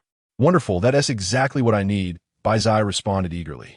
Mosey lifted a piece of broccoli, ready to impart her wisdom when bang, the door swung open, startling both Bai Ze and Mosey as they turned to see who had entered. It was Wen Yin. Chapter 39. Youth Wen Yin approached the locker, retrieved a cigarette and a lighter, and closed the door. He turned, fixing his icy gaze upon Bai Ze, whose discomfort was palpable under the scrutiny. Have you eaten? Mosey broke the silence. No, Wen Yin replied. Shall we eat together? Mosey offered. Sure. Wen Yin, with his long legs, nonchalantly dragged a chair closer and sat down. His eating habits were irregular. He often settled for a mere hamburger. Mosey casually extended an invitation, not anticipating that he would deviate from the norm. Mosey found herself at a loss for words. The braised beef in Bai Ze's mouth suddenly lost its appeal. With a forced smile, Mosey divided her meal with a box lunch lid, reminding him, no chopsticks. You'll have to get some outside. No need, Wen Yin said, extending his left hand to grab the food and mechanically chew while keeping his gaze fixed on Bai Ze's face. The scene was undeniably bizarre. He must be targeting me. Could it be that he has secretly harbored feelings for Mosey and mistook me for a rival? Or has my true identity been revealed? Bai Ze feigned ignorance, continuing to eat, shifting the pressure back to Mosey. She lowered her head as well, returning the tension to Bai Ze. Wen Yin continued to eat with his hands, his unwavering stare on Bai Ze. Before long, he finished Mosey's portion and reached for Bai Ze's food, stuffing it into his mouth and chewing mechanically. Bai Ze felt a chill run down his spine. Unable to steady his chopsticks, his appetite vanished. At that moment, he felt as though Wen Yin was consuming him instead of the food. Stay calm. The more anxious you are, the guiltier you seem. Bai Ze, say something, anything. Bai Ze put down his chopsticks and said, by the way, there's a comic exhibition next Saturday at the International Exhibition Center in Nanjing. Oh, I saw an advertisement for that too, Mosey chimed in. Wen Yin, you'll definitely go, right? Bai Ze asked. Which character are you going to cosplay? Wen Yin paused, a glint in his eyes, still considering. Wen Yin, you cosplay? Mosey was taken aback. He had never mentioned it before. Wen Yin's expression remained inscrutable. It's a recent hobby. Then let me suggest a character that would suit you perfectly. It's the guaranteed win. What's it called again? Wudo? Not interested. Having finished his meal, Wen Yin meticulously wiped his hands with a tissue and stood up to leave. With a thud, the door closed. Bai Ze was uncertain if he had managed to evade suspicion. He turned to Mosey. What is wrong with him? Who knows? It's quite strange, Mosey shrugged. Maybe he has taken an interest in you. What? Mosey suddenly found the situation amusing. I'll have to prepare meals for 3 tomorrow. What? Mosey's large eyes curved into crescents. Dining with a larger group is certainly more enjoyable. Later that evening, after work, Bai Ze changed into casual attire with Mosey and stepped out of the store. Mosey wore a plain t-shirt and a denim skirt, her hair tied in low twin tails falling softly over her chest, carrying a canvas shoulder bag. Bai, where do you live? Mosey asked. Near Tiandi Park. Bai Ze replied. I'm on Nanfeng Road. That's south quite close. Mosey pondered for a moment, contemplating whether she should offer him a ride. You can get off at the entrance of my community and walk home. It would save you the subway fare. Mosey, in high spirits, remarked.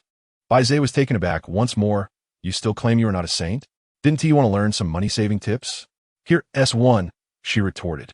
Bai Ze found himself unable to counter her logic. With a playful gesture, Mosey tossed the car keys to Bai Ze. You can drive an electric scooter, right? I can, he replied, but a hint of doubt lingered. Are you sure? We just met yesterday. Not quite.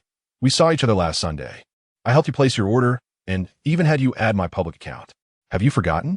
Bai Ze paused, then chuckled. I thought you might have forgotten with so many customers each day. My memory serves me well, Mosey said, playfully nudging him from behind. Let us go. Bai Ze ceased his reluctance and mounted the scooter, with Mosey clad in a denim skirt sitting sideways on the back seat, gripping the hem of his shirt. This was Bai Ze's first experience driving a girl. He felt stiff and a tad anxious. As the electric scooter glided along the tranquil night road, Mao Ze urged. Drive a bit faster. All right, Bai Ze complete, accelerating. Mao Ze tilted her head back, closing her eyes, allowing the night breeze to embrace her. The neon lights danced across her fair, radiant face, reminiscent of golden fish gliding through moonlit waters. Ah, this feels delightful, she sighed contentedly. Enjoying the breeze? Bai Ze inquired. Indeed, after a day's work, nothing is more relaxing than feeling the night wind. Not having to drive means I can fully indulge in the moment. Thank you. I should be the one expressing gratitude. Your kindness is overwhelming, Bai Ze replied. Mao Ze shook her head. It's merely a small act of kindness. It holds little value. Bai Ze, seemingly soothed by the gentle night breeze, shared some heartfelt thoughts. While it may seem trivial to you, I am truly grateful. The world harbors many ill-intentioned souls, yet there are also countless good-hearted individuals.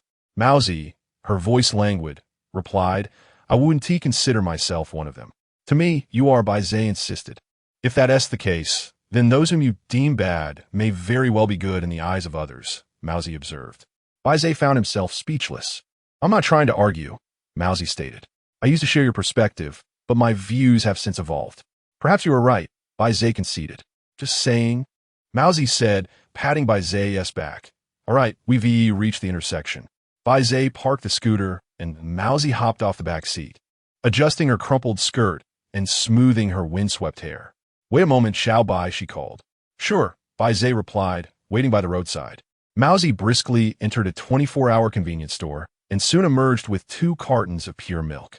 This brand tastes delightful. 1 tea make you gain weight. And drinking it at night aids sleep. Bai Ze nodded. How much is it? No need. It's on me, Mao Ze insisted. Absolutely not. Bai Ze replied with a serious expression.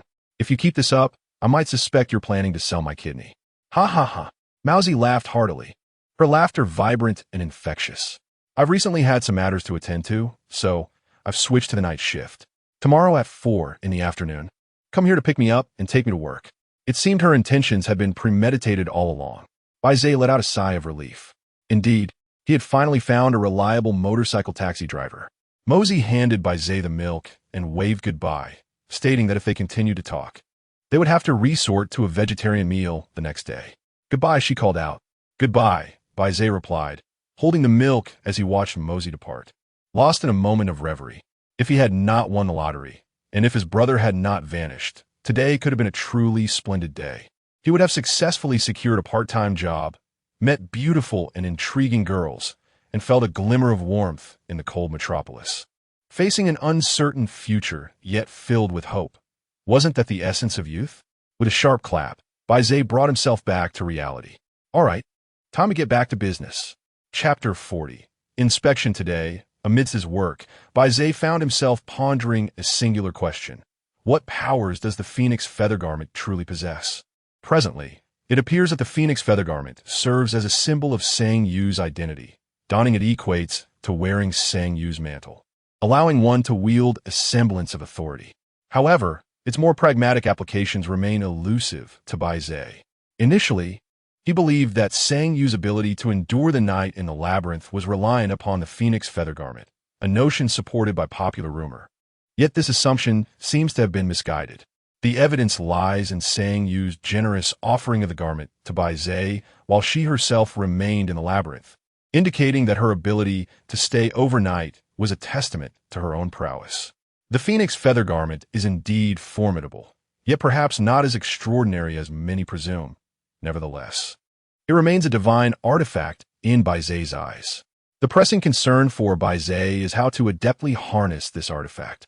Given his current capabilities, relying solely on the insights gained from a single night of exploration is evidently insufficient for his survival.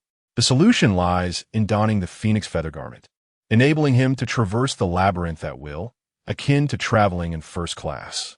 However, this approach carries significant risks. Even the most formidable of the 3 illusions must navigate the underworld, inevitably crossing paths with influential figures. Should he encounter a familiar high-ranking individual and engage in casual conversation, Bai Ze's responses might betray him, unraveling his ruse.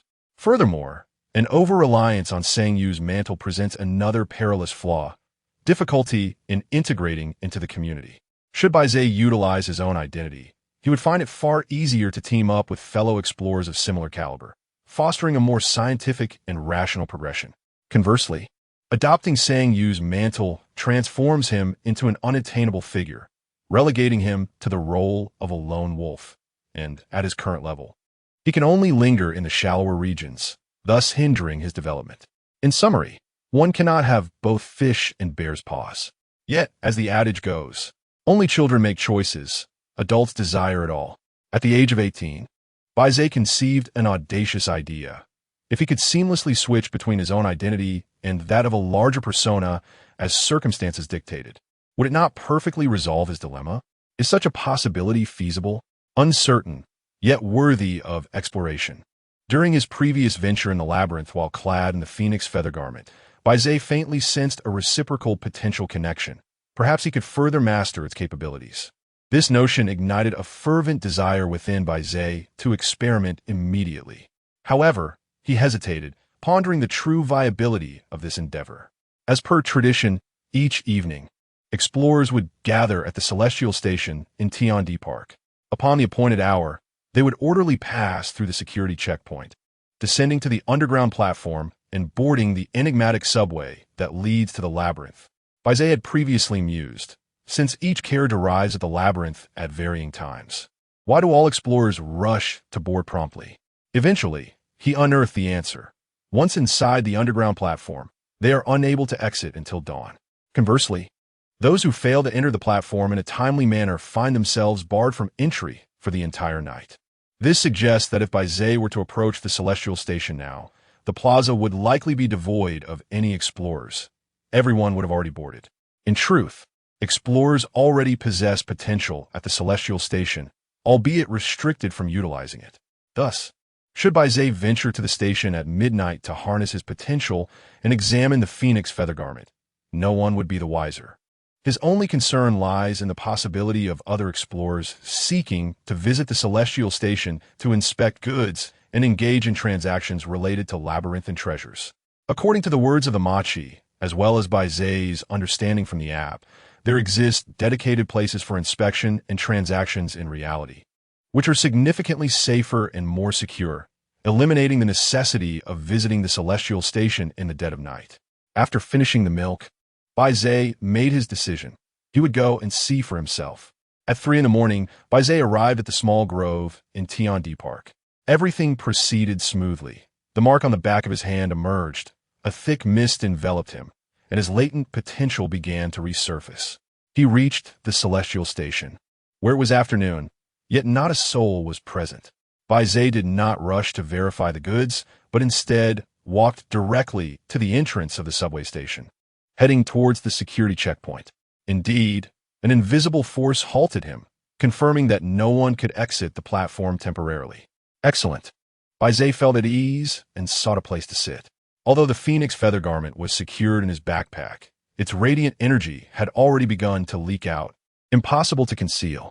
Draping himself in the phoenix feather garment, the energy instantly spread evenly, radiating in a 10-meter diameter circle centered around him, accompanied by a dazzling effect. Bai Ze activated the potential mechanism, grasping the lapels with both hands, enhancing his senses, and attempting to connect. Soon, he experienced a wondrous sensation, akin to comfortably lying on a beach with warm seawater lapping at him, albeit retreating before it could fully envelop his ankles. Bai Ze exercised patience and attempted several more times, yet he consistently fell short, as if something was obstructing him. He removed the robe and held it in his hands for a meticulous examination, pondering whether there might be a mechanism on the garment that required manual activation. His hands glided over the soft, warm feathers, tracing the patterns delicately. Suddenly, he encountered a smooth, hard glass bead. Bai Ze parted the feathers, revealing a red, marble-sized bead. Astonished, he quickly pinched the bead and gently tugged, causing it to detach from the garment. "What the heck?" Bai Ze exclaimed, panicking at the thought of damaging the divine attire. However, he soon regained his composure, realizing that Sang Yu had worn it for an extended period while navigating the labyrinth. It could not be so easily destroyed. This was divine attire, not some common trinket. Setting aside the robe, He examined the bead closely, feeling a familiar aura. Within moments, enlightenment struck him. This was not merely an ornament of the phoenix feather garment. It was his trophy, the mesmerizing bead that emerged after defeating the mirror demon.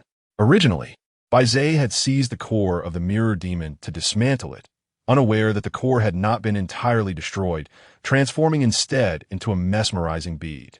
However, how could the bead adhere to the phoenix feather garment? This could not be mere coincidence. It must have been Sang Yu's doing. She had not taken Bai Ze's spoils, but had intentionally concealed them within the phoenix feather garment to present them to him. Sang Yu is exceedingly kind to me. First, I shall dismiss the possibility that she's enamored by my charm. Either she is utilizing me, or she owes my brother a favor and is assisting me on his behalf. Wait a moment. Bai Ze had a sudden flash of insight regarding another matter. How could I forget about the C's? If I were to apply C's on the phoenix feather garment, could I grasp its core? There is a certain risk involved.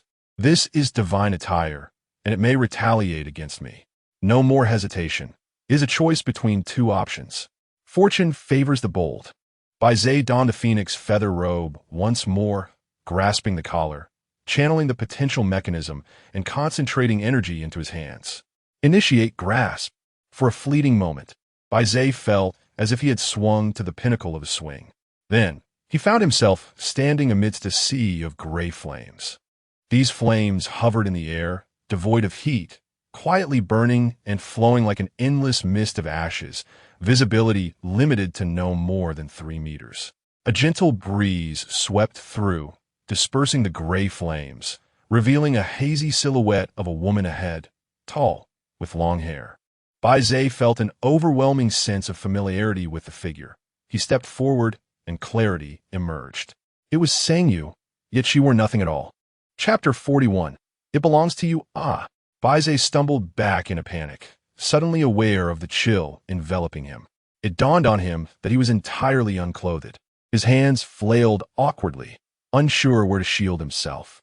Fortunately, the gray flames coiled around them once more, obscuring their figures from one another. Sang Yu, what brings you here? Bai Ze endeavored to dispel the awkwardness. The other remained silent, standing motionless amidst the flames. Sang Yu? Still, there was no response. Bai Ze began to formulate a hypothesis. The Sang Yu before him was not the true individual, but rather an energetic imprint from her phoenix feather garment. A tangible fire barrier? Even if others possessed the phoenix feather, they would lack the means to wield it, merely posturing. To genuinely utilize its power, one must locate and dismantle the fire barrier. Presently, Bai Ze had to dismantle this barrier to access the core. Reasonable. Bai Ze summoned his courage and raised his hand towards the woman enveloped in flames. Sang Yu, I beg your pardon. Activate grasp. With a swish, a fierce wind surged forth, dispersing the gray flames, allowing the two to face each other openly once more.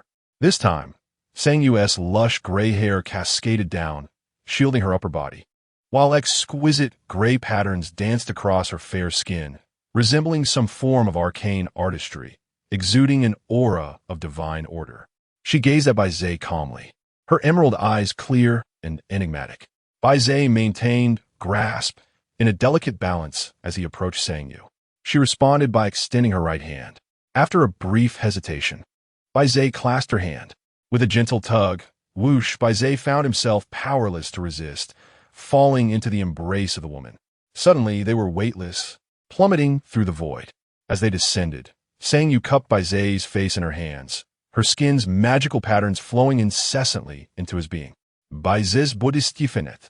As if immobilized, unfamiliar potential surging into his own mechanisms, accompanied by the desolation of the wilderness and profound sorrow of the setting sun.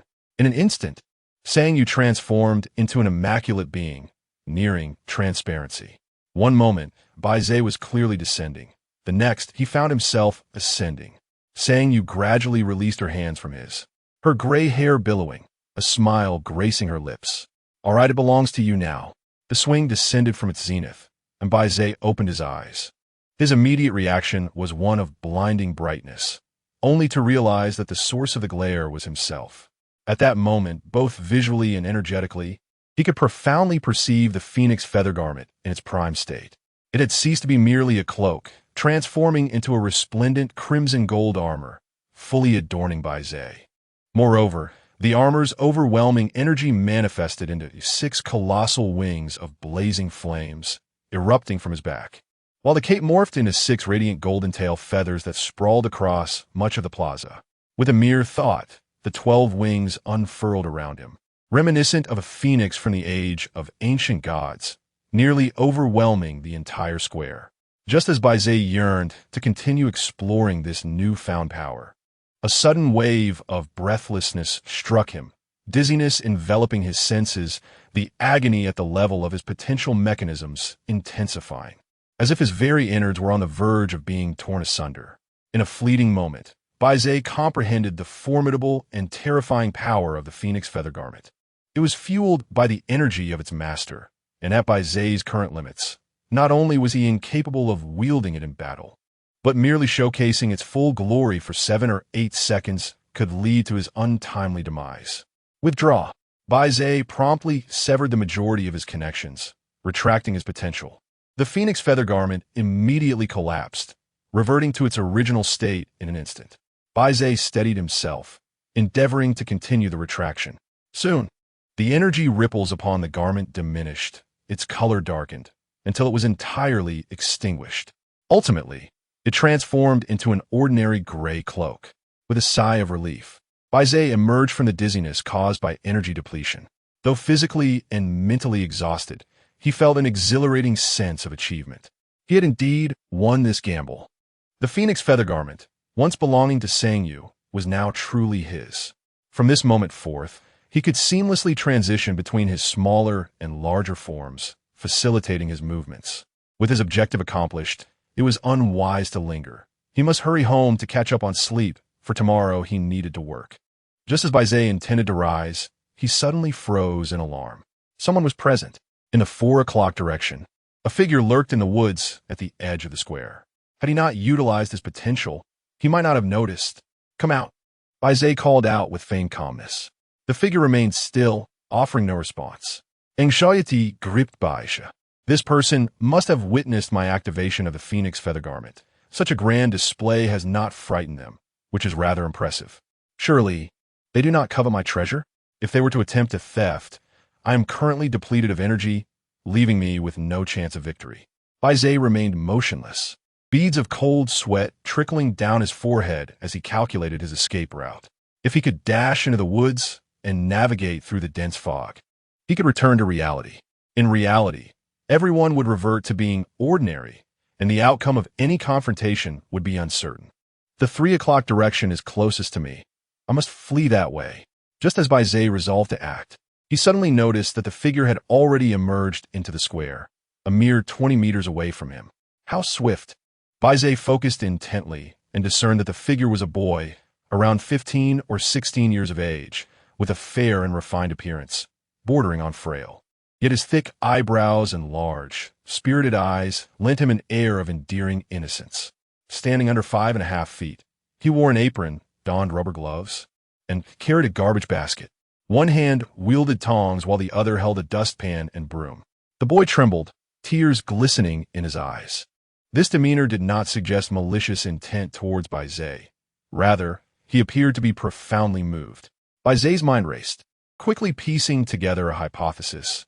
The small woods at the Heavenly Park and the Heavenly Station saw thousands of explorers passing through daily, undoubtedly leaving behind a considerable amount of litter. The Guild Alliance would certainly assign personnel for cleanup, and those tasked with such duties were typically newcomers. Clearly, this newcomer had been sent tonight to perform this task and had stumbled upon Bai Ze, left in awe by his Phoenix Feather Garment. Bai Ze composed himself, intending to turn the situation to his advantage.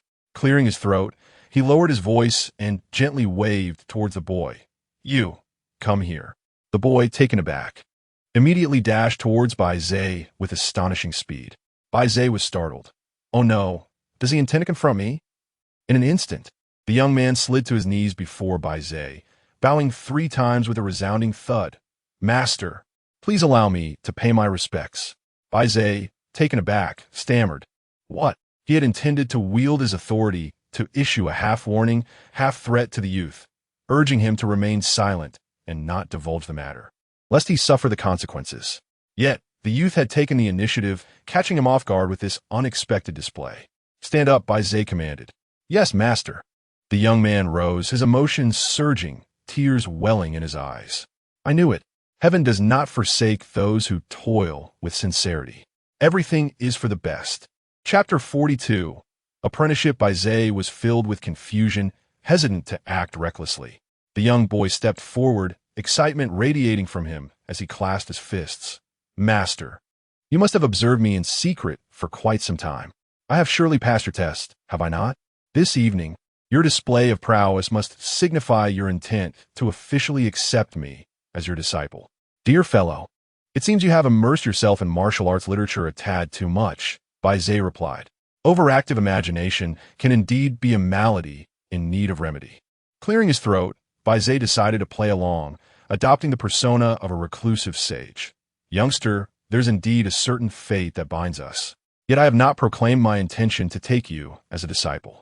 With a sudden thud, the boy knelt again.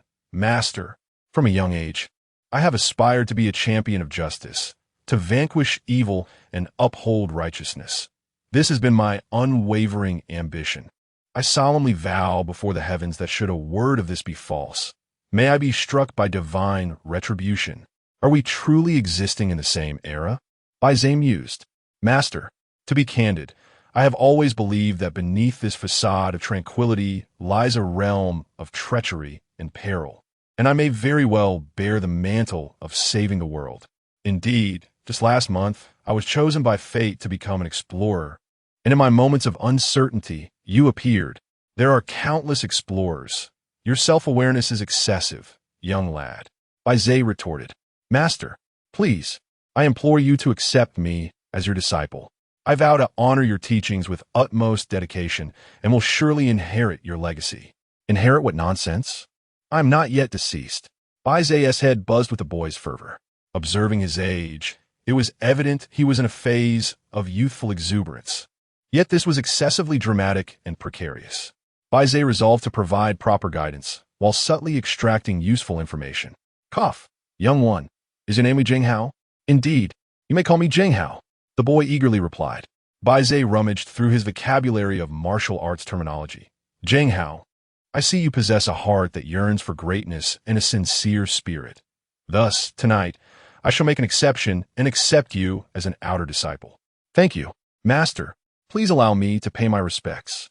Li Jinghao knelt once more, performing 3 profound bows that made Bai Ze's heart race. Li Jinghao rose, discarding the fire tongs, broom, and dustpan, preparing to remove the trash bin from his back. "What are you doing?" Bai Ze inquired. "Master, I shall no longer remain with this pitiful guild. From now on, I will diligently follow you in my training." "No," Bai Ze interrupted, "stay for now. When the time is ripe, you shall accompany me." Li Jinghao, without a hint of doubt, replied, "Yes. I shall adhere to your arrangements." "Tonight's events must not be disclosed to others," Bai Ze instructed. "Rest assured, master," Li Jinghao affirmed. Bai Ze pondered for a moment before continuing, "From now on, at this hour each week, come to find me, and I shall offer you guidance." "Thank you, master," Li Jinghao exclaimed, filled with joy. "Now, complete your current tasks, and in the process, introduce yourself to me. I wish to understand how best to nurture your potential." Bai Ze began to weave his plan. "Understood." Li Jinghao set about cleaning the square, deftly collecting cigarette butts, cans, and tissues, tossing them into the trash bin with agility.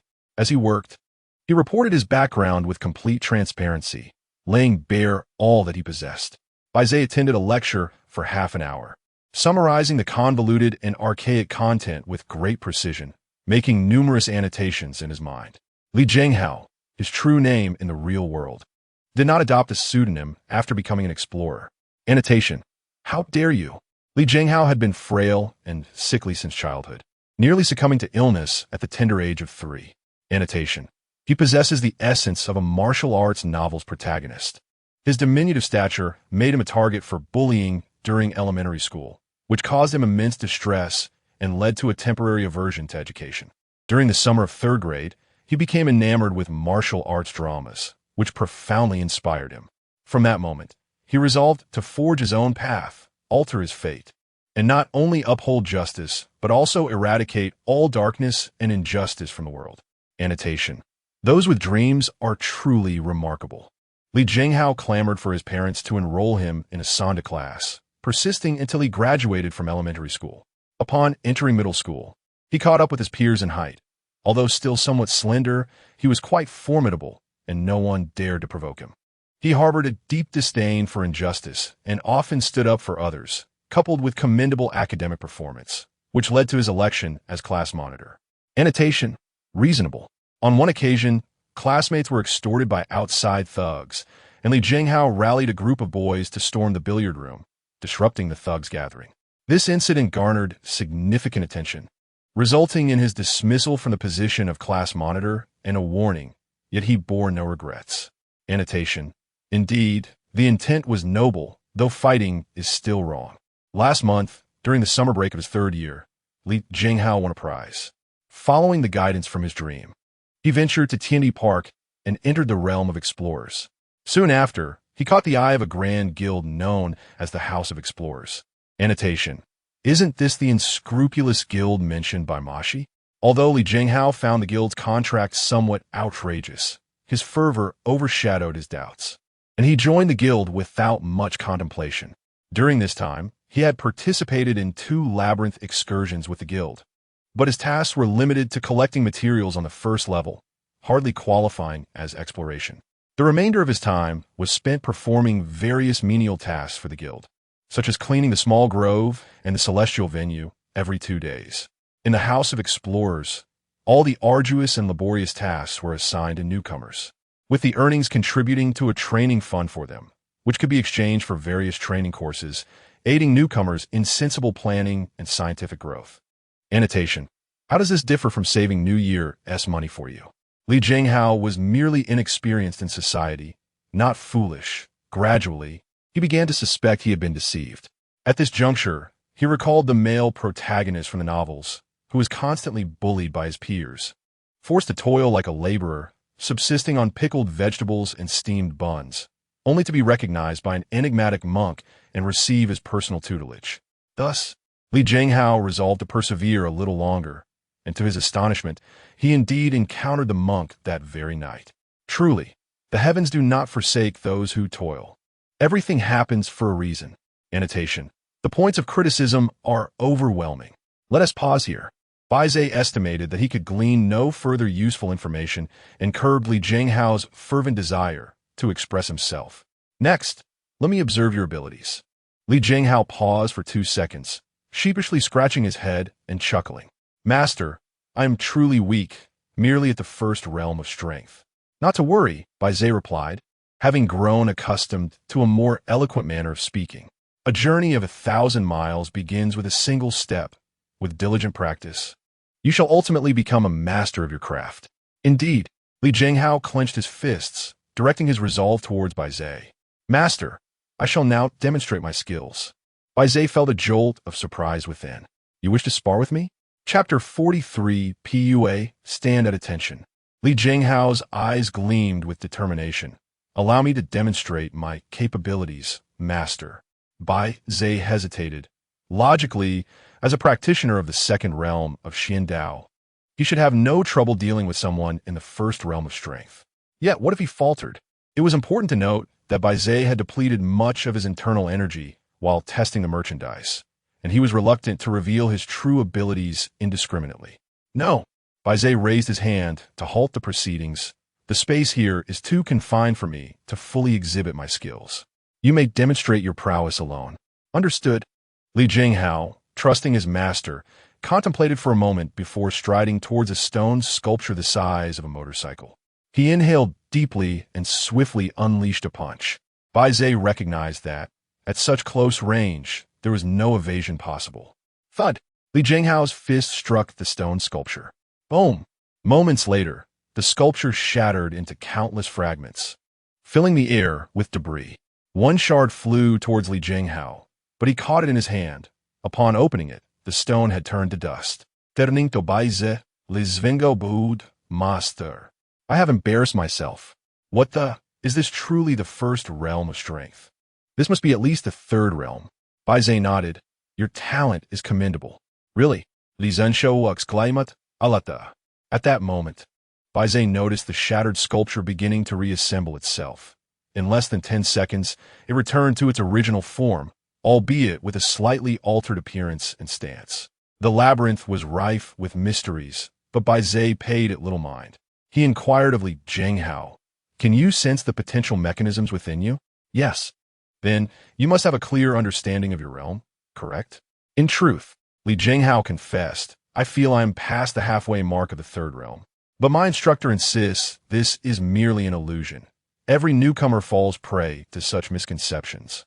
My true potential remains in the first realm, and I must cultivate patiently, starting with the fundamentals." "Brother, you have been PUA'd. With your intellect, you still aspire to uphold justice and punish evil. You have been deceived," Bai Ze stated.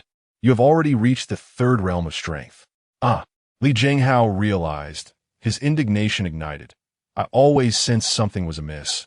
My instructor has indeed been misleading me, claiming to be a gold medal trainer. How shameless.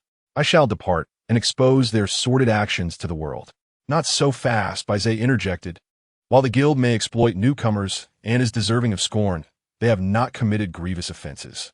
The guild alliance turns a blind eye for their own reasons. What power do you possess to challenge the Grand Guild? Do not be headstrong, young man. Society is treacherous, and I cannot serve as your shield." "Master speaks wisely." Li Jinghao heeded the counsel. "Jinghao, continue your stay within this guild, remain true to your principles, and avoid sinking into their corrupt ways. When the time is ripe, I shall have my own plans for you." Bai Ze sought to stabilize his resolve. "Understood." Li Jinghao responded with obedience. After gauging Li Jinghao's abilities, Bai Ze began to formulate an initial strategy. Forming a team with Li Jinghao to explore the labyrinth would be ideal. However, for the time being, it was more advantageous for Li Jinghao to remain within the guild. Regardless of the circumstances, the Explorer's Home is a grand guild, at the very least ensuring the safety of Li Jinghao's curse, and it also provides him a structured environment to acquire knowledge and accumulate experience. "Li Jing," Bai Ze decided to lay some groundwork. "Do you know that this appearance of mine is merely a disguise?" "Of course," Li Jinghao replied. "Then, can you guess how old I am?" Li Jinghao pondered seriously. "I guess Master has reached the age of understanding fate." "What a stereotype." Bai Ze chuckled, neither affirming nor denying. "The guise I currently adopt is that of another disciple of mine. So, I have an elder brother." Li Jinghao's heart soared with joy. Everything that unfolded tonight was so in line with his aspirations, further solidifying his belief that he was a youth chosen by destiny. "Yes, I will arrange for you to meet him later," Bai Ze said. "Indeed. Now, regarding tonight's events, it is known to heaven, earth, you, and me," Bai Ze stated. "Yes, I have other matters to attend to, so I'll take my leave first." "You may continue your work," Bai Ze commanded. "Understood, Master," Li Jinghao replied dutifully. Bai Ze confirmed that Li Jinghao had not followed him and quickly departed from the grove, evading the cameras and changing into his regular attire to exit. Stepping out of the gates of Tiandi Park, Bai Ze let out a long sigh of relief, feeling invigorated. The evening had been remarkably fruitful.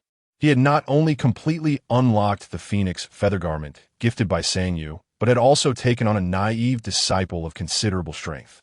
As his spirits lifted, so too did his appetite. After all, the evening's escapades had been quite exhausting. Despite being on the brink of financial ruin, Bai Ze decided to indulge himself with a bowl of fried rice. Near his rental apartment, there was a street offering affordable late-night snacks, but to reach it, he first had to pass through a bar district. The area was awash with vibrant lights and the sounds of revelry, the air thick with the mingled scents of smoke. Alcohol, food, perfumes, and the remnants of vomit, all coalescing into an aura of desire. Bai Ze frowned slightly and quickened his pace when, amidst the crowd, a familiar figure suddenly emerged. Clad in a little black dress, with cascading waves of hair, she was utterly inebriated, being supported by a greasy-looking middle-aged man. "Let go of me. I don't know you." Xiajie attempted to break free from the man's grasp, but her consciousness was hazy, and her body felt heavy. "Xiaomei, you're drunk. Stop talking nonsense. I'll take you home." The man feigned familiarity, tightly wrapping his arm around Xiajie's waist and pulling her forward. I am not Xiaomei. Let go of me. Xiajie continued to struggle, but her voice and strength were too feeble to draw the attention of passers-by. Bai Ze's mind buzzed with alarm. Such scenes might elicit mere derision when seen on television, but witnessing it unfold before him, especially involving someone he knew, set off an immediate alarm in his heart. Soon, the man guided Xiajie to a car parked by the roadside, forcefully placing her in the passenger seat. Xiajie clung to the car door, still making a final attempt to resist. With a slight exertion, the man shoved her into the vehicle and slammed the door shut. Xiaomei, I'm taking you home, he said eagerly as he slid into the driver's seat and started the engine. A sharp screech of brakes pierced the air as the man came to an abrupt halt, nearly colliding with a young boy. Bai Ze instinctively raised his hand to shield himself from the vehicle. Are you blind while walking? The man bellowed as he rolled down his window, unleashing a torrent of curses. Bai Ze struck the hood of the car with determination. Open the door. Initially taken aback, the man soon realized that his adversary was merely a brash youth, and he regained his composure. With a derisive smirk, he retorted, Who are you? I am her brother. And you? Bai Ze summoned his courage to inquire. I am her friend, the man replied. Then tell me her name, Bai Ze demanded. The man hesitated briefly, then regained his wits, recognizing that the boy before him could not possibly be her sibling, given his reaction. With a sneer, he murmured, Kid, I advise you to mind your own business. You are breaking the law, Bai Ze asserted. Who do you think you're intimidating? The man scoffed, showing no fear. People come to places like this willingly. Everything is consensual and lawful. Bai Ze remained silent, but anxiety churned within him. The car door was locked, preventing him from rescuing anyone, and he feared leaving the front of the vehicle as it might allow the man to simply drive away. The man inside the car grew impatient. Kid, move aside, or I might just run you over. A spark of inspiration ignited within Bai Ze. He had a plan. Chapter 44 Ugh. Bai Ze flopped onto the road, rolling about. I've hit someone. I've hit someone. He had read online that if a single woman encountered a human trafficker attempting to abduct her in public, shouting for help would be futile. Typically, the trafficker would impersonate the woman's husband, making it difficult for bystanders to discern the truth and intervene. Thus, to escape, one must escalate the situation, such as appending a roadside stall or attacking passerby, drawing more people into the fray and compelling them to intervene. Bai Ze was currently staging an exaggerated act of faux injury to attract attention. Surely, the man could not escape. If the situation remained ambiguous, calling the police would be the only recourse. Once the police arrived and took everyone to the station, the truth would emerge once Sister Xia sobered up. Indeed, the man grew frightened and hurriedly exited his vehicle. Stop shouting. Please stop shouting. Bai Ze disinterested in rolling around any longer. After all, the pavement was unforgiving. Lay still, waiting for the door to open. The man cursed under his breath as he assisted Sister Xia out of the car. Bai Ze swiftly rose, took Sister Xia from him, and forcefully shoved the man aside. Get lost. The man glared at Bai Ze, teeth clenched. Don't let me see you again, or I'll make you regret it. He then drove away. Little Bai. Sister Xia recognized Bai Ze and clung tightly to him. Save me. I don't know him. Don't be afraid. You're safe now. Bai Ze reassured her. Let us go home. Yes, home. Sister Xia closed her eyes and succumbed to her intoxication. The fried rice was ruined. Bai Ze carried Sister Xia back to their rented flat, climbing 6 flights of stairs in one breath. Upon reaching home, he collapsed onto the floor, gasping for air. Bai Ze was secretly astonished. Could the mysterious path enhance physical capabilities in reality? He certainly hadn't possessed such stamina before. He wiped Sister Xia's face dry and helped her to her room to rest. After taking a shower, he retrieved an egg from the fridge, peeled 2 cabbage leaves, chopped a green onion, and began to cook noodles. Just as he picked up his chopsticks, ugh, I feel so nauseous. I want to vomit. The sound of Sister Xia's distress reached him, prompting Bai Ze to hastily drop his chopsticks and rush into her room. Sister Xia, don't vomit yet. Let me help you to the bathroom. Ugh, not on the floor, please. Ugh, ugh, I'm so tired. Let the world end. After Sister Xia finished vomiting, she had sobered up considerably and went to take a shower. Bai Ze, fighting against his own urge to break down, changed the bed sheets, mopped the floor, and tidied up as best he could before Sister Xia emerged from the bathroom. Her hair was still damp, wrapped in Bai Ze's oversized bathrobe, making her appear even more delicate. She fidgeted. Is this Big Bai's bathrobe? Indeed, Bai Ze replied. Sister Xia's face flushed a deep crimson. Why are you blushing like a teapot bubbling over? And no, it's nothing. Sister Xia stammered. I don't mind it. My brother would mind, Bai Ze retorted, unable to suppress his irritation.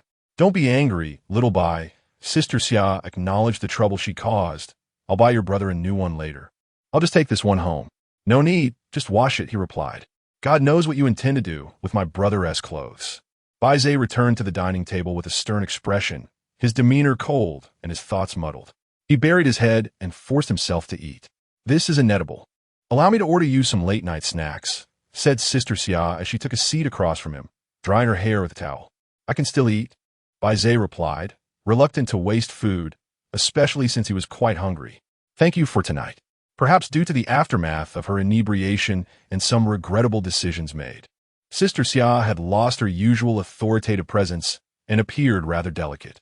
It's just courtesy, Bai Ze remarked, setting down his chopsticks, yet he decided to speak further. I was fortunate to have stumbled upon you tonight. Otherwise, it could have been truly perilous. Indeed, Sister Xia's complexion paled as she reflected on the near miss. Just thinking about it now sends shivers down my spine. How could you drink to such excess alone? Bai Ze inquired, perplexed. I was initially with my best friend Sister Xia, recounted the events leading up to her predicament. Her parents had arranged a matchmaking meeting for her, which she was loath to entertain any longer, leading to a confrontation with them. They had long harbored grievances about her reluctance to marry, resulting in a heated argument. Frustrated, she sought solace in her friend, who was also in a tumultuous state after yet another breakup. The two set out for drinks, intending for just a casual sip. But as their conversation grew more animated, so did their consumption of alcohol. By the time her friend's boyfriend called, begging for reconciliation, Sister Xia found herself abandoned, left to navigate her intoxication alone. Unfamiliar with her limits, she was already too inebriated to leave when she realized someone was watching her. I called for a designated driver, but he pretended to be one, and it was only when he helped me out of the bar that I sensed something was amiss. Yet in my haze, I had no strength left. Xiao Bai, thank goodness you arrived. Otherwise, Sister Xia dared not finish her thought. Fortunately, it was a close call, serving as a lesson learned. Rest assured, there will never be a second time, Sister Xia vowed. Xiao Bai, please do not mention tonight to the Bai. All right, I won't speak of it. Sister Xia felt relieved as she watched Bai Ze eat his noodles, suddenly smiling. Xiao Bai, may I ask you a question? Certainly. Sister Xia pushed her damp hair back with both hands and blinked. How old do you think I am? This question I can answer. 18. Bai Ze replied without raising his gaze. How disingenuous. Be honest, she insisted. Bai Ze lifted his eyes and studied her intently for several seconds. 28. Sister Xia smiled, clearly pleased with his answer. Xiao Bai, let me pose you another question. Ask away. Does your brother have a girlfriend? No, you asked me that last time. Bai Ze replied. Given your brother's attributes, there must be plenty of girls interested in him, Sister Xia teased. To be frank, I don't believe that's the case. It's the truth. He truly does not, Bai Ze affirmed. Sister Xia leaned in slightly, her curiosity piqued. Then has he had an old flame back home? Bai Ze shook his head. No. Sister Xia was both surprised and delighted. So he is still a virgin? Bai Ze choked on his noodles, coughing. How absurd. Suddenly, Sister Xia was filled with sorrow, her expression clouded. Xiao Bai, tell your sister the truth, your brother wouldn't be. In that regard, would he? Sister Xia. Bai Ze was on the verge of tears, yet he resolved to be candid. My brother is in perfect health, and his sexual orientation is entirely normal. When he was younger, he adored Madame Whitesnake, with posters plastered all over the walls. Ha! Sister Xia felt a touch of embarrassment. Then why has he never dated anyone? Has my brother mentioned our situation to you? Bai Ze inquired. Sister Xia nodded, acknowledging that she had been informed about certain matters, including their upbringing by the old gentleman. Bai Ze chuckled awkwardly. In any case, my brother has had no time to consider such matters because of us. I actually wish he could have his own life and quickly find me a sister-in-law. Slap. In the blink of an eye, Sister Xia grasped Bai Ze's hand tightly. Xiao Bai. Chapter 45. The Unusual. Bai Ze was taken aback. To be candid, I have long harbored feelings for your brother. Cough. I have been quite fond of him for a considerable time. What do you think about me becoming your sister-in-law? Is it typical for city dwellers to be so forthright? Bai Ze was at a loss for words. Hee hee. Sister Xia released Bai Ze's hand. I admit, I am significantly older than your brother, which may seem a bit like an old cow courting a tender calf. Yet I maintain myself rather well, don't you think? Standing beside your brother, I appear somewhat befitting, right? My family background is quite respectable. If your brother were to be with me, he would no longer need to toil for a living and could also support his family. Despite my demeanor, I'm a person who values quality over quantity. Although my parents press me into blind dates daily, I have never been in a relationship, remaining as principled as your brother. If he is willing to be with me, I assure you. Sister Xia, Bai Ze hastily interrupted. I can understand your feelings, but I cannot make this decision. It depends on my brother's wishes. Oh, I'm well aware. Sister Xia was slightly tipsy, attempting to win over her younger brother-in-law first. If you acknowledge me as your elder sister-in-law, please assist me. Let us collaborate. Catch him off guard. And once we succeed, I promise you prosperity and wealth. Please refrain from misusing idioms. Those unaware might think we are plotting a rebellion. Bai Ze steeled himself and conversed with Sister Xia for quite some time. It was only in the early hours of the morning that she called for a car to depart. Bai Ze washed up and went to bed, awakening to find it was already 1 p.m. He had lunch, did some house chores, spent an hour engrossed in love in the labyrinth, organized numerous notes, and then set out to pick up Mosey for work. At 8 p.m., the 3 employees were dining in the break room. You look a bit worn. Did you not sleep well last night? Mosey picked the green peppers out of her dish and tossed them into Bai Ze's lunchbox, as he was famously unpicky about food. Yes, I had some trouble sleeping, Bai Ze admitted. What caused your insomnia? I'm not sure. Perhaps it's the pressure weighing on me. Bai Ze replied with a wry smile. Have you tried meditation? Mosey suggested. Does it work? Bai Ze bit into a green pepper. Fishing would be better. Wen Yin interjected coldly. Today, he wore disposable gloves. I would not have guessed you were into fishing, Mosey remarked. It's a recent hobby of mine, Wen Yin replied. You seem to have taken up an abundance of new hobbies lately, Mosey noted. Wen Yin narrowed his eyes, mechanically chewing his food. Fishing is splendid. My grandfather also enjoys fishing. Where do you usually go? Bai Ze casually inquired, striving to be sociable. Wen Yin paused slightly, not responding. Bai Ze felt a twinge of embarrassment and lowered his gaze to his meal. Did I say something wrong again? Could it be? This fellow refers to fishing in a labyrinth? It's possible. The lake on the first floor of the labyrinth is vast, and there are quite a few anglers among the explorers. Speaking of which, the day after tomorrow is the day of the wanderers. I must prepare thoroughly. Bai Ze, are you listening? Mosey's voice broke through. Huh? Bai Ze snapped back to attention. I was saying, would you like to go see a movie next Monday? The premiere of Xian Ho, which I have been eagerly awaiting. Mosey said, Monday, I'm afraid I cannot. Bai Ze replied, I have some matters to attend to. I've been shifted to the morning shift, and the manager approved it. All right then. Motzi felt a twinge of disappointment and turned to Wen Yin. What about you? I have taken a leave, Wen Yin replied, glancing at Bai Ze. I have matters to attend to this evening. Bai Ze's heart jolted at this revelation. What does also imply? I never mentioned having plans tonight. This is concerning. Does he suspect my true identity? Surely not. He may merely be probing, as individuals like us tend to be sensitive about Mondays. What a coincidence that we both have plans. Motzi glanced from Bai Ze to Wen Yin, her eyes widening with excitement. You two are not secretly involved, are you? Uffed. Bai Ze and Wen Yin simultaneously spat out their food. There were unspoken words lingering in the air. Wen Yin shot Motzi a disdainful look. You're overthinking it, haha. Bai Ze quickly interjected. How about we go on Tuesday instead? Forget it. Motzi sighed, her anticipation for the movie waning now that it wasn't going to be the first viewing. Strange, Wen Yin remarked, a crow laughing at a pig's blackness. Motzi fumed. Xiao Bai, you judge for us. Who among us is more peculiar? Wen Yin coldly responded, judge away. The braised pork in Bai Ze's mouth suddenly lost its appeal. He raised his chopsticks in surrender. I am peculiar. I am a most peculiar. On Sunday, Bai Ze sought out the round-faced young man during the day and returned to the hamburger shop for his evening shift, overwhelmed by a flood of customers, to the point of nausea. Late at night, Bai Ze returned home, feeling physically exhausted yet mentally exhilarated. Tomorrow marked the day of the Wanderer, and Bai Ze was set to descend into the labyrinth for the second time. He had no choice, as the countdown clock was dwindling. The bold idea that had flickered through his mind earlier, after much contemplation, Bai Ze resolved to act upon. In the early hours, he donned a cap and a mask and made his way to a nearby internet CAF. Connecting to the wireless network with his phone, he accessed Love in the Labyrinth, entering as a guest and leaving a plethora of comments beneath several recent posts from fellow travelers. Mirror room, magic mirror location, round square, round square. Right, left, back, front. After completing his task, Bai Ze exited the CAF.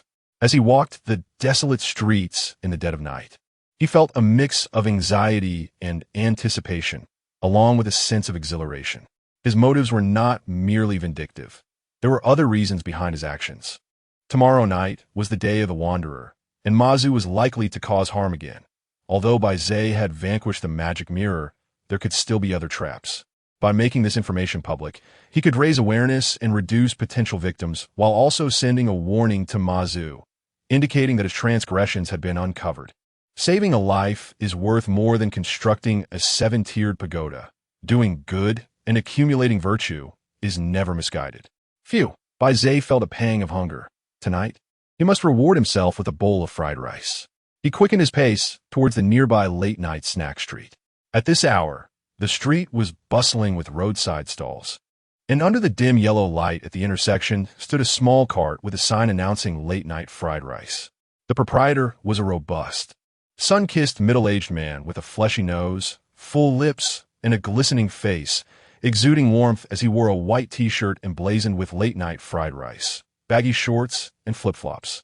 Bai Ze immediately decided to dine at this establishment, compelled by the proprietor's grand gestures and commanding presence, coupled with the enticing detail on the sign, signature fried rice. 6 yuan per serving. It is impossible to find a cheaper fried rice than this. Bai Ze hurried forward, the enticing aroma of the fried rice enveloping him, conjuring vivid images in his mind. Grains of leftover rice, plump and glistening, mingling with freshly cracked eggs, tumbling in the sizzling pan. A variety of unidentifiable seasoning jars being poured in with reckless abandon. And just before serving, the proprietor skillfully tossing a handful of chopped scallions into the mix. Bai Ze's mouth watered profusely, his stomach growling. He craved fried rice. Now, immediately, he needed a bowl. Without hesitation, Bai Ze plunged forward, executing a sharp 90-degree turn as he darted into the nearby convenience store. He concealed himself behind the shelves, peering through the glass window, where 2 folding tables were set beside a late-night food truck. At the rear table sat a familiar figure, next to a recognizable electric scooter. Bai Ze confirmed his sight. It was the round-faced young man. Chapter 46 NTR. Bai Ze was filled with both surprise and joy. It truly felt as though he had searched high and low only to find what he sought effortlessly.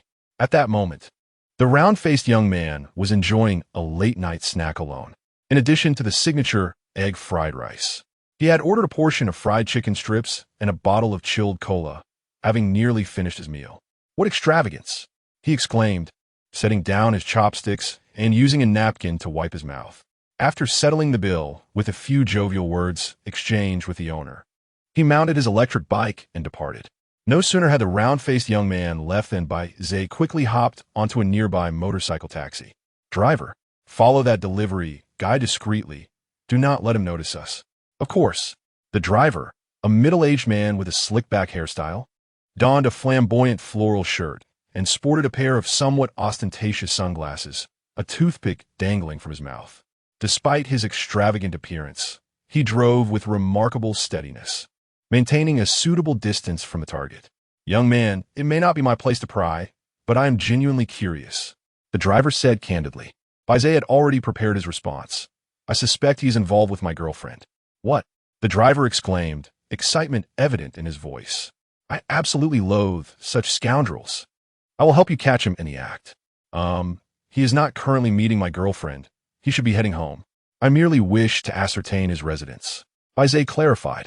"Oh, I see," the driver said, struggling to hide his disappointment. After a moment, the driver continued, "Young man, may I offer a piece of unsolicited advice? Go ahead. Love is like this.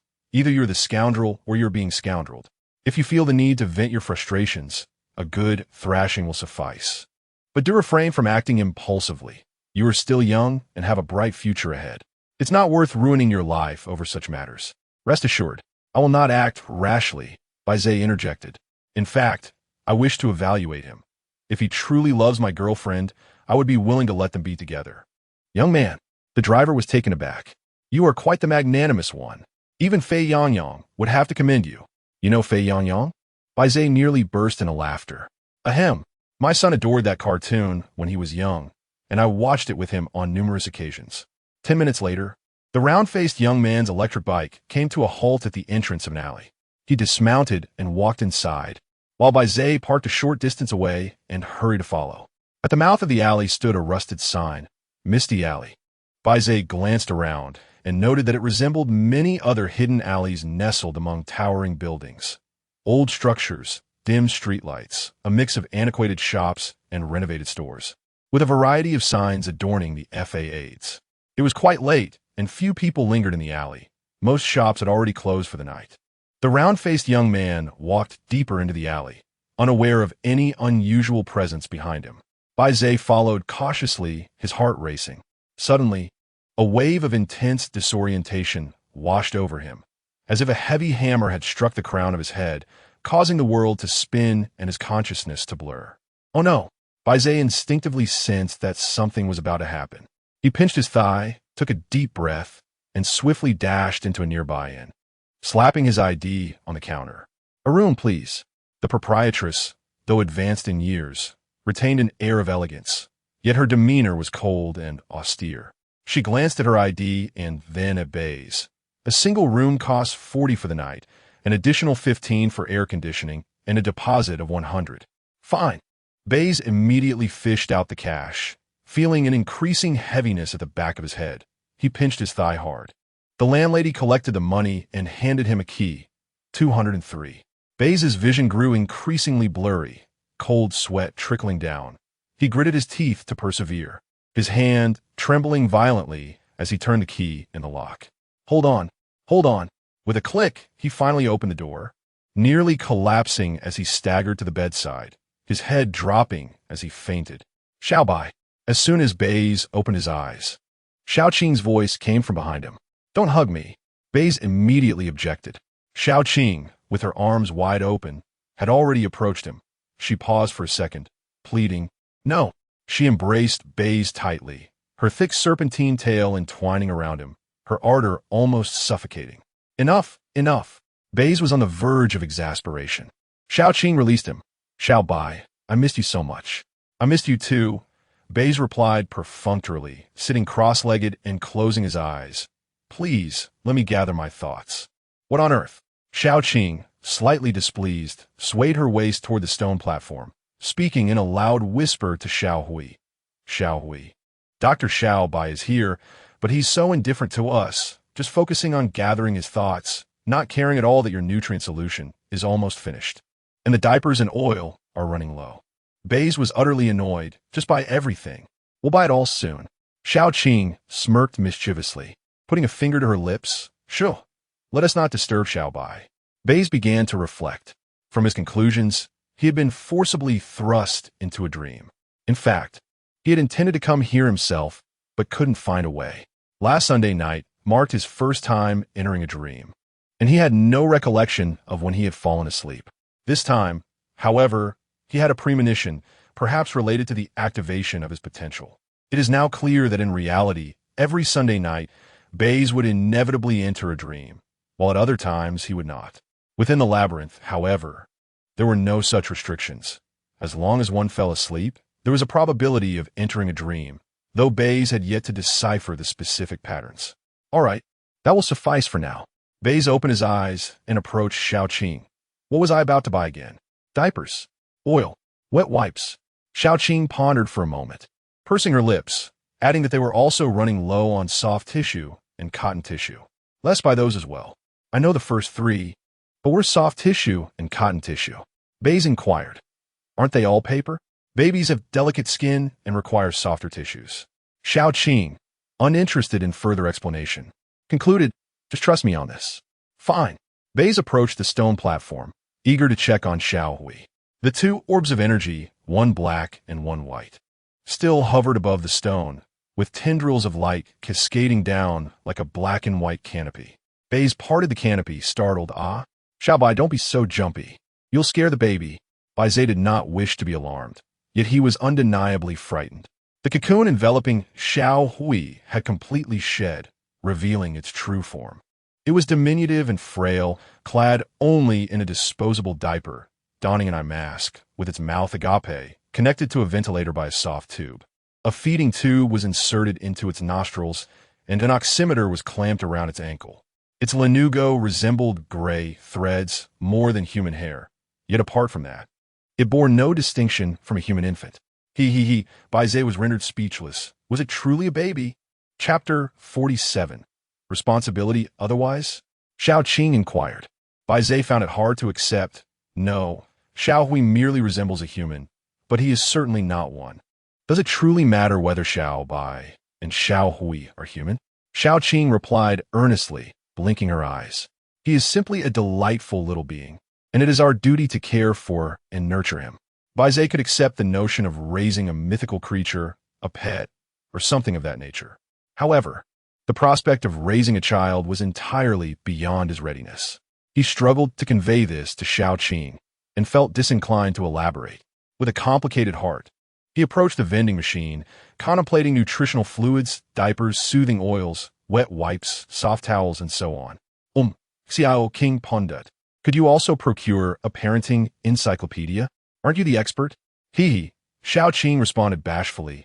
I have received professional training, but it has been quite some time since I worked, so I need to refresh much of my knowledge. Understood. Bai Ze activated the vending machine and discovered he had accrued 66 experience points. He had 33 points remaining from before, meaning he had garnered another 33 points over the past few days. Quite a lot had transpired this week. His first job, his first experience of escorting female colleagues to and from work, unlocking divine gear for the first time, taking on apprentice, rescuing an intoxicated woman, and following someone. These events granted Bai Ze his initial experiences of emotional depth. However, the points earned from them amounted to merely a brush with death. Indeed, fortune favors the bold. Yet this kind of wealth was beyond Bai Ze's means. He hoped such occurrences would not recur in the future. Returning to his thoughts, Bai Ze purchased the baby supplies, spending 23 points and leaving him with 43. Xiao Qing, cradling a glass orb, dashed towards the great tree. Before long, the sky began to rain packages, and Xiao Qing scampered about, her tail twisting in excitement as she unwrapped the parcels. This seemed to be her most joyful moment. Bai Ze recalled he still needed to acquire a parenting encyclopedia. Unable to purchase, for details press 1. Bai Ze frowned and pressed 1. Book-related products do not fall under the category of infant medical supplies or nurturing items. You currently lack the authority to purchase them. To elevate your permissions, you must upgrade to System 2. 0. All right, Bai Ze exclaimed. It seems this wretched machine must be upgraded. It is merely 100 experience points. Just you wait. He did not dwell on it further and walked towards the stone platform. Xiao Qing was changing Xiao Hui's diaper, her hands reaching towards a black and white energy halo. With a gentle tug, countless black and white energy filaments transformed into a flowing stream. Xiao Qing guided the water, swiftly cleansing Xiao Hui's private parts. Then with a delicate flick, the water split into black and white energy threads, each returning to the energy halo. Subsequently, Xiao Qing drew out a soft towel to wipe Xiao Hui. This scene was both realistic and fantastical, leaving Bai Ze feeling quite absurd. As she wiped, Xiao Qing explained, when washing a baby's bottom, it is best to use running water. It is clean and convenient. Why are you telling me all this? I have no intention of raising a child. Subsequently, Xiao Qing took out a delicate cloud-soft cloth to gently cleanse the baby's most intimate areas. Remember, dear, the baby's skin is incredibly tender. It must be kept dry. Moisture can harm the skin, so one must never be careless. Please, spare me the explanations. I have no desire to care for a child. Xiao Qing then uncapped a bottle of soothing oil, dipped a cotton swab into it, and meticulously applied it to Xiao Hui's sensitive areas. Prolonged use of diapers can cause discomfort for the baby's skin, so a bit of oil ensures that the little one does not suffer from irritation. Why are you telling me all this? I absolutely refuse to take on that responsibility. Bai Ze was once again taken aback. Xiao Hui is a boy. How could he not have realized that until now? Xiao Qing was incredulous and slightly displeased. Bai Ze had never perceived Xiao Hui as human.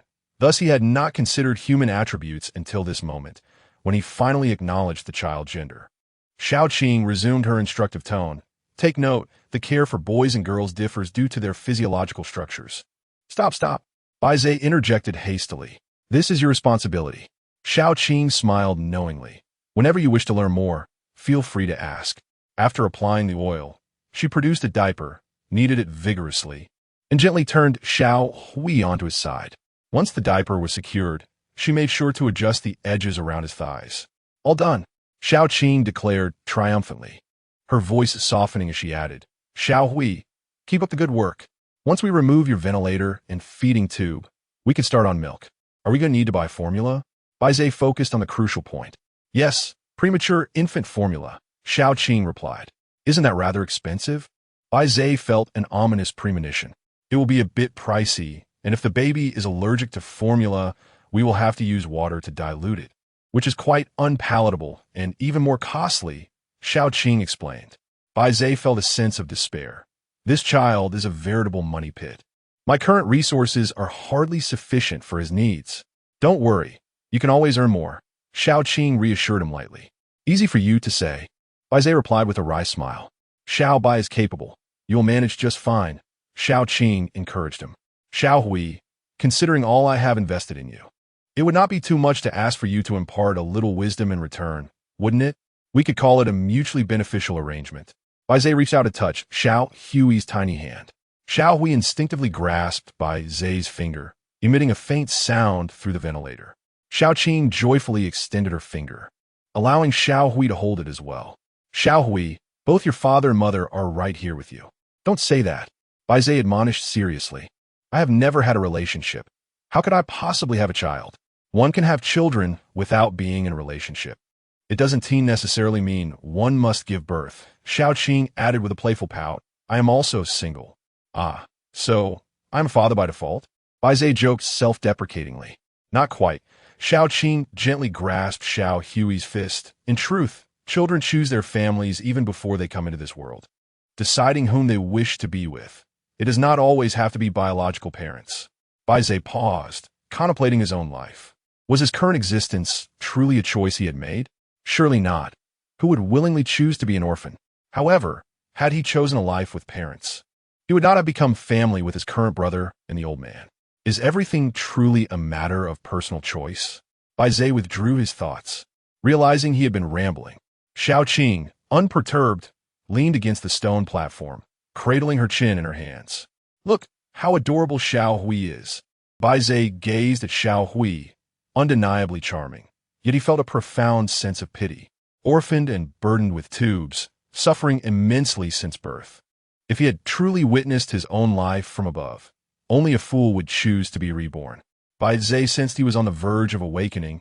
Regrettably, Xiao Hui had not imparted any skills this time, though it was reasonable, as one's cultivation becomes increasingly challenging with advancement. According to the game's logic, one could easily level up by slaying a chicken at the novice village in the early stages, but later on, one must delve into dungeons to gain experience. Bai Ze turned to Xiao Qing. Please take good care of Xiao Hui. I will return next week. All right.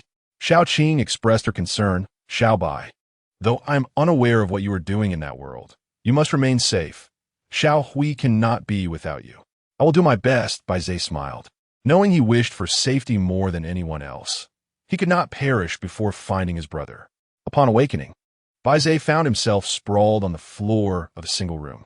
The sunlight streamed through the window, and glancing at his phone, he realized it was nearly 9:30. I have a morning shift today. I'm already late. Bai Ze hurried to retrieve his deposit from the landlady before racing to the hamburger shop.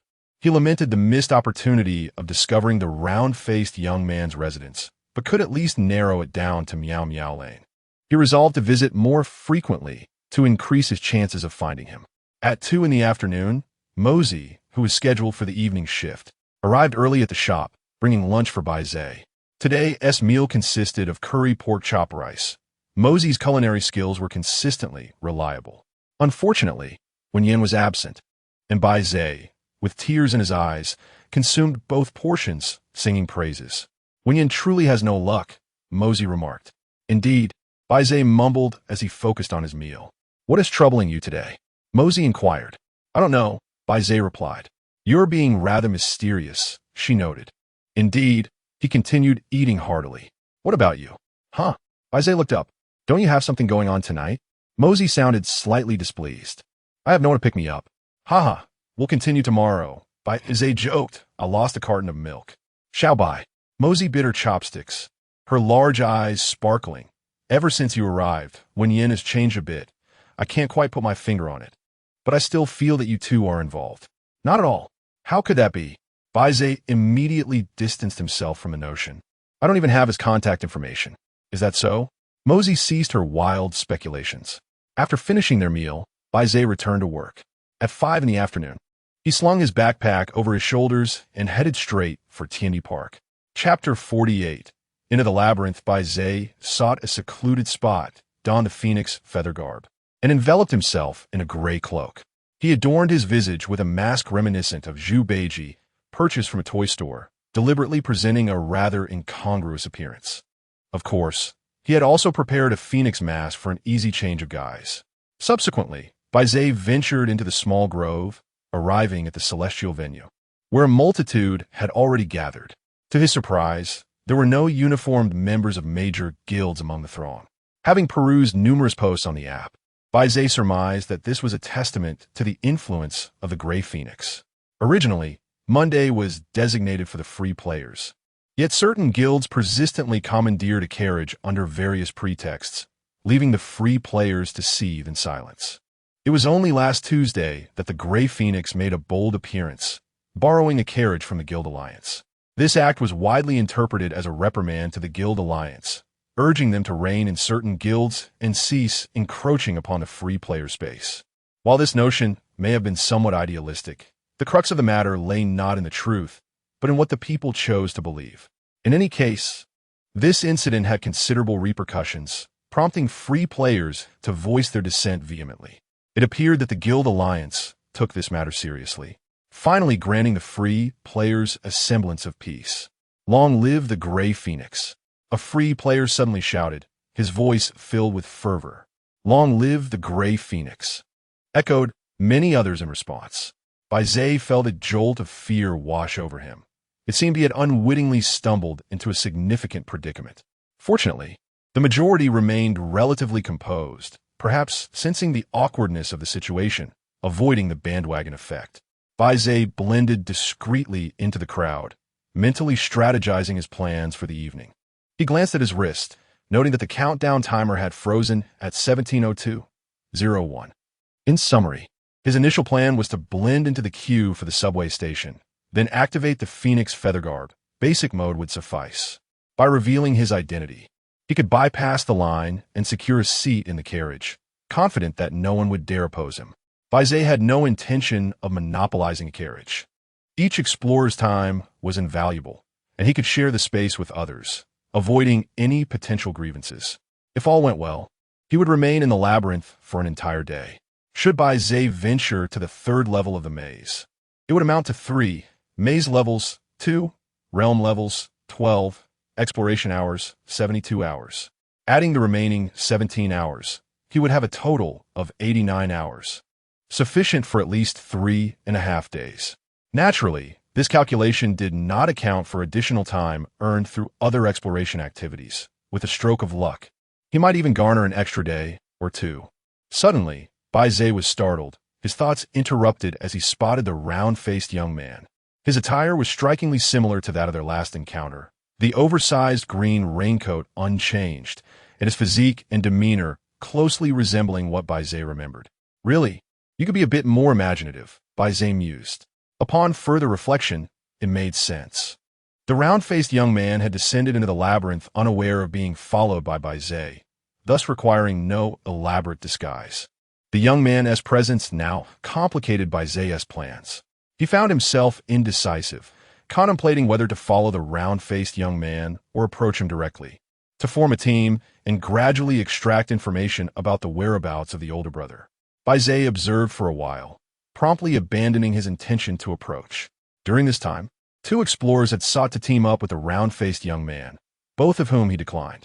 It seemed he was resolutely determined to act alone tonight. The movements of the round-faced youth had become increasingly suspicious.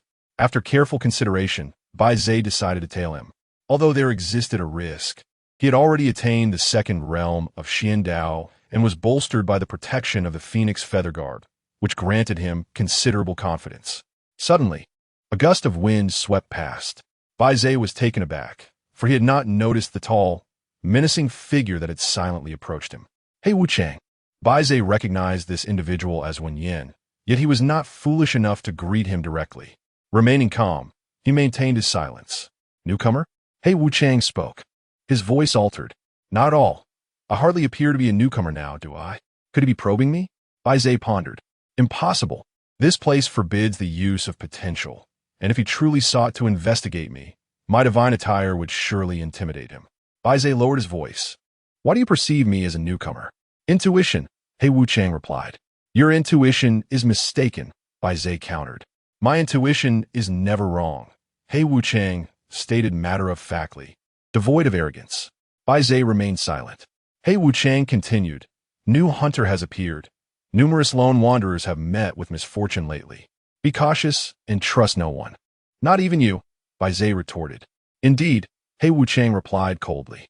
"I advise you to join a guild. Only then should you consider acting as a lone wanderer." Bai Ze nodded. "I will consider it." He Wu Chang turned and vanished into the crowd. Bai Ze felt a flicker of gratitude. This seemingly aloof Wen Yin proved to possess a warm heart. When the opportunity arose, Bai Ze might contemplate confronting him to form a team, provided that Wen Yin deemed him worthy. Ding! The subway is approaching the station. Passengers boarding should prepare in advance. Bai Ze inhaled deeply. He was finally about to enter the station. Upon arriving at the platform, he was astonished to find a round-faced young man standing before carriage 10. The last time he had traveled in carriage 6, indicating a degree of strength. His decision to avoid teaming up with anyone tonight and purposefully choosing the rear carriage deepened the intrigue. Yet, Bai Ze hesitated. If he were to ride in carriage 10 with the round-faced youth, there would be scarcely 2 hours left to explore the labyrinth. Hardly enough time to earn any significant countdown. Consequently, Bai Ze would need to descend into the labyrinth again tomorrow night to prolong his life. And he would have to confront the Gray Phoenix as high-ranking members to negotiate with the Guild Alliance, which was rather audacious. However, the key figure in locating his brother lay right before him, and Bai Ze was reluctant to let this opportunity slip away. Resolving his inner conflict, he made his choice. Taking a deep breath, Bai Ze walked towards carriage 10. He sat alone against the wall, exuding an air of independence, as if to signal, "I am a lone wolf. Do not bother me." Indeed, throughout the duration of the journey, no one approached him for a team. The first half of the night passed in tranquility, as the front carriages steadily disappeared, leaving fewer explorers on the platform. Bai Ze could not help but reminisce about his previous experience, when he had crouched in a corner with a newcomer, Ma Shu, flipping through notes while engaging in aimless banter. What a passionate beginning. Throughout his life, Bai Ze never truly befriended anyone, nor did he feel the need for companionship. That night marked the first time he experienced the sensation of friendship. Alas, after finally allowing himself to be naive, he was utterly deceived. From this day forth, his heart would be encased in cement. As the doors of the 10th carriage swung open, passengers orderly boarded the train. Among them was a round-faced young man clad in a green raincoat. Bai Ze blended into the crowd, separated from the young man by a row of seats. Observing his silhouette, Bai Ze felt a surge of anxiety. This individual was directly connected to his brother's disappearance. Yet, whether he was benevolent or malevolent, Bai Ze remained entirely oblivious to his true nature. Determined to ascertain the young man's intentions within the labyrinth that evening, Bai Ze resolved to gather preliminary insights before making any further decisions. Lost in thought, he was interrupted by a girl's voice behind him. "Ah, It seems I won to encounter my idol after all. Be grateful. Most people go their entire lives without ever seeing her. You've already met her once, and even exchanged words, a man's voice responded. So, you still chose to accompany me? The girl inquired. Don't misunderstand. I'm here to keep an eye on you. Who knows if you're secretly taking on private jobs? The man spoke calmly. Oh, I realize I've been too enthusiastic. The girl lowered her voice. Am I really that kind of person? To make a special trip to the labyrinth for a minuscule chance? Who would believe such a reason? How annoying. How could you, a heartless, constipated four-eyed nerd, possibly understand my feelings? I am not constipated. Now that I'm here, accompany me to a place shortly. All right, so you're taking on private jobs? It's not a private job. Then what is it? With your intellect, it's beyond your comprehension. As the lights dimmed, signaling the train's imminent departure, Bai Ze felt a swirl of complex emotions, recognizing a hint of familiarity in the two individuals behind him. Dear classmate, you must realize your idol is seated right in front of you. I wonder what thoughts occupy your mind. Chapter 49. The Carp 10 minutes later. In the first layer of the labyrinth. Upon his second visit, Bai Ze gazed up at the inverted city of Nua, feeling a profound sense of awe. He pondered whether this Nua was the same as the one in reality. If so, perhaps with a telescope, he might even spot the hamburger restaurant where he worked. The passengers in Carriage 10 had little time for exploration, each hesitant to linger, and thus they hurried towards the next layer. Only 4 individuals took their time, intentionally lagging behind. Bai Ze, the round-faced young man, Duck Neck, and Si Chi. Before long, the 4 recognized each other's intentions, leading to an awkward moment of matching outfits. Aha! Duck Neck, adorned with a little yellow duck mask, was the first to break the silence. What splendid weather we have today. Si Chi, donning a fox mask, yearned to feign ignorance of her presence, and quickly added, perfect for gathering herbs. We shall just wander the first layer. How fortunate! I too shall remain in the first layer, replied the round-faced young man. I'm off to Koi Lake to fish. Best of luck. May you catch the labyrinth, Koi. Duck Neck turned to Bai Ze, inquiring, and you, brother? Bai Ze responded vaguely. I will also roam the first layer. May you all return laden with treasures. Si Chi offered polite farewells, stepping off the main path toward the nearby forest. The two exchanged a brief salute, and Duck Neck, her petite frame burdened by a hefty backpack, nimbly pursued Si Chi. Good luck, farewell. The round-faced young man turned and headed toward the lakeshore. Farewell. Bai Ze departed in the opposite direction. After walking a short distance, Bai Ze sought a concealed spot, closed his eyes, and began to attune his senses, swiftly capturing the general location of the round-faced young man. In parting, Bai Ze boldly initiated his grip ability against him. Grip consists of 3 primary steps: lock-on, grip, and seize, destroy, abandon. The lock-on phase is non-aggressive and nearly undetectable by the target. Once successfully locked, Bai Ze can sense the target's approximate location within a kilometer. Naturally, Bai Ze was also prepared for the possibility of being detected by the round-faced young man. Should tensions escalate, he would not hesitate to escalate his approach. For the moment, all seemed to proceed smoothly. However, Bai Ze furrowed his brow as he noticed the round-faced young man changing direction and suddenly accelerating, on the verge of escaping his lock-on range. Without hesitation, Bai Ze sprang into action, pursuing his target. The round-faced young man moved with remarkable speed, akin to riding an electric scooter. Bai Ze ran with all his might, barely managing to keep pace. Soon, he arrived at the familiar ruins. With the entrance to the second layer of the labyrinth at its center, suddenly, the presence of the round-faced young man vanished. He had entered the second layer. Fishing in the first layer was indeed a ruse. Bai Ze dashed toward the portal. Upon entering the second layer of the labyrinth, the mirror room, Bai Ze once again sensed the round-faced young man's presence, not far from him. The main path of the second layer was clearly visible, yet the round-faced young man was nowhere to be seen. Bai Ze was taken aback. He had left the main path. Suddenly, darkness enveloped his vision. The lights in the mirror room had gone out. 10 seconds later, the lights flickered back on.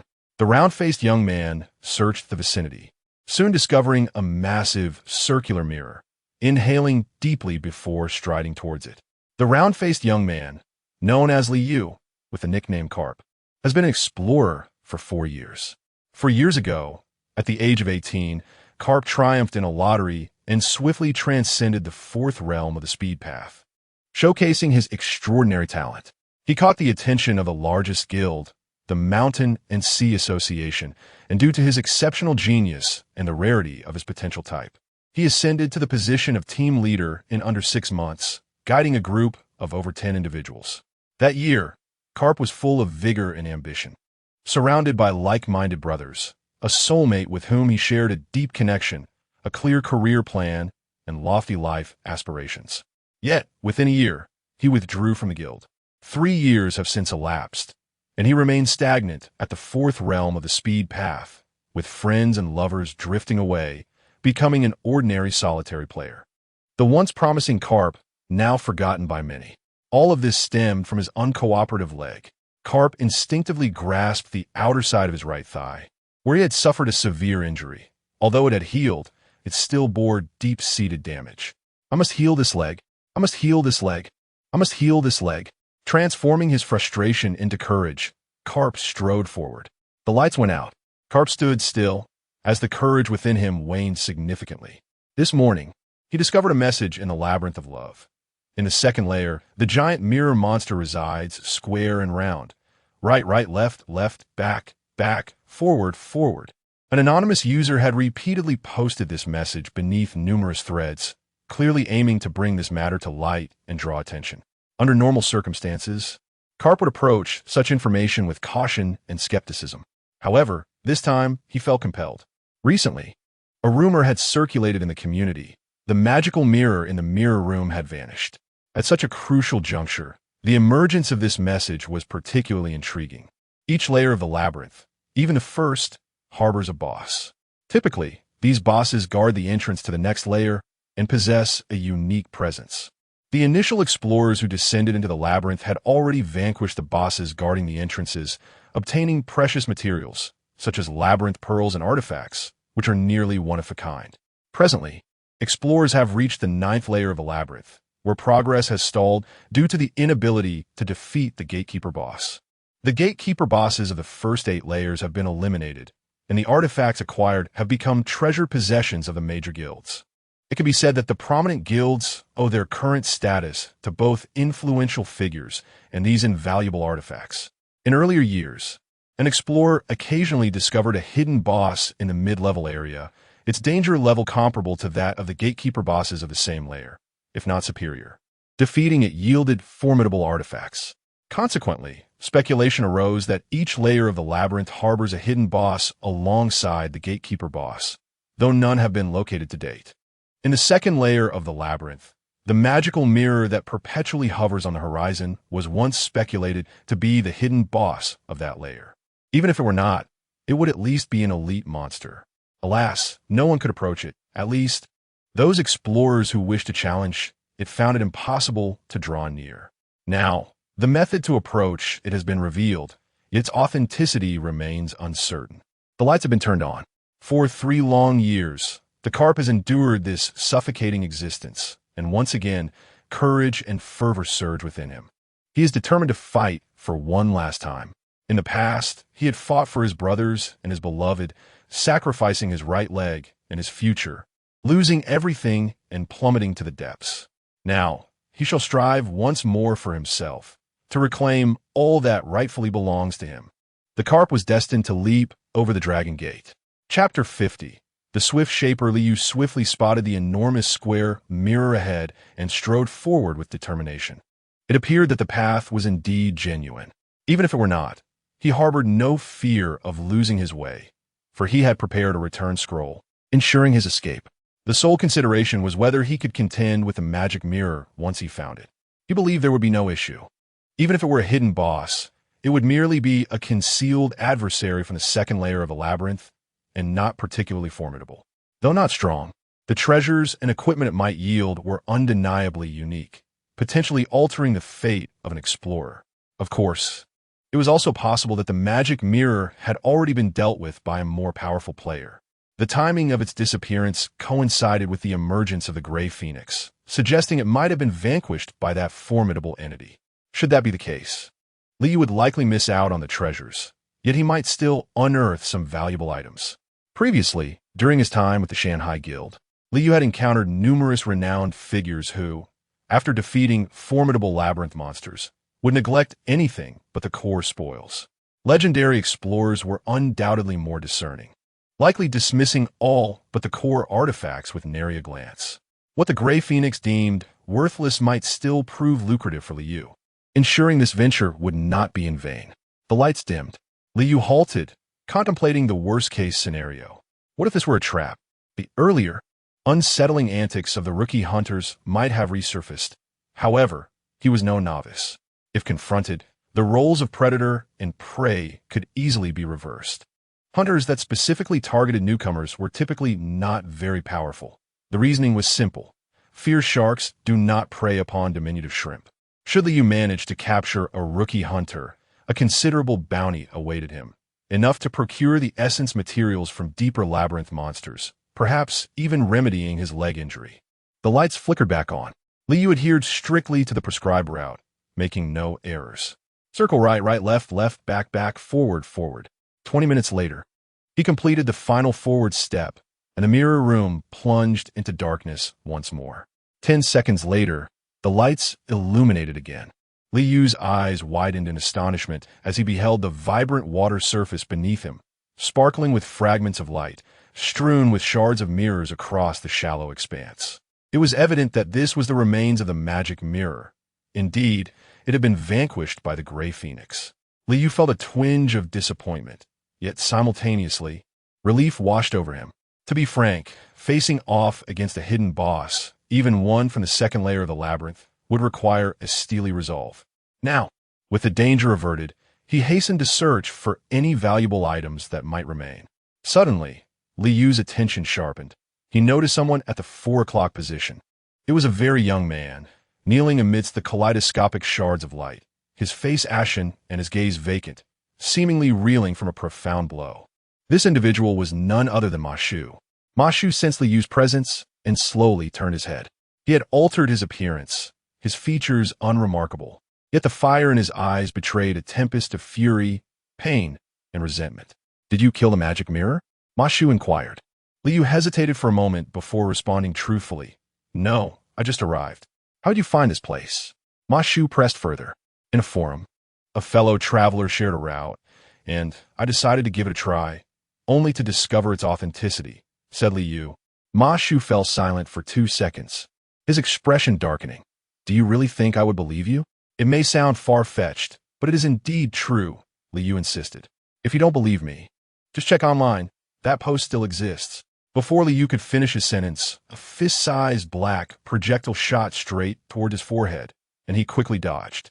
The empty projectile returned like a boomerang, targeting Liu once more. As he landed, he executed a nimble somersault to evade it. The black projectile flew back into Ma Shu's hand, transforming into a swirling mass of ominous dark energy. "Are you out of your mind?" Liu was labia shota. "Did you just try to kill me?" Ma Shu's gaze turned icy. "And what of it? Do you not fear the Guild Alliance's bounty for violating the 3 Great Covenants?" Liu attempted to intimidate him with the Maze's sacred rules, asserting he was there to seek treasures, not to engage in a life-and-death struggle. The first rule of the Maze's 3 Covenant states, explorers must not slaughter their own kind. "A bounty?" Ma Shu laughed artidi. Yeah, me already wanted." Liu's expression darkened, a suspicion beginning to take form. "You are a rookie hunter?" Liu inquired. "And what of it?" Ma Shu countered. Liu fell silent for a few seconds, his gaze hardening. Then, Liu, cannot turn a blind eye. Such audacity. Pain gradually coalesced in Ma Shu's eyes, brewing into a violent madness. All the better. Let it pay the price. Liu glanced at the remains of the magic mirror beneath his feet, suddenly enlightened. "You have been controlling the magic mirror all along?" Ma Shu offered no response. A dead man need not know. Liu felt a pang of regret. To manipulate a creature of the magic mirror's caliber, one must be at least an expert-level explorer. Although this individual appeared unimposing, he surely surpassed Liu in strength. Liu contemplated fleeing, yet he knew escape was futile. He had only 2 options. First, retrace his steps along the correct route, which was too rigid and required waiting for the lights to turn on and off. Second, use a return scroll, but the user must remain stationary for 10 seconds. In either case, the rookie hunter would not afford him the opportunity. Confronted with reality, Liu resolved to fight back. It seemed this truly was a test from the heavens. Fail this trial and perish as an unknown.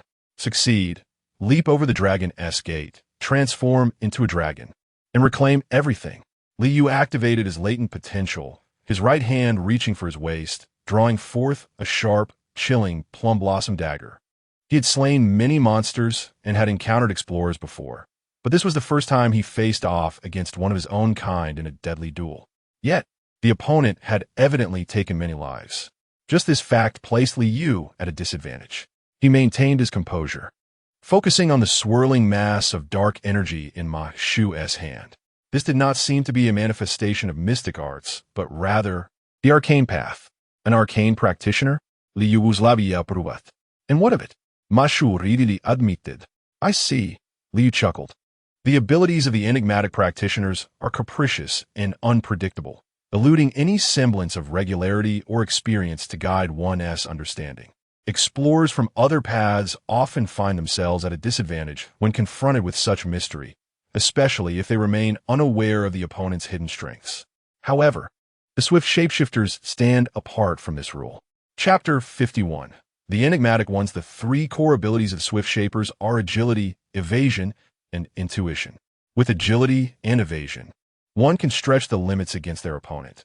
Through intuition, one can anticipate and evade the opponent's cunning and deceptive maneuvers. The greatest advantage of the enigmatic ones lies in their myriad of abilities prior to their strike. One cannot ascertain whether their combat approach will be effective or fall prey to the opponent's strategy. Yet, if one refrains from attacking out of fear of being preemptively struck down by the enigmatic one, they risk losing their chance to retaliate. Only the swift shaper remains unperturbed. Relying solely on intuition, they can foresee and avoid danger. Once the enigmatic one's abilities are fully unveiled, vulnerabilities will emerge, and the swift shaper will seize the opportunity to deliver a fatal blow. A proficient swift shaper excels at counterattacks. The dagger of the Carps rested against the left arm, hands crossed, raised before them, forming a visual targeting device that locked onto the machi 20 meters away. Energy within gathered towards the feet, legs, and waist. Come forth. No matter what trick you employ, you cannot elude my gaze and intuition.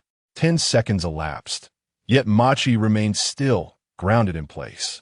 The death of the magic mirror inflicted profound torment upon Machi, driving him into madness. Yet his demeanor remained cold and calculating, like an unfathomable venomous serpent. A bead of cold sweat trickled down from the Carp's brow. The endurance and stamina of the swift shaper were finite and under intense focus.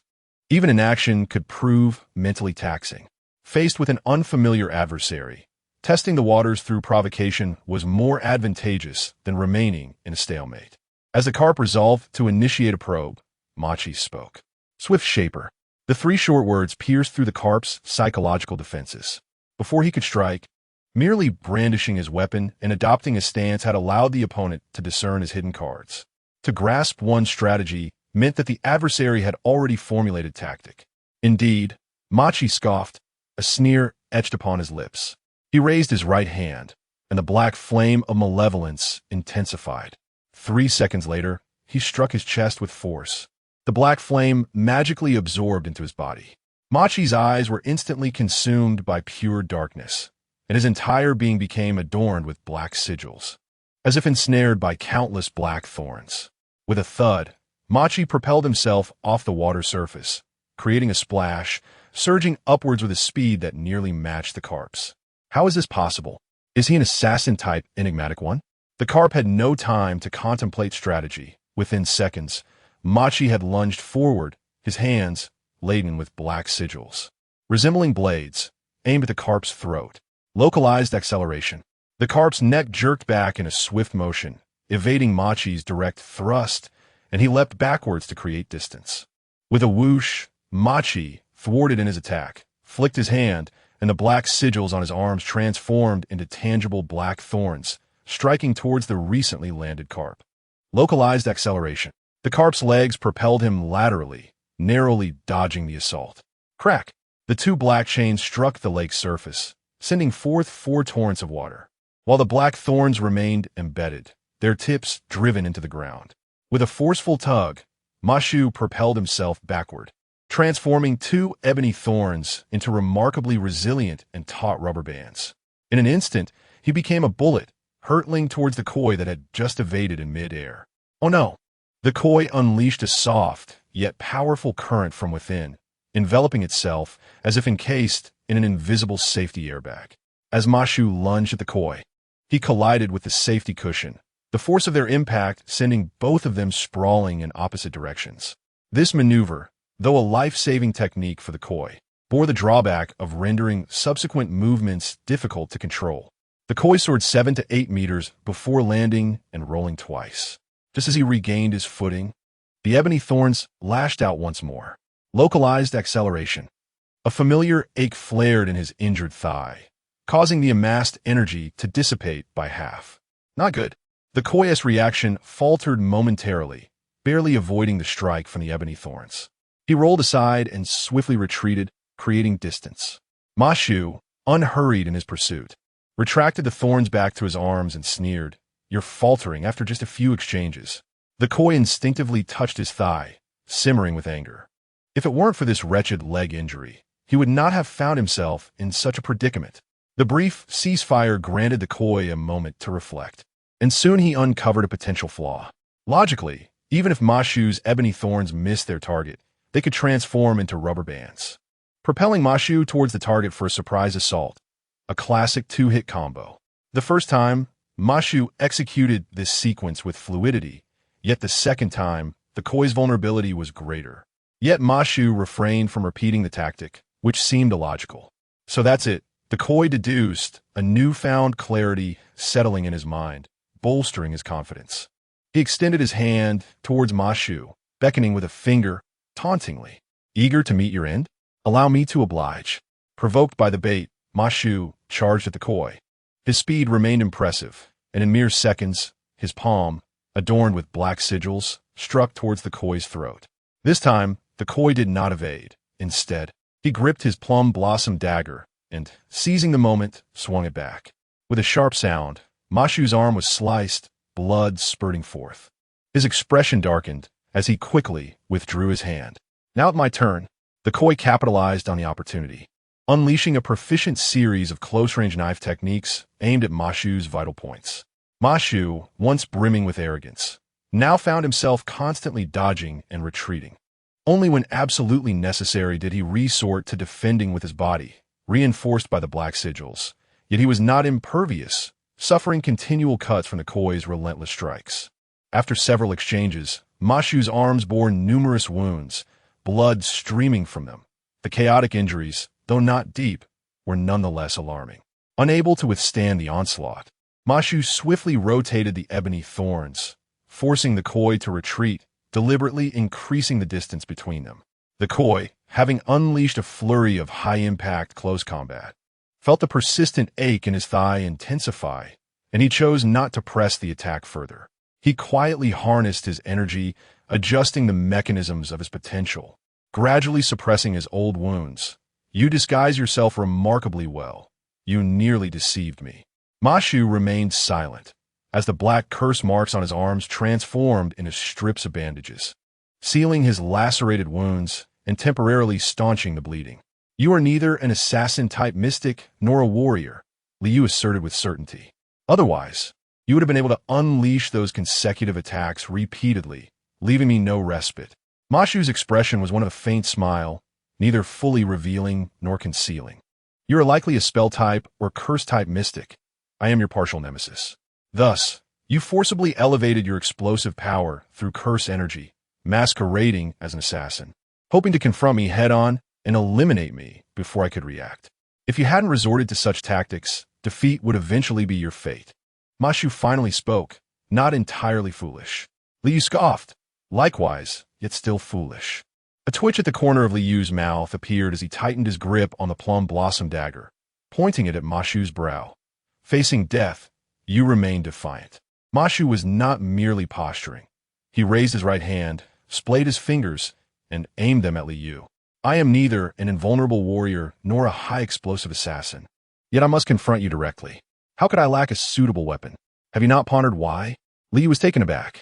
Indeed, Ma Xu was a novice hunter, possessing a wealth of combat experience, adapting his tactics to various potential users, and accordingly preparing an array of weapons and tools, which was the rational approach. Li Yu's expression darkened as he finally grasped the gravity of the situation. Chapter 52. Anticipation. Did you intentionally leave me to injure myself? Congratulations. You've reached the 3rd level. Machi clenched his right hand, but I am at the 5th level. It's blood. Li Yu suddenly realized, but it was too late. His body went rigid, unable to move, as if paralyzed by an unseen force. Machi's face was etched with disdain. One of the greatest illusions humans possess is the belief that they can predict the future. Little do you know, your anticipation is merely a script written by others. Li Yu gritted his teeth. You are a cursed seal-type mystic. Your cursed seal is hidden within your blood. When I injure you, if the blood splatters onto me in sufficient quantity, the power of the cursed seal will activate. How despicable of you. As Li Yu spoke, he sought to buy time, secretly straining to break free, but it was futile. The power of the cursed seal had already enveloped his entire being. Abilities differ, and each relies on their own skills. There is no superiority between us, only the dichotomy of life and death. Machi's tone was slow and deliberate, yet carried the commanding authority of the cursed seal. Li Yu, you have lost. Prepare to meet your end. No, this cannot be. Li Yu's face turned pale, yet his hands moved uncontrollably, trembling as he raised the plum blossom dagger. I cannot die like this. Absolutely not. With a sudden determination, Li Yu reversed the grip on the dagger, aiming it at his own heart. Stop. Please stop. Veins bulged on Li Yu's forehead as he desperately fought against the power of the cursed seal, but it was akin to a mantis attempting to stop a chariot.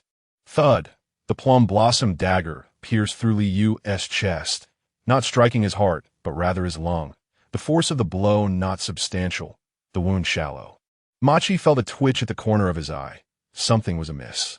In an instant, a shadow of lethal intent descended upon him. It was a petite girl with golden twin tails, wielding a massive iron hammer, aiming to smash him into the ground as if he were a tent stake. Duck neck. Machi was somewhat familiar with duck neck techniques. He flung his arms, sending the thorny, cursed seal from his arms toward Duck Neck, seemingly on the verge of binding her. However, a smirk curled at the corner of Duck Neck's mouth. The iron hammer was merely a feint. Her true weapon was her body. Crack! In an instant, Duck Neck's body expanded into a giant sphere with a diameter of 5 meters. Her clothes burst apart, revealing spirals of white bandages clinging tightly to her form. Those were the 3rd-tier magical treasures, the Rui satin ribbons. The Rui satin ribbons consisted of 9 strands, functioning as a cohesive unit while capable of independent action. They were extremely flexible, adapting to the movements of their master, capable of preventing unsightly moments during combat and offering some defense against magical and cursed seal damage. And in critical moments, they could serve as auxiliary weapons. To the observers, this scene appeared somewhat comical. A mummy with twin tails, her head unchanged while her limbs and body swelled into a round, plump sphere, barreling towards Machi with the weight of a mountain. Machi was astonished, having joined the New Wind Guild for 2 months and collaborating numerous times with his teammates. This was the first time he had witnessed Duck Neck employ such a tactic. He sensed that this maneuver would be difficult to counter. Immediately withdrawing the cursed seal power and reinforcing his legs to evade in haste. However, this action resulted in a slight lack of coordination. There are still enemies. Boom! The Duck Neck struck the glutinous rice ball like an energy bomb, creating a shockwave upon impact with the ground. As the energy dissipated, the Duck Neck swiftly deflated, returning to its normal state. The glutinous rice ball barely managed to evade the attack, but was nonetheless affected, propelled several meters away. It quickly regained its footing, clutching its chest with one hand, blood seeping from the corner of its mouth. Had it not been for the protective spell, its internal organs would likely have been shattered. It glanced at a full-length mirror 30 meters away and called out, "Si Chi, come forth." Moments later, Si Chi stepped out from behind the mirror, pushing his glasses up with his middle finger. "Isn't this night Rome?" Quite the disguise. Had it not been for the familiar technique, I might not have recognized you. He paused, his smile fading slightly as he added, "Ah, but wait. I suppose I should refer to you as the new hunter now, shouldn't I?" The glutinous rice ball wiped the blood from its mouth, its gaze sharp and ambiguous. At that moment, the lights went out. Darkness enveloped the room, and everyone remained still, hesitant to make a move. Si-Chi spoke leisurely. "The new hunter has been dormant for a while, resurfacing 2 months ago, coinciding with your joining our guild. I've looked into your background. Your history seems overly smooth, bearing signs of embellishment. With your abilities, you could easily have joined a top-tier guild, yet chose a second-rate one." "That's nonsense. We're not second-rate. We're quasi-first-rate," the duck neck insisted. "Indeed, quasi-first-rate," Si-Chi replied calmly, continuing his analysis. "Although our guild has a fair number of talented individuals, each has their own reasons for being here, be it retirement, personal connections, generous offers, or preferring to be a big fish in a small pond. Yet you do not fit any of these categories, which raises suspicion. However, if you are indeed the new hunter, everything falls into place. Compared to top-tier guilds, we have more opportunities to encounter newcomers, frequent interactions with other major guilds, and thus timely access to various intelligence. Moreover, our management is quite lax, which facilitates your activities." The lights flickered back on. "Knight," Rome glared coldly at Si-Chi. "Being insightful certainly saves me from unnecessary chatter." Si-Chi squinted slightly, adjusting his glasses again. "Yesterday, I came across an anonymous post on the forum that pinpointed the exact location of the magic mirror. My curiosity compelled me to verify it today, and I stumbled upon an unexpected discovery." "Unexpected discovery?" Knight, Rome scoffed. "Si-Chi, you're overly confident." "This is not mere confidence. It is the truth," Si-Chi replied calmly. "Knight Rome, you currently possess no chance of victory. Will you surrender, or shall we execute you on the spot?" Knight Rome laughed heartily. "Huh, you're correct. I lack the odds," but his laughter faded, revealing a frenzied glint in his eyes that hinted at some form of liberation. "Who told you I plan to leave alive tonight?" Si-Chi's expression shifted slightly, focusing intently. Rapid review. 2 seconds later, a smirk tugged at Si-Chi's lips. "How intriguing. I had indeed overlooked some details." Chapter 53. Caw. Half an hour ago, Si-Chi and Duckneck, primarily Si-Chi, immediately discerned that the other 2 explorers, Bai Ze and Liu, were lying, as they harbored ulterior motives for descending into the labyrinth. However, Si-Chi had no intention of meddling in their affairs. Coincidentally, one of the explorers, Liu, sought to venture to a location that overlapped with his own, which led to this unfolding scenario of the mantis stalking the cicada, unaware of the oriole behind. Liu discovered the remains of the magic mirror and encountered Yirong, who had arrived earlier. Without provocation, Yirong harbored murderous intent towards Liu, a development that took Si-Chi by surprise. This decision bore minimal benefit and was entirely unwarranted. The prudent course of action would have been to withdraw immediately, for a mystic could not be confined by the second layer of the labyrinth, especially one so familiar with its intricacies. Of course, Yirong's instrument of murder, the magic mirror, had been destroyed, justifying his fury. Yet it was clear that Liu was not the culprit. Yirong's impulse to exact vengeance upon a formidable explorer contradicted the behavior typical of a meticulous, scheming serial killer who had evaded capture multiple times. In the moment of urgency, Si-Chi recognized this inconsistency but did not give it due consideration. Now, the absurdity finds its explanation. From the very beginning, Yirong had no intention of leaving. He had arrived at least an hour earlier than the others, and upon discovering the magic mirror's demise, he was engulfed by an overwhelming rage, grief, and even self-reproach, indicating that the magic mirror had ceased to be merely a tool of murder for him. Clearly, Yirong had suffered a profound blow, his resolve shattered, and thus he committed himself to a perilous endeavor that required careful preparation. As Yirong took considerable time to ready himself, Liu fortuitously arrived, prompting a dejected Yirong to decide to eliminate him on a whim. What, then, was the nature of Yirong's undertaking? Most likely, it was a singular act. Si-Chi whispered, "Duck Neck, I will hold him off. You must flee." "Huh, Duck Neck froze in disbelief. Run? Alone?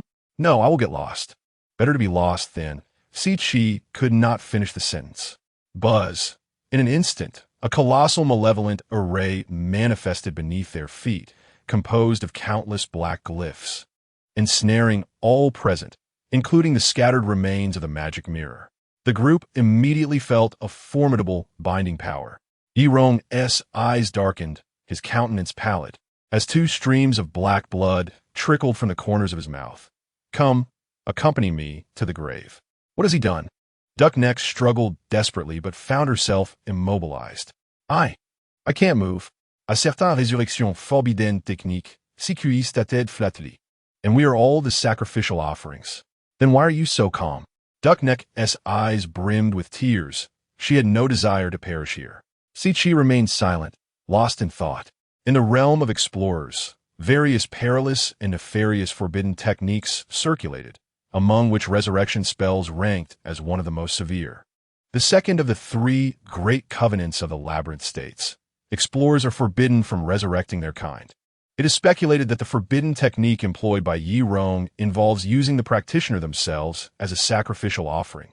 Naturally, the more live sacrifices, the better, to resurrect the deceased. Whether those resurrected retain their humanity is a mystery known only to the heavens. Frankly, it is utterly astonishing that Yirong, as a B-level explorer, could master the art of resurrection. You've lost your mind, Liu exclaimed, clutching the wound in her lung, attempting to dissuade him. You intend to resurrect a mirror. It is a phantom, not a human. You are bound to fail. How can one know without trying? In that moment, Yirong truly seemed mad. The magic mirror. It must exist. As long as it exists, there remains hope. Countless black curse marks surged forth from the ground, transforming into a multitude of black thorns that ensnared every offering upon the altar. Hiss, hiss, hiss. Then upon the black thorns bloomed flower-like shapes resembling human hands, their fingers darkened, nails bone white, emitting a horrifying, incomprehensible wail, gradually pulling them into the abyss. I'm sorry, Four-Eyed Boy. It was my fault. I should not have summoned you today. Duck Neck continued to struggle, yet hope was lost. Si had no time to indulge a yellow-haired girl with final words. Cognitive distortion. He exerted all his potential, striving to alter Yirong's perception, to compel him to cease the ritual. It was futile. Changing one's perception required both time and opportunity.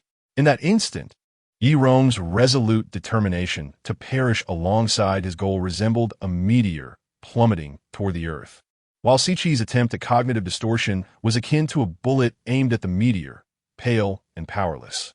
Since becoming an explorer, Sichi had perhaps made miscalculations in trivial matters, yet he had always been astute in significant affairs. Little did he expect to falter here.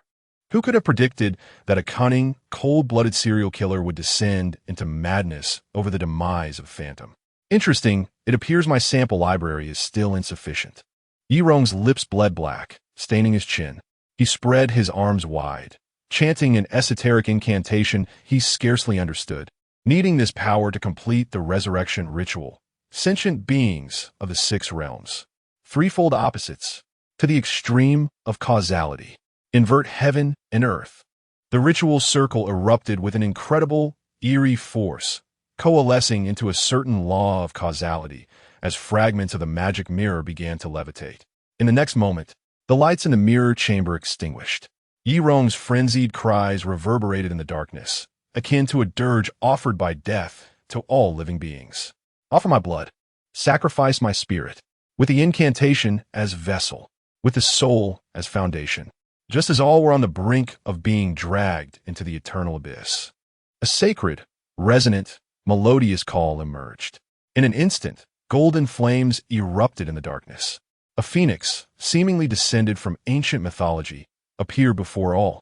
Its 6 wings shone with resplendent golden light, piercing the heavens, its 6 tails magnificent and dazzling, igniting the earth. All the wicked curse marks within the ritual circle vanished under the phoenix's divine majesty. Wow! As the night demon spat blood and knelt upon the ground, the resurrection forbidden technique was interrupted in its final moment. Instantly, everyone regained their ability to act. The koi, grievously injured and having lost much blood, was rendered exceedingly weak. In his despair, he beheld the arrival of the phoenix, mistaking it for a mere illusion born of his impending demise. It was only when the bindings of the malevolent array dissipated that he comprehended he had indeed been saved. Overwhelmed, he succumbed to unconsciousness upon the ground. Si-Chi and Duck Neck fared little better. They fought valiantly against being dragged into the abyss of the sinister array, employing every means at their disposal until the very end, refusing to surrender. At this moment, although they were rescued, they were left severely weakened. Their faces pale as they exchanged bewildered glances, their hearts a tumult of surprise and confusion, hesitant to make any sudden move. With the resurrection forbidden technique interrupted and the array thoroughly destroyed, the magnificent phoenix vanished, or rather, swiftly retreated into the form of an ordinary youth. Then, the lights in the mirror chamber illuminated. Si-Chi was astonished. This time, the lights had been extinguished for less than 7 seconds, a first for him. Could it be that all the mirrored creatures within the labyrinth had recoiled in fear from the phoenix's divine might, retreating prematurely? He squinted slightly, finally discerning a youth clad in phoenix feathers, his face adorned with a phoenix mask. Quack, quack, quack. Quack, quack, quack, quack, quack. After unleashing a cacophony of quacks, Duckneck finally began to speak in human tongue. Wonderful. It is the Gray Phoenix. We are saved. Chapter 54. The idols returned. The great phoenix of ash appeared. Duckneck wept with joy. I knew you would come. I just knew it. You know nothing. I had no inkling things would turn out this way. Bai Ze remained silent. Duckneck proudly turned to Yi Rong. Did you see that? This is what we call the inevitable downfall of the wicked. We, the Phoenix of Ash, shall never show mercy to scoundrels like you. Yi Rong's face bore not much fear, but rather confusion. Phoenix of Ash.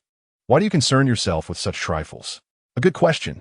Why would the Phoenix of Ash intervene in such matters? Because I am not the Phoenix of Ash. Bai Ze spoke in a low voice. The magic mirror is still alive, and it is with me. Yi Rong tiremlet. Hope reigniting in his eyes. He had no doubts, for he believed the Phoenix of Ash had no need to deceive about mere insects. Yet he could not comprehend. Why would you do this? A pertinent inquiry. Why indeed would I act thus? Because of you, you wretched pup. Bai Ze chose his words carefully. Leave, this time I spare your life. Yi Rong fell silent once more. He felt both bewildered and resentful, yet he accepted everything immediately.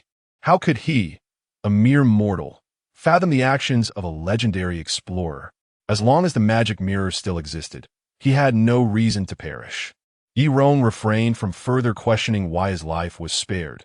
Uttering another word would only increase the risk of changing the other's decision. In his experience, the life or death of the utterly weak lay within the whim of the overwhelmingly strong. Whether to blow away or crush an ant was solely a matter of mood. With great effort, Yi Rong suppressed his grievous wounds and hastily departed, not daring to look back. What are you doing, idol? Why let a murder go? Just then, Si-Chi swiftly covered Duck Neck's mouth. In Si-Chi's repository, legendary explorers were enigmas. Their inscrutable nature and unpredictable behavior were the norm. Whatever actions they took should not be questioned, only obeyed without fail. Clearly, Duck Neck struggled to accept this emotionally. Si-Chi had to make Duck Neck understand. Duck Neck, the Phoenix of Ash has her reasons for acting thus. She possesses a broader vision than we do, and you must trust in her righteousness and perspective. This flattery, rather than appealing to the Phoenix of Ash's heart, struck a chord deep within Duck Neck. Suddenly elated, Duck Neck exclaimed, I see it now. Lure the big fish with a long line. Capture all the villains in one fell swoop.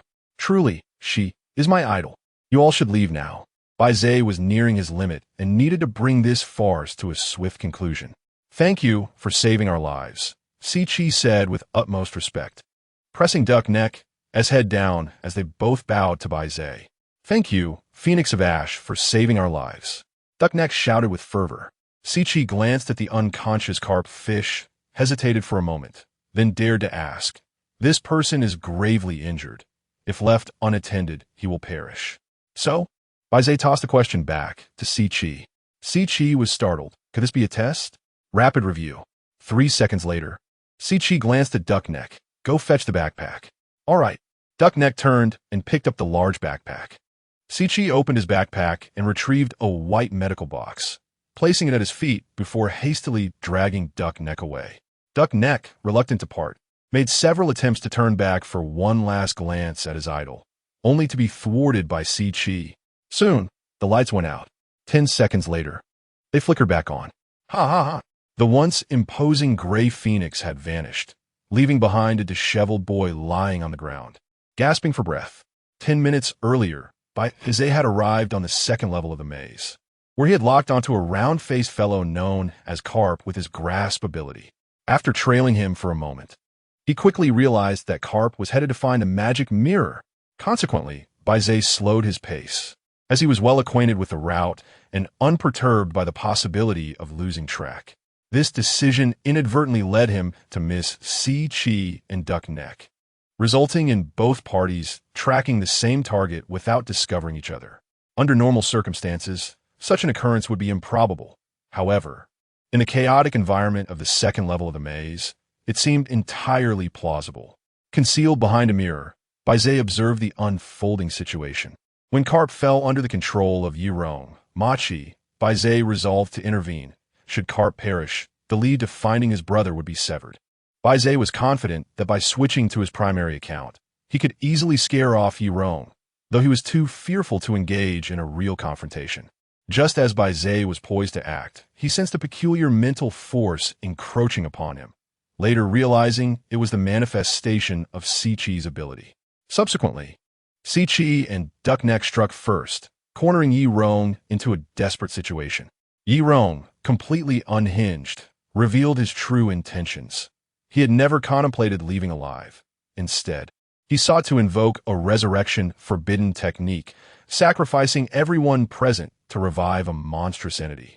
Faced with this grim revelation, Bai Ze, hidden in the shadows, felt as bewildered as the others. To make matters worse, he had not concealed himself sufficiently and found himself within the altar's range, tragically caught in the ensuing chaos. With life and death hanging in the balance, Bai Ze cast aside his hesitation and immediately activated his potential mechanism to maximize its energy, unleashing the Phoenix Feather Garb to directly disrupt Yirong's resurrection incantation. Though undeniably impressive, the cost was exorbitantly high. This time, Bai Ze not only maintained the Phoenix Feather Garb at its prime state, but also wielded its divine might to obliterate Yirong's malevolent magic array, effectively controlling the Phoenix Garb in combat. Within a mere 7 seconds, every ounce of energy within him was drained, leaving him severely overextended. Frankly, even Bai Ze was astonished at how much energy he could deplete. From where did it all come? In summary, while Bai Ze endeavored to save himself, he simultaneously rescued others. He nearly succumbed to unconsciousness, but through sheer willpower, he managed to stabilize his core, barely holding on for another minute. Thus, the entire plan unraveled. He could no longer seek vengeance against Yirong, nor could he afford to wait for Duck Neck and Si-Chi to resolve the matter. And furthermore, he could trust no one present. He had to ensure that everyone departed immediately. Otherwise, they would uncover the truth. Bai Ze was not the Gray Phoenix, but merely a novice, having exhausted all his energy and possessing an alluring divine artifact. The thoughts of what might follow were too daunting for Bai Ze to contemplate. In a moment of urgency, Bai Ze had no choice but to play along, navigating the situation with finesse. He had already discerned that Yirong would willingly sacrifice himself for the sake of the magic mirror. Although this notion was preposterous, the magic mirror was the sole means to placate Yirong. Without hesitation, Bai Ze concocted a lie, assuring Yirong that the mirror still existed and subsequently offered him a reprieve from death. Thus, with the belief that the magic mirror remained intact and his life was spared, Yirong perceived a glimmer of hope, rendering him devoid of any motive to pursue mutual destruction. Bai Ze swiftly urged Yirong to depart, and then instructed Si-Chi and Yabo to leave as well, knowing they would not dare defy him. As for the rationale, Bai Ze scarcely had time to ponder. After all, legendary explorers were enigmatic figures, allowing them to fill in the blanks themselves. Fortunately, Si-Chi adeptly rationalized everything, stabilizing his companion Yabo or else she might have resorted to violence against their mentor. Next, only the unconscious Liu remained. Siqi inquired how Bai Ze wished to proceed. Bai Ze actually intended to keep him, as his primary objective that night was to track Liu. However, he could not voice this intention, and given Liu's severe injuries, Bai Ze lacked the means to provide assistance. Unexpectedly, Siqi transformed into an empathetic presence, contemplating every possible outcome and graciously delegating all decisions to the esteemed Gray Phoenix, flattering him without reservation. How to handle this person is entirely at the discretion of the esteemed Gray Phoenix, whether to slay or to save. The choice is yours. Considering your apparent status as a top-tier spiritual mage with expertise in your field, you may not possess formidable healing capabilities. Therefore, I have thoughtfully left you a medical kit for your convenience. Please accept it. In any case, serving you is our greatest honor. We are grateful. Farewell. This, in essence, encapsulated Siqi's subtext. Within the span of a mere minute, 3 conscious individuals departed, leaving behind only the unconscious Liu and a medical kit. Bai Ze once again eluded scrutiny. Chapter 55. Rescuing Bai Ze spent several minutes consolidating the mechanisms of his latent potential, allowing his body to gradually regain its strength. Exhausted, he rose to his feet and approached the medical kit, beside which lay the unconscious Koi. The medical kit was slightly smaller than a computer case, secured with 2 latches and adorned with a button shaped like a wind element. Bai Ze released the latches and pressed the button. With a soft click, the medical kit opened automatically, revealing a 3-tiered structure. The first layer contained a honeycomb box, housing a dozen high-tech injection vials.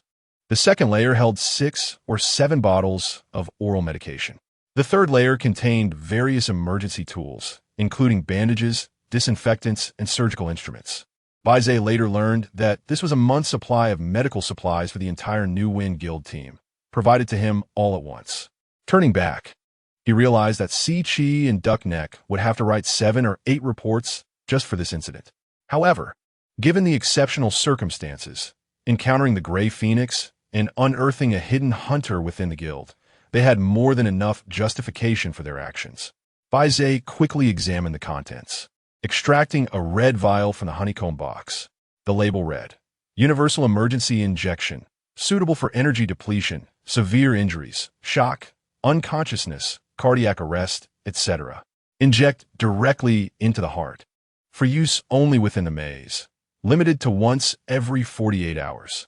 Note, the patient will enter a deep coma for 5 to 8 hours post-administration. With little time for hesitation, Bai Ze removed the needle cover and forcefully injected the solution into Koi's chest. Koi let out a muffled groan, his body twitching slightly. Uncertain of the efficacy, Bai Ze longed to activate Grip to assess Koi's core and indirectly observe his life state. Yet, he himself was in a precarious situation, akin to a clay Buddha crossing a river, and he hastily rummaged through the second layer of the medical kit for 2 bottles of medication, one deep blue and the other a pale hue, both accompanied by usage instructions. Energy supplement drug, emergency type, suitable for prolonged combat, energy depletion, exhaustion, etc. Take 3 capsules orally at once. Effects within 5 minutes. For use only within the maze. Limited to once every 48 hours. Note, this medication may cause some harm to the body and cultivation. Please follow medical advice and use with caution. Energy supplement drug, general type, suitable for prolonged combat, energy depletion, exhaustion, etc. Take 1 capsule every 10 minutes. Up to 3 capsules. Effects within 1 hour. For use only within the maze. Limited to once every 48 hours. Note, this medication does not pose significant harm to the body or cultivation, but should not be used as a health supplement or training drug. Please follow medical advice and use with caution. Recognizing that immediate danger had passed, Bai Ze deemed long-term health to be of greater importance. He uncapped the pale blue bottle, poured out a blue capsule, and swallowed it. Within half a minute, he felt a soft and cool wave of fluid spreading throughout his abdomen, gradually nourishing the nearly parched mechanisms of his latent potential. After a few minutes, Bai Ze noted a marked improvement in his fatigue, with a slight restoration of energy and strength. 10 minutes later, He took the second capsule, and 20 minutes later, the third. At last, Bai Ze felt he had regained approximately 70% of his former condition. Bai Ze promptly activated the grasp skill. Given the proximity, he effortlessly seized the essence of the carp. In the absence of any resistance from his target, Bai Ze was able to perceive the intricate details of the core. Akin to a probing skill in a game, he discerned that this carp had lingered within the confines of the fourth realm for an extended period. Its potential mechanisms showed no significant damage, yet there was a certain disarray, indicative of a blockage. Moreover, while the carp's vital signs had stabilized temporarily, it suffered from lung injuries and, lacking the vitality of a life giver, its innate healing capabilities were woefully inadequate, posing a lingering threat. With a sense of resignation, Bai Ze reopened his medical kit, rummaging through the third layer until he unearthed an emergency manual for treating external injuries. He located the pertinent information and, steeling himself, read through it. "Brother, I shall give it a try. Let's hope it does not lead to a tragic end," came the hopeful response. Taking a deep breath, Bai Ze produced scissors and carefully cut away the carp's clothing, subsequently retrieving a gelatinous, pale yellow substance. According to the manual, this was known as wound repair mud, a medical item specially developed by the New Wind Guild. It was concocted from the essence of gelatinous creatures, powdered horns of the jumping sheep, and shed skin from sorrowful snakes, intended exclusively for use within the labyrinth. The repair mud served to disinfect wounds, adapt to human tissue, halt bleeding swiftly, and expedite the healing process, ultimately integrating with the body. Naturally, it would not remain within the injured individual indefinitely, being metabolized within a week. Side effects included increased appetite, involuntary leg shaking, and a propensity for melancholy in the late hours, the last remaining to be verified. Bai Ze applied the repair mud to the carp's chest, and within mere seconds, it sensed the warmth of the body, melting and adhering closely to the wound, slowly permeating the area. Observing for a while, Bai Ze felt a sense of improvement in the injury. He then retrieved bandages to properly dress the wound. The manual indicated that these bandages had been treated with a special solution to prevent infection and mitigate deep damage to the potential mechanisms. After completing the first aid, Bai Ze once again touched the carp's core, confirming that it had entirely escaped the clutches of peril. With a sigh of relief, Bai Ze exhaled. Saving a life is worth far more than constructing a towering pagoda, yet he did not harbor such grand ambitions. He simply hoped that the Six Paths vending machine would reward him with a few more experience points upon his return. When he regained his composure, dusk had already fallen, and darkness was encroaching upon the labyrinth.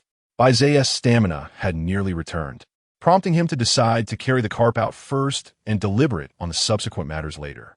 Though he had not accrued much balance that day, the significant progress made was indeed worthwhile, and he resolved to enter the labyrinth with his primary account the following night in pursuit of further sustenance. In the midst of these thoughts, Bai Ze instinctively glanced at his left wrist. Suddenly, his heart tightened, and his blood ran cold. Rubbing his eyes vigorously to confirm his vision, he realized with horror that the countdown had dwindled to a mere fraction. Shouldn't the countdown increase within the labyrinth? Why has it diminished instead? Could it be that I've been robbed of time once more? No, when time is stolen, there is a distinct sensation of withdrawal, which I can sense. Bai Ze exclaimed, realization dawning upon him. It was the Phoenix feather robe. Bai Ze has just activated the Phoenix feather garment to its fullest potential, employing its divine might, which not only drained every ounce of energy within him, but also incurred a significant deficit. Previously, Bai Ze had pondered the origin of this energy, and now the mystery has been unveiled. It is his very life essence, a countdown ticking away. While others may poetically claim their lives are ablaze, for Bai Ze, it is a genuine conflagration. Panic envelopes him as his heart races and his entire being trembles. With darkness fast approaching, he realizes that even if he escapes the labyrinth, he will only have 2 to 3 more hours to live, barely enough to last until the following evening within its depths. What to do? What to do? What to do?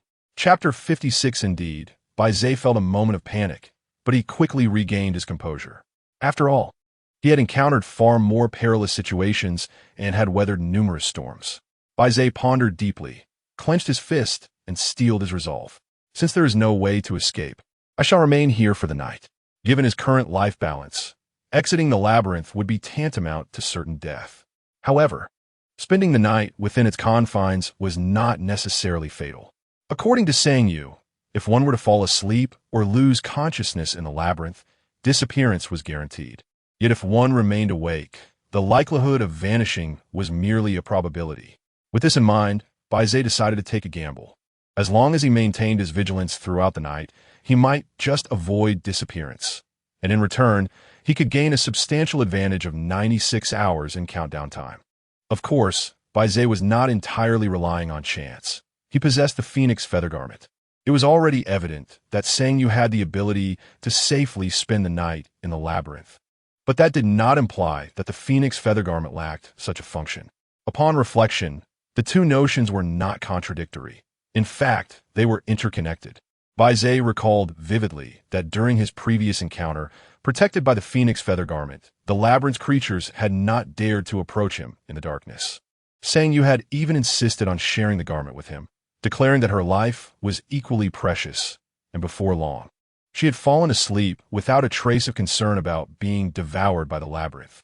Subsequently, Bai Ze too succumbed to slumber, and both had survived until dawn, which indirectly attested to the garment's uniqueness. Now, as the new master of the Phoenix Feather Garment, and with no retreat available, Bai Ze resolved to validate this hypothesis thoroughly. If his conjecture proved correct, he would attain a permanent solution, freeing himself from the countdown's threat forever. Looking up, Bai Ze noticed that the labyrinth had grown exceedingly dim. He summoned his latent potential and forged a profound connection with the Phoenix Feather Garment. Soon, the garment ignited, radiating waves of golden red energy that expanded outward, forming a circle with a diameter of 3 meters, enveloping both him and Li Yu. One does not truly comprehend the value of essentials until one takes charge. Previously, Sang Yu had illuminated an area with a 10-meter diameter throughout the night, and even after bestowing it upon Bai Ze, the garment's stored energy had sustained its basic effects for several days. Now that the precious item had changed hands, the consumption would draw from Bai Ze's own energy, necessitating frugality, for enduring an entire night was no trivial matter. Bai Ze glanced at Li Yu, who had been administered a universal emergency injection and was now deeply unconscious, incapable of awakening in the short term. Bai Ze had initially intended to carry him out of the labyrinth, but such an act would spell his own demise. Given more time, he might have sought a kind-hearted soul to assist in escorting Li Yu to safety, but time was a luxury he no longer possessed. "I'm sorry, my brother. I wish to survive. I shall do my utmost to protect you, but if you are still consumed by the labyrinth, do not blame me." Bai Ze cradled Li Yu in his arms and wrapped them both in the Phoenix Feather Garment. As darkness deepened, he became aware of the mirror creatures gathering around them, encircling them densely. They appeared grotesque and distorted, reflecting Li Yu in their mirrors. Yet curiously, they did not reveal Bai Ze's image. Due to the campfire's limited radius of merely 3 meters, the mirror creatures loomed ominously close to Bai's, causing him considerable discomfort. Gritting his teeth, Bai's concentrated his energy, expanding the campfire's circumference to a diameter of 5 meters. The crackling flames sent the mirror creatures into a frenzy, compelling them to leap backward in fear of being touched by the resplendent glow of the phoenix feathers. At that moment, a subtle pulsing emanated from Bai's wrist. He glanced down and noted that the countdown had accelerated to 8 times its original pace. The labyrinth had descended into night. Bai's heart raced as he grasped the wrist of the carp, silently imploring, "Do not vanish. Do not vanish. Do not vanish." He repeated this mantra countless times, feeling as though several minutes had elapsed. His palms were slick with perspiration, yet the carp remained steadfast and did not disappear. An overwhelming joy surged within Bai's, nearly eliciting a jubilant scream. Sister Sang is truly remarkable. The prowess of this legendary explorer once again reshaped Bai's understanding. He realized now that Sang Yu possessed the privilege of safely enduring the night within the labyrinth, a privilege inherited by the phoenix feathers. Sang Yu stood as a beacon in the darkness, offering Bai Ze a torch to illuminate himself and those around him. This torch was the phoenix feathers. Sang Yu has been exceedingly generous to me. Bai Ze felt immense gratitude, yet a twinge of unease lingered, for he understood that nothing in this world comes without a price. Throughout his life, Bai Ze had come to grasp one fundamental truth. Aside from his orphan status, he was merely an ordinary individual, living an unremarkable life and growing up without distinction. Fortunate and unfortunate occurrences seemed to elude him, as fate had dealt him an endless array of troubles, hardship, and tedium. Yet, amidst this inexhaustible cycle of adversity, moments of joy, ease, and contentment occasionally surfaced, most often thanks to his brother. Bai Ze recalled the frequent power outages during his childhood at the orphanage, when the dormitory would be enveloped in darkness, instilling in him a fear of being devoured by monsters lurking in the shadows. His brother would comfort him, assuring him that the blanket had been enchanted to ward off all malevolent beings. Bai Ze believed him, and consequently, his fears dissipated. To this day, he still felt compelled to cover himself while sleeping, lest he find no peace. As Bai Ze's concentration wavered, the energy circle of the phoenix feathers began to diminish, prompting him to refocus his mind and stabilize the energy once more. Thoughts of Sang Yu resurfaced. During her last slumber, she had been effortlessly at ease, while the energy circle of the phoenix feathers remained undisturbed, a testament to her formidable prowess. Bai Ze persevered through the latter part of the night, and after 8 or 9 hours, the carp finally stirred awake. Slowly opening her eyes, she realized she was bare-chested, lying in the embrace of a man, both wrapped in a shared cloak. Ah! The carp sprang upright, hands instinctively shielding her chest. "You are awake," Bai Ze said, donning the phoenix mask and lowering his voice. You, the carp stammered. Anxiety etched on her face. "It is somewhat awkward," Bai Ze admitted, "but preserving our lives takes precedence, does it not?" "Wait, this scene feels oddly familiar," the carp mused, regaining her composure and trembling as she took in her surroundings. This is nightfall?" "Indeed," Bai Ze replied. I wasn't consumed by the labyrinth?" The carp questioned incredulously. "Correct," he affirmed. "Your memories before the carp's unconsciousness have returned. You saved me. You are the master of that phoenix." The carp, upon recognizing the phoenix feather robe worn by Bai Ze, was momentarily taken aback. "Know you? Could it be that you are indeed one of the 3 phantoms of the maze, the gray phoenix?" "Ah, now that is the proper attitude." Bai Ze smiled and nodded. "Indeed." Chapter 57. The fall of a genius, the esteemed phoenix of ash. The attitude of the carp grew increasingly respectful, unable to contain his inner excitement.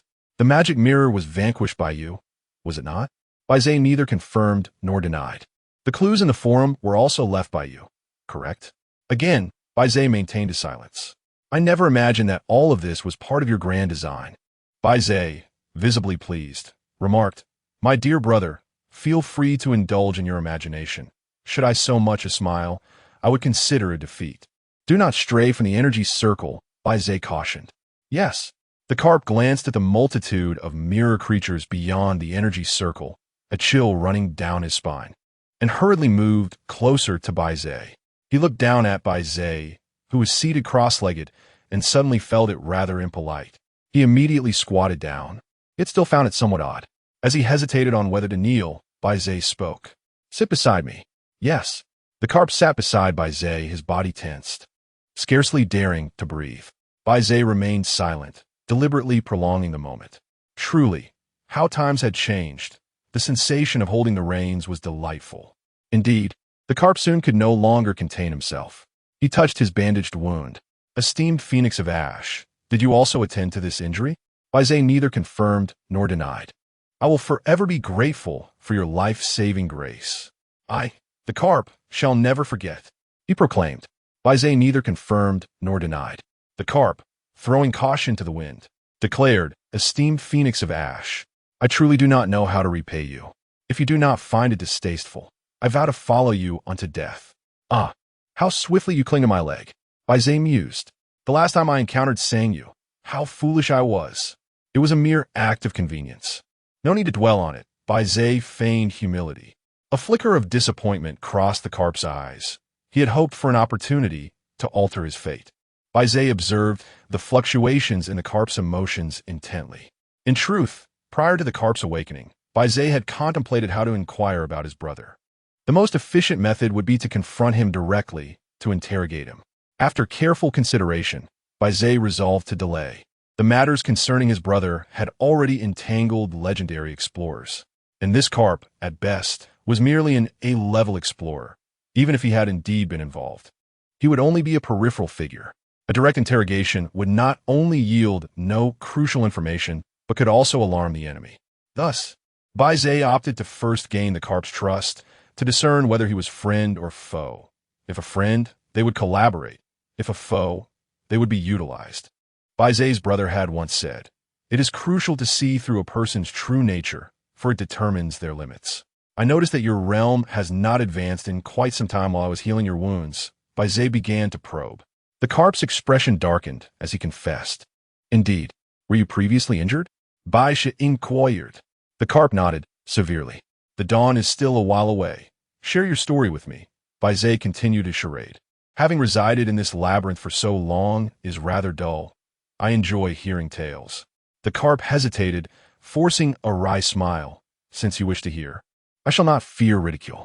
The scarcity of speed shapers and mysterious ones among the 6 paths of potential is well known. For years ago, I embarked on a journey as an explorer, and within a month, I transcended the boundaries of the swift path. At that time, I was regarded by many as a prodigy. The carp paused momentarily and quickly clarified. However, in comparison to a true genius like you, I am nothing. Goodness, you appear to be quite ordinary, yet you are a genius. Back then, I joined the largest guild, the Mountain and Sea Guild, where I took on the role of a small team leader, forged camaraderie with a group of good brothers, and even entered into a romantic relationship. My superiors held me in high regard and intended to nurture my potential. It was truly the pinnacle of my life. I had anticipated that the carp would elaborate on this impressive chapter, as it was indeed a tale worthy of boasting. However, he swiftly moved past it. Our department had discovered a unique maze creature on the 6th level, resembling a swift form. Following a tactical analysis, we concluded that we lacked a crucial position, an assassin support hybrid. The carp nodded, urging him to continue. The assassin support role combines the agility of an assassin with the utility of a support, allowing for rapid assistance to teammates while engaging with foes and delivering critical close-range damage. Conventional support and assassin roles were inadequate. Dividing the task between 2 individuals would only complicate coordination and introduce new risks.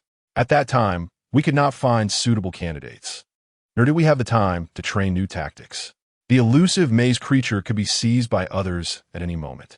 The carp fell silent for a few seconds, and ultimately, I stepped forward. I was the only one who could barely fulfill the role. I was eager to prove my worth and exchange my merits for precious materials to help my girlfriend advance beyond the 4th boundary. The carp's expression darkened as he glossed over certain details. 2 days later, we set out to hunt the maze creature. Initially, everything went smoothly, but none of us anticipated that it possessed a second form. Our ambush ultimately failed, and in my attempt to save my comrades, I lost my right leg. Upon returning, though my leg was surgically repaired, it sustained lasting, profound damage that remains unresolved to this day. The carp instinctively grasped the outer side of his right thigh and added, "This has also impeded my ability to advance further." For a swift form user, losing the advantage of speed is tantamount to becoming useless. Although I still hold the title of team leader and am included in every mission, I have become a mere accessory. My pride could not bear it. The carp lowered his head, clenching his fist. A year later, I left the guild and became a lone wanderer. The white-haired boy reflected on this with a sense of melancholy. Indeed, it is the fall of a genius. Suddenly, the carp raised his head, his gaze fervent.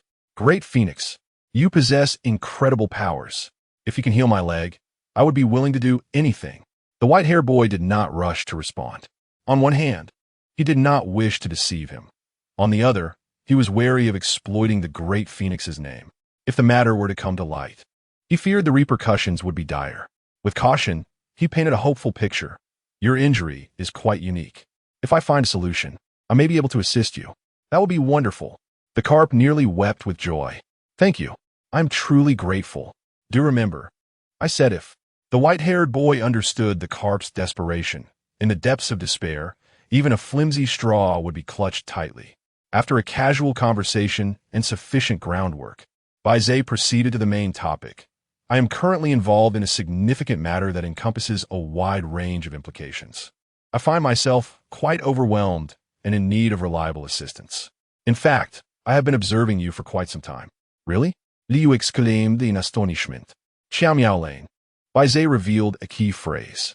Liu was taken aback, realizing that the Gray Phoenix was aware of his actual residence, which confirmed the veracity of his words. Of course, this is a mutual selection. You may take your time to consider. I am willing. Liu shouted fervently.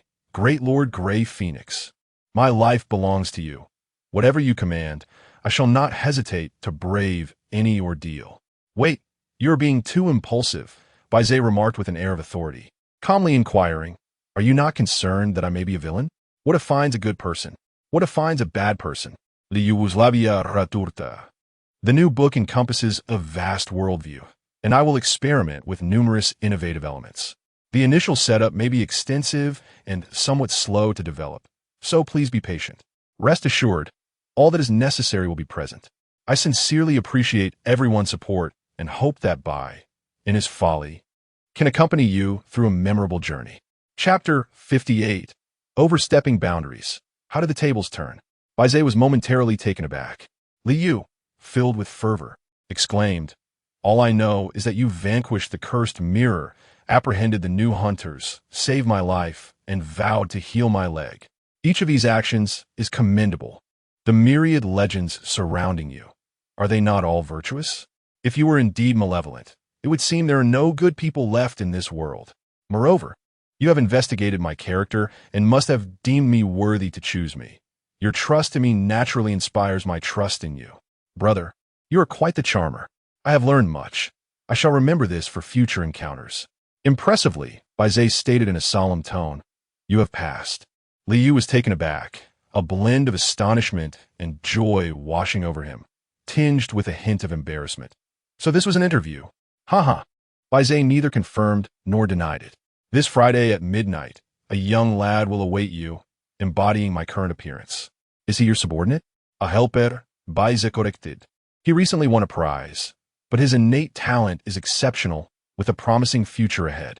Guide him well into the profession, and I shall assign you both subsequent tasks. Understood. Liu pondered for a moment, then inquired, is there a code for our rendezvous?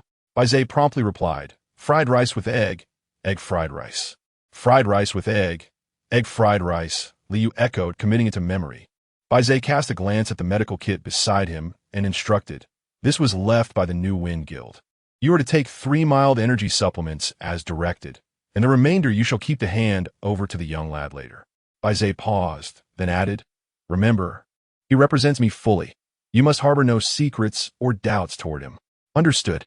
May I ask, what is the name of this assistant? Liu asked respectfully. The delivery rider. Noted. Rest assured, I shall make the necessary arrangements. Bai Ze nodded slightly. You are free to act once dawn breaks. Very well.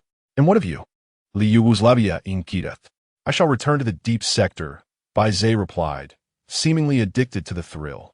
Lord Gray Phoenix, can you truly spend the night in the labyrinth?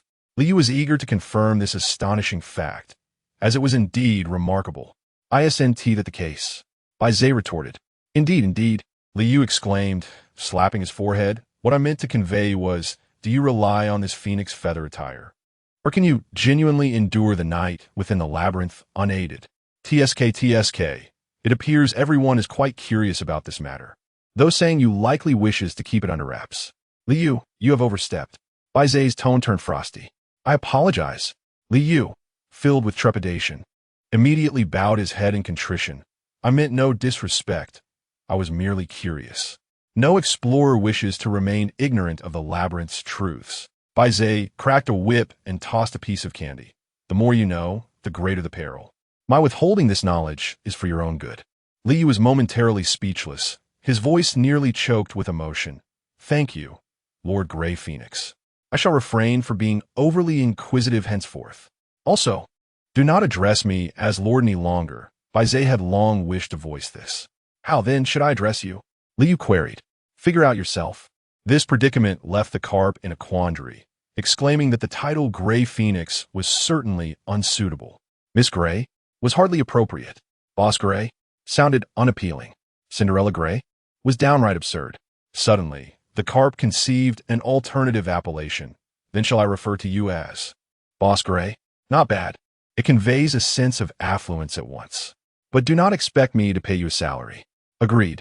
Subsequently, Bai Ze fell silent, continuing to embody the aloof deity. He had already established a tangible connection with the carp and decided to inquire about his elder brother using a secondary account for convenience. As dawn broke, the carp, bare-shouldered and clutching a medical kit, departed. Before leaving, he reiterated his gratitude and unwavering determination to follow the Gray Phoenix, his demeanor earnest.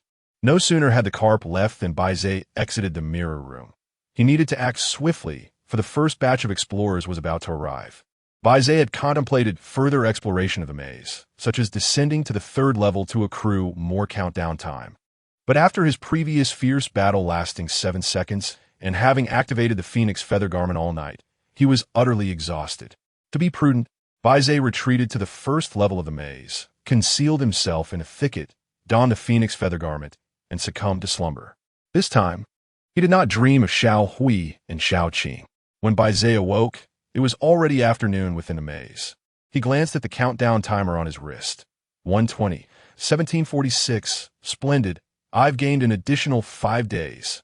An overwhelming sense of security enveloped him. Confirming that the Phoenix feather garment permitted overnight stays in the maze, he no longer needed to fear the countdown's threat. As long as he wished, he could remain in the maze indefinitely. However, this only assured the most basic survival. Danger was a constant in the maze, and at critical moments, he would still need to rely on the Phoenix feather garment as a safety net. The previous day, Bai Ze had utilized the Phoenix feather garment for self-preservation, battling for 7 seconds.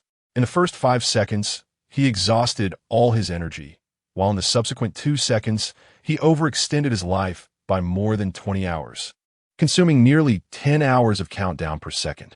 This artifact is terrifying. Truly, one can afford it but cannot sustain it.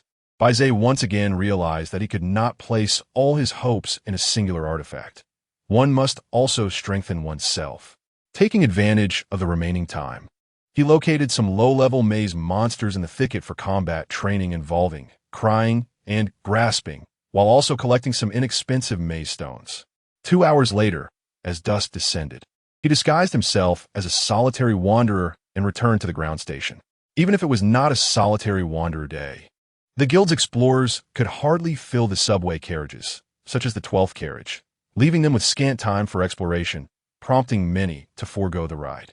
Thus, weaker solitary wanderers would occasionally linger in the rear carriages, scavenging for scraps and alleviating their curses, a matter of little concern to others. Bai Ze blended in with these solitary wanderers, boarded the 12th carriage, and exited the maze. Upon returning to reality, it was already Wednesday morning. Bai Ze first stopped home, then hurried to the hamburger shop. His unplanned overnight stay in the maze had resulted in an unjustified absence on Tuesday, and his failure to answer calls had enraged the manager. In the office, the manager wore a stern expression, demanding a thorough explanation from Bai Ze. Apologies, manager. Bai Ze began. I had an unexpected family matter yesterday. What kind of matter? The manager inquired. My brother has gone missing, said Bai Ze. The store manager was taken aback. Missing? Yes, it's been several days now, and I haven't been able to reach him. Bai Ze spoke with a mix of sincerity and pretense. He might be overwhelmed. After all, he's been supporting our family for 3 years while working here. He's the kind of person who bears everything alone, keeping his struggles to himself. Besides, these young people today. The store manager's tone softened. Have you reported it to the police? Yes, I need to cooperate with the investigation, Bai Ze lied. Yesterday.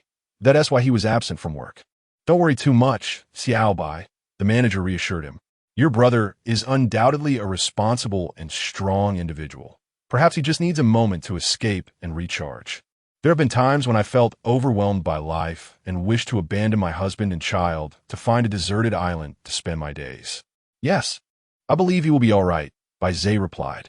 As for the absence, we shall treat it as a leave of absence, the manager stated. Take some time to gather your thoughts and come to work as usual this afternoon. Thank you, manager, Bai Ze said, rising to leave. Wait a moment. The manager called out to him once more. Chapter 59. A long story. Bai Ze paused, feeling somewhat guilty. Is the manager busy? The manager turned his chair around, forcing a smile onto his somewhat stern face. Xiao Bai, everyone experiences low points. It's nothing to worry about. If ever you find yourself unable to cope and have no one to confide in, feel free to come to me. I have been through more than you can imagine and can offer some perspective. In short, I wish to convey that there are no true dead ends in life. If one path fails, we can simply leap to another. Life is expansive. Thank you, manager. Bai Ze felt a twinge in his nose, emotions swirling within him, and quickly shut the door behind him. At 8 in the evening, Bai Ze, Mo Zi, and Wen Yin were having dinner in the workspace. And Mo Zi was even angrier than the manager, interrogating Bai Ze about his unexplained absence, which had forced her to manage alone the previous day, nearly exhausting her. With no choice, Bai Ze had to fabricate yet another lie. Upon hearing it, Mo Zi's reaction was even more exaggerated than the manageress. All her anger dissipated as she began to serve Bai Ze more meat, asking him what dishes he would like for tomorrow, encouraging him to order freely. This made Bai Ze feel even guiltier, and he could only bury his head in his meal. Wen Yin, however, remained skeptical of Bai Ze's words. After a while, he spoke up. Is your brother, by any chance, out at night, and hasn't he returned? Bai Ze was taken aback. Wen Yin is He Wuchang. He might know something about my brother. Could it be he recognized me and is testing me? Should I respond? Bai Ze decided to engage, but only partially. He feigned ignorance. Yes, it was quite sudden. He was fine before, with no signs at all. Wen Yin scrutinized Bai Ze intently. A few seconds later, he continued, Your brother, is he working one job during the day and another at night, always shrouded in mystery? Indeed, Bai Ze pretended to be surprised. Whenever I ask him what he does, he never tells me. Does your brother come home every morning looking exhausted? Wen Yin inquired further. How do you know that? Bai Ze marveled at his own acting skills. Mo Zi, wide-eyed, suddenly raised her chopsticks and pointed at Wen Yin. I don't care who you are. Get off Wen Yin right now. Wen Yin shot her an annoyed glance. Stop causing a ruckus. You're unusually chatty today. It's not like you. Ignoring Montak Tzi, Wen Yin turned to Bai Ze seriously. Bai Ze, I know your brother. Huh? Bai Ze was genuinely astonished. Does he have to be so direct? There are ordinary people around. Wen Yin removed his disposable gloves and wiped his mouth with a tissue. Mo Zi, are you full? Almost, she replied. Then leave. Mo Zi was taken aback. I have something to discuss with Bai Ze. Can't I listen? She asked. It's not convenient. Montak Tzi was visibly displeased. Then why can't you both just go out? I want to eat. Weren't you just full? I'm hungry again. Be quick. Wen Yin said impatiently, 1 movie ticket. 2. Mo Zi stormed out of the workspace, giant screen hall. Close the door, Wen Yin reminded. Bang. The door slammed shut. The workspace fell into silence. Bai Ze gazed at Wen Yin, his heart racing. Wen Yin pulled out a cigarette, placed it between his lips, then, recalling the prohibition on smoking, set it aside. After a brief silence, Wen Yin spoke. Bai Ze, I know your brother. In fact, he has a second profession. You ought to prepare yourself mentally. I am prepared. Bai Ze replied calmly. Realizing the gravity of the situation, he ceased to feign ignorance. Your brother is a gigolo. A gigolo. Bai Ze sprang to his feet. Isn't my brother an explorer? Can explorer also be a gigolo? Just then, Mo Zi burst through the door, her face alight with excitement. A gigolo. The shopkeeper, passing by, overheard and cast a sly smile towards the workspace. The youth of today certainly indulge well. In the deep of night, the trio finished their shifts and exited the hamburger shop. Mo Zi pushed the electric bike while Wen Yin tucked his skateboard under his arm, both turning in unison to Bai Ze, awaiting his final decision. Are we really going? Bai Ze hesitated. Xiao Bai, your brother has been missing for several days. Aren't you worried? Mo Zi exclaimed. And he is a gigolo. I've never seen one in my life. The last part is the crux. Isn't it? My brother could never be a gigolo. Bai Ze chuckled helplessly. I didn't know him well enough. It is not difficult to adhere to one's principles. Yet when it comes to those we cherish, the matter becomes more complex, Wen Yin remarked. Bai Ze was taken aback. Wen Yin was right. Moz's eyes sparkled with excitement, and he was indeed a gigolo. Then, let us confirm this, Bai Ze thought, his mind a whirlwind. Bai Ze rode the electric bike, with Moz seated behind him and Wen Yin gliding on a skateboard. The night breeze enveloped them as they chatted animatedly on the sparsely trafficked road. By the way, is being a gigolo legal here? Moz's mind was solely occupied with the notion of a gigolo. It's illegal, Wen Yin replied, but not a genuine gigolo. What exactly is the job? Bai Ze inquired, intrigued. To put it simply, they are companions at bars, entertaining female patrons without offering any special services. Their role primarily involves sweet talk and providing emotional support. As for whether personal relationships develop privately, that remains uncertain. If my brother truly needs money, he could seek assistance from Sister Xia. There is absolutely no need for him to become a gigolo, Moz remarked. Could it be that Wen Yin is doing this on purpose, perhaps to test my identity? Bai Ze pondered deeply. Wen Yin, I have two questions, Moz said, one hand gripping Bai Ze's shoulder while the other was raised. Ask away.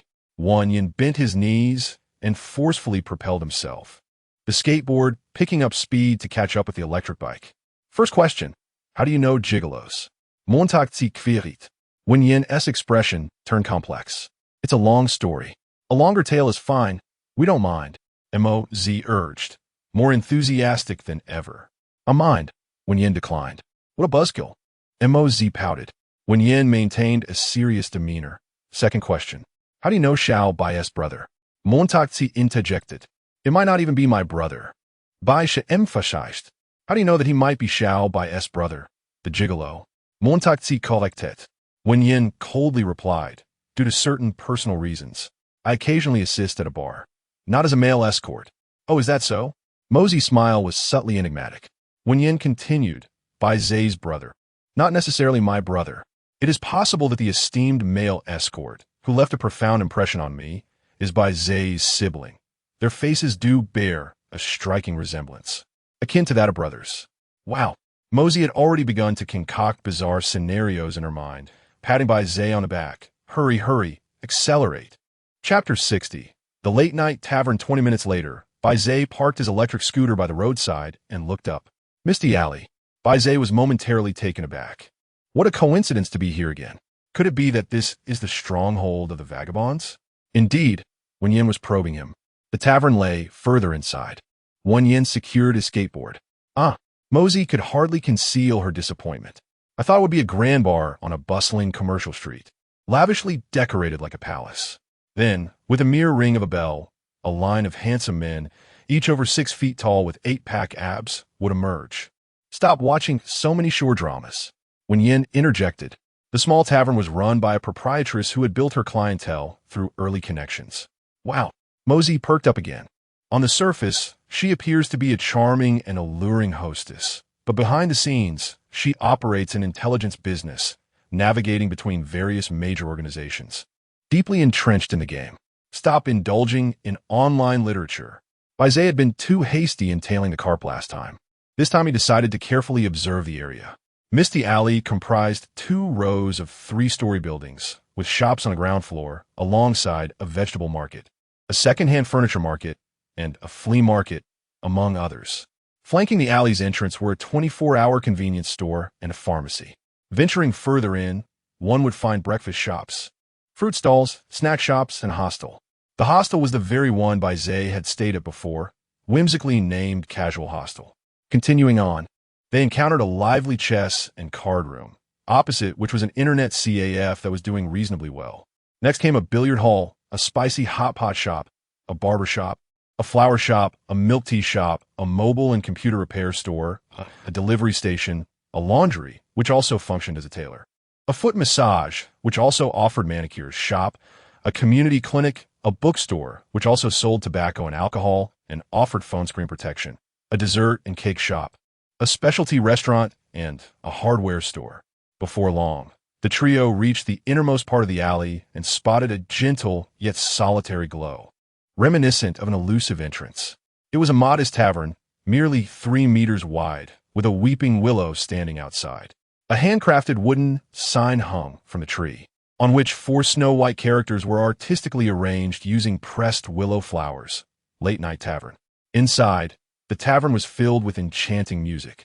As they arrived, Wen Yin was about to say something when a middle-aged woman stepped out of the tavern. She had a slender and tall figure, cascading waves of hair, and wore a bright, strapless long dress adorned with shimmering pearl earrings and a necklace resting between her collarbones. Balancing a glass of red wine and a handbag, she held her phone between her shoulder and cheek, chatting languidly yet elegantly. Bai Ze sensed that she was older, but still exuded charm and vibrancy. Upon catching sight of Wen Yin, the woman momentarily froze, her smile shifting. "The tavern is busy. Let us continue this later." "Bye." She hung up the phone and suddenly strode forward, her pace swift and her movements exaggerated, almost reminiscent of a hurdler. She embraced Wen Yin, wrapping her arms around his neck, causing the red wine in her glass to spill. Bai Ze and Mosey instinctively dodged, yet some of it splattered onto them. "Yin Yin, I missed you so much." The woman cradled Wen Yin's face, leaning in as if to kiss him. Wen Yin cradled the woman's chin with both hands and forcefully pushed her away, separating her from himself. "Stop it." Bai Ze and Moz stood in stunned silence. The woman, staggering backward, made an effort to regain her composure and elegance, smiling at Bai Ze and Moz. "Are you friends of Yin Yin?" "Yes." Montakzi, who had never encountered such a scene before, managed a smile. "We are also colleagues. Indeed, we all work at a hamburger joint." Bai Ze, equally inexperienced, chimed in hurriedly. "Oomph." Upon hearing the mention of the hamburger joint, the woman's mood soured instantly. "I would rather work there than come to your place." "To be a host for you?" Wen Yin mocked. "Ugh, how many times must I say it? This is not a host club. It is a refuge for weary, lonely women to share their troubles and relieve their stress. The young men in my establishment are proper companions, bound by strict professional ethics." Wen Yin scoffed. "Since when does companionship require promoting beverages? What is wrong with having a drink?" The woman retorted, her tone taking on a petulant quality reminiscent of a child arguing. "Can adults not survive without alcohol? And we do not allow intoxication. There are staff members to ensure guest safety." In the end, it still resembled a host club. "Prejudice. You are prejudiced." The woman charged at Wen Yin, her small fists pounding against his chest. Wen Yin seized her hands. Exasperation etched across his face. "Have you had enough? You get unruly with a drink." The woman shouted, "You just can't stand seeing Mom start a new venture. You want to see me moping at home, turning into a tired old woman." "I never said that." "Then you despise Mom. You look down on her. If you choose to think that way, there's nothing I can do." "Wait. Stop. Stop." Montakzi shrieked. Wen Yin and the woman ceased their bickering, turning to look at her. "Are you mother and son?" Moz ventured, gathering her courage. "Yes." The woman suddenly calmed, proudly linking her arm with Wen Yin's in a display of affection. "This is my precious son, though he often frustrates me." "Wen Yin, is this your?" Moz inquired further. Wen Yin, his expression stern, sighed. "I thought she wouldn't come to the shop tonight." "Move aside." Moz pushed Wen Yin aside, eagerly taking the woman's hands. "Auntie." "No, sister. Is Wen Yin really your biological son?" "Yes, indeed." "That's wonderful. I'm gradually coming to terms with everything." Montakzi exclaimed joyfully. "Sister, I would love to experience companionship too, but I don't enjoy drinking. Is that all right?" "Of course, we have tea, coffee, and soft drinks." The woman warmly linked arms with Moz. "This is the first time Yin has brought a friend to my place. Despite the expenses, I will treat you."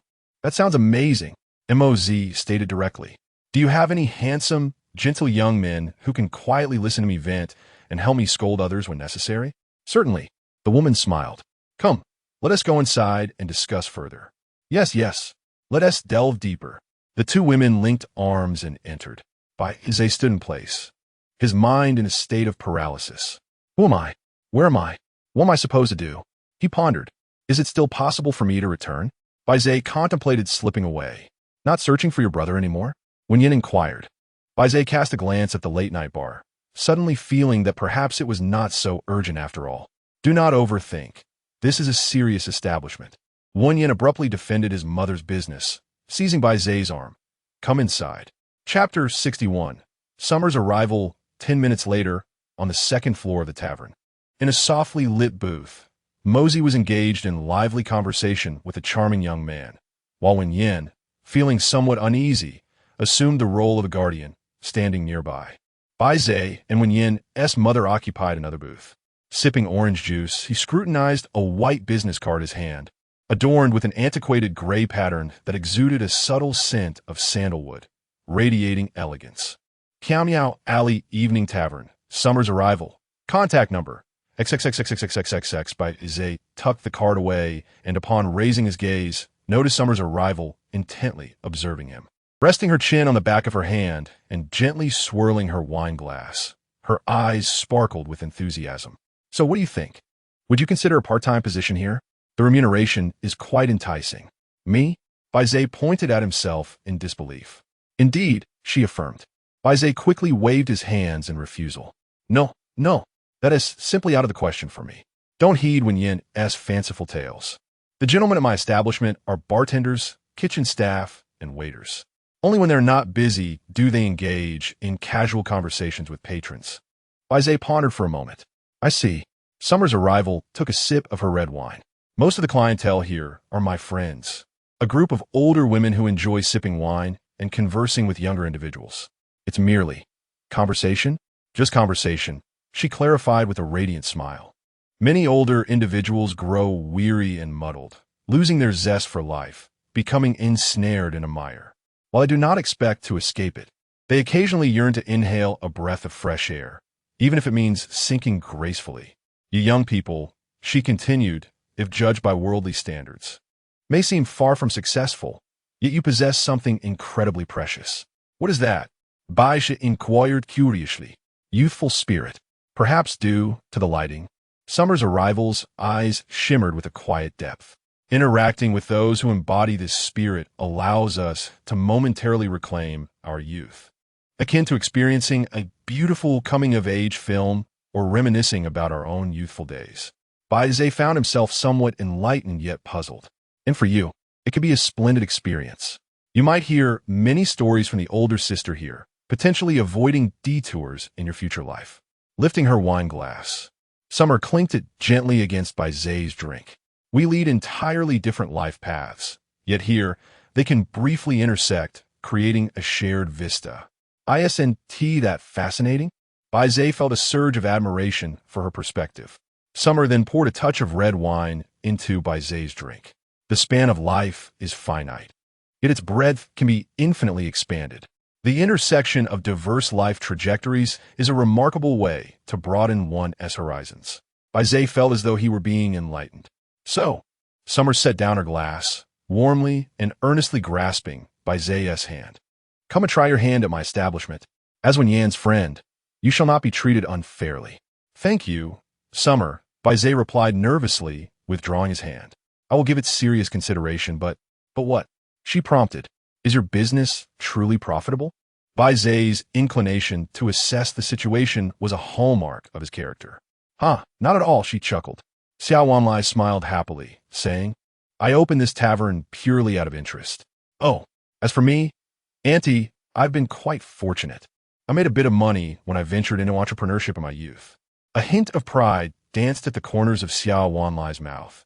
As long as Yin doesn't embark on a business venture, she can live her life free from financial worries.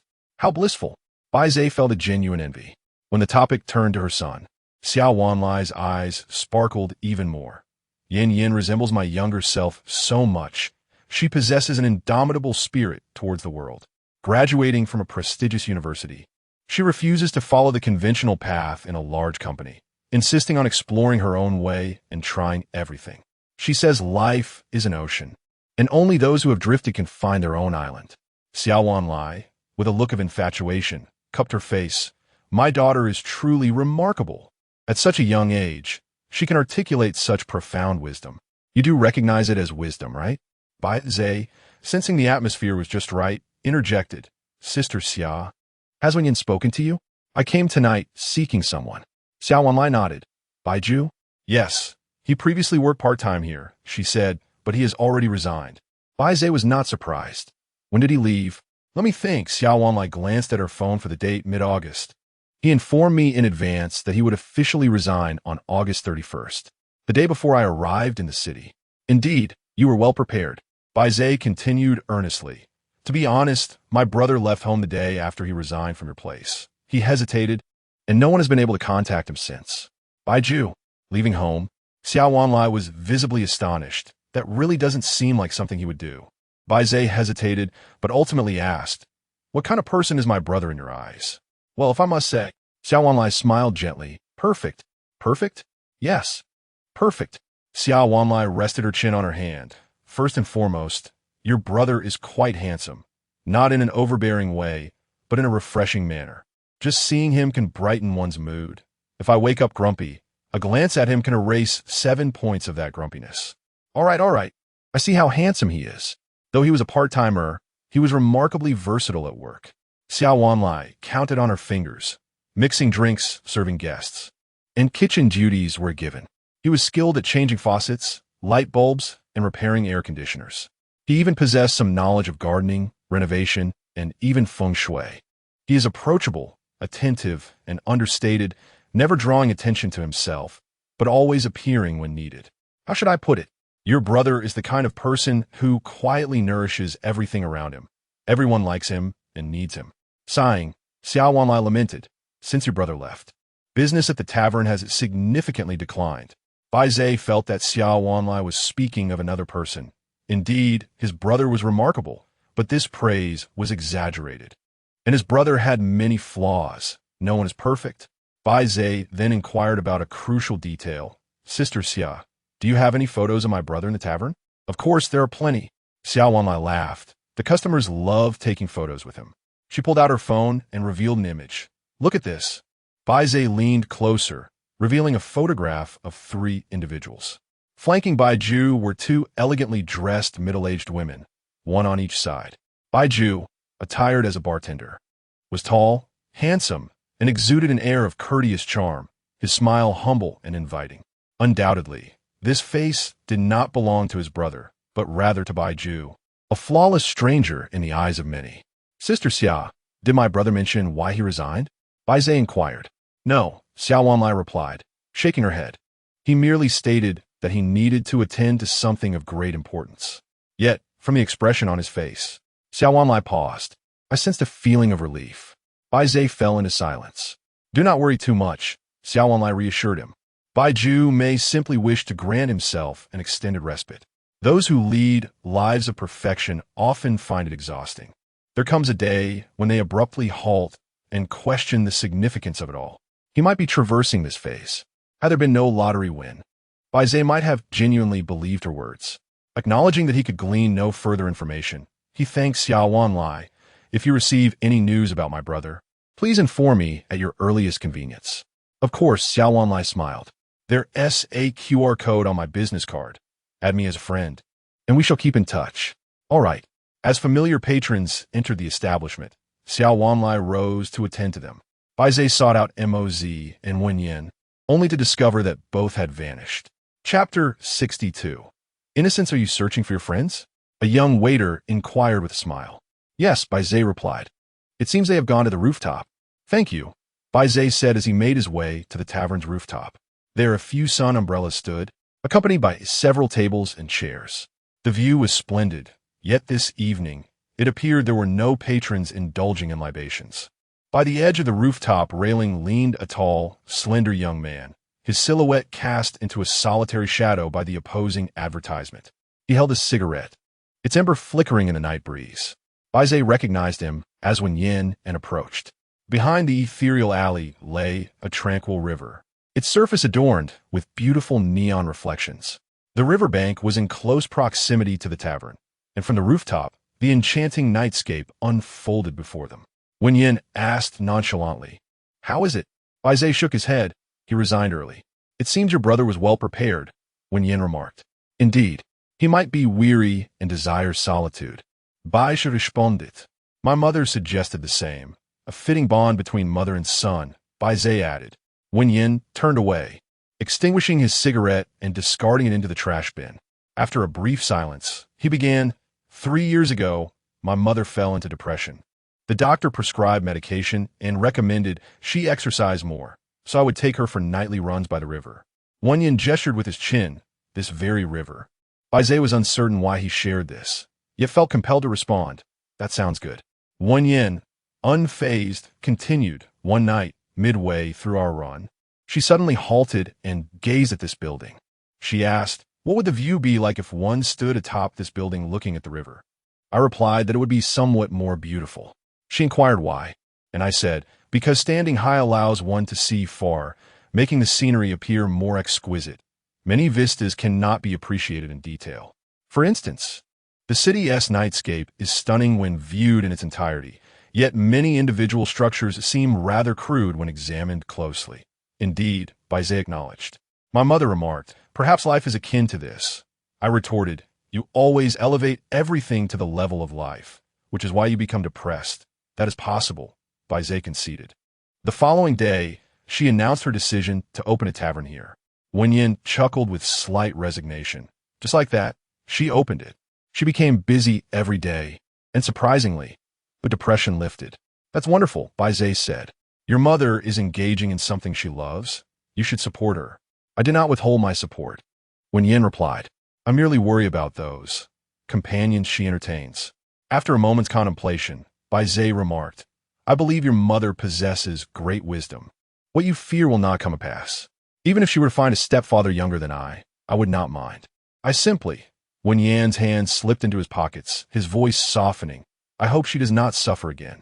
Bai Ze sensed that this was a deeply intricate narrative. In the past, he would have been unable to resist the urge to pry, yet at this moment, he lacked the inclination. He was certain that Wen Yin, embodying the persona of the Black Wu Chang, had summoned him tonight for a purpose beyond mere conversation. With the preliminary probing concluded, the moment was ripe for revelation. Bai Ze glanced around to ensure they were alone on the rooftop and asked, Wen Yin, when did you win the lottery? Wen Yin was momentarily taken aback, turning his head to inquire, winning? What prize? Spare me the theatrics. Bai Ze chuckled. I too am an explorer. We could collaborate. Wen Yin frowned. What on earth are you talking about? Bai Ze was startled. Wen Yin did not seem to be jesting. Bai Ze shifted his approach.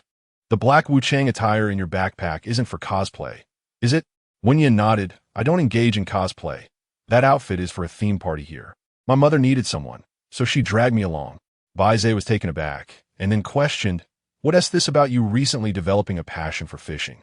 Actually, it's my mother who has taken a liking to fishing lately, and I've merely acquainted myself with it to mitigate any risks, Wen Yin explained. Risks? You might not realize that many hobbies among middle-aged and older individuals are quite intricate. My mother may seem simple, but she is quite naive and easily deceived. I need to evaluate the situation, Wen Yin stated. Wait. Bai Ze, still unconvinced, continued, I came to work at the hamburger shop, and you are particularly attentive to me. Is that an evaluation as well? Yes, Wen Yin candidly admitted. Mosey is also quite innocent. I sense she has feelings for you and fear she might be taken advantage of. It turns out you're not so bad. Goodness, I thought you were on the 5th floor. Turns out you're on the 1st. I believe the most innocent one here is you. Why are you worrying so much? You're wasting that handsome face with your meddlesome nature. Bai Ze's lips twitched as he internally lamented. What was that about being an explorer? Wen Yin inquired.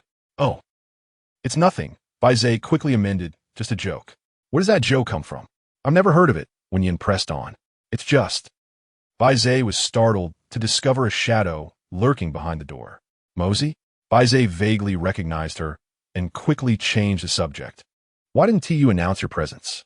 You startled me. Mosey slowly emerged from the shadows, her long hair dancing in the night breeze. Perhaps it was the moonlight, but she seemed different from usual. Bai Ze's heart sank. She had overheard their earlier conversation. Searching for a restroom took you this long? Wen Yin remained oblivious to the tense atmosphere. Mosey ignored Wen Yin and approached Bai Ze, her gaze icy. In no time, they were merely a step apart. Mosey slightly raised her head, a smirk playing on her lips. Bai Ze, when did you awaken? Bai Ze was taken aback for 2 seconds before quickly responding with feigned profundity. Mosey, you are truly fortunate. Wow. Mosey immediately lost her composure, brimming with excitement. You've seen my brother is the chosen one? That's the reference you were making, right? Ah, yes, yes. Bai Ze replied. You've got it wrong. It's not explorer. It's awakened one. Mosey corrected him. Haha, I've read too many novels and mixed things up, Bai Ze playfully conceded. What you two discussing? When Yin frowned. A web novel reference. Mosey replied, I recommend you read it too. You enjoy cosplay, right? I think they're a character that would suit you perfectly. Not interested, when Yin stated. Just take a look. It's all sweet with no drama. Mosey urged earnestly. Feeling utterly disinterested, he glanced at his phone. It was nearly 1 o'clock. Time to head back. After all, work awaited him tomorrow. Ah, work, I had almost forgotten. Mosey lamented with a sigh. The joy of a wage earner is so fleeting. Chapter 63. Colleagues. A few minutes later, the three parted ways at the entrance of Mysterious Alley. Wan Yan's home was nearby. He departed on a skateboard while Bai Ze rode his electric scooter, first escorting Moz back home. Along the way, Moz joyfully recounted the events of the evening, rating each of the shop's young men with an overall score. Bai Ze, lost in thought, half-heartedly agreed, his mind preoccupied with the absurdity of confronting Wan Yan. Is Wan Yan truly not the Black Impermanence? He pondered. Or perhaps he sensed Moz eavesdropping and had to put on an act. Bai Ze was uncertain, having learned from his previous misjudgment. He thought he had become sufficiently cautious, only to find himself facing another significant lapse in judgment. How can my judgment be so poor? Unbeknownst to him, Moz tightened her grip on Bai Ze. Shall Bai, speed up. I want to feel the breeze. All right, he replied, accelerating. The night wind rushed towards them, whistling past their ears. How delightful, Moz remarked. Indeed. How long have you had your winnings? More than half a month. Suddenly, the electric scooter screeched to a halt. Moz instinctively clung tightly to Bai Ze, preventing herself from being thrown off. Bai Ze froze, his heart racing, his mind going blank. Moz leaned slightly forward, resting her chin on his shoulder. Did I not tell you to be careful and to trust no one? Join a guild first. Only once you are strong enough should you venture out alone. Moz is the Black Impermanence.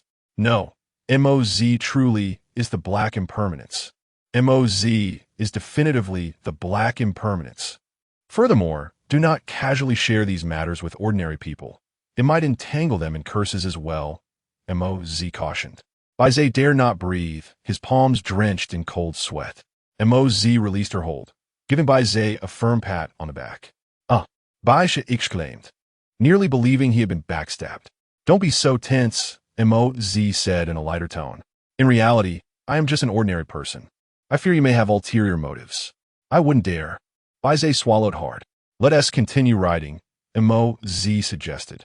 Okay. Bai Ze resumed his ride, the atmosphere easing considerably. Gathering his courage, he inquired, so when you asked me to the movies this Monday, it was actually, I hope you won't rush into the labyrinth. It's dangerous. I want to guide you into the profession gradually, Moz replied. I would prefer to take my time, but my balance does not permit it. Is it too late now? Bai Ze asked. It is too late, Moz said. Why? Bai Ze pressed. Because I suddenly realize you are even more impulsive than I anticipated, Moz considered her words carefully. That is because, don't tell me. Montag Sie interruptet. I do not wish to hear your grievances. Bai Ze fell silent, at a loss for words. It is late. Let's end it here, Moz stated. Bai Ze immediately stopped the scooter, and Moz took over, donning her helmet. Goodbye. Wait. Bai Ze called out. Are you leaving? Leaving? Moz did not comprehend.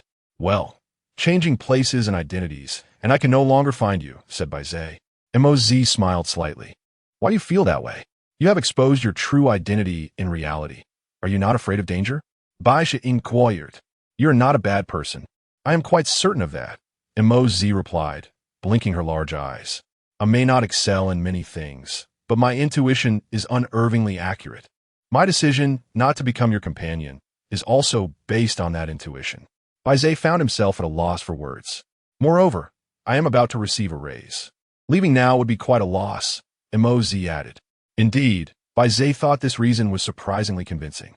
Tonight's matters must remain confidential. As for the future, we shall still be colleagues, Moz stated. All right, just colleagues, mind you. Understood. You seem to have more to say. Montag Thierry mocked. Then can I still mooch meals and rides from you in future? Bai Ze's question was quite practical.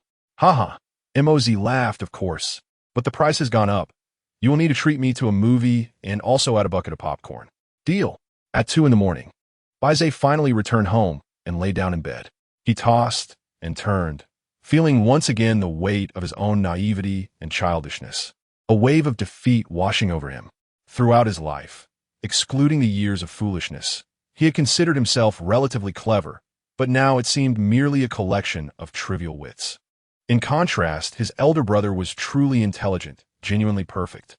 Yet, despite his brother's prowess, he had also succumbed to disappearance, leaving the inept younger brother to rescue him. The labyrinthine world was far more intricate and perilous than Bai Ze had presumed. It was a true hell of one-time opportunities, where even the slightest misstep could lead to a bottomless abyss. Do not trust anyone. Moz's words likely stemmed from her own blood-soaked lessons. A harsh law of the labyrinthine world. Even when faced with good people, one cannot fully trust them. It is imperative to always have a trump card and a fallback to ensure one remains in the game under any circumstances. Thus, Bai Ze wished to continue sharing meals with Moz, partly to save money, but also to maintain a positive relationship with her. Even if they were not friends, he wanted to convey that he was not an adversary. At present, Bai Ze certainly lacked the courage and means to investigate Moz's background, but her current circumstances had piqued his interest. He decided to piece things together. He had previously seen the duty schedule, and Moz was on the evening shift on Monday. However, that same night, He Wuchang had indeed appeared in the labyrinth and spoken with Bai Ze. Therefore, someone must have replaced Moz at work that night. How was that accomplished? Did Moz know legendary explorers and manage to bring the potential of disguise back into reality, so that the person on duty that day was not Moz, but a substitute? Weren't there only 3 legendary figures? Why did it seem like they were everywhere? This was illogical. Bai Ze leaned towards another possibility. Moz and He Wuchang were not the same person. It was possible that He Wuchang was merely Moz's partner, and Moz had gleaned all the information from him. Upon the first appearance of the enigmatic Black Wuchang, he was accompanied by the White Wuchang. However, in his subsequent manifestation, the latter seemed to be absent. Could it be that Wen Yin is indeed the Black Wuchang, while Moz embodies the White Wuchang? From a physical perspective, this alignment appears plausible. Nonetheless, it is essential to remember that explorers possess the ability to alter their appearance and stature. Thus, this observation alone does not serve as conclusive evidence. Furthermore, if Wen Yin and Moz are indeed partners, one must question the necessity of their performance tonight. These musings can only be tentatively marked with a question mark. In any case, it is evident that Moz has been an explorer for quite some time. She is not a solitary figure, but rather part of a trusted circle of companions, individuals with whom she shares a profound understanding. This may very well constitute a small team, as such arrangements are quite common among free agents. Thus, it is perhaps this very reason that emboldens Moz to embrace exposure. One could argue that her intention is to convey to Bai Ze that she is not to be trifled with in reality.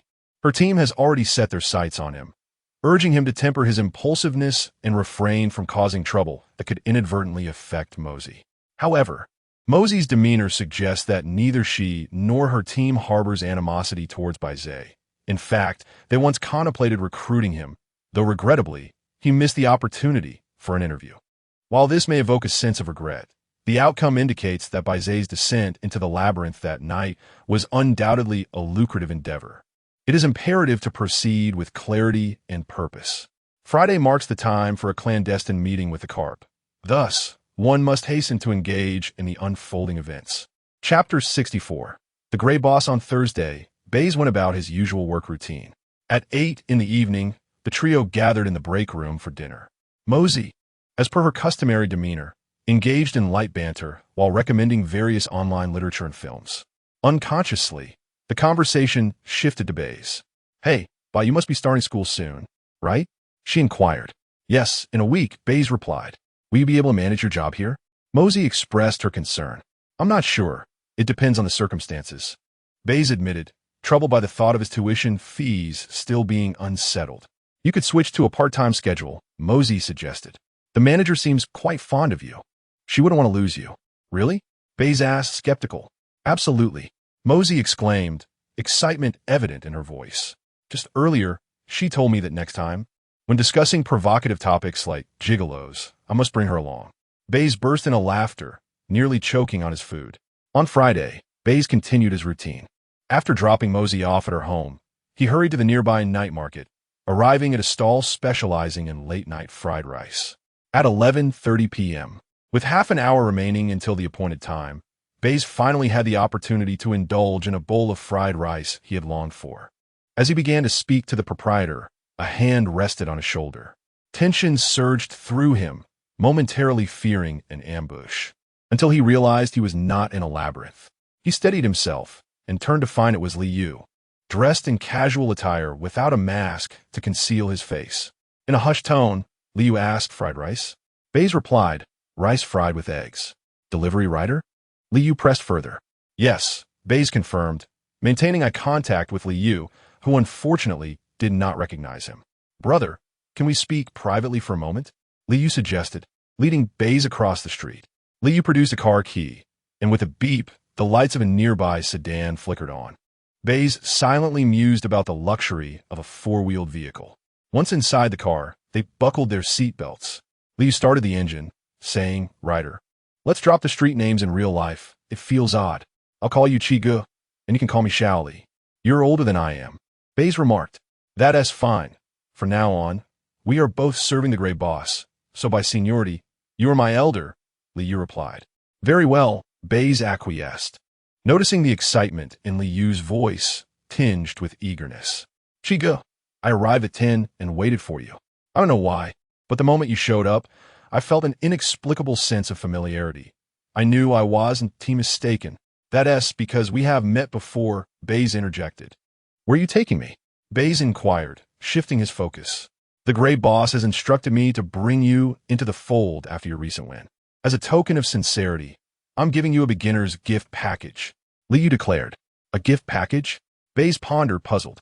You'll find out shortly, Li Yu teased. Feigning mystery. It's something you will find invaluable. All right, Bai Ze said, refraining from further questions. Although he yearned to confront Li Yu about his brother, he decided to observe this individual further to gauge his character. Before long, the car drove into a small parking lot within the ethereal alley. The two exited the parking area and walked 100 meters further, stopping in front of a shop. Bai Ze lifted his gaze to the sign. Integrity Hardware, Water and Electricity Installation, Home Appliance Repair, Contact, XXXXXXXXXX. The storefront was narrow, with a half-drawn shutter, and a dim yellow light spilled out. Inside, the walls were adorned with an array of hardware materials, and behind a right-angled glass counter lay a reclining chair, where a middle-aged man lounged, picking his toes while scrolling through short videos. Upon closer inspection, this man was Xiao Shuai, who would capture Xiao Mei's heart in 3 minutes and secure a substantial sum of money. Uncle Chien, the carp called out as he entered the shop. The man, known as Uncle Chien, set down his phone and leaned out from behind the counter. He appeared to be in his 40s or 50s, with thinning hair but a lush beard. He was of average height, slightly paunchy, dressed in a yellowed tank top and baggy shorts, with thick leg hair that at first glance resembled black stockings. You're here, Uncle Chien remarked, glancing at the carp before shifting his gaze to Bai Ze. And this is my friend, the carp replied. Uncle Chien furrowed his brow slightly. A person from the underworld? Indeed, the carp affirmed. Give him a novice package and charge it to my account. Another credit? Uncle Chien's temper flared momentarily. Can you not make a single payment up front? Always pretending to be affluent. What do you mean by pretending to be affluent? The carp felt somewhat embarrassed. Is it not so? You borrow my car each time without refueling. Cough, cough, all right. The carp returned the car keys to Uncle Chien. Next time, I'll fill it up and even get it serviced. You're all talk. Even when you pass away, they won't burn away your debt. Uncle Chien replied lazily, standing up to scrutinize Bai Ze. What's your name? How old are you? Bai Ze glanced at the carp. The carp smiled reassuringly. Don't worry. Uncle Chien is reputable. It's essential to understand the basic information of clients before conducting business. Just call me Xiao Qi. I'm 18, Bai Ze said. Uncle Chien nodded. What did you win? Over half a month ago, Bai Ze answered. Potential? Second realm of the mystic path. Very good. Uncle Chien regarded Bai Ze with newfound respect, noting his promising aptitude, reminiscent of his own early days. The carp interjected, Uncle Chien, you didn't hear that. Uncle Chien continued, undeterred. How many times have you ventured into the labyrinth? Twice, Bai Ze replied. Career, aspirations? Bai Ze glanced at the carp. The carp chuckled and translated. Entering the labyrinth is primarily for survival. Beyond that, it boils down to ideals, wealth, fame, power, or simply being bored. How did you end up with such peculiar motivations? Money, Bai Ze confessed, not entirely untruthful, as he indeed required funds. Pragmatic, I can appreciate that. The novice package is priced at $20,000, but for acquaintances, it's $16,000.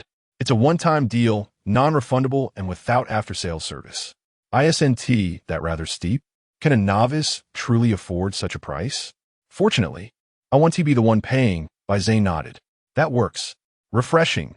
Wait for me to close the door. Uncle Chien said as he went to shut the roller shutter. Brother Chi, the carp, patted Bai Ze on the shoulder and said, Uncle Chien is reliable. Feel free to ask him if you have any questions. I have other matters to attend to, so I must take my leave. Bai Ze had already added the carp's WeChat for future communication.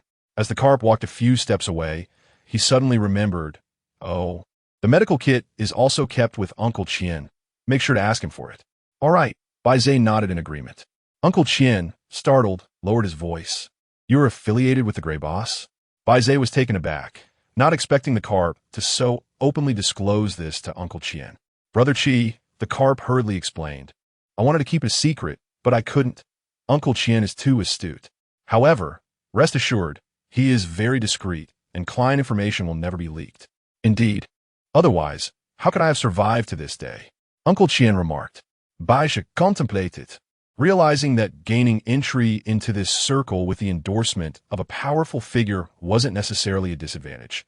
It might even provide a sense of security, as others would hesitate to deceive him. Bai Ze nodded in acknowledgement. Yes. Uncle Chien's smile contained a hint of flattery. You're a fine young man with a promising future. I'm also part of it now. The carp said proudly. Get lost. Chapter 65. The novice gift package. Uncle Chien locked up the shop and led Bai Ze upstairs. The 80-square-meter-old apartment was in disarray, strewn with takeout boxes and beer bottles. Uncle Chien retrieved a few cans of beer and a plate of leftover lemon chicken feet from the refrigerator, tidying up the coffee table and sofa with a casual wave of his hand. Make yourself comfortable, he said. Bai Ze settled down. Would you like a drink? Uncle Chien opened a beer, taking a sip of the frothy overflow. No, thank you. There's cola in the fridge. Feel free to help yourself, he replied. Bai Ze remained seated, not rising for the drink. Uncle Chien, not in a hurry to get to the main topic, sipped his beer and continued.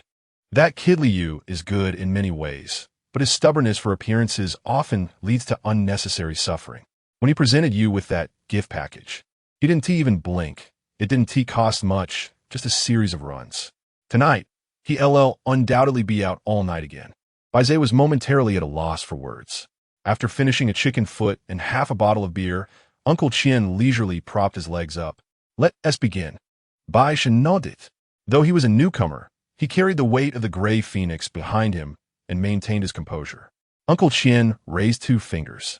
For a lucky novice like you, there are essentially two paths, joining a guild or remaining a lone wolf.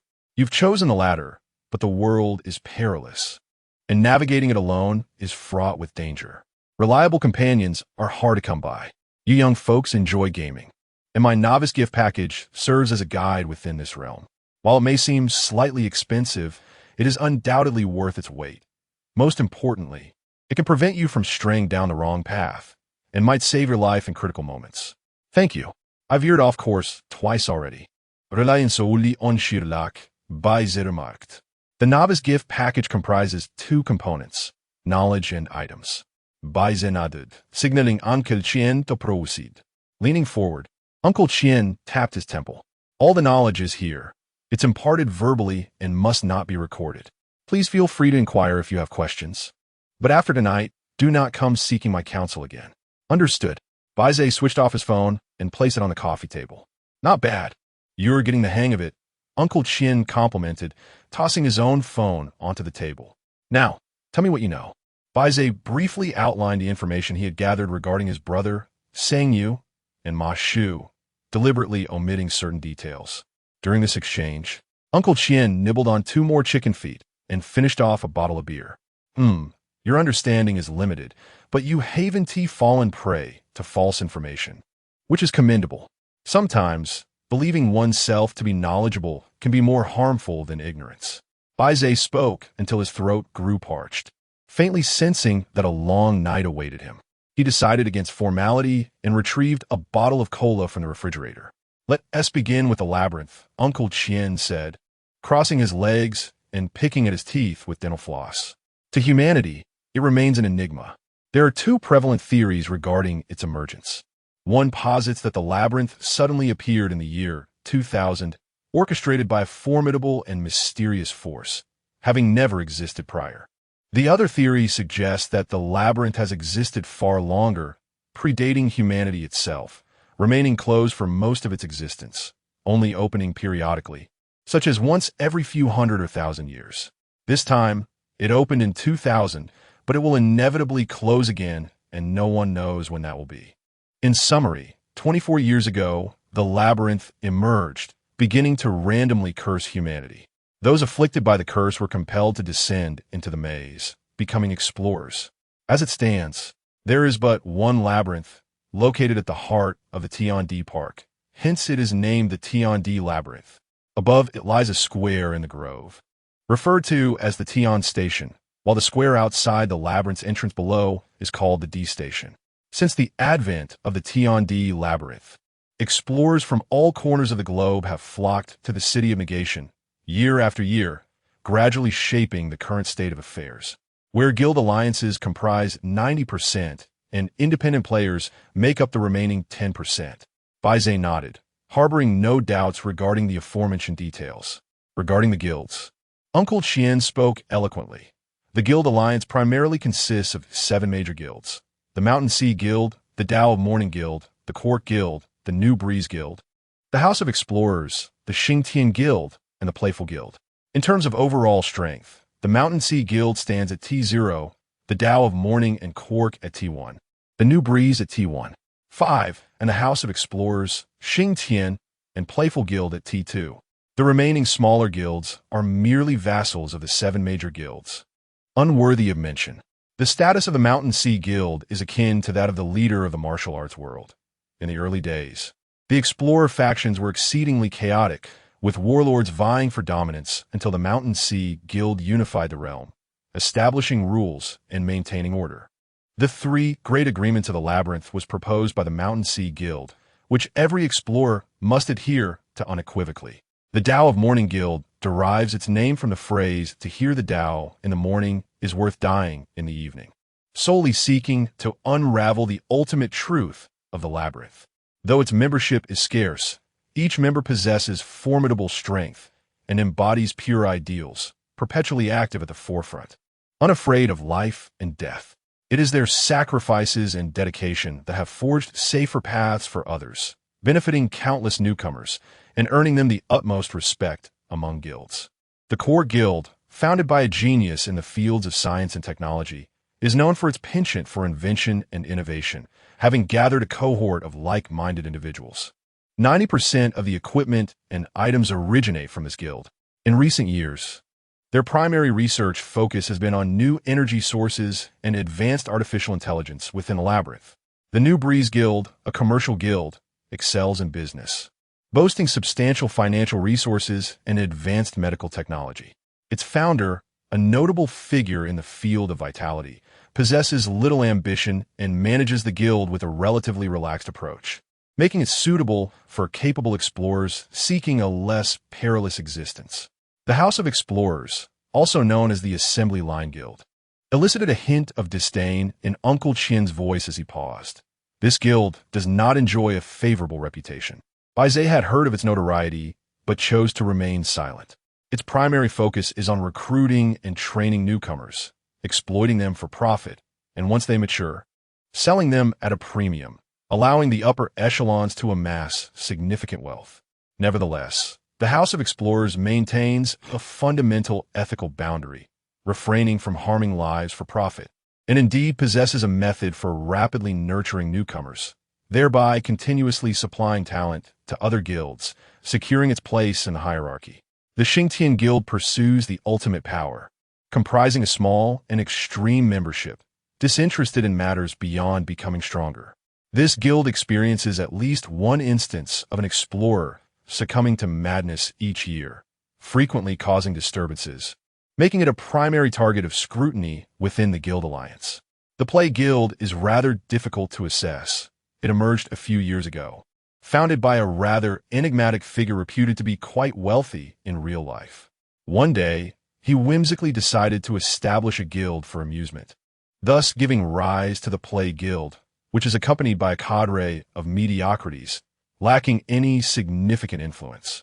Personally, I do not harbor any disdain for the Plague Guild. Their members occasionally approach me for business, each one rather naive, yet financially abundant, and I find them quite endearing. Bai Ze appeared somewhat troubled, also finding it challenging to evaluate. Uncle Qian, seemingly struck by a thought, remarked that the leader of the Mountain Sea Guild is named Shanghai, the foremost among the three illusions. As someone associated with the Grey Boss, you should be familiar with him. Familiar? Not in the least, Bai Ze retorted, neither confirming nor denying. Uncle Qian took a sip of his drink and sighed deeply. To be fair, Shanghai is a commendable leader. He has quelled the chaotic bloodshed among explorers, ushering in a long-lasting tranquility and peace. The rules he established strive to balance the interests of all. Yet establishing rules is one matter, and adherence is another. The guild alliance's marginalization and exploitation of independent players persist. Bai Ze remained silent. Thus, we independent players harbor certain grievances towards the guilds. Among the three illusions, two are independent players, which holds significant meaning for us. Although it may seem somewhat presumptuous, if your boss finds future utility for my services, do not hesitate to ask. Uncle Qian extended a hand. I can offer the lowest discount in the history of this establishment, 50% off. Huh. So it turns out you still wish to conduct business, Bai Ze replied with a nod. Now, let's turn our attention to the explorers. Chapter 66. The ranks Uncle Qian devoured a few chicken feet, yet finding it insufficient, he ventured into the kitchen to retrieve a plate of peanuts. He tossed 2 peanuts into his mouth and began, "You have a preliminary understanding of the strength levels of explorers, but it is not comprehensive. Allow me to enlighten you further. The official ranks are categorized as D, C, B, A, S, SS, and SSS, with each level further subdivided into ordinary, good, and excellent. The distinctions among the grades above A are quite pronounced, and even more so at the S level, typically denoted with plus and minus signs, such as A minus, A, and A. Bai Ze nodded in acknowledgement. D level represents those who have just won a prize, often referred to as novices.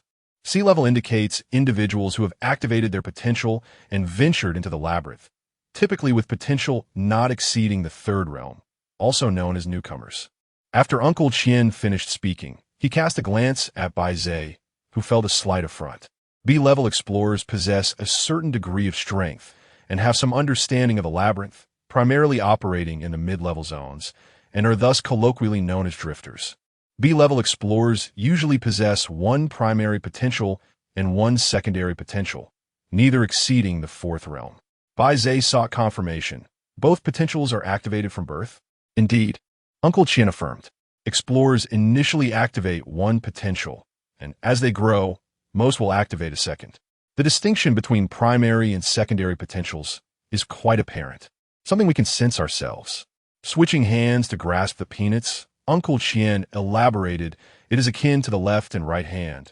They may appear similar, yet their strength can differ significantly. Bai Ze nodded in understanding. Nonetheless, Uncle Qian continued, peeling a peanut with his other hand and tossing it into his mouth. Do not underestimate the secondary potential. When combined effectively with the primary potential, it can yield a synergistic effect greater than the sum of its parts, even leading to the development of unique combination techniques that serve as one's signature skill.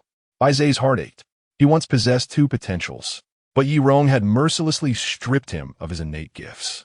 A level, often referred to as the seasoned veteran, can cultivate their secondary potential into a primary one, thereby possessing two primary potentials, with their realm capped at the fifth. This is the zenith of strength for the vast majority of explorers. In truth, if one harbors no grand ambitions, reaching a level suffices. Upon hearing this, Bai Ze glanced at Uncle Qian, who sensed a hint of offense. After sipping his beer, Uncle Qian continued, "Above a level lies S level, known as experts, true dragons among men. To ascend to S level, one must surmount a significant bottleneck, the ability to activate a third potential, possessing two primary and one secondary potential, with at least one primary potential exceeding the sixth realm. You may not fully grasp this concept. To put it bluntly, one S-level explorer can contend with 10 A-level explorers. Is it truly that formidable?" Bai Ze's understanding sharpened instantly. If an S-level were to lose to 10 A-levels, it would typically be due to exhaustion of energy. Bai Ze couldn't help but reflect on his own experience, realizing that merely engaging in battle for 7 seconds with the Phoenix Feather Garment had drained his energy and depleted his life reserves. That is merely a rudimentary comparison. Uncle Qian remarked, "Actual combat is far more intricate, requiring consideration of potential, equipment, items, properties of magical artifacts, the battlefield, tactics, psychology, traps, and various other factors." "Are all magical artifacts sourced from the labyrinth?" Bai Ze inquired curiously. "Indeed," Uncle Qian affirmed. Uncle Qian nodded, noting that the materials for equipment, items, and potions also originated from the labyrinth, subsequently crafted by explorers. However, the artifacts were of a unique nature, inherently existing, and could only be utilized by the explorers. The forms of these artifacts were not confined. They could manifest as weapons, tools, disposable items, or even pets.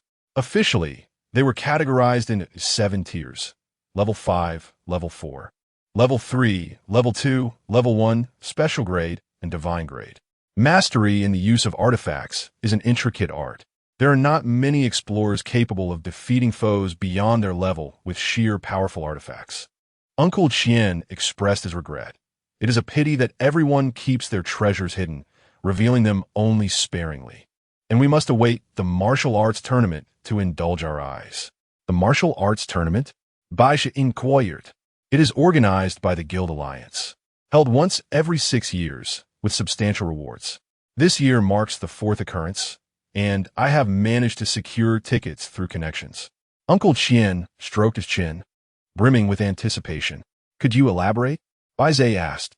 "There's not much to say, merely a platform for mutual sparring," Uncle Qian replied with a grin. "Individuals below B grade and those above SS grade are prohibited from participation, and the top 8 from the previous tournament cannot compete again.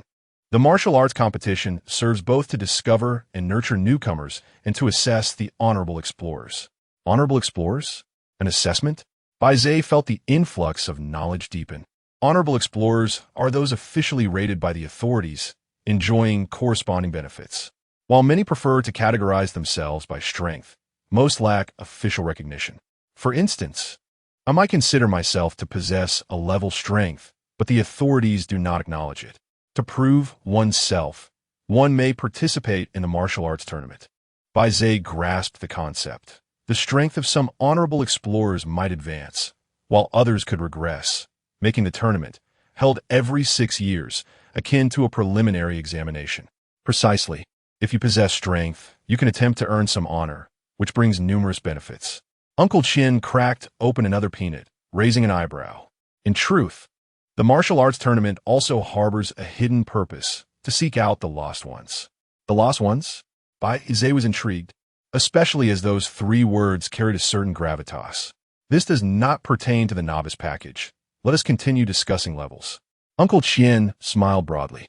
Above S level is SS, also known as the big shots, he said, holding up 3 fingers. They possess 3 potential paths, all primary potentials, each reaching the seventh realm. True powerhouses are exceedingly rare. Collectively, they wouldn't fill a single carriage. Bai Ze pondered for a moment and asked, "Is the seventh realm not the highest?" "Yes and no," Uncle Qian replied. "What do you mean?" "For those with multiple potentials, the seventh realm is indeed the pinnacle," Uncle Qian clarified. Bai Ze was taken aback. "Are there single potential users?" "Of course." Uncle Qian's enthusiasm grew as he sipped his drink.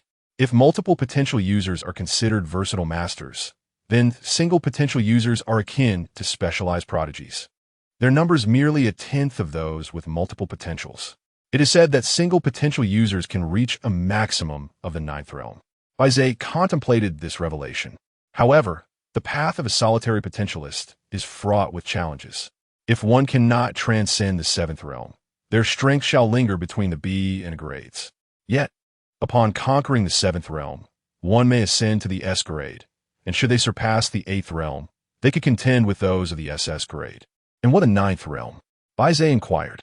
Uncle Qian remained silent, a knowing smile playing upon his lips. In Bai Ze's heart, an answer began to crystallize. A legendary level? Chapter 67. The Six Paths of Potential. How formidable is the SSS level potential? It is entirely a matter of speculation. I can merely suggest its possibilities. Uncle Qian chuckled, steering the conversation back on track. After discussing the various ranks, he proceeded to elaborate on the six paths of potential. All right, Bai Ze refocused his thoughts. Uncle Qian adjusted his posture, crossing one leg over the other, and assumed an inquisitive expression. What are the six paths? Strength, vitality, speed, wisdom, spirit, and mystery, Bai Ze replied. Uncle Qian nodded and began to elucidate. The path of strength refers primarily to physical damage, striking with unparalleled force. This path is predominantly pursued by warriors and fighters. Explorers of the strength path are also known as strength bearers.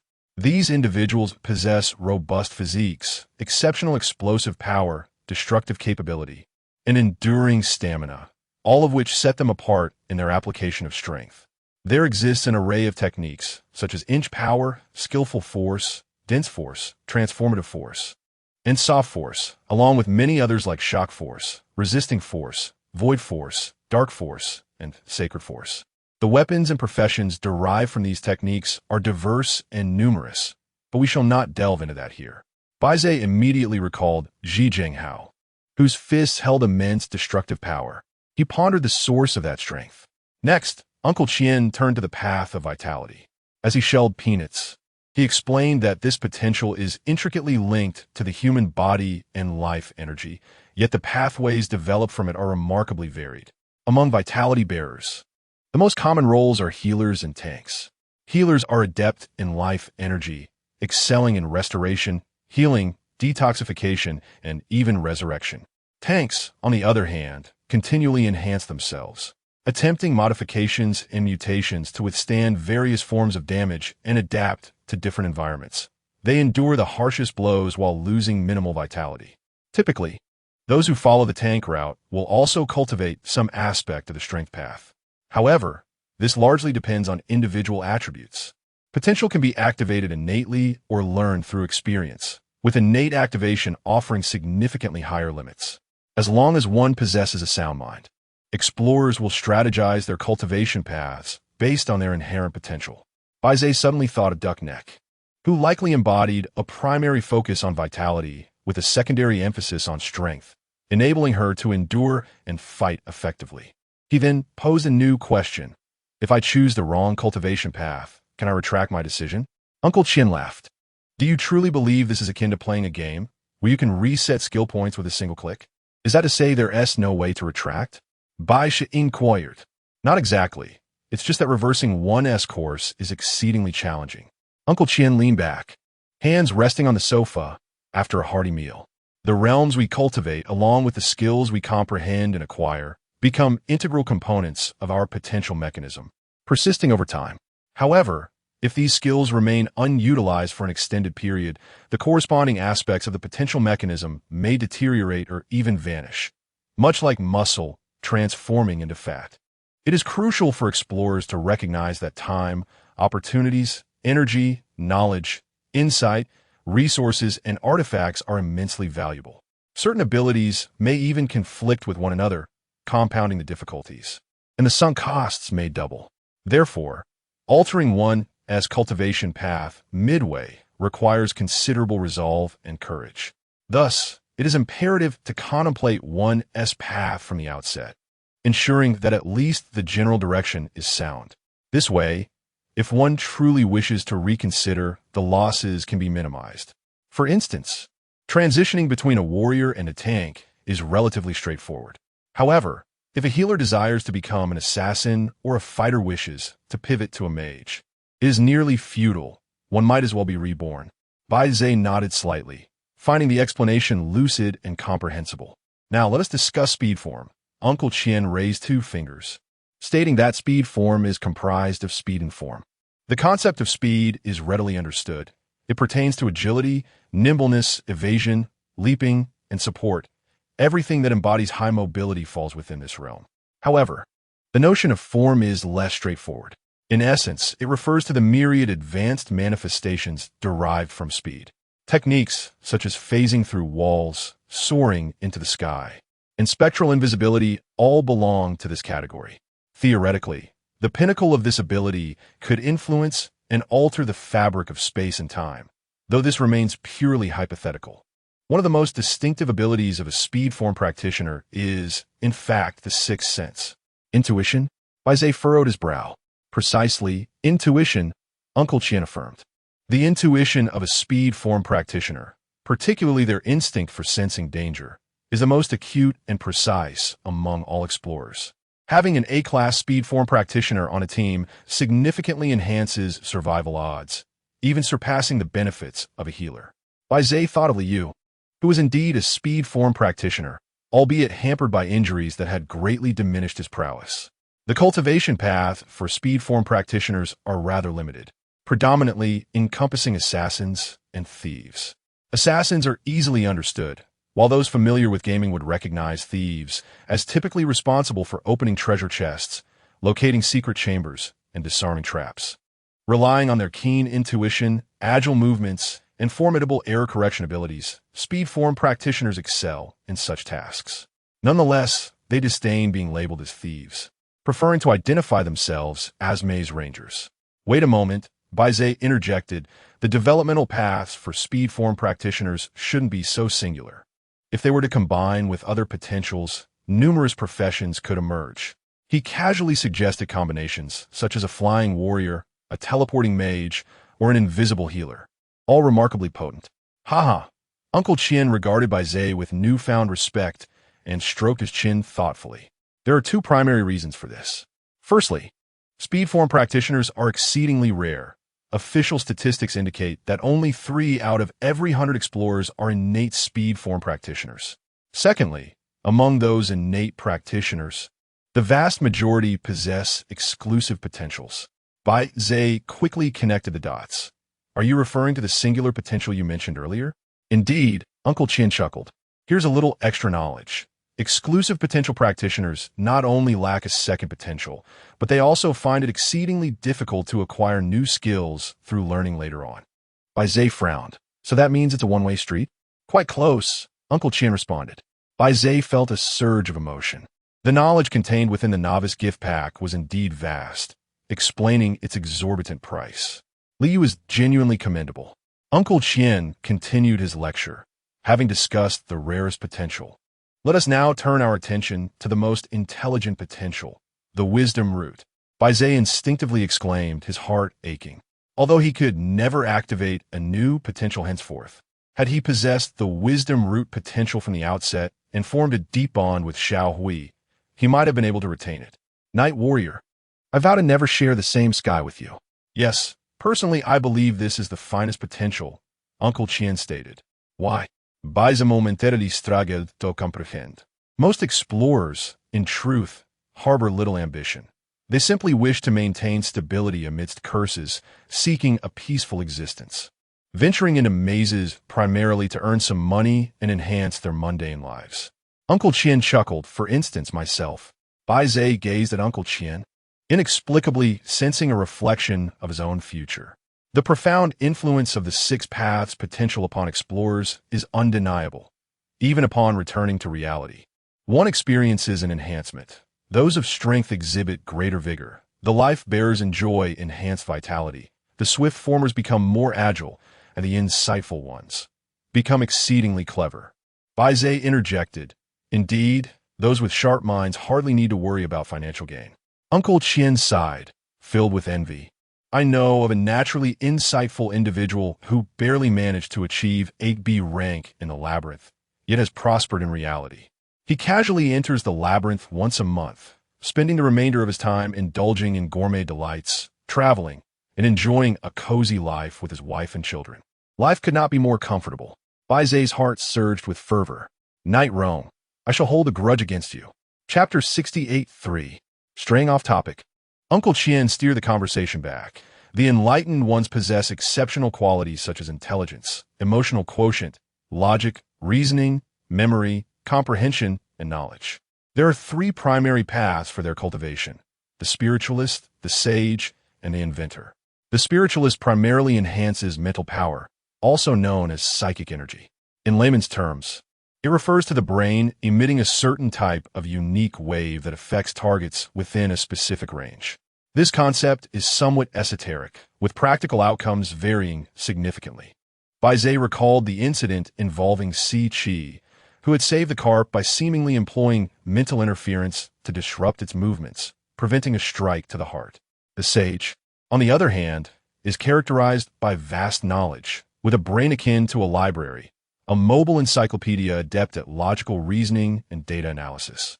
Within a team, the sage typically serves as a think tank or strategist. In essence, any task requiring intellect is best entrusted to them. The inventor focuses on innovation and experimental research, excelling in the development and enhancement of equipment, potions, and tools, which are their forte. Bai Ze reminisced about his first venture into the labyrinth, where he encountered a mech warrior, presumably a creation of an inventor. Uncle Qian allowed Bai Ze a moment to absorb the information before continuing his lecture. Next, he introduced the sorcerer, the most dazzling explorer, beloved by the youth. Why? Bai Ze, being young himself, felt a lack of particular interest in the path of sorcery. Sorcery is akin to the mages in games, encompassing spells, magical arts, elemental control, spirit communication, and summoning, all rendered in a spectacular display during combat. Bai Ze conjured cinematic imagery in his mind. Indeed, it was impressive. As the saying goes, strength is temporary, but handsomeness lasts a lifetime. The sorcerer's abilities are the most diverse and comprehensive, with an extensive combat range and formidable destructive power. However, their physical constitution is frail, and they expend considerable energy during battles, making them ill-suited for prolonged engagements. Their survival capabilities are low, rendering them vulnerable to swift assassins and snipers. This does not apply to sorcerers who specifically cultivate survival skills. Furthermore, the sorcerer's dominance is profound, exerting a decisive influence on the mechanisms of potential. What does that mean? Bai Ze inquired. It implies that even if a sorcerer specializes in multiple potentials, the path of sorcery remains overwhelmingly dominant, resulting in techniques that distinctly showcase both the strengths and weaknesses of a sorcerer. Success is attributed to sorcery, while failure can also be traced back to it. Then Bai Ze pondered a practical question. What enhancements exist for sorcerers in reality? Generally, sorcerers thrive in artistic professions. There is a popular comedic star who is a sorcerer. Uncle Qian chuckled. I won't mention names. Bai Ze fell into contemplation. What potential does his brother possess? It seems to touch upon various aspects, yet none are overtly apparent. The final potential is the arcane path. Uncle Qian glanced at Bai Ze. Just hearing the name sounds mysterious, doesn't he? Bai Ze remained silent. Arcane practitioners like speedsters are quite rare. Uncle Qian added, moreover, arcane practitioners are difficult to categorize. Why? Bai Ze asked. Because their abilities are chaotic, peculiar, and shrouded in mystery, defying easy classification. Bai Ze reflected on his own abilities, and indeed, they were rather enigmatic. Uncle Qian shrugged. The last mystic you encountered might wield formidable spells. Yet the next mystic could be utterly ignorant of sorcery, but adept at casting curses. The third mystic may possess the ability to transform into a ghost, while the fourth might lack any discernible skills. Yet a mere conversation with them could render you a fool. Bai Ze listened in astonishment. All mystics are most perilous before they act, for one cannot ascertain their capabilities. Even an S-tier explorer would hesitate to provoke an unfamiliar A-tier mystic. Wow, so I am that powerful? He chuckled. Uncle Qian stroked his beard. Ultimately, I cannot impart much wisdom. Your potential is best known to yourself. There's no rush. Once you activate your second potential, you can further refine your training path. Refine what? I can only tread the singular path of mysticism until the end. I will not share the world with you, Knight Rome. Bai Ze inquired, how do explorers cultivate their skills? Uncle Qian pondered briefly. Under normal circumstances, cultivation can be categorized into two primary types: physical cultivation and material cultivation. Bai Ze, interpreting through a gaming lens, thought, is physical cultivation akin to monster hunting? And is material cultivation just consuming potions? Quite close, Uncle Qian elucidated. Physical cultivation involves tangible practice. Each individual's approach varies. Most must persistently engage in monster battles to level up. A select few may cultivate through meditation, primarily those with vitality, innate wisdom, and spiritual practitioners. However, it requires a specific location within the labyrinth, aligned with a particular magnetic field, to truly harness life, energy, and absorb the essence of the universe. Bai Ze nodded in understanding. Material cultivation, on the other hand, relies on external items to expedite the elevation of one's realm, primarily through potions and magical artifacts. Magical artifacts are rare treasures, while potions necessitate crafting, with raw materials sourced from the labyrinth, often comprising natural herbs and remnants left by defeated monsters, which can be combined with catalysts to create them. What are catalysts? Bai Ze asked. Excellent question. They are ubiquitous, yet quite challenging to procure, Uncle Qian replied. A flash of insight struck Bai Ze. Misty stones? Indeed, to be precise. Misty crystals refined from misty stones, and misty pearls derived from those crystals. The higher the purity, the better the effect and the lesser the side effects. Yet, the capabilities of misty stones extend far beyond this. What other uses do they have? Bai Ze, intrigued, recalled the misty pearl he possessed, obtained from a magical mirror on the second level of the labyrinth. They can also be utilized to craft and enhance equipment and items, and serve as fuel. Uncle Qian informed him. Fuel? This time, Uncle Qian did not withhold information. Magical artifacts within the labyrinth are powerful but require fuel to operate. There are primarily two types, the energy of explorers and Bai Ze immediately thought of the phoenix feather garment, beginning to perspire profusely. The other type consists of misty crystals and pearls. Additionally, some inventions require misty pearls as fuel, Uncle Qian recalled. Bai Ze comprehended fully. So, misty stones function as the energy source within the labyrinth? Precisely. Uncle Qian resumed his habitual gesture of stroking his beard, as the mystical stones, referred to as, and had become the universal currency among explorers, corresponding to real-world currency values of approximately 110,000 yuan. Naturally, these figures serve merely as a reference, as the prices vary significantly depending on type and purity. Uncle Qian retrieved his phone, opened the gallery, and located several AI-generated images. The first photograph depicted a red fragment the size of a fermented bean, a red crystal the size of a grape, and a red pearl the size of a plum. The potential of an explorers corresponds to 6 pathways, different yield distinct. The stone produced by the swift creatures is termed, but is more commonly referred to as, which is relatively rare and thus commands a high price.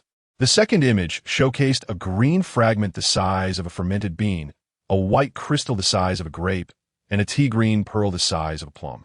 This stone, known as, is generated by strength creatures and is quite common, predominantly appearing in white and green hues, with some blending into a matcha color, which we call. The third photograph featured a pale yellow stone, crystal, and pearl. This stone is produced by vitality creatures and is known as typically exhibiting an egg yellow color or nearing transparency, and is affectionately termed. The fourth image illustrated a blue stone, crystal, and pearl produced by spirit law creatures and referred to as, or alternatively, the fifth photograph displayed a grayish-purple stone, crystal, and pearl, created by wisdom creatures and called, also known as. The sixth image presented a variegated stone, crystal, and pearl, originating from mysterious creatures, referred to as, characterized by a multitude of chaotic colors, commonly dubbed it. Why do the names I use for these stones sound so unappealing? Uncle Chien seemed to intuit Bai Ze's inner discontent and responded with a smile. They are also known as the most precious among the. Much better, Bai Ze replied. Let us conclude our discussion of. You will become familiar with them in due time. Uncle Chien assured. I have another question, Bai Ze stated. Chapter 69. The Enigmatic Lantern Inquiry. How do explorers conduct transactions? Bai Ze had long contemplated this matter. Another intriguing question, Uncle Chien remarked. A select few engage in trade within the labyrinth, yet the majority refrain from such activities. Why is that? The primary purpose of descending into the labyrinth is exploration and cultivation. Trading is a frivolous use of time and fraught with peril. For instance, if we agree to transact on the first level of the labyrinth, and I perceive your weakness, ill intentions may arise, leaving you with no recourse. Reasonable, Bai Ze nodded. But how do transactions occur in reality without the fear of receiving counterfeit goods? There are indeed methods, Uncle Chien teased. You shall soon discover. Bai Ze ceased his inquiries. Uncle Chien continued. Let me impart some additional knowledge regarding the labyrinth.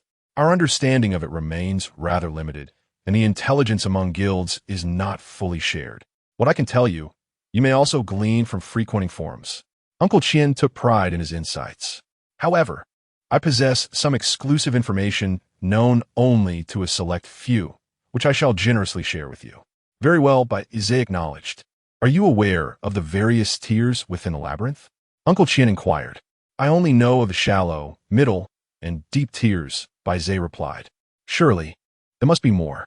Indeed, there are 6 tiers within the labyrinth, with 3 additional layers below, the abyssal tier, the dark tier, and the final tier. However, our exploration has yet to progress beyond the deep tier. The truths of the labyrinth and the means to break the curse are likely concealed within the final tier. Bai Ze immediately recognized the contradiction. How could one know of a place that no one has ever visited? Because within a certain ruin in the deep tier, there are records that document such information. These documents are classified as top secret, and few have laid eyes upon them. However, some have leaked this information through word of mouth, thus allowing whispers of its existence to circulate. Thus, this intelligence lacks authenticity. No wonder you are so generous in sharing it with me. Is each tier composed of 3 layers? Bai Ze asked. It should be, Uncle Chien replied. Doesn't that imply? Bai Ze hesitated to finish his thought. The 18 layers of hell, Uncle Chien chuckled. Bai Ze found little humor in it. The initial response from everyone tends to be that, Uncle Chien remarked nonchalantly. Yet, I do not perceive the labyrinth as a hellish realm. Bai Ze turned to Uncle Chien. Why not? To those who suffer, any place can feel like hell. To those who find joy, any place can be a paradise. Uncle Chien suddenly adopted a more somber demeanor, his gaze deepening. For some, descending into the labyrinth is not a torment, but rather a form of redemption. Bai Ze pondered this, partially grasping its meaning. Uncle Chien clapped his hands and rose. All right, that concludes our discourse on knowledge. Indeed, Bai Ze responded, having no further questions. Uncle Chien stretched lazily and picked up a set of keys from the table. Now, we shall proceed to the section concerning items. Follow me. Bai Ze felt a mix of anticipation and caution. Where are we going? You will find out once we arrive. The two descended the stairs, exiting through the back door of the hardware store, traversing the yard, which led to an expanse of desolation, where a dilapidated auto repair shop stood. Uncle Chien brandished a flashlight, pushed open the rusted iron door, and entered the workshop, arriving at a repair pit in the corner, beneath which lay a tattered oilcloth. Uncle Chien descended into the pit, lifting the oilcloth to reveal a heavy iron hatch set into the ground. He pried open the iron plate, unveiling a subterranean passage. Casting a glance at Bai Ze, he instructed, "You go in first. I will close the door." Bai Ze hesitated, remaining still. Uncle Qian chuckled, reassuring him, "Fear not. You are one of Gray Boss's people. I wouldn't dare lay a hand on you. Besides, if I truly intended to harm you, I would have acted long ago. If you can best me in reality." Steeling himself, Bai Ze bent down and crawled inside. With a click, Uncle Qian shut the door behind him. The passage was shallow, merely 3 or 4 meters long, leading to a spacious underground chamber measuring several dozen square meters. The ceiling was adorned with sensor lights, while a ventilation duct hummed in the corner, its fan creaking as it turned. Bai Ze surveyed his surroundings. To the left, a large shelf was affixed to the wall, its upper tier cluttered with bottles, including some large glass jars containing medicinal herbs resembling a tincture. The lower tier displayed an array of rough stone carvings, ceramics, animal bones, and various antique trinkets. Against the right wall stood a substantial workbench, its surface laden with an assortment of tools, including cutting machines, welding equipment, chemical lab apparatus, pressure cookers, and microwaves, an eclectic mix of styles. Directly in front of Bai Ze was a blacksmith's forge alongside a bellows, while a weapons rack displayed an assortment of cold weapons, reminiscent of an ancient smithy. In the center of the room stood a stone platform, roughly the size of a wash basin, inscribed with enigmatic runes. At its core rested a gray spherical stone, comparable in size to a basketball. The entire underground space was shrouded in a dusty gloom, as if abandoned for years. Uncle Qian approached the small stone pedestal, cradling the gray orb in his hands, muttering incantations under his breath. With a low hum, after several seconds, the orb suddenly activated, releasing a wave of energy that enveloped the surroundings. Bai Ze, swept away by the force, felt his insides churn, dizziness overwhelming him. He barely managed to steady himself against the shelf behind him. "It's always like this the first time." A bit disorienting, Uncle Qian remarked, still holding the orb. The orb pulsed again, emitting a brilliant golden light, distinctly golden yet imbued with an icy essence, akin to a luminous pearl nestled at the bottom of a lake. Simultaneously, everything in the underground chamber was ignited by the golden glow. The dust of reality swept away, rejuvenating the space with vitality. When Bai Ze regained his senses, the chamber had transformed into a dazzling spectacle, resplendent with colors and treasures from the labyrinth. With a sigh of relief, Uncle Qian wiped the sweat from his brow, muttering, "Getting older. Activating the maze lamp is becoming increasingly exhausting." Maze lamp? Bai Ze mused, intrigued by the term he had never encountered before. "The treasures from the labyrinth are quite valuable," Uncle Qian continued, patting the maze lamp. "Just this one alone is worth a starting price equivalent to a suite with a river view. Yet no one has made an offer. So expensive." Bai Ze struggled to suppress the twitch at the corner of his mouth. He attempted to deduce. Does the maze lamp have the capability to channel the labyrinth's power back into reality? "Close enough," Uncle Qian replied. Uncle Qian stroked his beard. Initially, the explorers amassed numerous treasures within the labyrinth, some unearthed from ancient ruins, while others were acquired by vanquishing the labyrinthine creatures. The mysterious lamp originated from a site in the mid-level zone. It appeared to be an unremarkable nightlight, merely a chunk of rock, which was deemed inconsequential upon its return to reality. However, one day, a genius, perhaps idly bored, took to sleeping with this seemingly worthless stone, and astonishingly, managed to activate it. Uncle Qian chuckled. "You see, even after returning to reality, the explorers carry within them the lingering influence of the potential mechanism, which, over time, can activate the lamp. Once the lamp is activated, illuminating it further becomes an effortless task.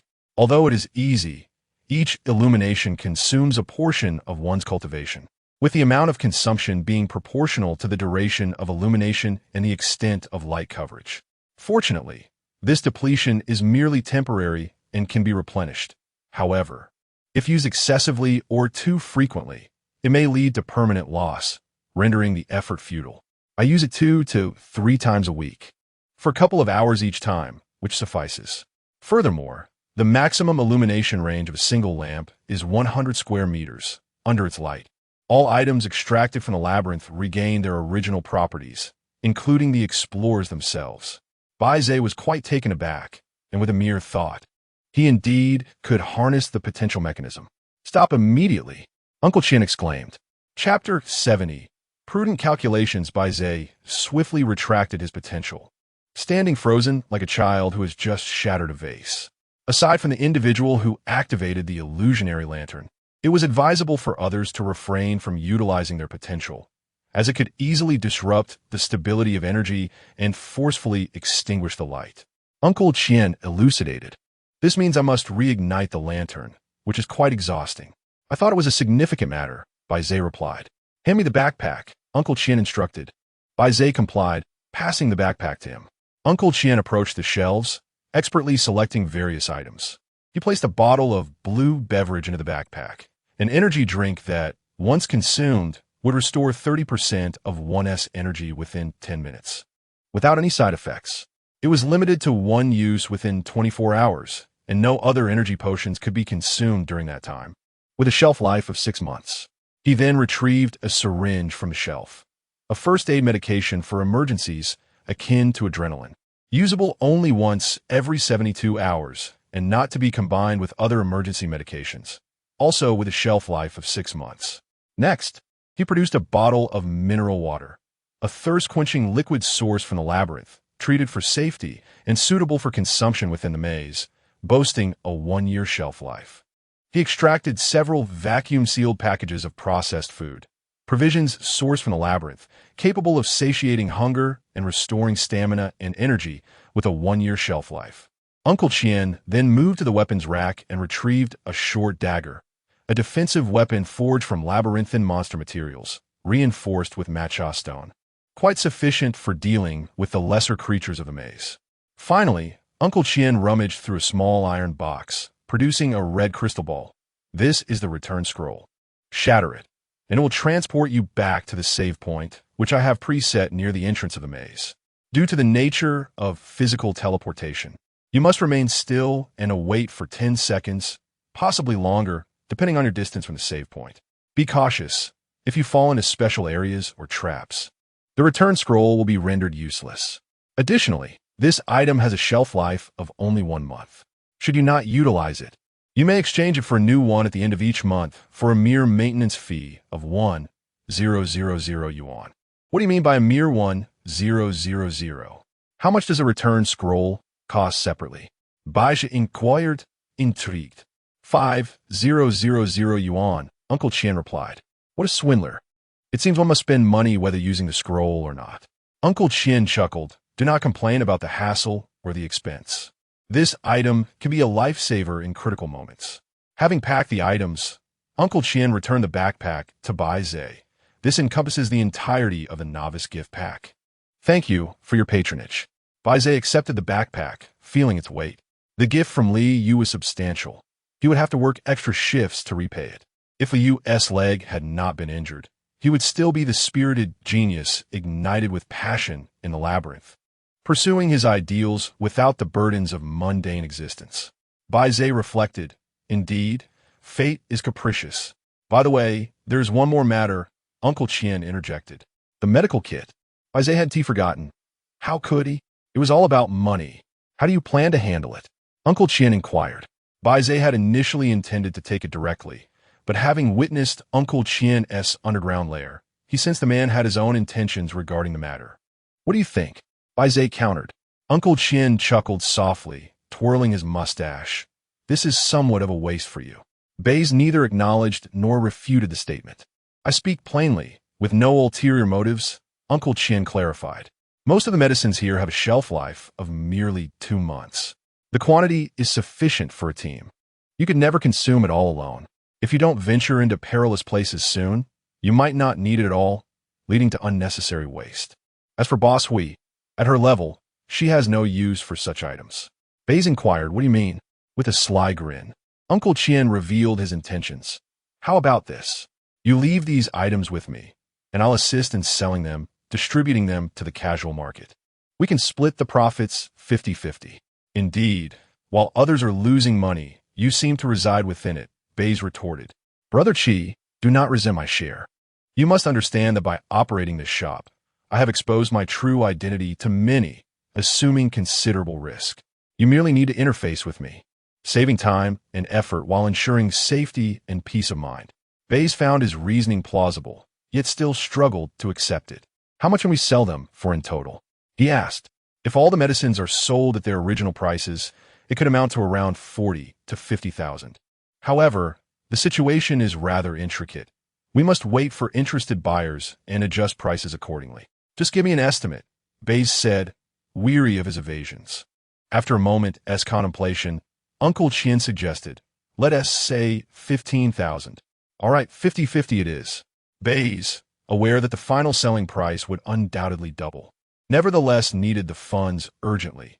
You advance me 7,500 first, and the medical kit is yours. Splendid. Uncle Chien replied, visibly pleased. Cash or mobile payment?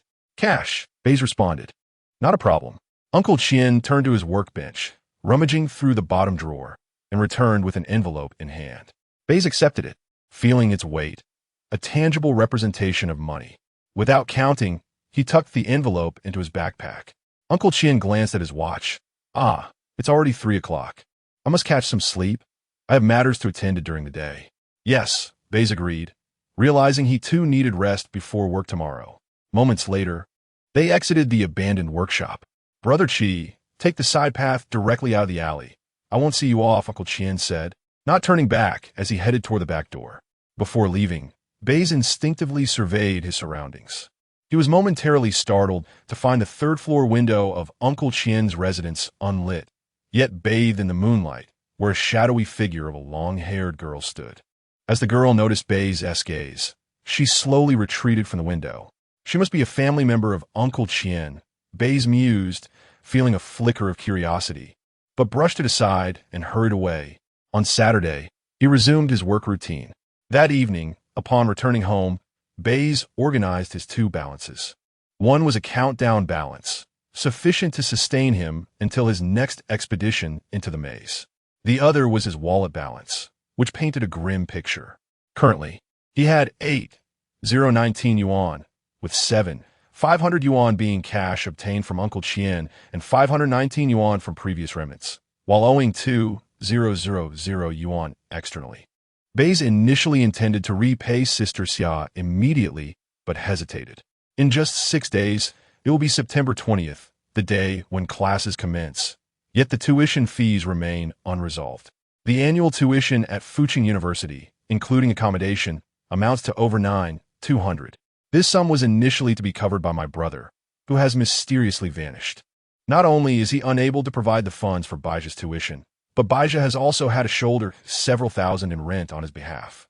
After some calculations, Bai Ze realizes that working at the hamburger joint for half a month would yield approximately 1,300, which would suffice to cover the tuition fees. However, what about his living expenses thereafter? When will Sister Xia's money be repaid? Although working 2 days a week at the hamburger place could generate some income, it would be far too slow. He must secure funds swiftly. Bai Ze's gaze returned to the thick envelope. How could he have forgotten this? He is now an explorer and has made the acquaintance of Uncle Chien, a reliable merchant. Following the principles of the game, if one wishes to earn money, it is only logical to engage in trade with merchants. In truth, Bai Ze possesses another treasure, the magic mirror mysterious pearl. The purity of the pearls produced by the magic mirror is undoubtedly high and should hold significant value. However, Bai Ze is reluctant to sell it hastily. Firstly, he is entirely unfamiliar with its worth and fears being exploited by Uncle Chien. And secondly, this item is exceptionally unique and could potentially expose his identity, leading to unforeseen complications. Until he possesses absolute strength, he must prioritize stability. Given this, the upcoming expedition to the maze next Monday is crucial. It must yield fruitful results to replenish his depleted finances. The shallow areas have little of value left. At the very least, he must venture into the mid-level zones. Yet Bai Ze lacks the capability to do so alone. It appears he must find companions, trustworthy individuals, preferably those who are also in dire need of money, ensuring their goals are aligned. Buzzing, his phone suddenly rang. Bai Ze glanced at the screen. It was a call from Li Yu. Brother Chi, it's me. Hmm. How did you find the beginner's gift pack? Came the inquiry from the other end. It's quite valuable, thank you. I'm glad you liked it. No need to be polite. After a brief hesitation, Li Yu continued, Brother Qi, do you have some time now? Is there something you need? Bai Ze asked. If it's convenient for you, could we meet? Sure, Bai Ze replied. All right, let us meet at the usual place. Chapter 71. The Cleaner in the Deep of Night. Bai Ze made his way to the street vendor known for its late-night fried rice. However, tonight, the stall was absent, replaced by a small, spicy hot pot stand run by a petite middle-aged woman. Li Yu sat at a nearby table, having ordered a bowl of spicy hot pot, and was nearly finished. Bai Ze approached and took a seat across from him. What will you have? It's on me. Li Yu smiled, after running around all day. I was simply too famished to wait for you. No need, I'm not hungry. Bai Ze, who indulged in a box of milk each night after escorting Mosey home, felt reluctant to take advantage of Li Yu, who had it tough himself. All right then. Li Yu hurriedly finished his last few bites, wiped his mouth with a tissue, and settled the bill. Once done, he headed towards the electric scooter parked nearby. Chigo, let's south find another place to talk. Upon seeing the familiar scooter, Bai Ze said nothing more.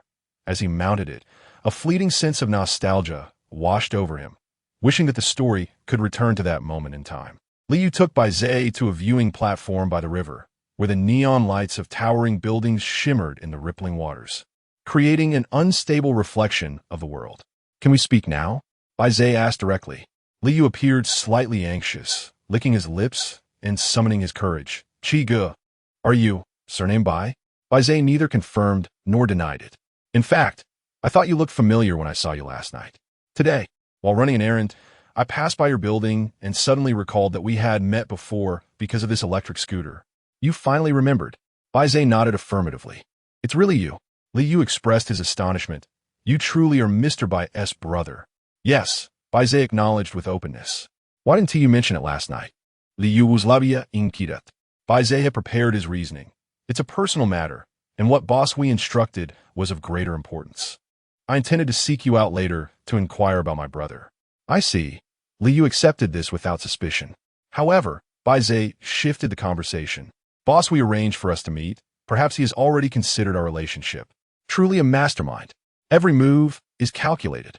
Li Yu was thoroughly impressed and increasingly curious about the grand plans Hui Fenghuang was orchestrating. Bai Ze got straight to the point.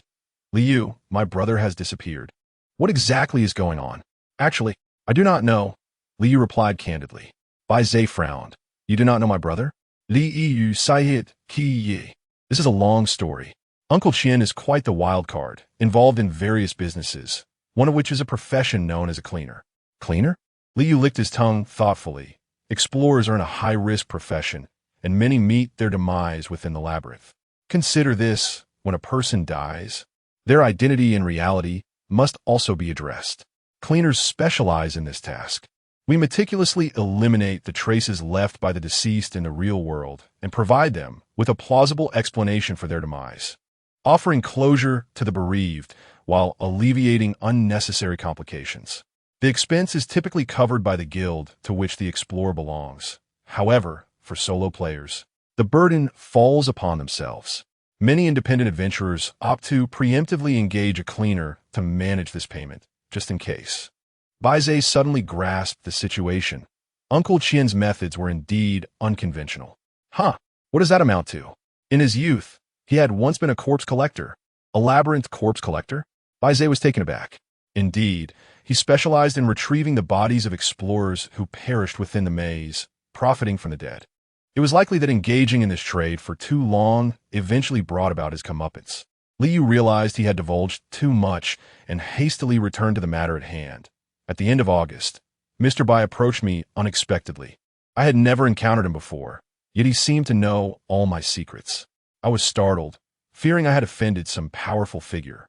Mr. Bai made his intentions clear, stating that he would vanish after September 1st and requested that I erase all traces of him. Why did he wish to disappear? Bai Ze inquired. He did not disclose this, nor did I dare to probe further.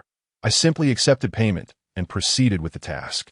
Your brother's electric scooter was initially meant to be disposed of, but I deemed it wasteful. Coincidentally, my own scooter was on the brink of retirement. so I decided to utilize it. Bai Ze remained silent. I apologize, Liu said somewhat sheepishly. I will return the scooter to you tonight. Bai Ze pondered for a moment, then replied, No need, you may continue to use it. Liu was taken aback. This was your brother's vehicle. Since he instructed you to dispose of it, it rightfully belongs to you now. Bai Ze felt a wave of gratitude wash over him. Reflecting on it now, had Liu not insisted on keeping the scooter, he would not have been able to locate the labyrinth entrance before the countdown expired. In that sense, Liu had also saved his life, balancing the scales between them. As for the electric scooter, let it serve as a token of goodwill for a novice's welcome gift. Bai Ze was averse to owing favors, except in the case of his brother, to whom he owed countless debts, and thus had resigned himself to the situation. Thank you. Shigo. Liu felt a stir of emotion. I will continue to use the scooter, but you can reclaim it whenever you wish. Bai Ze, unwilling to relent, pressed on. What else do you know about my brother? Any clue would suffice. Liu uzlavia pundarat seriously, his eyes lighting up. There is indeed one detail that piqued my interest. I am uncertain whether it qualifies as a clue. Please go on. I met Mr. Bai in a CAF, and when the server accidentally spilled coffee, it soiled Mr. Bai's attire. He rolled up his sleeves, and I inadvertently caught a glimpse of a faint bite mark on his right arm. A bite mark? Bai Ze's heart tightened. Yes, there were 4 distinct tooth impressions, each uniquely shaped. A triangle, a square, a circle, and a cross. Bai Ze was momentarily stunned, finding it absurd. Is that not akin to game controller buttons? Liu nodded, acknowledging that these were the marks of a labyrinth beast, referred to colloquially as the game monster. With no one around, Liu instinctively lowered his voice. I specifically inquired with Uncle Qian, and it turns out the game monster belongs to the category of mysterious creatures, only appearing in the deeper regions. Bai Ze felt a weight settle in his chest. Is this creature dangerous? It is both dangerous and not dangerous. Liu uzlavia raplia. What do you mean? The game monster does not actively harm individuals. If you do not provoke it, you will be fine. However, should you provoke it, it will bite you, and those who are bitten will become cursed. Another curse? It is said that the curse of the gaming monster remains unbreakable, resembling a spiritual version of winning the lottery. Bai Ze furrowed his brow, grasping only a fraction of the meaning. Liu elaborated further. The curse of the labyrinth afflicts the physical body of the explorer, leading to sudden demise upon periodic descent into the maze. Conversely, the curse of the gaming monster invades our very psyche. Those who are bitten become obsessively captivated by the labyrinth, their minds consumed by a singular obsession, to reach the depths of the maze at any cost. Chapter 72. The senior brother, Bai Ze, found the situation utterly absurd. Could it be that my brother willingly allowed it to bite him? It seemed plausible. Liu nodded, asserting, Your brother is quite formidable. He must be familiar with the gaming monsters. Bai Ze's mind was a tumult of distress, giving rise to various ominous thoughts. Sensing Bai Ze's unease, Liu hastily remarked, Chiga, do not be hasty. I believe your brother's circumstances are rather unique. How so? Bai Shishgeshvashbirshing. It is said that those bitten by gaming monsters exhibit a marked difference from ordinary individuals. Their minds become consumed by mazes, their speech incessantly revolving around labyrinths.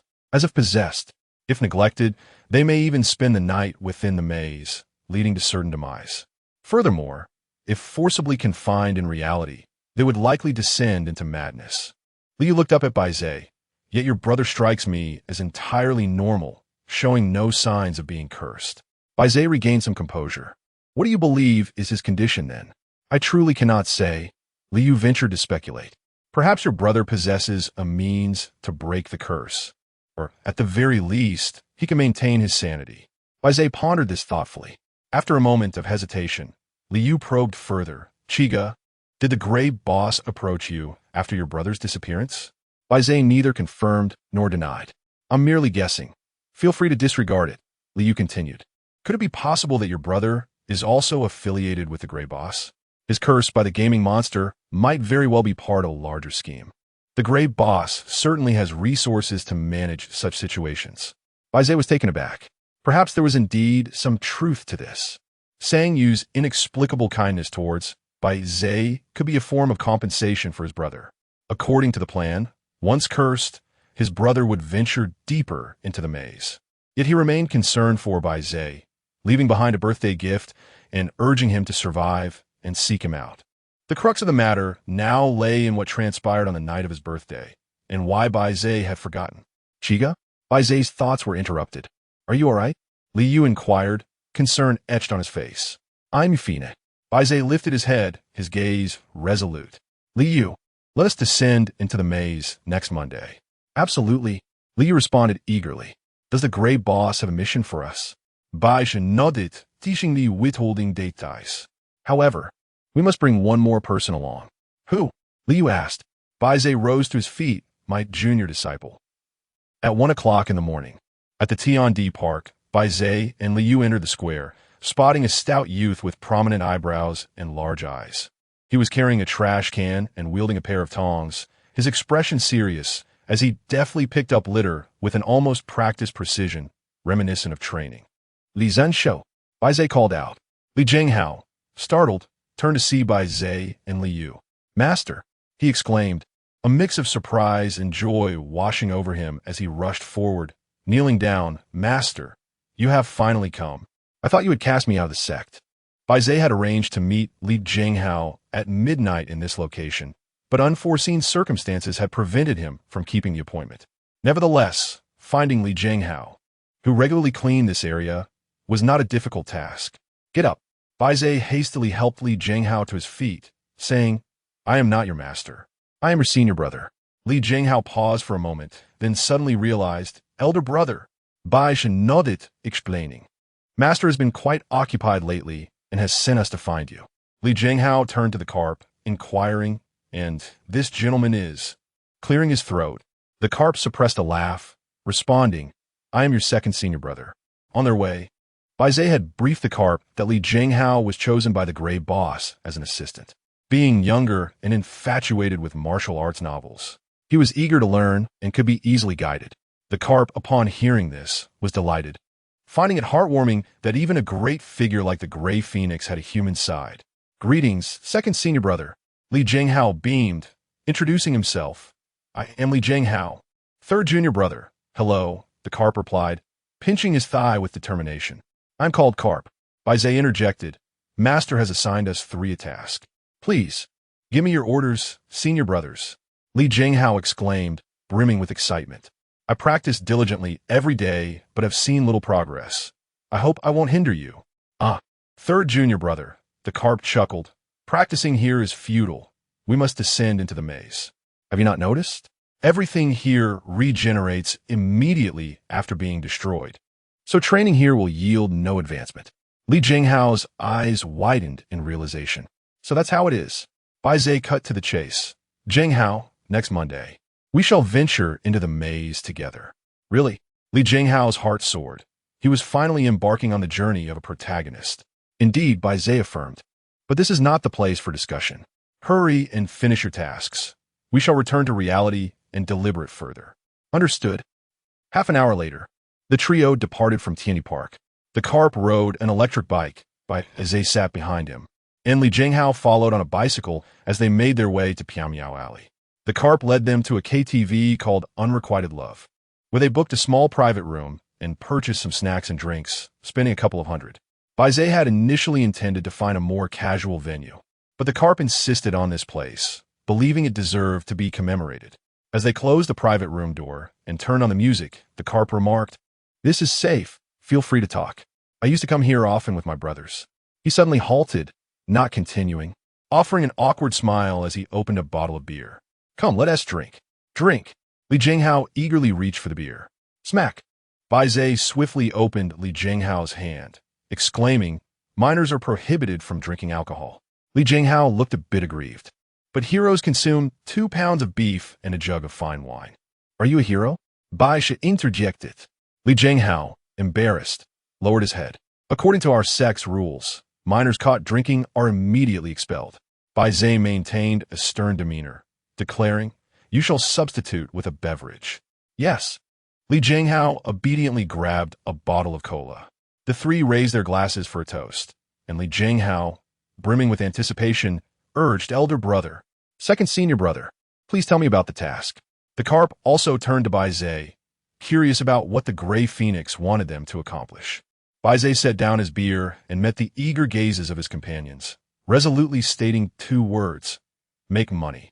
The air fell silent for a few seconds, and Li Jinghao and Liu thought they had misheard. On Monday, we shall descend into the labyrinth, striving to accumulate as much wealth as possible, Bai Ze elaborated. What? Li Jinghao could hardly conceal his disappointment. Even if it is not about chivalry and righteousness, at the very least, it should involve exploring the maze and diligently honing our skills. How could it be about making money? A mundane affair? What kind of hero would stoop to earn money? Indeed, let's make money, Liu exclaimed, slapping his thigh as enlightenment dawned upon him. The economic foundation determines the superstructure. Any grand endeavor requires sufficient funding to come to fruition. Alas, our master surely has no time to worry about such trivial matters. It falls upon us. Liu, you truly resonate with my thoughts. Bai Ze nodded. The profits will be divided into 4 portions, 1 for our master and 1 for each of us. We do not need it. Let it all go to our master. Li Zhenshou insisted. What? Liu could not hide his disappointment. Jinghao, you truly resonate with my thoughts. Chapter 73. The pursuit of wealth, yet I am not so shameless. There is no need for that. Each person shall take their share, as it is the master's intention. Bai Ze spoke earnestly. Junior brother, we too require funds to expedite our growth in strength, allowing the master to entrust us with greater responsibilities in the future. Indeed, Liu gasped for breath. Third junior brother, you must not let the master's good intentions go to waste. Yes, Li Jinghao responded obediently. Bai Ze nodded in satisfaction. Now, let us pool our thoughts on how to earn money swiftly. Li Jinghao pondered for a few moments, then replied honestly, I do not know how to make money. I will follow what my 2 senior brothers suggest, and I will do whatever you instruct me to do. Oh, by the way, my mother gives me an allowance every month, and I can also ask my father for pocket money. My grandparents give me red envelopes during festivals. No need for that. Bai Ze interjected, reality is one thing, and the labyrinth is another. Do not confuse the 2, as this is also a rule of our sect. Jinghao, do not entertain such thoughts in the future. Understood. Li Zhenshou replied. Liu, Bai Ze turned to him. You possess the most experience. Please share your thoughts first. Holding a can of beer, Liu analyzed with seriousness. If it were merely about earning a little pocket money from the labyrinth, that would be simple. However, making substantial profits is another matter altogether. The shallow regions have already been thoroughly scavenged, and the loot dropped by the labyrinth monsters holds little value. After a night of toil, it would be more profitable for me to run errands for a day. To earn more, we must at least venture into the middle regions. Then let us go to the middle regions. Li Jinghao exclaimed. Liu shook his head. It is not that simple. The middle regions have also been nearly exhausted of what can be scavenged. To make a profit, we can only kill labyrinth monsters for their spoils. Yet therein lies a dilemma. The weaker monsters offer low cost effectiveness, while the stronger ones require teamwork, which we 3 cannot manage alone. If we force ourselves to tackle them, we risk depleting our resources, wearing down our equipment, and suffering casualties. Ultimately, it would be a losing venture. What about the deeper regions? Li Jinghao suggested. Assuming it would be a viable option, Liu sighed with a wry smile. The deeper regions are indeed a treasure trove, but given our current capabilities, we would likely be picked off by the monsters as if we were the treasures themselves. Upon hearing this, Li Jinghao felt a wave of realization. So, making money is truly this arduous. Is this not also a form of cultivation? The master's intentions are indeed well considered. Indeed, Liu replied, somewhat apprehensive. I too sought to make money last time, and nearly lost my life in the labyrinth, thanks to the master saving me. What peril did the 2nd senior brother encounter? Li Zhenshou inquired ajarly. It was my own folly. I attempted to solo the mirror monster. The mirror monster? Li Jinghao was still somewhat unclear. Liu explained. It is possibly the hidden boss of the 2nd level of the labyrinth. I thought I might tempt fate and nearly paid with my life. Bai Ze suddenly had a flash of inspiration. A thought began to take shape in his mind. He looked at Liu. Logically, every level of the labyrinth has a hidden boss. If we could find one in the shallow regions, we could earn a fortune. Liu nodded. Many have contemplated this. The hidden boss in the shallow regions is not likely to be very powerful, but the treasures it drops are exceedingly valuable, potentially allowing us to acquire rare artifacts and save ourselves a decade of effort. Isn't this akin to a martial arts manual? Li Zanshou Musa, a hint of aspiration in his voice. Quite so. With a sigh, the carp lamented, over the years, the only suspected hidden boss in the shallow area has been a magical mirror. All others remain elusive. I'm aware of this. Zheng Zhihao eagerly raised his hand to answer. The reason we cannot locate the hidden bosses is that most of them only appear at night. Really? The carp had never heard such a claim before. I cannot attest to its veracity. It was relayed to me by my guild instructor, though he tends to exaggerate. Zheng Zhihao replied. Do elaborate. Bai Ze expressed his curiosity. My instructor recounted that several years ago, while an elite group exploring the 7th layer of a labyrinth, they were suddenly beset by an extreme snowstorm, rendering their return impossible and forcing them to spend the night trapped in a cavern. Everyone was terrified and in despair. Zheng Zhihao paused momentarily. That night, all 12 members of the group remained awake, yet 3 individuals mysteriously vanished. Devoured by the labyrinth? The carp's expression darkened. Indeed, Zheng Zhihao nodded. Before everyone's eyes, they simply disappeared. Bai Ze was equally astonished. A disappearance rate of 1/4 is terrifying. No wonder no one wishes to spend the night in a labyrinth. The carp was drenched in sweat, acutely aware of his good fortune. Had it not been for the esteemed Gray Phoenix, he too might have met a similar fate. Zheng Zhihao continued. My instructor said that throughout the night, everyone heard an eerie song emanating from deep within the cavern, luring them further inside. Thankfully, there were experts in the arts of wisdom and spirit within the group who set up a barrier, barely managing to resist the allure. The survivors endured several nights of nightmares thereafter. In retrospect, everyone believed that the sudden onset of severe weather and the haunting song from the depths were indicative of the hidden boss of the 7th layer, which was likely confined deep within the cavern with most of its powers sealed away. Some even speculated that the unexplained disappearances of explorers overnight in a labyrinth might be connected to these hidden bosses. Taking a sip of cola, Zheng Zhihao blinked. That concludes my account. The third tenet of the labyrinth's great concord states, explorers are prohibited from overnighting in the labyrinth. The carp turned to Bai Ze. Truly, Master is legendary. Only she can be the exception. Legendary? Zheng Zhihao's eyes widened in realization. Is Master one of the 3 phantoms of the labyrinth? Indeed, Bai Ze nodded, knowing that Zheng Zhihao would eventually learn that Master was the Gray Phoenix.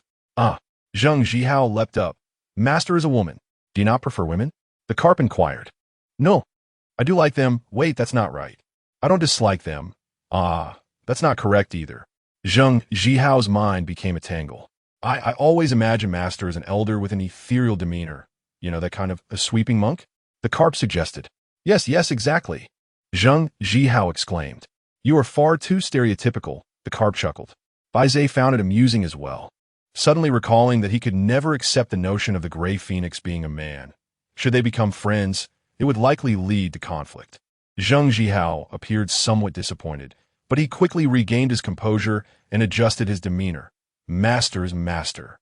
Regardless of gender or age, I admire them all. Third junior disciple. You possess quite the audacity to entertain thoughts about Master. The carp teased him deliberately. Li Jinghao's face flushed crimson. It's not the kind of affection you think. I swear to the heavens. All right. Bai Ze returned to the topic at hand, a faint smile gracing his lips. Actually, I have conceived a scheme to generate some wealth.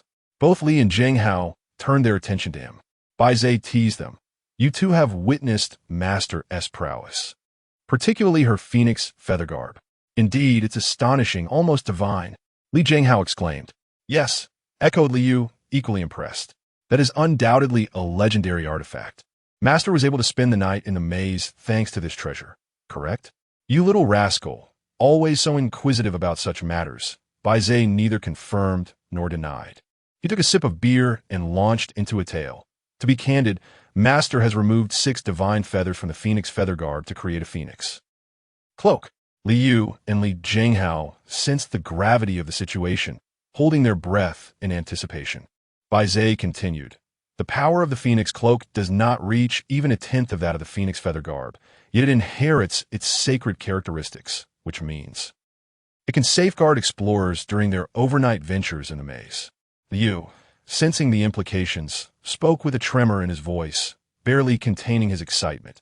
Master brother, you can't be saying that this phoenix cloak is with you? Ah, it is quite comfortable, Bai Ze replied with a knowing smile. Oh my heavens! Goodness! Liu and Li Jinghao simultaneously leaped up, utterly astonished. In that moment, Bai Ze's stature as the master brother soared in their eyes. He was no mere apprentice, but the true inheritor of the Gray Phoenix's teachings. An heir, an illegitimate child. Please sit down. Bai Ze hastily waved his hand, a bit embarrassed and attempting to remain low-key. Liu downed half a bottle of beer in one go. Finally calming himself, he knew he had chosen the right person to follow. The Gray Phoenix was unreservedly generous with her own, bestowing upon them what could only be described as a sacred artifact. He could almost envision the day his leg injury would be healed. Li Jinghao also finished his soda in one gulp, gleefully burping repeatedly. He was certain he had made the right choice in his master.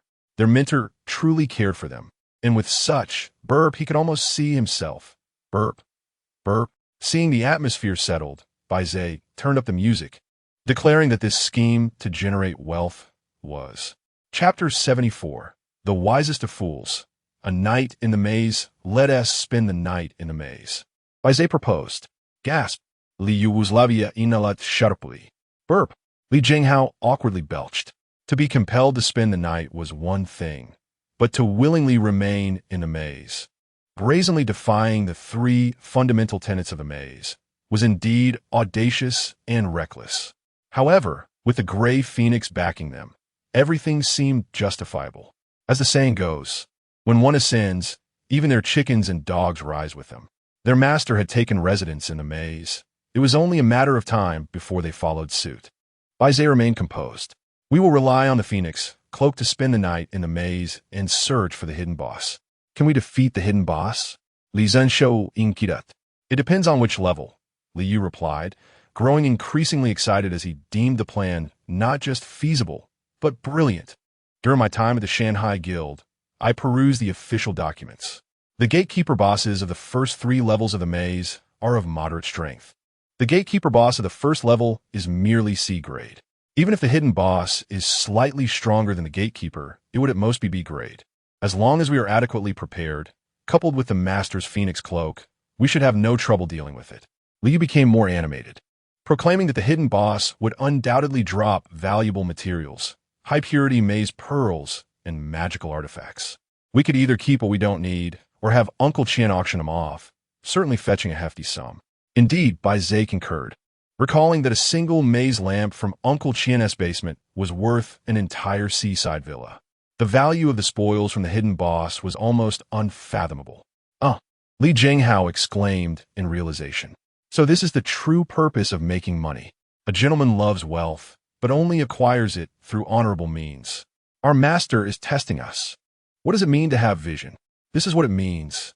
Liu chimed in, exhilarated. Now hold on. While imaginative thinking has its merits, let us not get carried away, Bai Ze interjected, attempting to temper their enthusiasm. The nights in the maze are perilous. You both should weigh your decision carefully. This is not something to be taken lightly. Of course we'll go, Liu declared. Since the moment we were cursed, there's been no turning back. Each descent into the maze carries its own dangers. Brother 2 is right. Li Jinghao clenched his fist. When great responsibilities befall a person, they must first endure trials and tribulations. Bai Ze took a deep breath. Then it's settled. We'll descend on Monday, spend the night on the first level, and seek out the hidden boss. Excellent. They both exclaimed, their spirits soaring, filled with fervor, and resolved to celebrate by singing. Bai Ze felt a twinge of uncertainty. After all, the Gray Phoenix, their supposed support, was merely a mirage. Yet, he didn't wish to dampen their spirits. Li Jinghao seized the microphone, leaped onto the sofa, and belted out loyalty to the nation, his enunciation precise and his passion palpable, brimming with aspirations.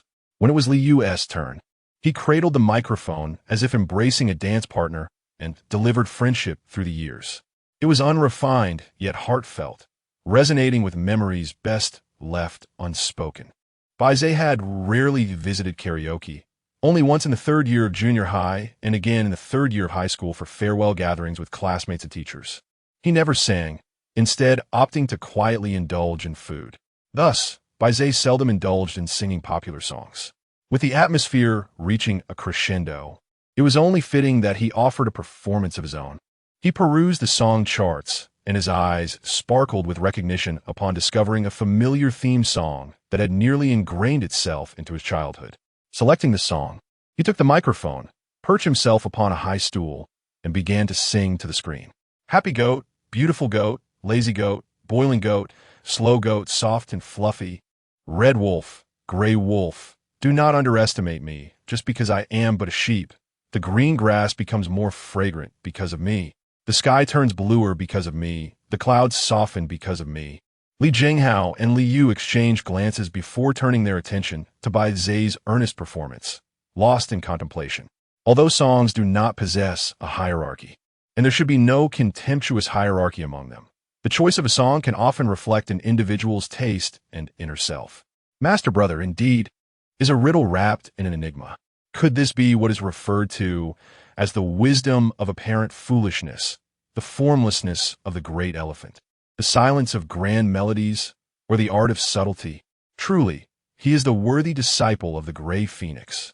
As the song concluded, the private room fell into a profound silence, broken only by the artificial system's commentary. 97 points. Wow, magnificent. You have surpassed the majority of users. The next generation of singing legends is you. Li Jinghao finally snapped back to reality, applauding vigorously. Master Brother sings splendidly. Li Yu, feeling the momentum, joined in the applause. Wonderful. Well sung. Bai Ze felt a swell of pride within. Singing isn't as challenging as it seems. At 5 in the morning, Bai Ze returned home and slept soundly until noon. Recently, his sleep duration had noticeably shortened, yet the quality had significantly improved, leaving him feeling refreshed rather than fatigued. He surmised that this was partly due to his newfound employment and the physical exertion it entailed, and partly due to the latent potential bestowed upon him by the explorer. Of course, he must also express gratitude to Mosey for her thoughtful provisions, providing him with a sumptuous dinner each evening, along with a glass of milk to augment his protein intake before bed. At 8 in the evening, in the burger shop, Mosey and Bai Ze shared a meal in the work area. Today, Wen Yin was absent, having taken leave to assist at the bar due to an ailing bartender. The manager was visibly irate at Wen Yan's premature departure, candidly expressing to the staff, were it not for that charming face winning over customers, I would have dismissed him 1,000 times already. At that moment, Bai Ze was engrossed in his dish of scrambled eggs with tomatoes, murmuring, delicious. Of course, these are specially sourced free-range eggs, twice the price of ordinary ones, Mosey declared with pride. Bai Ze felt a pang of regret. He had already debunked the myth that free-range eggs held significantly greater nutritional value than regular ones, urging her not to squander her money. Not true, Mosey countered. I believe free-range eggs taste better and are more nutritious, so it's not a waste. It's merely a psychological effect. Little Bai, do not underestimate the power of psychological effects. Mosey raised her chopsticks. Some terminal cancer patients do not survive 3 weeks, while others thrive for 3 years. The positive psychological influence is undeniably significant. That makes sense. Bai Ze, slowly realizing, raised his head, feeling as though she was deliberately sharing this with him. Mosey bit her chopsticks, gazing at the food in her bowl. You might find this useful in the future. Bai Ze hesitated momentarily before daring to inquire. Mosey, will you be going down tomorrow night? Mosey picked up a green-skinned bean and tossed it in her mouth, still pondering. Baze refrained from further inquiries. Suddenly, Mosey recalled something. You're about to receive your salary, right? Indeed, he replied. A movie ticket and a bucket of popcorn. Don't forget, Mosey reminded him. Baze noticed a shift in Mosey's wording. Previously, she had suggested treating him to a movie. Baze confirmed, a movie ticket? Yes, Mosey affirmed. All right, Baze replied, immersing himself in his meal. After work, Baze hurried home and soon fell into a deep slumber. Chapter 75. The Golden-Eating Beast. As Bai Ze opened his eyes, he was immediately enveloped in a warm embrace by the enthusiastic snake girl, her tail coiling tightly around him. Enough, enough. Bai Ze felt as if he might faint. Reluctantly, Xiao Qing released her hold on him. Bai Ze gasped for air, wearing a look of disdain. In the future, just greet me without hugging me, all right? Why not? Xiao Qing blinked innocently. Don't you understand the propriety of male and female interactions? Bai Ze retorted. But I am a snake. She insisted. That makes you a female snake. Bai Ze rolled his eyes. Xiao Qing pouted and playfully said, but I missed you so much. Come on, it's only been a few days. It's been a whole week. Xiao Qing exaggeratedly gestured with her arms. Without you here, each day felt as long as a year. I felt time dragging on. Bai Ze chuckled, amused. Is it really that hard to take care of a child? Well, it's better now, Xiao Qing replied. Xiao Hui sleeps most of the time, and this place feels so empty. Being a lone snake is exceedingly boring. Bai Ze could somewhat understand Xiao Qing's feelings. He approached the stone platform and asked, is Xiao Hui doing well? Yes, recovering nicely. All organs are developing maturely. Yesterday, we removed the invasive ventilator and switched to a non-invasive one. Before long, we will be able to start feeding him, although his sucking ability is still weak. So we'll need to use a feeding tube for now. Wait a moment. Bai Ze seized on the critical point. So, I need to buy formula? Yes. Do it now. You only come once a week, and I'm worried we won't have enough. Xiao Qing said. Is just buying formula sufficient? Bai Ze felt uneasy. How could it be? Xiao Qing slyly smiled, counting on her fingers. Besides the preterm formula, you need to prepare bottles, nipples, get at least 2 sets to alternate washing, and a milk warmer. It would be best to buy a sterilizer that also dries, a 2-in-1 temperature-controlled kettle, and a milk shaker with warming capabilities. Stop. Bai Ze's heart ached. He didn't want to hear more. Just give me a list. I prepared it in advance. Xiao Qing produced a list from her pocket, the handwriting dense and twisted, reminiscent of her snake tail, accompanied by simple illustrations to prevent Bai Ze from making mistakes. Holding the list felt like carrying a heavy burden. Xiao Qing, I think you're not missing me. You're missing my wallet. Oh no, I genuinely miss you. Xiao Qing beamed, and Xiao Hui misses you too. It doesn't even know who I am. Bai Ze scoffed, glancing at the stone platform where Xiao Hui was illuminated by 2 glowing orbs, curled up in a ball, clad in a diaper. Fists clenched and legs drawn in. To be fair, if it weren't for Bai Ze's expenses, it did look rather adorable. Assured that his little one was in good health, Bai Ze felt relieved and approached the vending machine. Just wait a moment. He first checked his balance. 101 experience points. A wave of joy washed over him. This was excellent.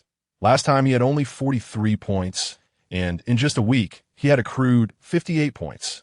Reflecting back, quite a lot had transpired over the week. Bai Ze longed to examine the details of his income, for that would reveal which experiences garnered the most points. Unfortunately, such insight remained elusive unless he expended 100 experience points to upgrade the system. Presently, Xiao Hui required numerous purchases, so he prioritized the needs of the child. Following the shopping list, Bai Ze approached the checkout, only to find it would cost him 30 experience points. His heart ached at the expense. Xiao Qing, there are too many items. Can we not buy so much? But Xiao Hui is a premature infant and requires meticulous care. These are essentials. Xiao Qing insisted with unwavering resolve. Yet, it is exceedingly expensive. It's like a bottomless pit. Bai Ze lamented. Xiao Qing sauntered over, her serpentine movements graceful. Glancing at the vending machine. It's merely 30 points. That's hardly anything. You spent hundreds or even thousands while rescuing Xiao Hui without a second thought. How do you know I didn't blink an eye? He retorted. Perhaps I was held at gunpoint. This is not the same. Emergency spending differs from frivolous expenditure. We must conserve where we can and spend wisely, Bai Ze argued. Very well, Xiao Qing conceded, taking the list and using her pen to strike off one item. The pacifier is hard to wean off. If he cries in the future, I'll just soothe him more. That is your responsibility after all. Oomph. Xiao Qing muttered under her breath. Penny pincher, I heard that. Bai Ze exclaimed. Xiao Qing clenched her fists and raised her voice. I intended for you to hear it. Penny pincher. Enjoy your cold water. Bai Ze dismissed her complaints, proceeding to check out once more, only to despair as he realized the reduction was negligible, a mere rounding error. What difference is there between this and receiving a 5 yuan coupon with the purchase of a Maserati? He added the pacifier back to his cart, completing the transaction. Clatter, clatter. Colorful glass marbles tumbled from the vending machine, and Xiao Qing gleefully gathered them, racing towards the large tree behind them. Soon, an array of baby supplies rained down, and Xiao Qing eagerly began unwrapping the packages. With nothing better to do, Bai Ze joined her in the task. In no time, a baby care station was assembled. Ah, Xiao Qing exclaimed joyfully, in a couple of days, I will attempt to wean him off the ventilator. If he maintains his oxygen levels, we can conduct a gastrointestinal examination. If all is well, I can start breastfeeding.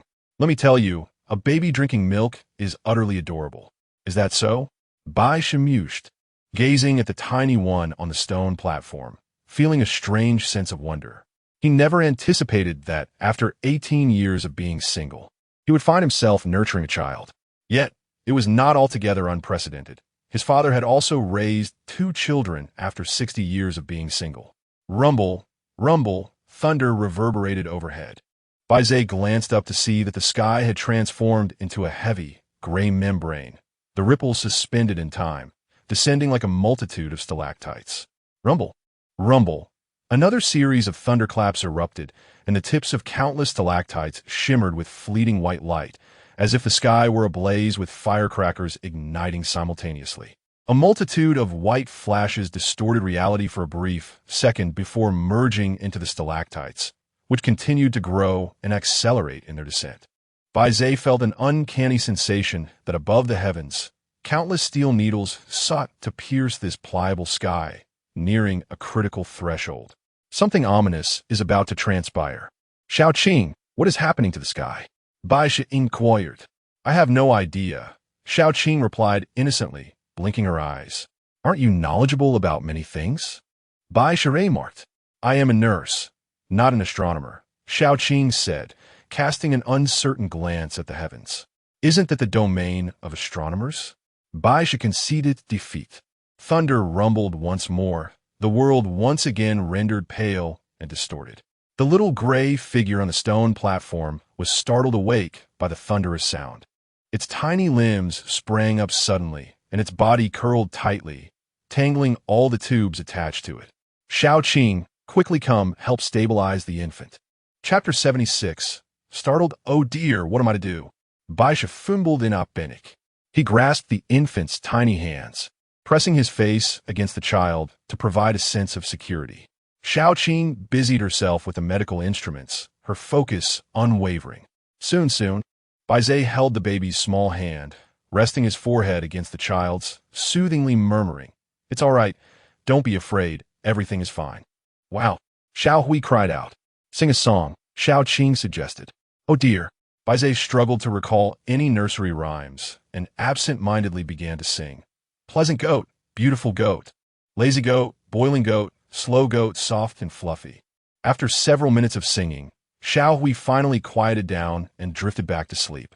Bai Ze, drenched in sweat, was about to release his hold when Xiao Qing gently interjected. He is not fully asleep yet, just a little longer. Bai Ze tightened his grip on Xiao Hui and softly inquired. What just happened?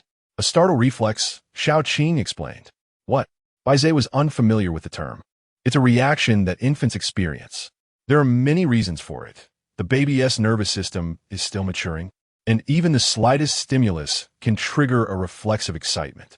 It might also be due to a deficiency in trace elements, leading to sleep disturbances and crying. As long as he is all right, Bai Ze replied. Xiao Qing tenderly stroked Xiao Hui's head. Her voice filled with affection. When a child is first in their mother's womb, the world is gradually expanding. They can reach out and grasp the umbilical cord. But once born, the world suddenly feels vast and empty, and they can grasp nothing, which can lead to fear and unease, feeling utterly alone. Bai Ze resonated with her words, recalling how he sometimes dreamed of falling endlessly, unable to grasp anything, only to awaken in fright. Xiao Bai, if you dream like that, It might be a reflection of the startle reflex from infancy, compounded by the absence of adult comfort, Xiao Qing remarked, gently patting Bai Ze's head. How pitiable. Remove your hand. Bai Ze shot her a glance, annoyed. Xiao Qing pouted, huffing, I'm older than you. I'm your boss. Bai Ze retorted. Indeed, indeed. Xiao Qing turned her gaze back to Xiao Hui, winking with a smile. But you need not worry after having a child. You can reclaim all that was missing from your childhood. Children need the care of adults, and adults need the healing touch of children. It's quite fair. ISNT it? I can hardly believe you. You sly serpent, trying to trick me into being an unwitting father. Suddenly, a surge of electricity coursed through Bai Ze's hands, radiating throughout his body. He released Xiao Hui, and in an instant he was propelled several meters into the air, landing heavily with a thud. Wow! Xiao Qing gasped, her tail twitching as she almost pressed herself against the ground, quickly crawling towards Bai Ze. Xiao Bai, are you all right? I'm fine. Not really. Bai Ze felt as though his body might fall apart. Don't move around. Let me check on you, Xiao Qing offered, helping him up as she circled him, patting his back, kneading his shoulders, and feeling his head. Thankfully, there's nothing wrong. Silence. Bai Ze sensed an impending shift, closed his eyes, and adjusted his breathing. After enduring pain, the mechanisms of potential within the body underwent a discernible transformation. Soon, the familiar voice of thought resonated. 6 paths of potential, mysterious, cultivation realm, second realm, comprehended skill, startle. Bai Ze exhaled deeply. Although he had acquired new skill, he had not transcended his realm, and his overall cultivation saw little enhancement. He could distinctly perceive that the mechanism of potential had not absorbed new energy, yet its structural configuration had altered. If one were to liken Bai Ze's body to a bucket and all skills to self-regulating outlets, this time, the bucket's capacity had not increased, but a new outlet had been added. With 3 outlets discharging simultaneously, his combat prowess would undoubtedly be augmented. Yet the drawback would be a quicker depletion of energy. Thus, advancing 1's realm is a fundamental truth. Otherwise, Bai Ze would forever be merely fleetingly impressive.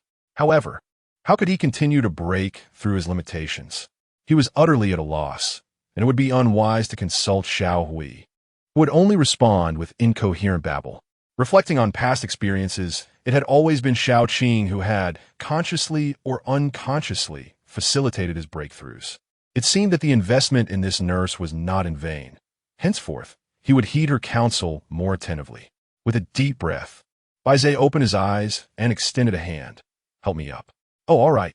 Xiao Qing assisted him in rising. Bai Ze stretched his limbs, cough. I believe you are right. Huh? Xiao Qing appeared somewhat perplexed. Children require the care of adults, and adults need the healing of children, Bai Ze stated. Xiao Hui and I share a cooperative relationship. What? That sounds rather cold. Xiao Qing replied, slightly dissatisfied.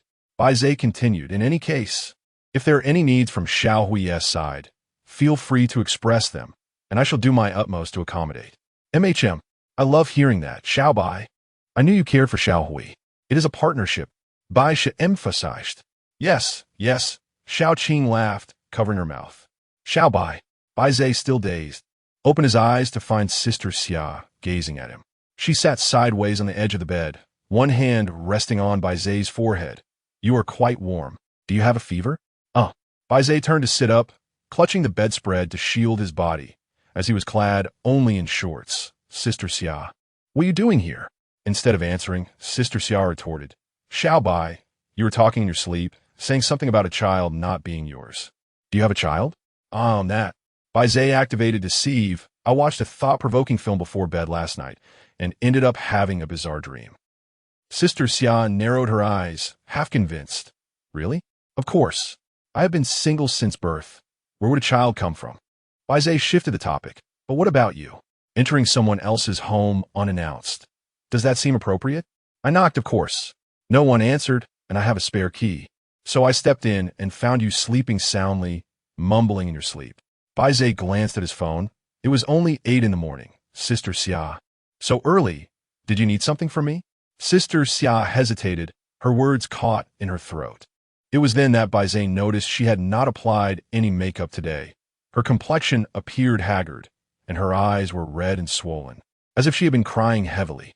Suddenly, Bai Ze was overcome with an unsettling premonition, prompting him to hastily don his attire. Sister Xia, there's no rush. Allow me to pour you a cup of tea while you take your time to share, he suggested.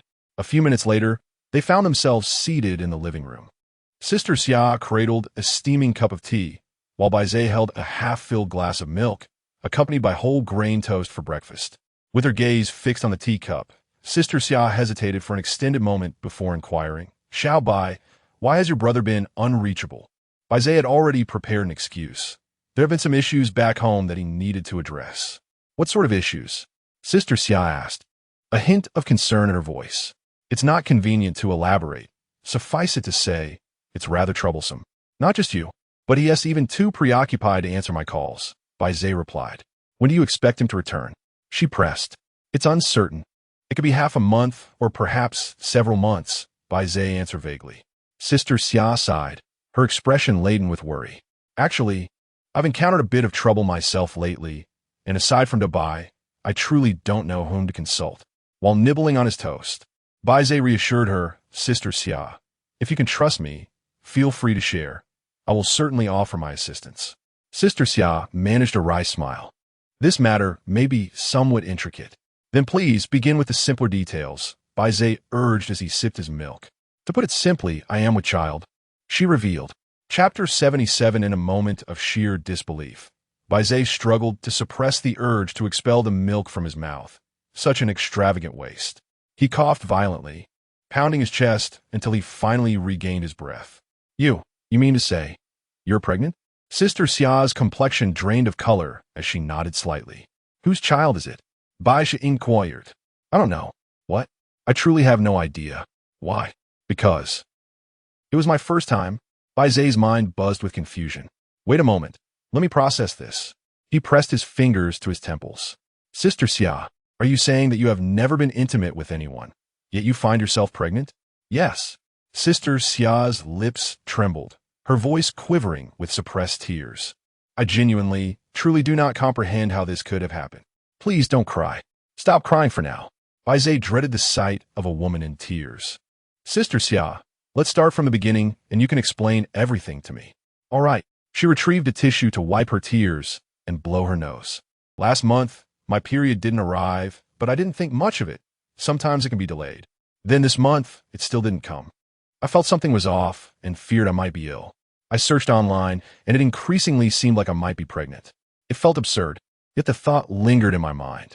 Last night, I went to the pharmacy and bought a pregnancy test, and the result was 2 lines. Bai Ze fell silent. Sister Xia quickly added, but I read online that pregnancy tests aren't always accurate. It could also be due to hormonal imbalances. That is indeed a possibility, Bai Ze reassured her. Right? I think that's quite likely, Sister Xia nodded in agreement. After a moment's hesitation, Bai Ze asked, but have you truly thought it over? You really haven't. Absolutely not. Sister Xia's face flushed, her emotions flaring. I've told you. I will remain chaste for Dubai. If I lie even a little, let the heavens strike me down. Sister Xia, please calm down. Bai Ze feared that the entire building might overhear them. That's not what I meant, but we cannot dismiss certain unusual circumstances, such as if something occurred without your knowledge. He refrained from elaborating. Such a hypothesis was too cruel. I understand your implication, but I assure you, it is utterly impossible. Sister Xia declared resolutely. The last time I got drunk was dangerous, but that was an accident, and you saved me, did you not? Even if that one time something had happened. The timing simply wouldn't align. If I were truly pregnant, it would have to be from something that occurred in August, and I remember every single day of August vividly. Bai Ze remained silent. Xiao Bai. Sister Xia grasped Bai Ze's hand. I initially intended to discuss this with Bai, but since he is unavailable, I had no choice but to turn to you. You are Bai's brother, and I trust you. Rest assured, Sister Xia, I will not speak a word to anyone. Bai Ze promised. Sister Xia nodded. Xiao Bai, I wish to go to the hospital for a checkup to clarify everything. Right now? Bai Ze asked. No, I'm not mentally prepared yet, Sister Xia replied. Perhaps next week. Please accompany me to the hospital then. Of course. Bai Ze offered reassurance once more, urging, Do not overthink it. The pregnancy test may not be entirely accurate. I sincerely hope so, Xia Jie replied, feeling a touch of grievance. I haven't found a partner, yet I'm already expecting a child. What kind of situation is this? I simply cannot accept it. Who could argue otherwise? I have been single for 18 years, and now I am unexpectedly thrust into fatherhood. If only Bai were here, Xia Jie sighed. If only my brother were present. Bai Ze echoed her sigh. As soon as Xia Jie departed, Bai Ze promptly stepped outside. This evening, he was scheduled to descend into the labyrinth, having been assigned to the day shift. First, he needed to pick up Moz. Today, Moz appeared to be in high spirits, sporting a light touch of makeup. Her hair curled delicately at the ends. Grasping Bai Ze's shoulder, she enjoyed the breeze while humming a tune. Be careful, Montaxi exclaimed suddenly. Bai Ze jolted, slowing down to avoid a pedestrian carelessly crossing the street. You seem a bit distracted today, Moz remarked. Doi. Bai Ze chuckled. Perhaps it's the nerves about going down tonight. No, Moz immediately countered. My intuition tells me you're preoccupied with something else. Is your intuition that accurate? Bai Ze asked in surprise. Indeed, it is, Moz replied proudly. Why not share what's on your mind? Since Moz had no connection with Xia Jie, Bai Ze decided to consult her. Hypothetically, what if there was someone? What's wrong? Montaxi interjected. It's not about me. It's a hypothetical scenario. Bai Ze clarified. What if it were you? Hypothetically, of course. If it were a woman who had never engaged with a man, yet suddenly found herself pregnant. Does that make sense? Asexual reproduction? Moz stated succinctly. Bai Ze was taken aback. She was indeed correct. It's quite common in the labyrinth, Moz remarked casually. Many creatures there reproduce asexually. And in reality? Bai Ze inquired. In a natural world, some animals also reproduce asexually. As for humans, theoretically, a hermaphrodite could conceive independently, but for women, it is impossible. However what? Bai Ze pressed. We cannot entirely dismiss the potential for such an occurrence, Moz replied. Are you suggesting that explorers could achieve such a feat? Bai Ze pondered. One could say it is a possibility. After all, potential is boundless, and there are many peculiar abilities, Moz mused, squinting her eyes as she relished the gentle breeze. However, explorers in reality are merely ordinary individuals, so it remains implausible. I have heard that legendary explorers can bring their potential back to reality, Bai Ze remarked. What are you thinking? Moz found it amusing. Do you believe legendary explorers are commonplace? Even if they exist, the potential they can manifest in reality is limited, and the duration is brief. Asexual reproduction is simply not feasible. That makes sense, Bai Ze agreed, feeling increasingly perplexed. This matter is, in fact, quite simple, Moz stated. Eliminate all impossibilities, and what remains is the answer. Bai Ze paused, contemplating her words. Moz continued nonchalantly. The woman you hypothesized has either not become pregnant, or, if she has, then she is simply lying. Bai Ze pondered this insight, exclaiming, wow. Moz suddenly became animated, her spirit of gossip ablaze. Could it be that your girlfriend has been unfaithful, leaving you at a loss for how to confront her, thus fabricating such an outrageous excuse? Impressive, you managed to deduce that. Bai Ze, taking a contrary approach, responded with a nonchalant "oh." In an instant, Moz lost interest, pursing her lips as she resumed her reverie. At 5 in the afternoon, Bai Ze finished work and prepared himself a bowl of tomato and egg noodles, adding an extra egg for good measure. After dining, he tidied up his belongings and made his way directly to Tiandi Park. Chapter 78. Renowned names in the Jianghu dressed in a phoenix feather attire and cloaked in a raincoat resembling that of a carp. He donned a mask and ventured into the small grove. At Tianjin Square, a multitude of explorers had already gathered, while Bai Ze discreetly lingered in the shadows.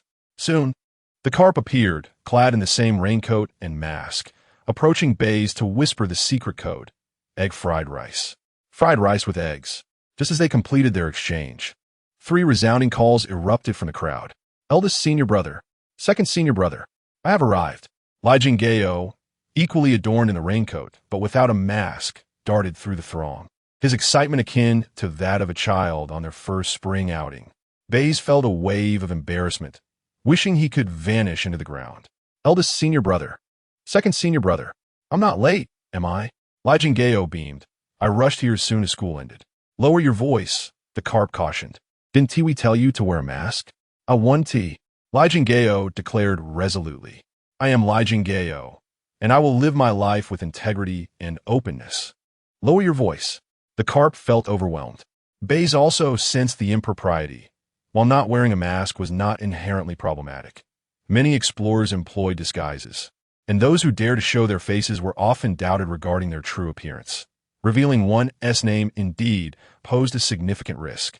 Lai Jingao, Bai Ze lowered his voice, asserting the authority of the eldest senior brother. Now that you are part of our sect, you must navigate the Jianghu under our name. Indeed, how can a hero traverse the Jianghu without a name? The carp concurred. That makes sense.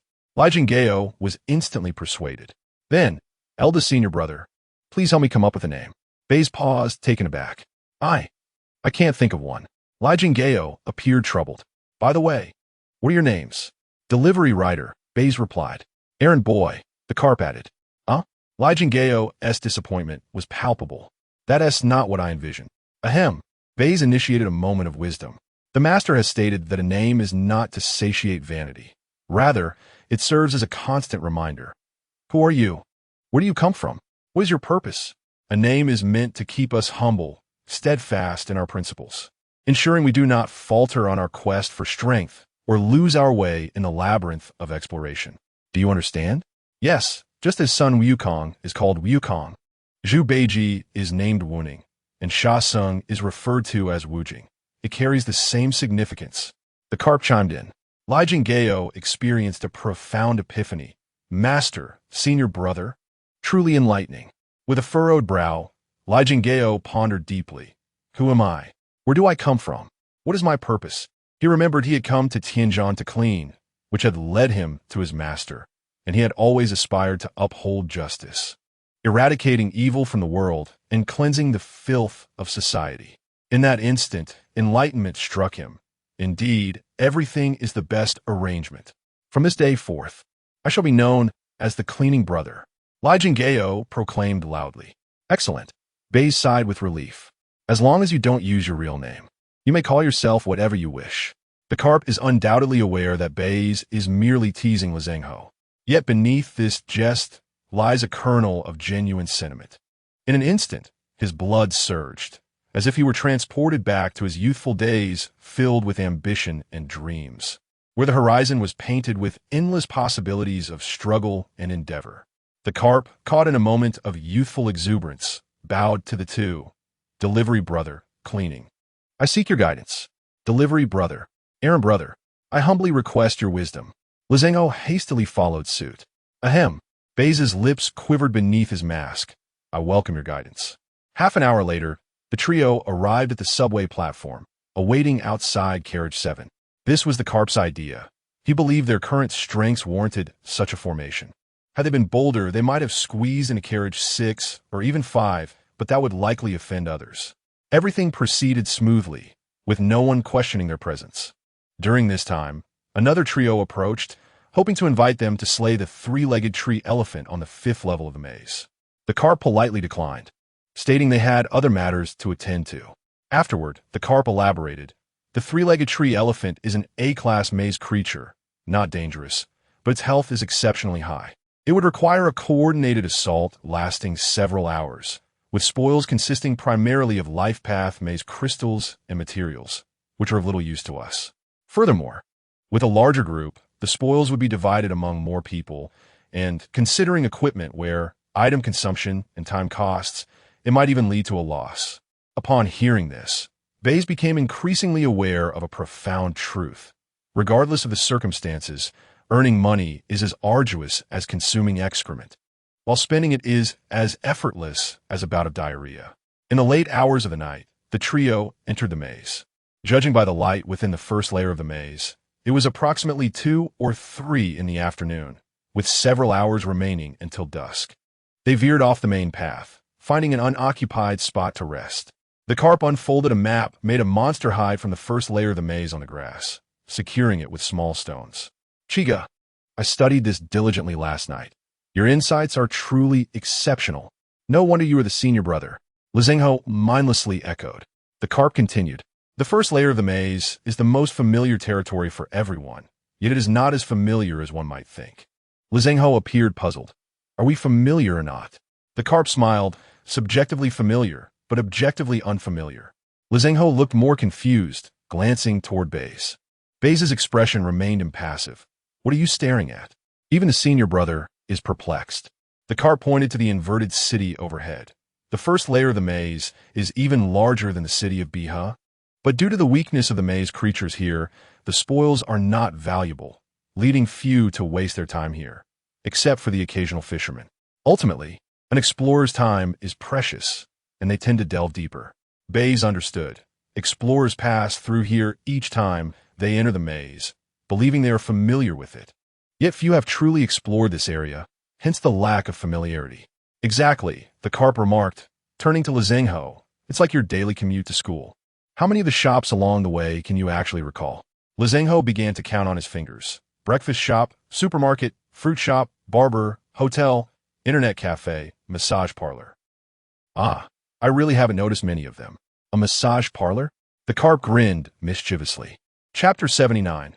Choosing the map, Li Zhenghao explained that the legitimate blind massage parlor employed his neighbor's uncle. So, you are aware of the illegitimate massage parlors, then? Liu teased him deliberately. Li Zhenghao's face flushed crimson, yet he did not shy away. Of course I know.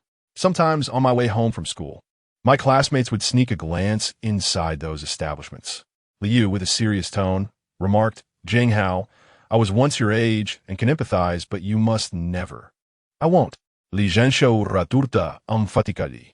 Sex is not filthy. It is a natural physiological phenomenon that must be regarded with correctness and health. Adolescents are still in the process of physical and mental development. Pursuing stimulation too early will only harm themselves and others. Liu paused, then nodded appreciatively. Indeed, you've not wandered astray. Now back to the topic. Liu pulled out a plum blossom dagger and gestured toward a map that was rather rudimentary, providing only broad area descriptions. I noticed that most regions were scarcely traversed, suggesting that during the night, they might hold hidden wonders. Bai Ze nodded and continued. I believe there are at least 3 locations worthy of exploration. Liu's dagger pointed to an oval-shaped lake in the center of the map. Firstly, the fisherman's favorite. The largest lake on the first level, Koi Lake. The flora and fauna within host an astonishing variety, numbering in the hundreds, and its deepest parts reach several hundred meters. There was once an investigation, but it yielded little. However, Koi Lake is vast. No one can fully survey it. The best testament to this is the maize koi, which cannot be found by conventional means, yet some fishermen have indeed caught them. If it were nighttime at Koi Lake, it would undoubtedly be even more enigmatic. Ugh! Li Zhenghao tightened his shoulders and took a deep breath. What is the matter? Bai Ze inquired. Li Zhenghao, slightly frightened, confessed, I nearly drowned when I was a child. I have an intense fear of water and even suffer from deep-sea phobia. Just thinking about the underwater imagery makes me feel uneasy all over. Huh, Liu chuckled. None of us possess swimming skills, and we cannot fathom how dangerous Koi Lake might be at night. So I oppose exploring this place. I concur, Li Zhenghao added. Bai Ze also agreed, stating, let us not dwell on this. On to the next.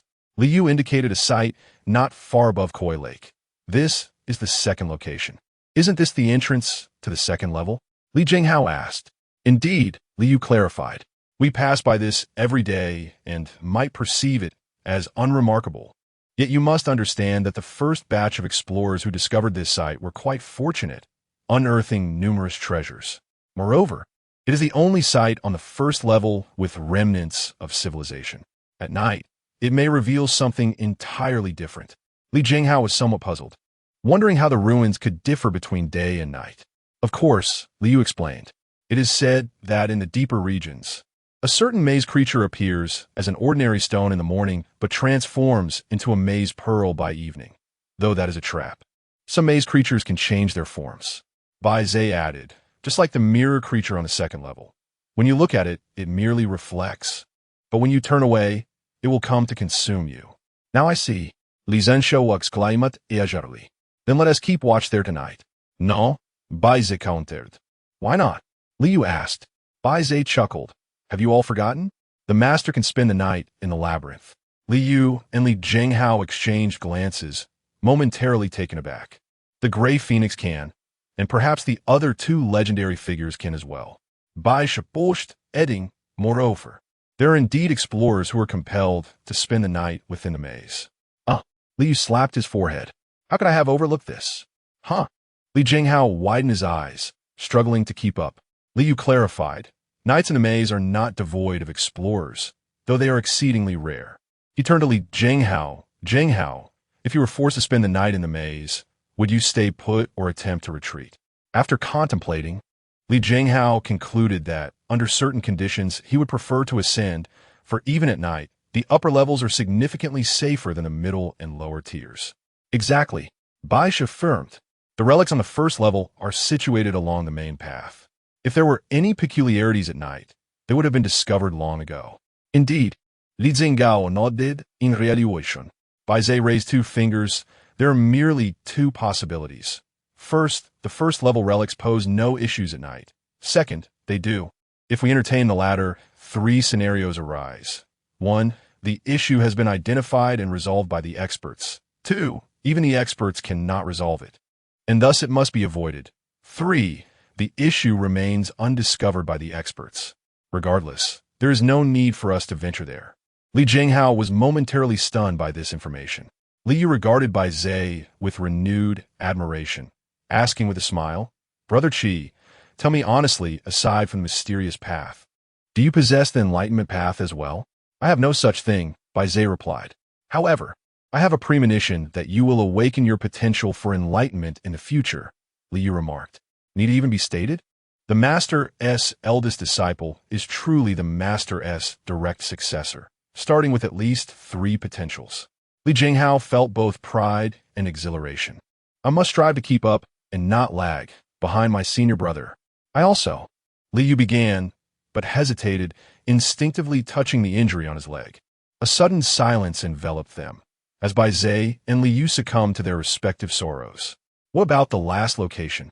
Li Jinghao, oblivious, broke the silence. Liu Uzlavia Rafukusha, pointing to a forest in the upper left corner of the map. This forest, known as the Farewell Forest, once you enter, it becomes exceedingly difficult to exit. Li Zhenshou interjecta. Then it should be called the Final Farewell Forest, Liu jested. Bai Ze quickly understood, so this forest is inaccessible? Nearly so. It appears unwelcoming to outsiders. No matter how one traverses it, one will soon find themselves retracing their steps, hence the name, Farewell Forest. Is there a way to resolve this? Bai She inquired.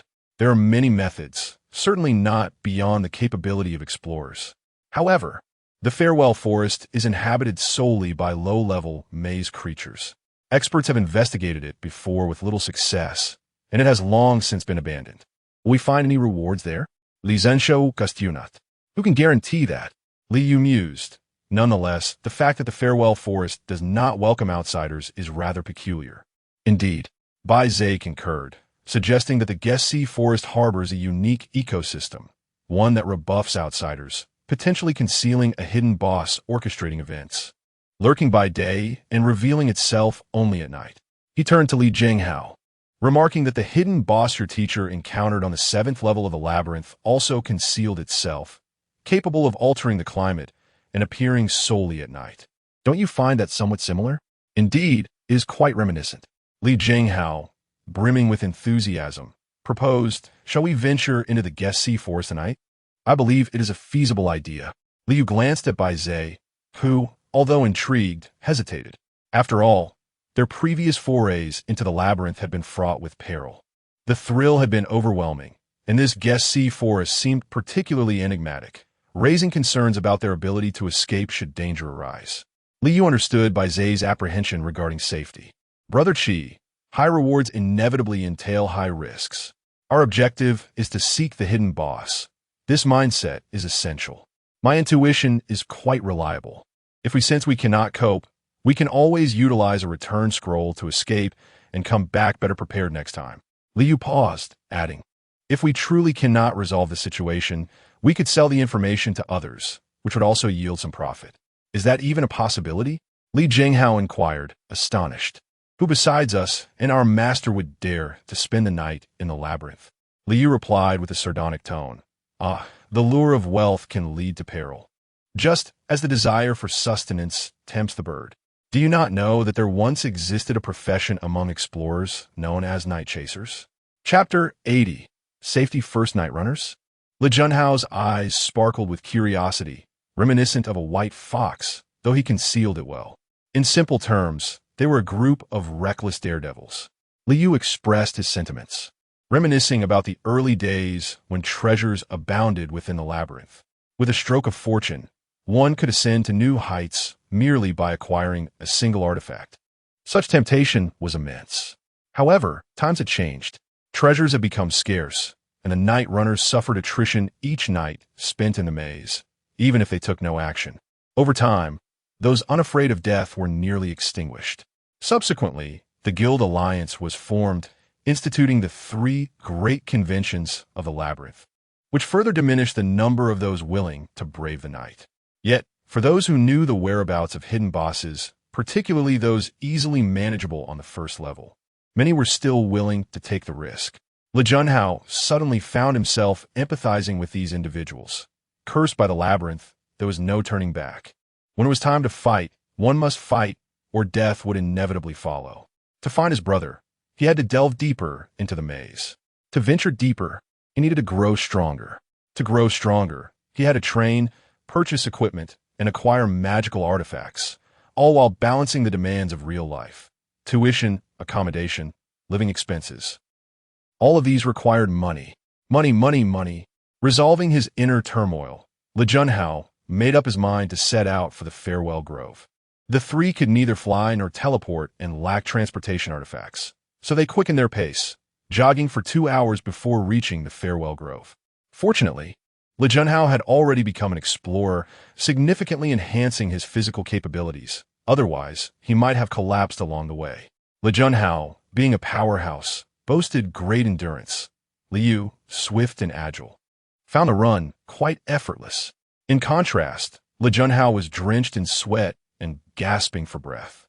Master brother, your stamina is lacking, Li Junhao remarked candidly. Each has their expertise. Qi is adept in the mystical path. Liu interjected with a keen understanding of human nature.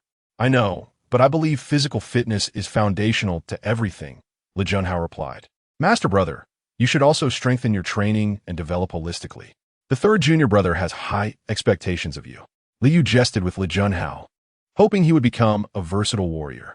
Li Junhao forced a smile. I will do my best. After a brief rest, the trio entered the Farewell Grove. At first glance, it appeared to be an ordinary forest, but upon closer inspection, it revealed its unique character. The variety of trees was notably limited, predominantly a single type with brown trunks and green leaves, each leaf an eccentricity, as though all different foliage had intermingled. Despite the trees showing no signs of decay, yellowed leaves drifted everywhere. Upon closer examination, these were not leaves at all, but small labyrinthine creatures disguised as foliage. Is this the leaf butterfly? Li Junhao inquired. Indeed, Liu responded. Leading the way, Li Junhao had learned about them from Ma Shu and silently recalled the relevant knowledge. The leaf butterfly, a D-rank labyrinth creature of the wisdom root type, predominantly inhabited the first level of the Farewell Grove. These frail, soft, flat beings lacked a fixed form, preferring to masquerade as withered leaves while wandering through the forest, subsisting on microorganisms in the air akin to social insects. Should any explorers appear, they would silently approach, gradually absorbing the energy from their target, initially harmless, yet becoming perilous over time. As the trio entered the forest, the drifting leaves exhibited a noticeable transformation, many swirling down to rest at their feet. While walking, these leaves seemed to follow them, yet could not keep up for long before being cast aside. The leaf spirits feared fire, so it was imperative to kindle a flame during their rest. Otherwise, if you let your guard down for just a moment, you will find yourself covered in these entities, growing increasingly fatigued and drowsy, ultimately succumbing to energy depletion in your slumber, warned Li Hengho. I shall take the watch, he declared. I can remain awake for 3 days. No need. I possess the phoenix cloak, Bai Ze replied, his thoughts conjuring a golden-red ripple of energy that encircled the trio, causing the leaf spirits to scatter in fear. Deterred for a long while. How magnificent! Lehengho marveled, captivated. After all, you are the eldest disciple. You must retain your prestige, quipped Liu, equally astonished. Recalling the moment when the gray phoenix descended from the heavens, seeing its shadow in this youth. Eldest brother, could you perhaps persuade Master to craft a phoenix cloak for me as well? Lehengho implored, filled with envy. You truly dare to ask? Bai Ze replied. You are not suited for such a treasure. Master considers each individual's potential. Fantastic. Lehengho's eyes sparkled. I knew Master was preparing treasures for us. Is that truly the case? Liu's eyes widened in excitement. I do not possess one. I'm not. Do not speak nonsense.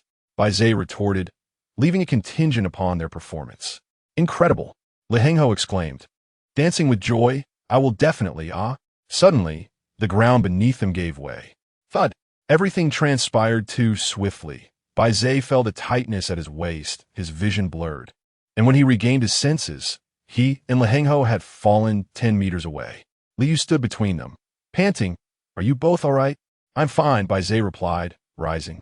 I am also unscathed, Lehengho stammered, still shaken, and upon glancing back, he saw a 3-meter-wide circular pit where they had nearly fallen. Bai Ze understood. It was a trap that Lehengho had triggered, and they had narrowly avoided disaster thanks to Liu's quick activation of the emergency evasion skill. Truly, the speedster's reflexes were unparalleled. The trio cautiously approached the pit, peering into its depths. It was pitch black, its depth unknown, with faint hissing sounds emanating from within, as if countless serpents writhed, sending shivers down their spines. Lehengho recalled the knowledge learned in the guild. This is the grave of the tree spirits. Chapter 81. Monthly salary of 3,000. The tree spirit, a D-grade anomaly of the life form category, predominantly resides in the first level of the maze, specifically within the guest sending forest. The roots of the tree spirit possess the ability to slowly traverse in search of water and sunlight. In its lifetime, it refrains from initiating attacks on any creature, embodying a gentle and harmless nature. However, the lifespan of a tree spirit is rather brief, lasting only 5 to 6 years. Upon its demise, the trunk swiftly decomposes while the roots remain embedded in the ground, creating a deep pit of several meters, a natural trap, rated C. Should any creature inadvertently fall into this pit, it will become ensnared by the roots, making escape exceedingly difficult. Once the prey succumbs, it transforms into energy and nourishment for the tree spirit, and upon accumulating sufficient sustenance, the tree spirit can resurrect, flourishing even more abundantly than before. If one examines the trunk closely, faint visages of its former prey may be discerned.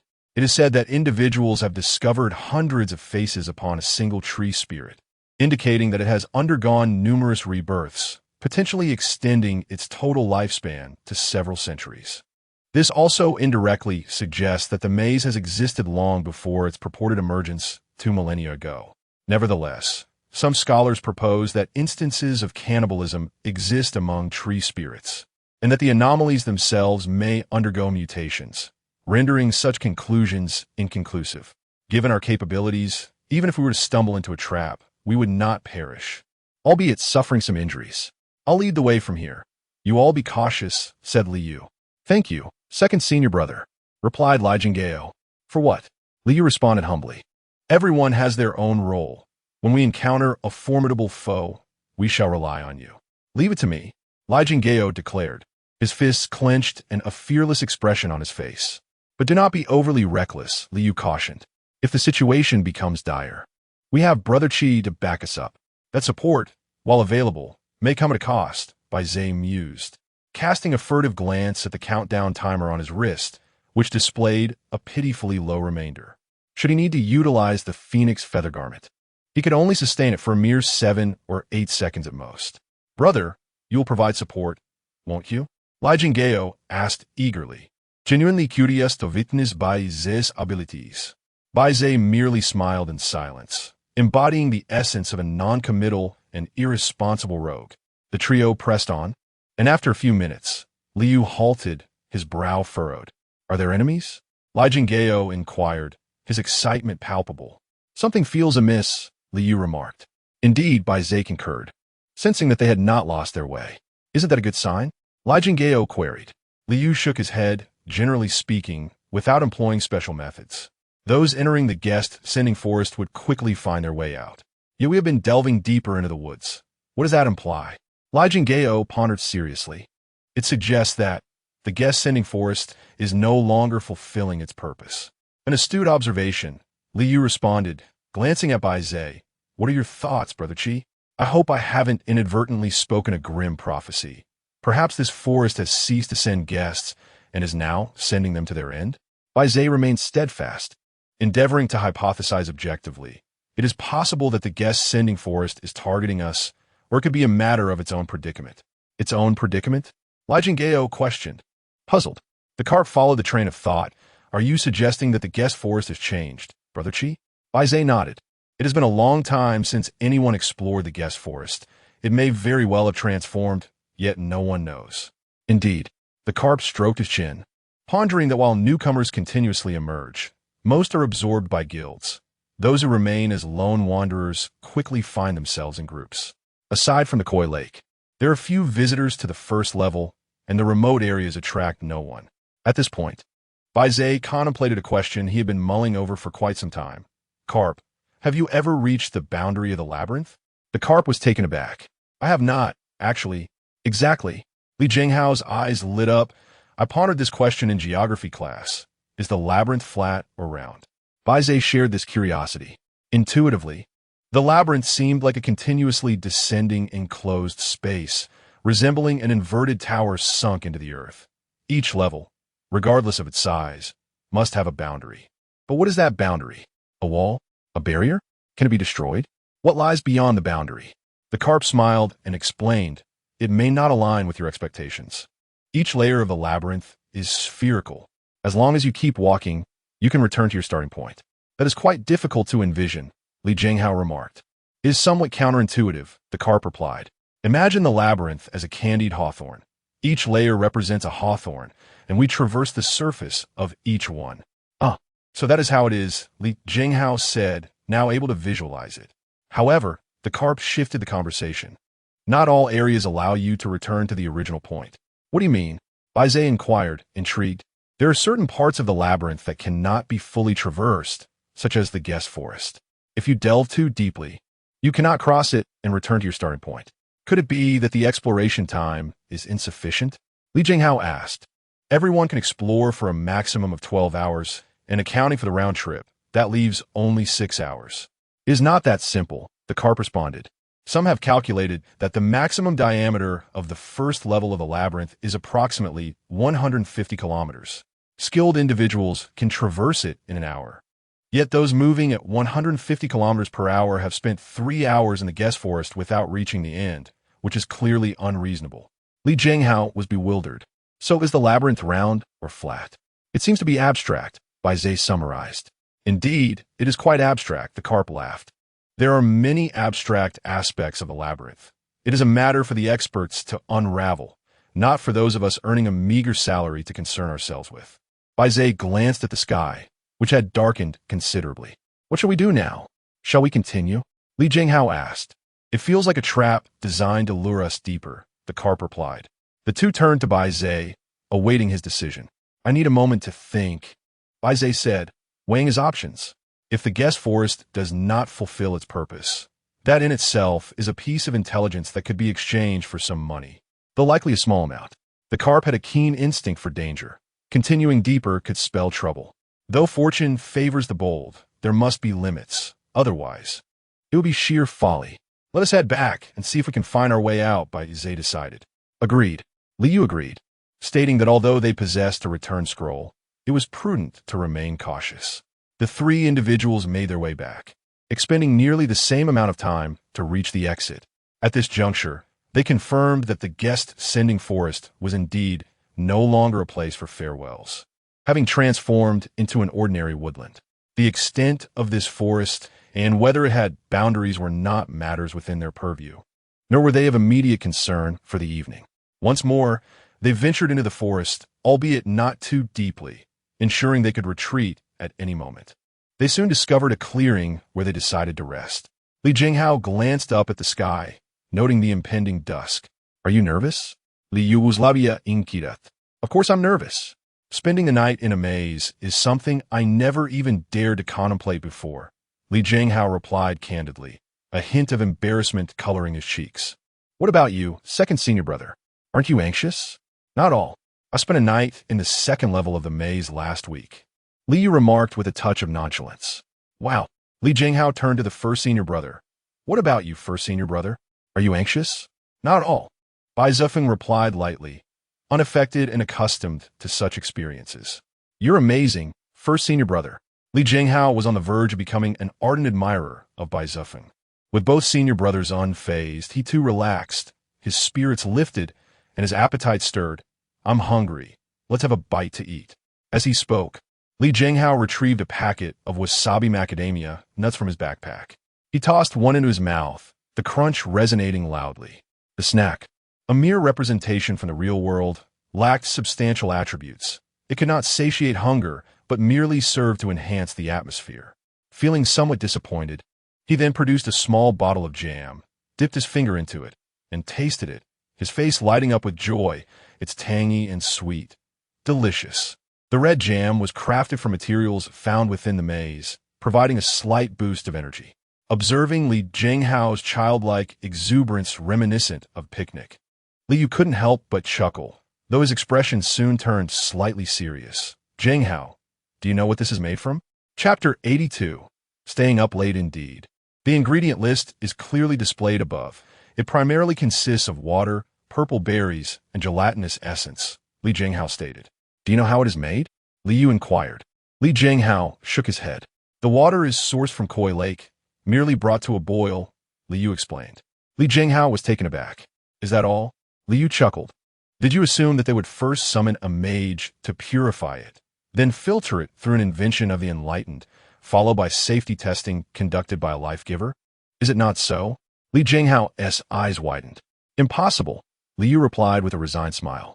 "The raw materials are simply tossed into a blender, infused with a touch of technology and some ingenuity, and voila, you have the product before you." Li Jinghao's face turned pale. "Second brother, how do you know this so well?" "This is a product of our guild. Every guild operates similarly. Uncle Qian does it this way as well. I often assist him in gathering raw materials," Li Yu remarked. This is utterly unsanitary," Li Jinghao exclaimed indignantly. "Does the Guild Alliance not have food regulation? I must file a complaint. Can you guess why there are no food regulations?" Li Yu asked. "Why?" Li Zhenshou responded. "Perhaps because a market has not yet formed." Bai Ze offered his insight. "Explorers do not spend the night in the labyrinth. They only stay for 12 hours at most.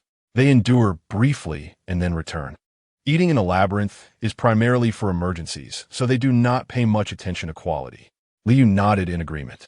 "Exactly. So it's best not to eat unless necessary." Li Jinghao gazed at the already opened jam, caught in a dilemma. Li Yu quickly reassured him. "But do not worry too much. Explorers' practices, like refining potions and crafting gear, rely on materials sourced from the labyrinth, and they are generally safe. The food consists of standard ingredients. A small amount won't harm you. If there is an unforeseen mishap, well, just be more cautious in your next life." Li Jinghao, devoid of appetite, silently closed the jar and placed it back into his backpack. Subsequently, the trio engaged in idle chatter. Above them, the sky, obscured by dense branches, transitioned from pink to bluish-gray and then to deep gray, rendering the forest dark and suffocating. In a fleeting moment, the atmosphere suddenly thickened with a sense of danger, heavy and oppressive, making it difficult to breathe. Night had fallen in the labyrinth. Bai Ze, unwilling to be complacent, had already donned his phoenix feather garb, the golden-red ripples radiating outward, illuminating a few meters around him. Li Yu and Li Jinghao nestled closely to Bai Ze, clutching his arm, enveloped in a profound sense of security. "It feels vastly different from nights in the real world," Li Jinghao remarked.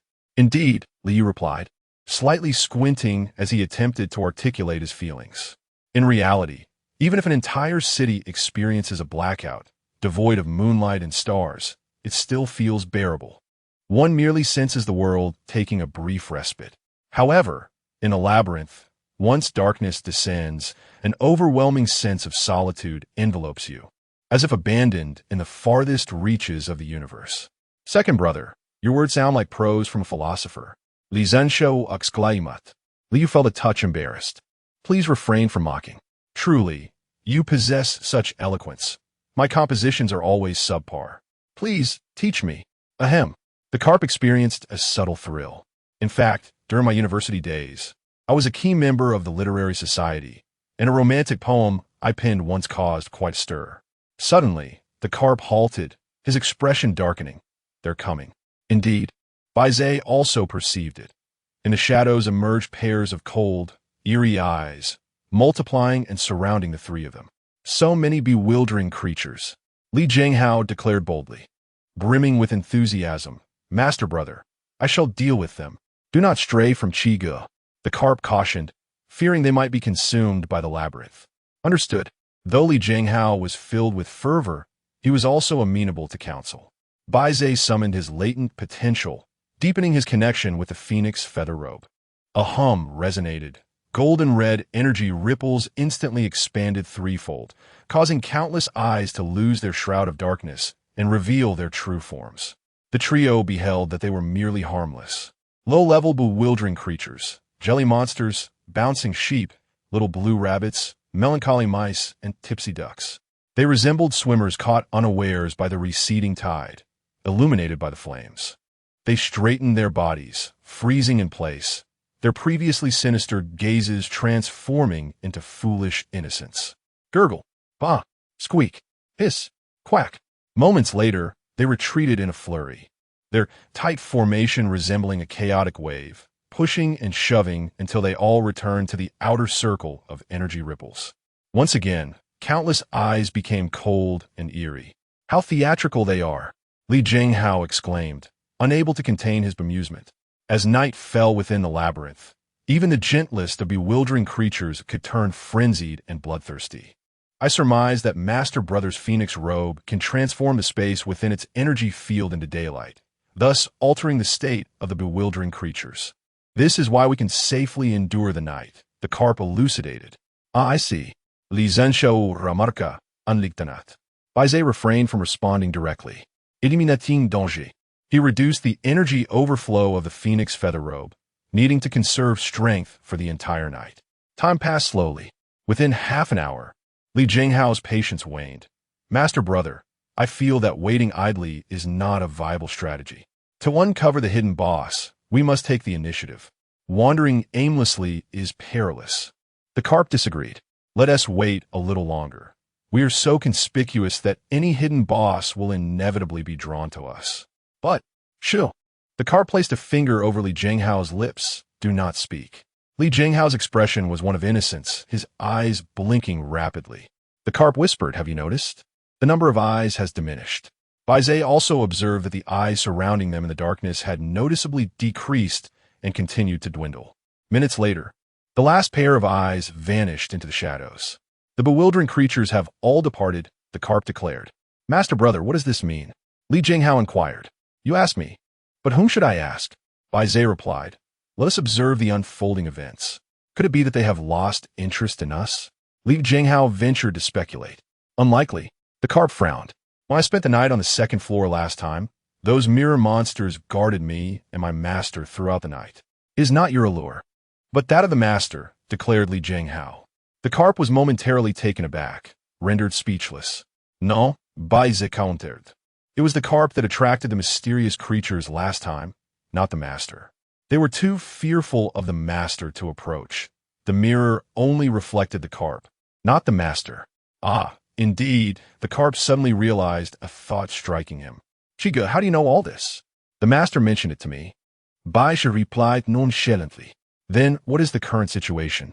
Li Zhenshou inquirat pujlat. Are they afraid of us? If they were afraid, they wouldn't have come close in the first place. Bai Ze pondered for a moment, offering a plausible conjecture. Perhaps there is something in this vicinity that possesses even greater allure than we do. The carp's eyes sparkled with excitement. It can't be the explorers, so it must be a hidden boss. Li Jinghao's heart swelled with joy. Chapter 83. The hidden boss. Bai Ze nodded slightly, suddenly detecting an unusual scent. Do you smell that? He inquired. Liu also caught the whiff, a charred aroma. It resembles the scent of burnt wet wood, stated Li Jinghao, taking a deep sniff. 3 o'clock direction. Liu discerned the target. Bai Ze and Li Jinghao followed his gaze, and indeed, a flicker of green light appeared in the darkness ahead. Is that light? Li Jinghao rubbed his eyes. Come closer, Bai Ze instructed. Liu and Li Jinghao immediately moved in, as Bai Ze unfurled his phoenix feather cloak, enveloping his companions on either side, akin to a mother hen guarding her chicks. Subsequently, Bai Ze retracted his energy, causing the phoenix cloak to dim, emitting a faint glow reminiscent of a gentle moonlight. With the strong light extinguished, the trio's vision sharpened. They discerned a shimmering green light, approximately 200 meters away in the forest, flickering mysteriously. Master, should we advance? Li Jinghao asked impatiently. Li remained silent, glancing at Bai Ze. The smooth progress surprised Bai Ze, yet the ease of it stirred a sense of unease within him. However, having faced life-and-death situations several times, he had cultivated a resilient heart. Taking a deep breath, Bai Ze declared, "Let us proceed with caution. Do not stray from my side. If there is danger, I will lead you to safety." Li was confident in his instincts and speed. The three donned the vigilant phoenix cloak, hands clasped and shoulders aligned, as they cautiously approached the depths of the forest. Soon, they concealed themselves behind a thicket, observing an open area of several hundred square meters, resembling a natural plaza. Such clearings in the forest were unusual. Upon closer inspection, they noted the ground was marred with numerous furrows, as if plowed. Bai Ze conjectured that a multitude of tree spirits had willingly vacated the area, thereby creating this plaza. At the center stood a large jade stone, emanating the fluctuating green light. However, upon closer scrutiny, they realized it was no ordinary jade, but a colossal jelly creature.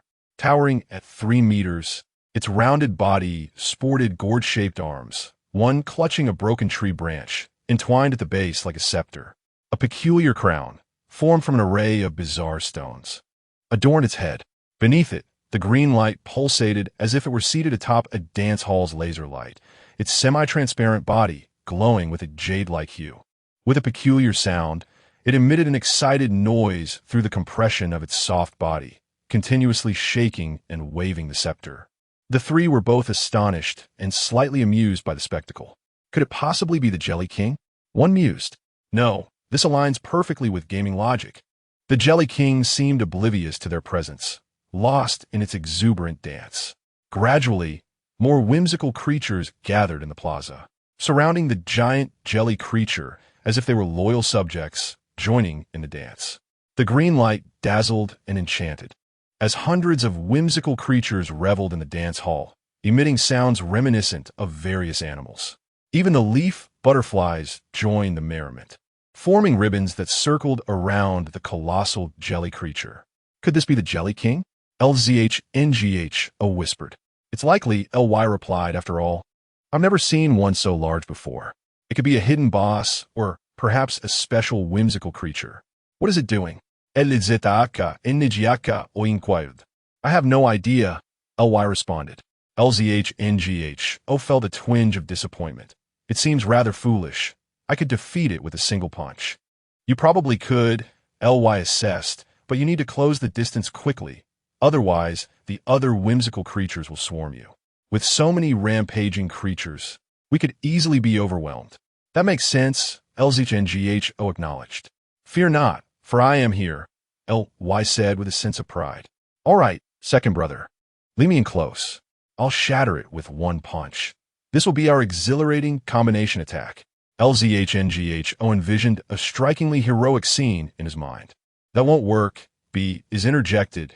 The distance is too great for the energy of my phoenix cloak to reach. Q.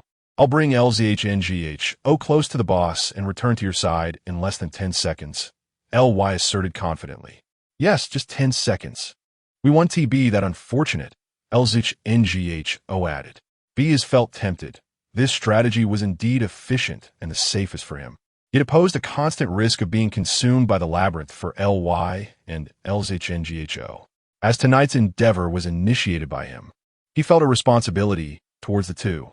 After considerable contemplation, B is made a decision. Very well, I shall lend you my support to ensure a high probability of success. Oh. The senior brother is going to take action. Elizitaka and Nijiaka oexten in anticipation. Bays nodded. You both have witnessed the power of Master S. Phoenix Feathergarment. Haven to you? Of course, I shall never forget it. Elizitaka and Nijiaka replied. Neither will I. Eliadid. With the Phoenix Cloak, I can also attain that state B is stated. Both Ly and Lzhnghho were taken aback, their belief wavering. B is promptly clarified. However, I can only maintain it for a few seconds, and I won't possess any combat strength, only a deterrent effect. In simpler terms, it's a skill for self-preservation that Master taught me. Senior brother, Master is so kind to you. Elizitaka and Nijiaka exclaimed. I want that too, no interruptions. Focus on the present. Ly thought inwardly. Could you be a bit more subtle? Are you the only one who desires this? It makes it difficult for me to voice my thoughts. Oh, Lzhnghho hastily fell silent. B is continued soon. I will let the brilliance of the Phoenix Cloak illuminate the entire square. You will be absolutely safe, and these whimsical creatures will be subdued, allowing you to effortlessly deal with the boss. Oh. That is so impressive. Lzhnghho was already fervently imagining the scene. Yes, this is indeed our true combination technique. Ly was equally invigorated. B took a deep breath. On the count of 3, we shall act. Chapter 84. The performance. Zhenghao Li clenched his fists tightly, while Liu embraced him from behind, his thigh muscles taut and poised for action. Bai Ze summoned his latent potential, forging a profound connection with the Phoenix Feathergarb, preparing for an explosive burst of energy. Suddenly, a beam of brilliant moonlight pierced through the dense forest, illuminating the Jelly King as if it were under a spotlight on stage. The trio was taken aback, their amassed energy dissipating by half. Gurgle. Abruptly, 2 fissures emerged on the Jelly King's body, oozing a viscous liquid that resembled 2 bleeding eyes. These eyes gazed at the 3, who were concealed behind the bushes. The Jelly King waved its scepter towards them. Yazi. Thud.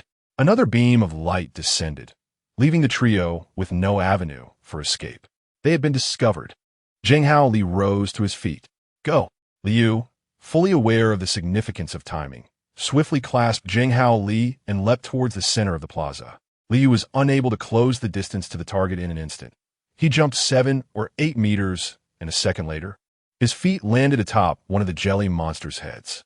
Utilizing its elasticity, he propelled himself once more, causing the jelly monster to burst apart, enabling Liu to achieve a second jump, soaring towards the Jelly King with Zhenghao Li in tow. Yet, it still wasn't enough. They were still 7 or 8 meters short. In midair, Liu calculated the angle and activated his skill. Emergency evasion. In an instant, a powerful gust of wind radiated from him, propelling both him and Zhenghao Li apart, akin to 2 repelling magnets. Bang! Liu flew backward, while Zhenghao Li hurtled towards the Jelly King with ferocious momentum, akin to a cannonball, unstoppable. Breaking fist, first form. Zhenghao Li tightened his right fist, delivering a charged punch.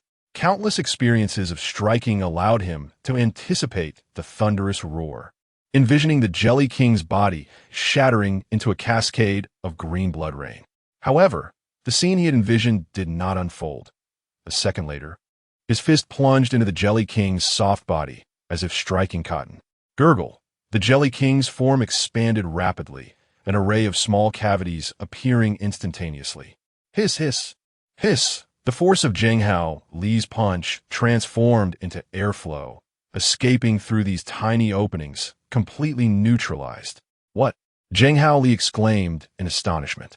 The punch, capable of effortlessly shattering stone, had been so easily nullified, indicating the Jelly King's strength far exceeded that of a B-class monster. Return. Bai Ze, pale-faced, had already sensed something amiss. As his companions launched their aggressive assault, he resolved to activate the Phoenix Feathergarb's full potential to assist in suppression, but it faltered. For reasons unknown, every step had been executed correctly, yet it lacked the final breath to succeed. Zheng Haoli attempted to retract his fist, but found it lodged within the Jelly King's form. The veins on his forehead bulged as he exerted force with his feet against the Jelly King, desperate to withdraw his fist. Bang! In the next moment, both of his feet became ensnared within the Jelly King's body. Wow! Li Jinghao found himself in disarray, struggling desperately, yet was swiftly devoured by the Jelly King. Master brother, second brother, save me, please. Ultimately, Li Jinghao was merely a boy in his teens, no matter how fervent and valiant he was. The specter of death instilled a profound terror within him. Hold on, I'm coming. The carp sought to rescue him, but was besieged by countless bewildering creatures. Although they were feeble, they proved to be quite troublesome. The carp wielded a dagger, darting left and right, slashing wildly, yet could not approach Li Jinghao. In the blink of an eye, Li Jinghao was consumed nearly in entirety by the Jelly King, with only his head and half a hand remaining outside. Despair and confusion overtook him as he fixed his gaze on the frozen Bai Ze, as if imploring, Master brother, why do you not save me? Why aren't you following the plan? Am I destined to die? Gulp. In an instant, the boy's head too was swallowed by the Jelly King. No, no, no. Bai Ze was frantic, yet his legs seemed unresponsive, as if mired in a quagmire. He could only watch helplessly as Li Jinghao struggled within the Jelly King's body, flailing desperately, until he began to suffocate, his complexion turning pale. Clenching his fists, he attempted to dismantle the confinement from within, but his movements grew increasingly sluggish until they gradually froze. In less than 10 seconds, he became a specimen encased in green amber. Jinghao, the carp shouted, and, as the cooling time elapsed, he immediately activated emergency evasion. Boom! An invisible gust of wind blasted the bewildering creatures surrounding the carp away, propelling him like a cannonball towards the Jelly King. The carp grazed past the Jelly King, the plum blossom dagger slicing horizontally along its waist, inflicting a gash. With a splatter, the Jelly King's flesh ruptured, the elongated wound splitting open, soft, viscous liquid oozing forth, and the frozen Li Jinghao trembled once more. He was not yet dead. There is hope. After landing, the carp swiftly turned and charged towards the jelly monster.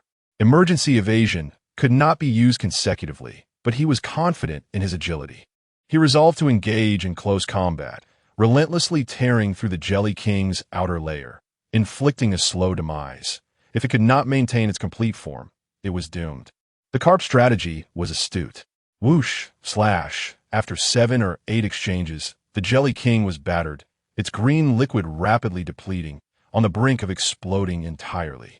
A chance. The carp quickly closed in, seizing hold of Li Jinghao's exposed calf. Drawing in a deep breath, he knew that activating emergency evasion once more would allow him to pull Li Jinghao free. The rest would be left to Bai Ze, who would surely find a way. Suddenly, the carp felt an unsettling heaviness, particularly in his legs. Looking down, he was stricken with horror. The green liquid that flowed and splattered was not lifeless. It possessed a certain consciousness, silently converging to ensnare the carp's legs, firmly adhering him to the ground. Jinghao, I'm so sorry. The carp made a swift decision, releasing Li Jinghao and steeling himself to activate his skill. Emergency evasion. Boom! A tremendous gust erupted, and the carp transformed into a cannonball, hurtling away from the Jelly King. However, this time, the cannonball trailed a green streak, a myriad of slender green tendrils that transformed into an incredibly elastic rubber band, tightly ensnaring the carp's legs and stretching it several meters long. The carp soared towards Baize, eyes wide open, extending a hand towards him. Baize reached out as well, yearning to grasp the carp. Almost. Just a fraction more. Ultimately, their hands were mere centimeters apart. Time froze for half a second, the elastic force reaching a delicate balance before swiftly retracting. Whoosh! The carp was propelled towards the Jelly King. The already tattered Jelly King opened its gaping mouth, swallowing the returning carp whole. Swish, swish, swish. Then, the green liquid from the ground flowed back into its body. Gurgle, gurgle. Jelly King, now considerably larger, emerged unscathed, its bloated form imprisoning two souls.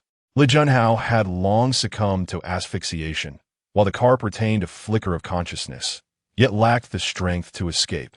Staring helplessly through the translucent green belly at Bai Ze, filled with despair and confusion. Why do you not act? Why do you watch us perish with such indifference? Was your intention to betray us from the very beginning? Is your so-called pursuit of wealth merely a guise to sell out your comrades and bring about their demise? The carp's crimson gaze ultimately crystallized in a moment of rage, forever ignorant of the answers. Eek! The Jelly King emitted a peculiar, shrill sound, its semi-transparent body rapidly heating and reddening, the surface bubbling with scalding heat, transforming in an instant into a high-temperature furnace. Gurgle, gurgle, gurgle. Countless mists of blood expelled from the tiny pores of its surface, enveloping the entire square in a blinding crimson haze. The flesh and blood of Li Junhao and the carp dissolved, peeled away, and evaporated within the Jelly King's interior, leaving behind nothing but two skeletal remains.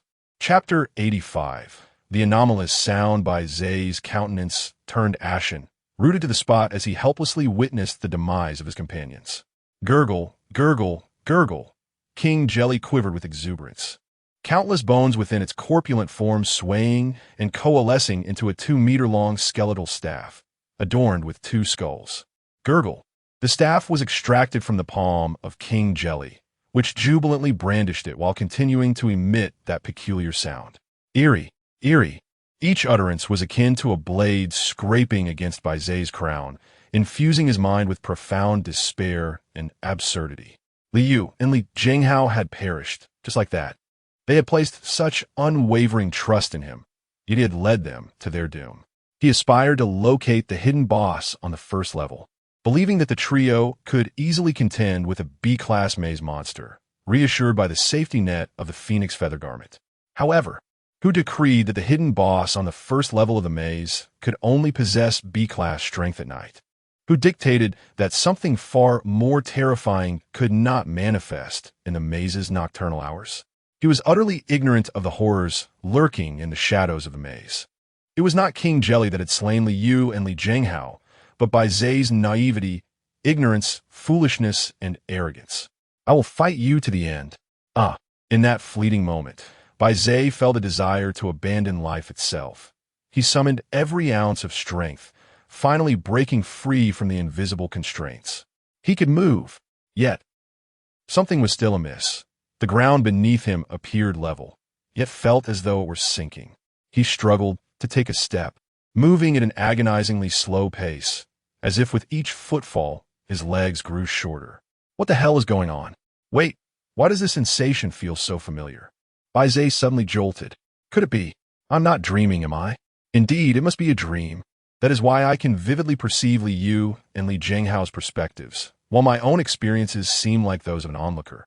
This is an experience exclusive to dreams. But when did I fall asleep? Could it be the scent of burning? Why was I completely oblivious before losing consciousness? Never mind, I must awaken. Slap! Bai Ze struck himself across the face, to no avail. Desperate, he bit down hard on the nail of his index finger. The sharp pain, akin to a venomous serpent burrowing within him, spread instantaneously, dispelling the haze surrounding him. The surroundings faded away, engulfed in impenetrable darkness. Indeed, it was a dream. Yet, Bai Ze remained unawakened. Eerie, eerie, eerie. The entire world was consumed by that damned, bizarre sound, both distant and near. Before long, Bai Ze's body grew heavy. As he glanced down, he beheld a flowing, sinister darkness corrupting his form, as if thousands of black insects were voraciously devouring him, laboring in unison while chanting, eerie, eerie, eerie. Bai Ze was gripped by a strong premonition that he would soon vanish. Am I being consumed by the maze? Am I in the process of being consumed by the labyrinth? What nonsense! Bai Ze, you cannot perish here. Think quickly. Think. How did we survive last time? And the time before that? Never give up until the very last moment. Yes, attempt every possible solution. Indeed, play the cards you have at hand. Yes. Oh, how could I have forgotten? This is the card I just acquired. As darkness threatened to engulf Bai Ze, he relinquished his resistance, inhaled deeply, closed his eyes, and sought the familiar mechanisms of potential within his heavy body. It was as if a hand was groping through chaos. Bai Ze grasped a strand of energy, the heart of the potential mechanism, which seemed to sense the impending death and was in a frenzied state. Unfazed by the cuts on his fingers, Bai Ze fervently reached for that strand of energy and soon grasped a hot clasp, akin to pulling the cord of a chainsaw. By the heavens! Bai Ze firmly held the cord and yanked it with all his might. In the darkness, within the first level of the labyrinth, the farewell forest was alive with shimmering green light, pulsating at an ever-increasing frequency and intensity. The Jelly King danced ecstatically against the green glow, surrounded by thousands of labyrinthine creatures joining in the revelry. Behind the nearby bushes, Bai Ze, Liu, and Li Jinghao lay unconscious, their arms tightly entwined. Countless leaf butterflies swarmed around them, layering upon one another, threatening to bury the trio completely. Bai Ze's face was nearly concealed, pallid as a corpse, while the dense swarm of butterflies fluttered greedily, draining the energy from within him. In another minute, the three would succumb to energy depletion, sinking into an absurd slumber. Suddenly, Bai Ze opened his eyes, a multitude of gray veins infiltrating his black pupils, transforming into a chaotic tangle of energy that erupted forth. Startled, bang! Bai Ze sprang into action, like a firecracker, propelling Liu and Li Jinghao skyward, scattering the butterflies in a flurry. Wow! Liu and Li Jinghao awoke midair, their reactions swift. One adjusted his body gracefully for a landing, while the other stabilized his center of gravity to roll and cushion his fall. Thud, except for Bai Ze, who plummeted straight down, landing in a most undignified manner. Fortunately, within the labyrinth, his physique had been enhanced. Otherwise, he might have suffered a debilitating fall. Senior brother. Li Jinghao rushed over to assist Bai Ze. Are you all right? Huh. Bai Ze spat out the grass in his mouth. You were hypnotized, and let us not discuss that now. Liu Wuzlavia interrupta ludli.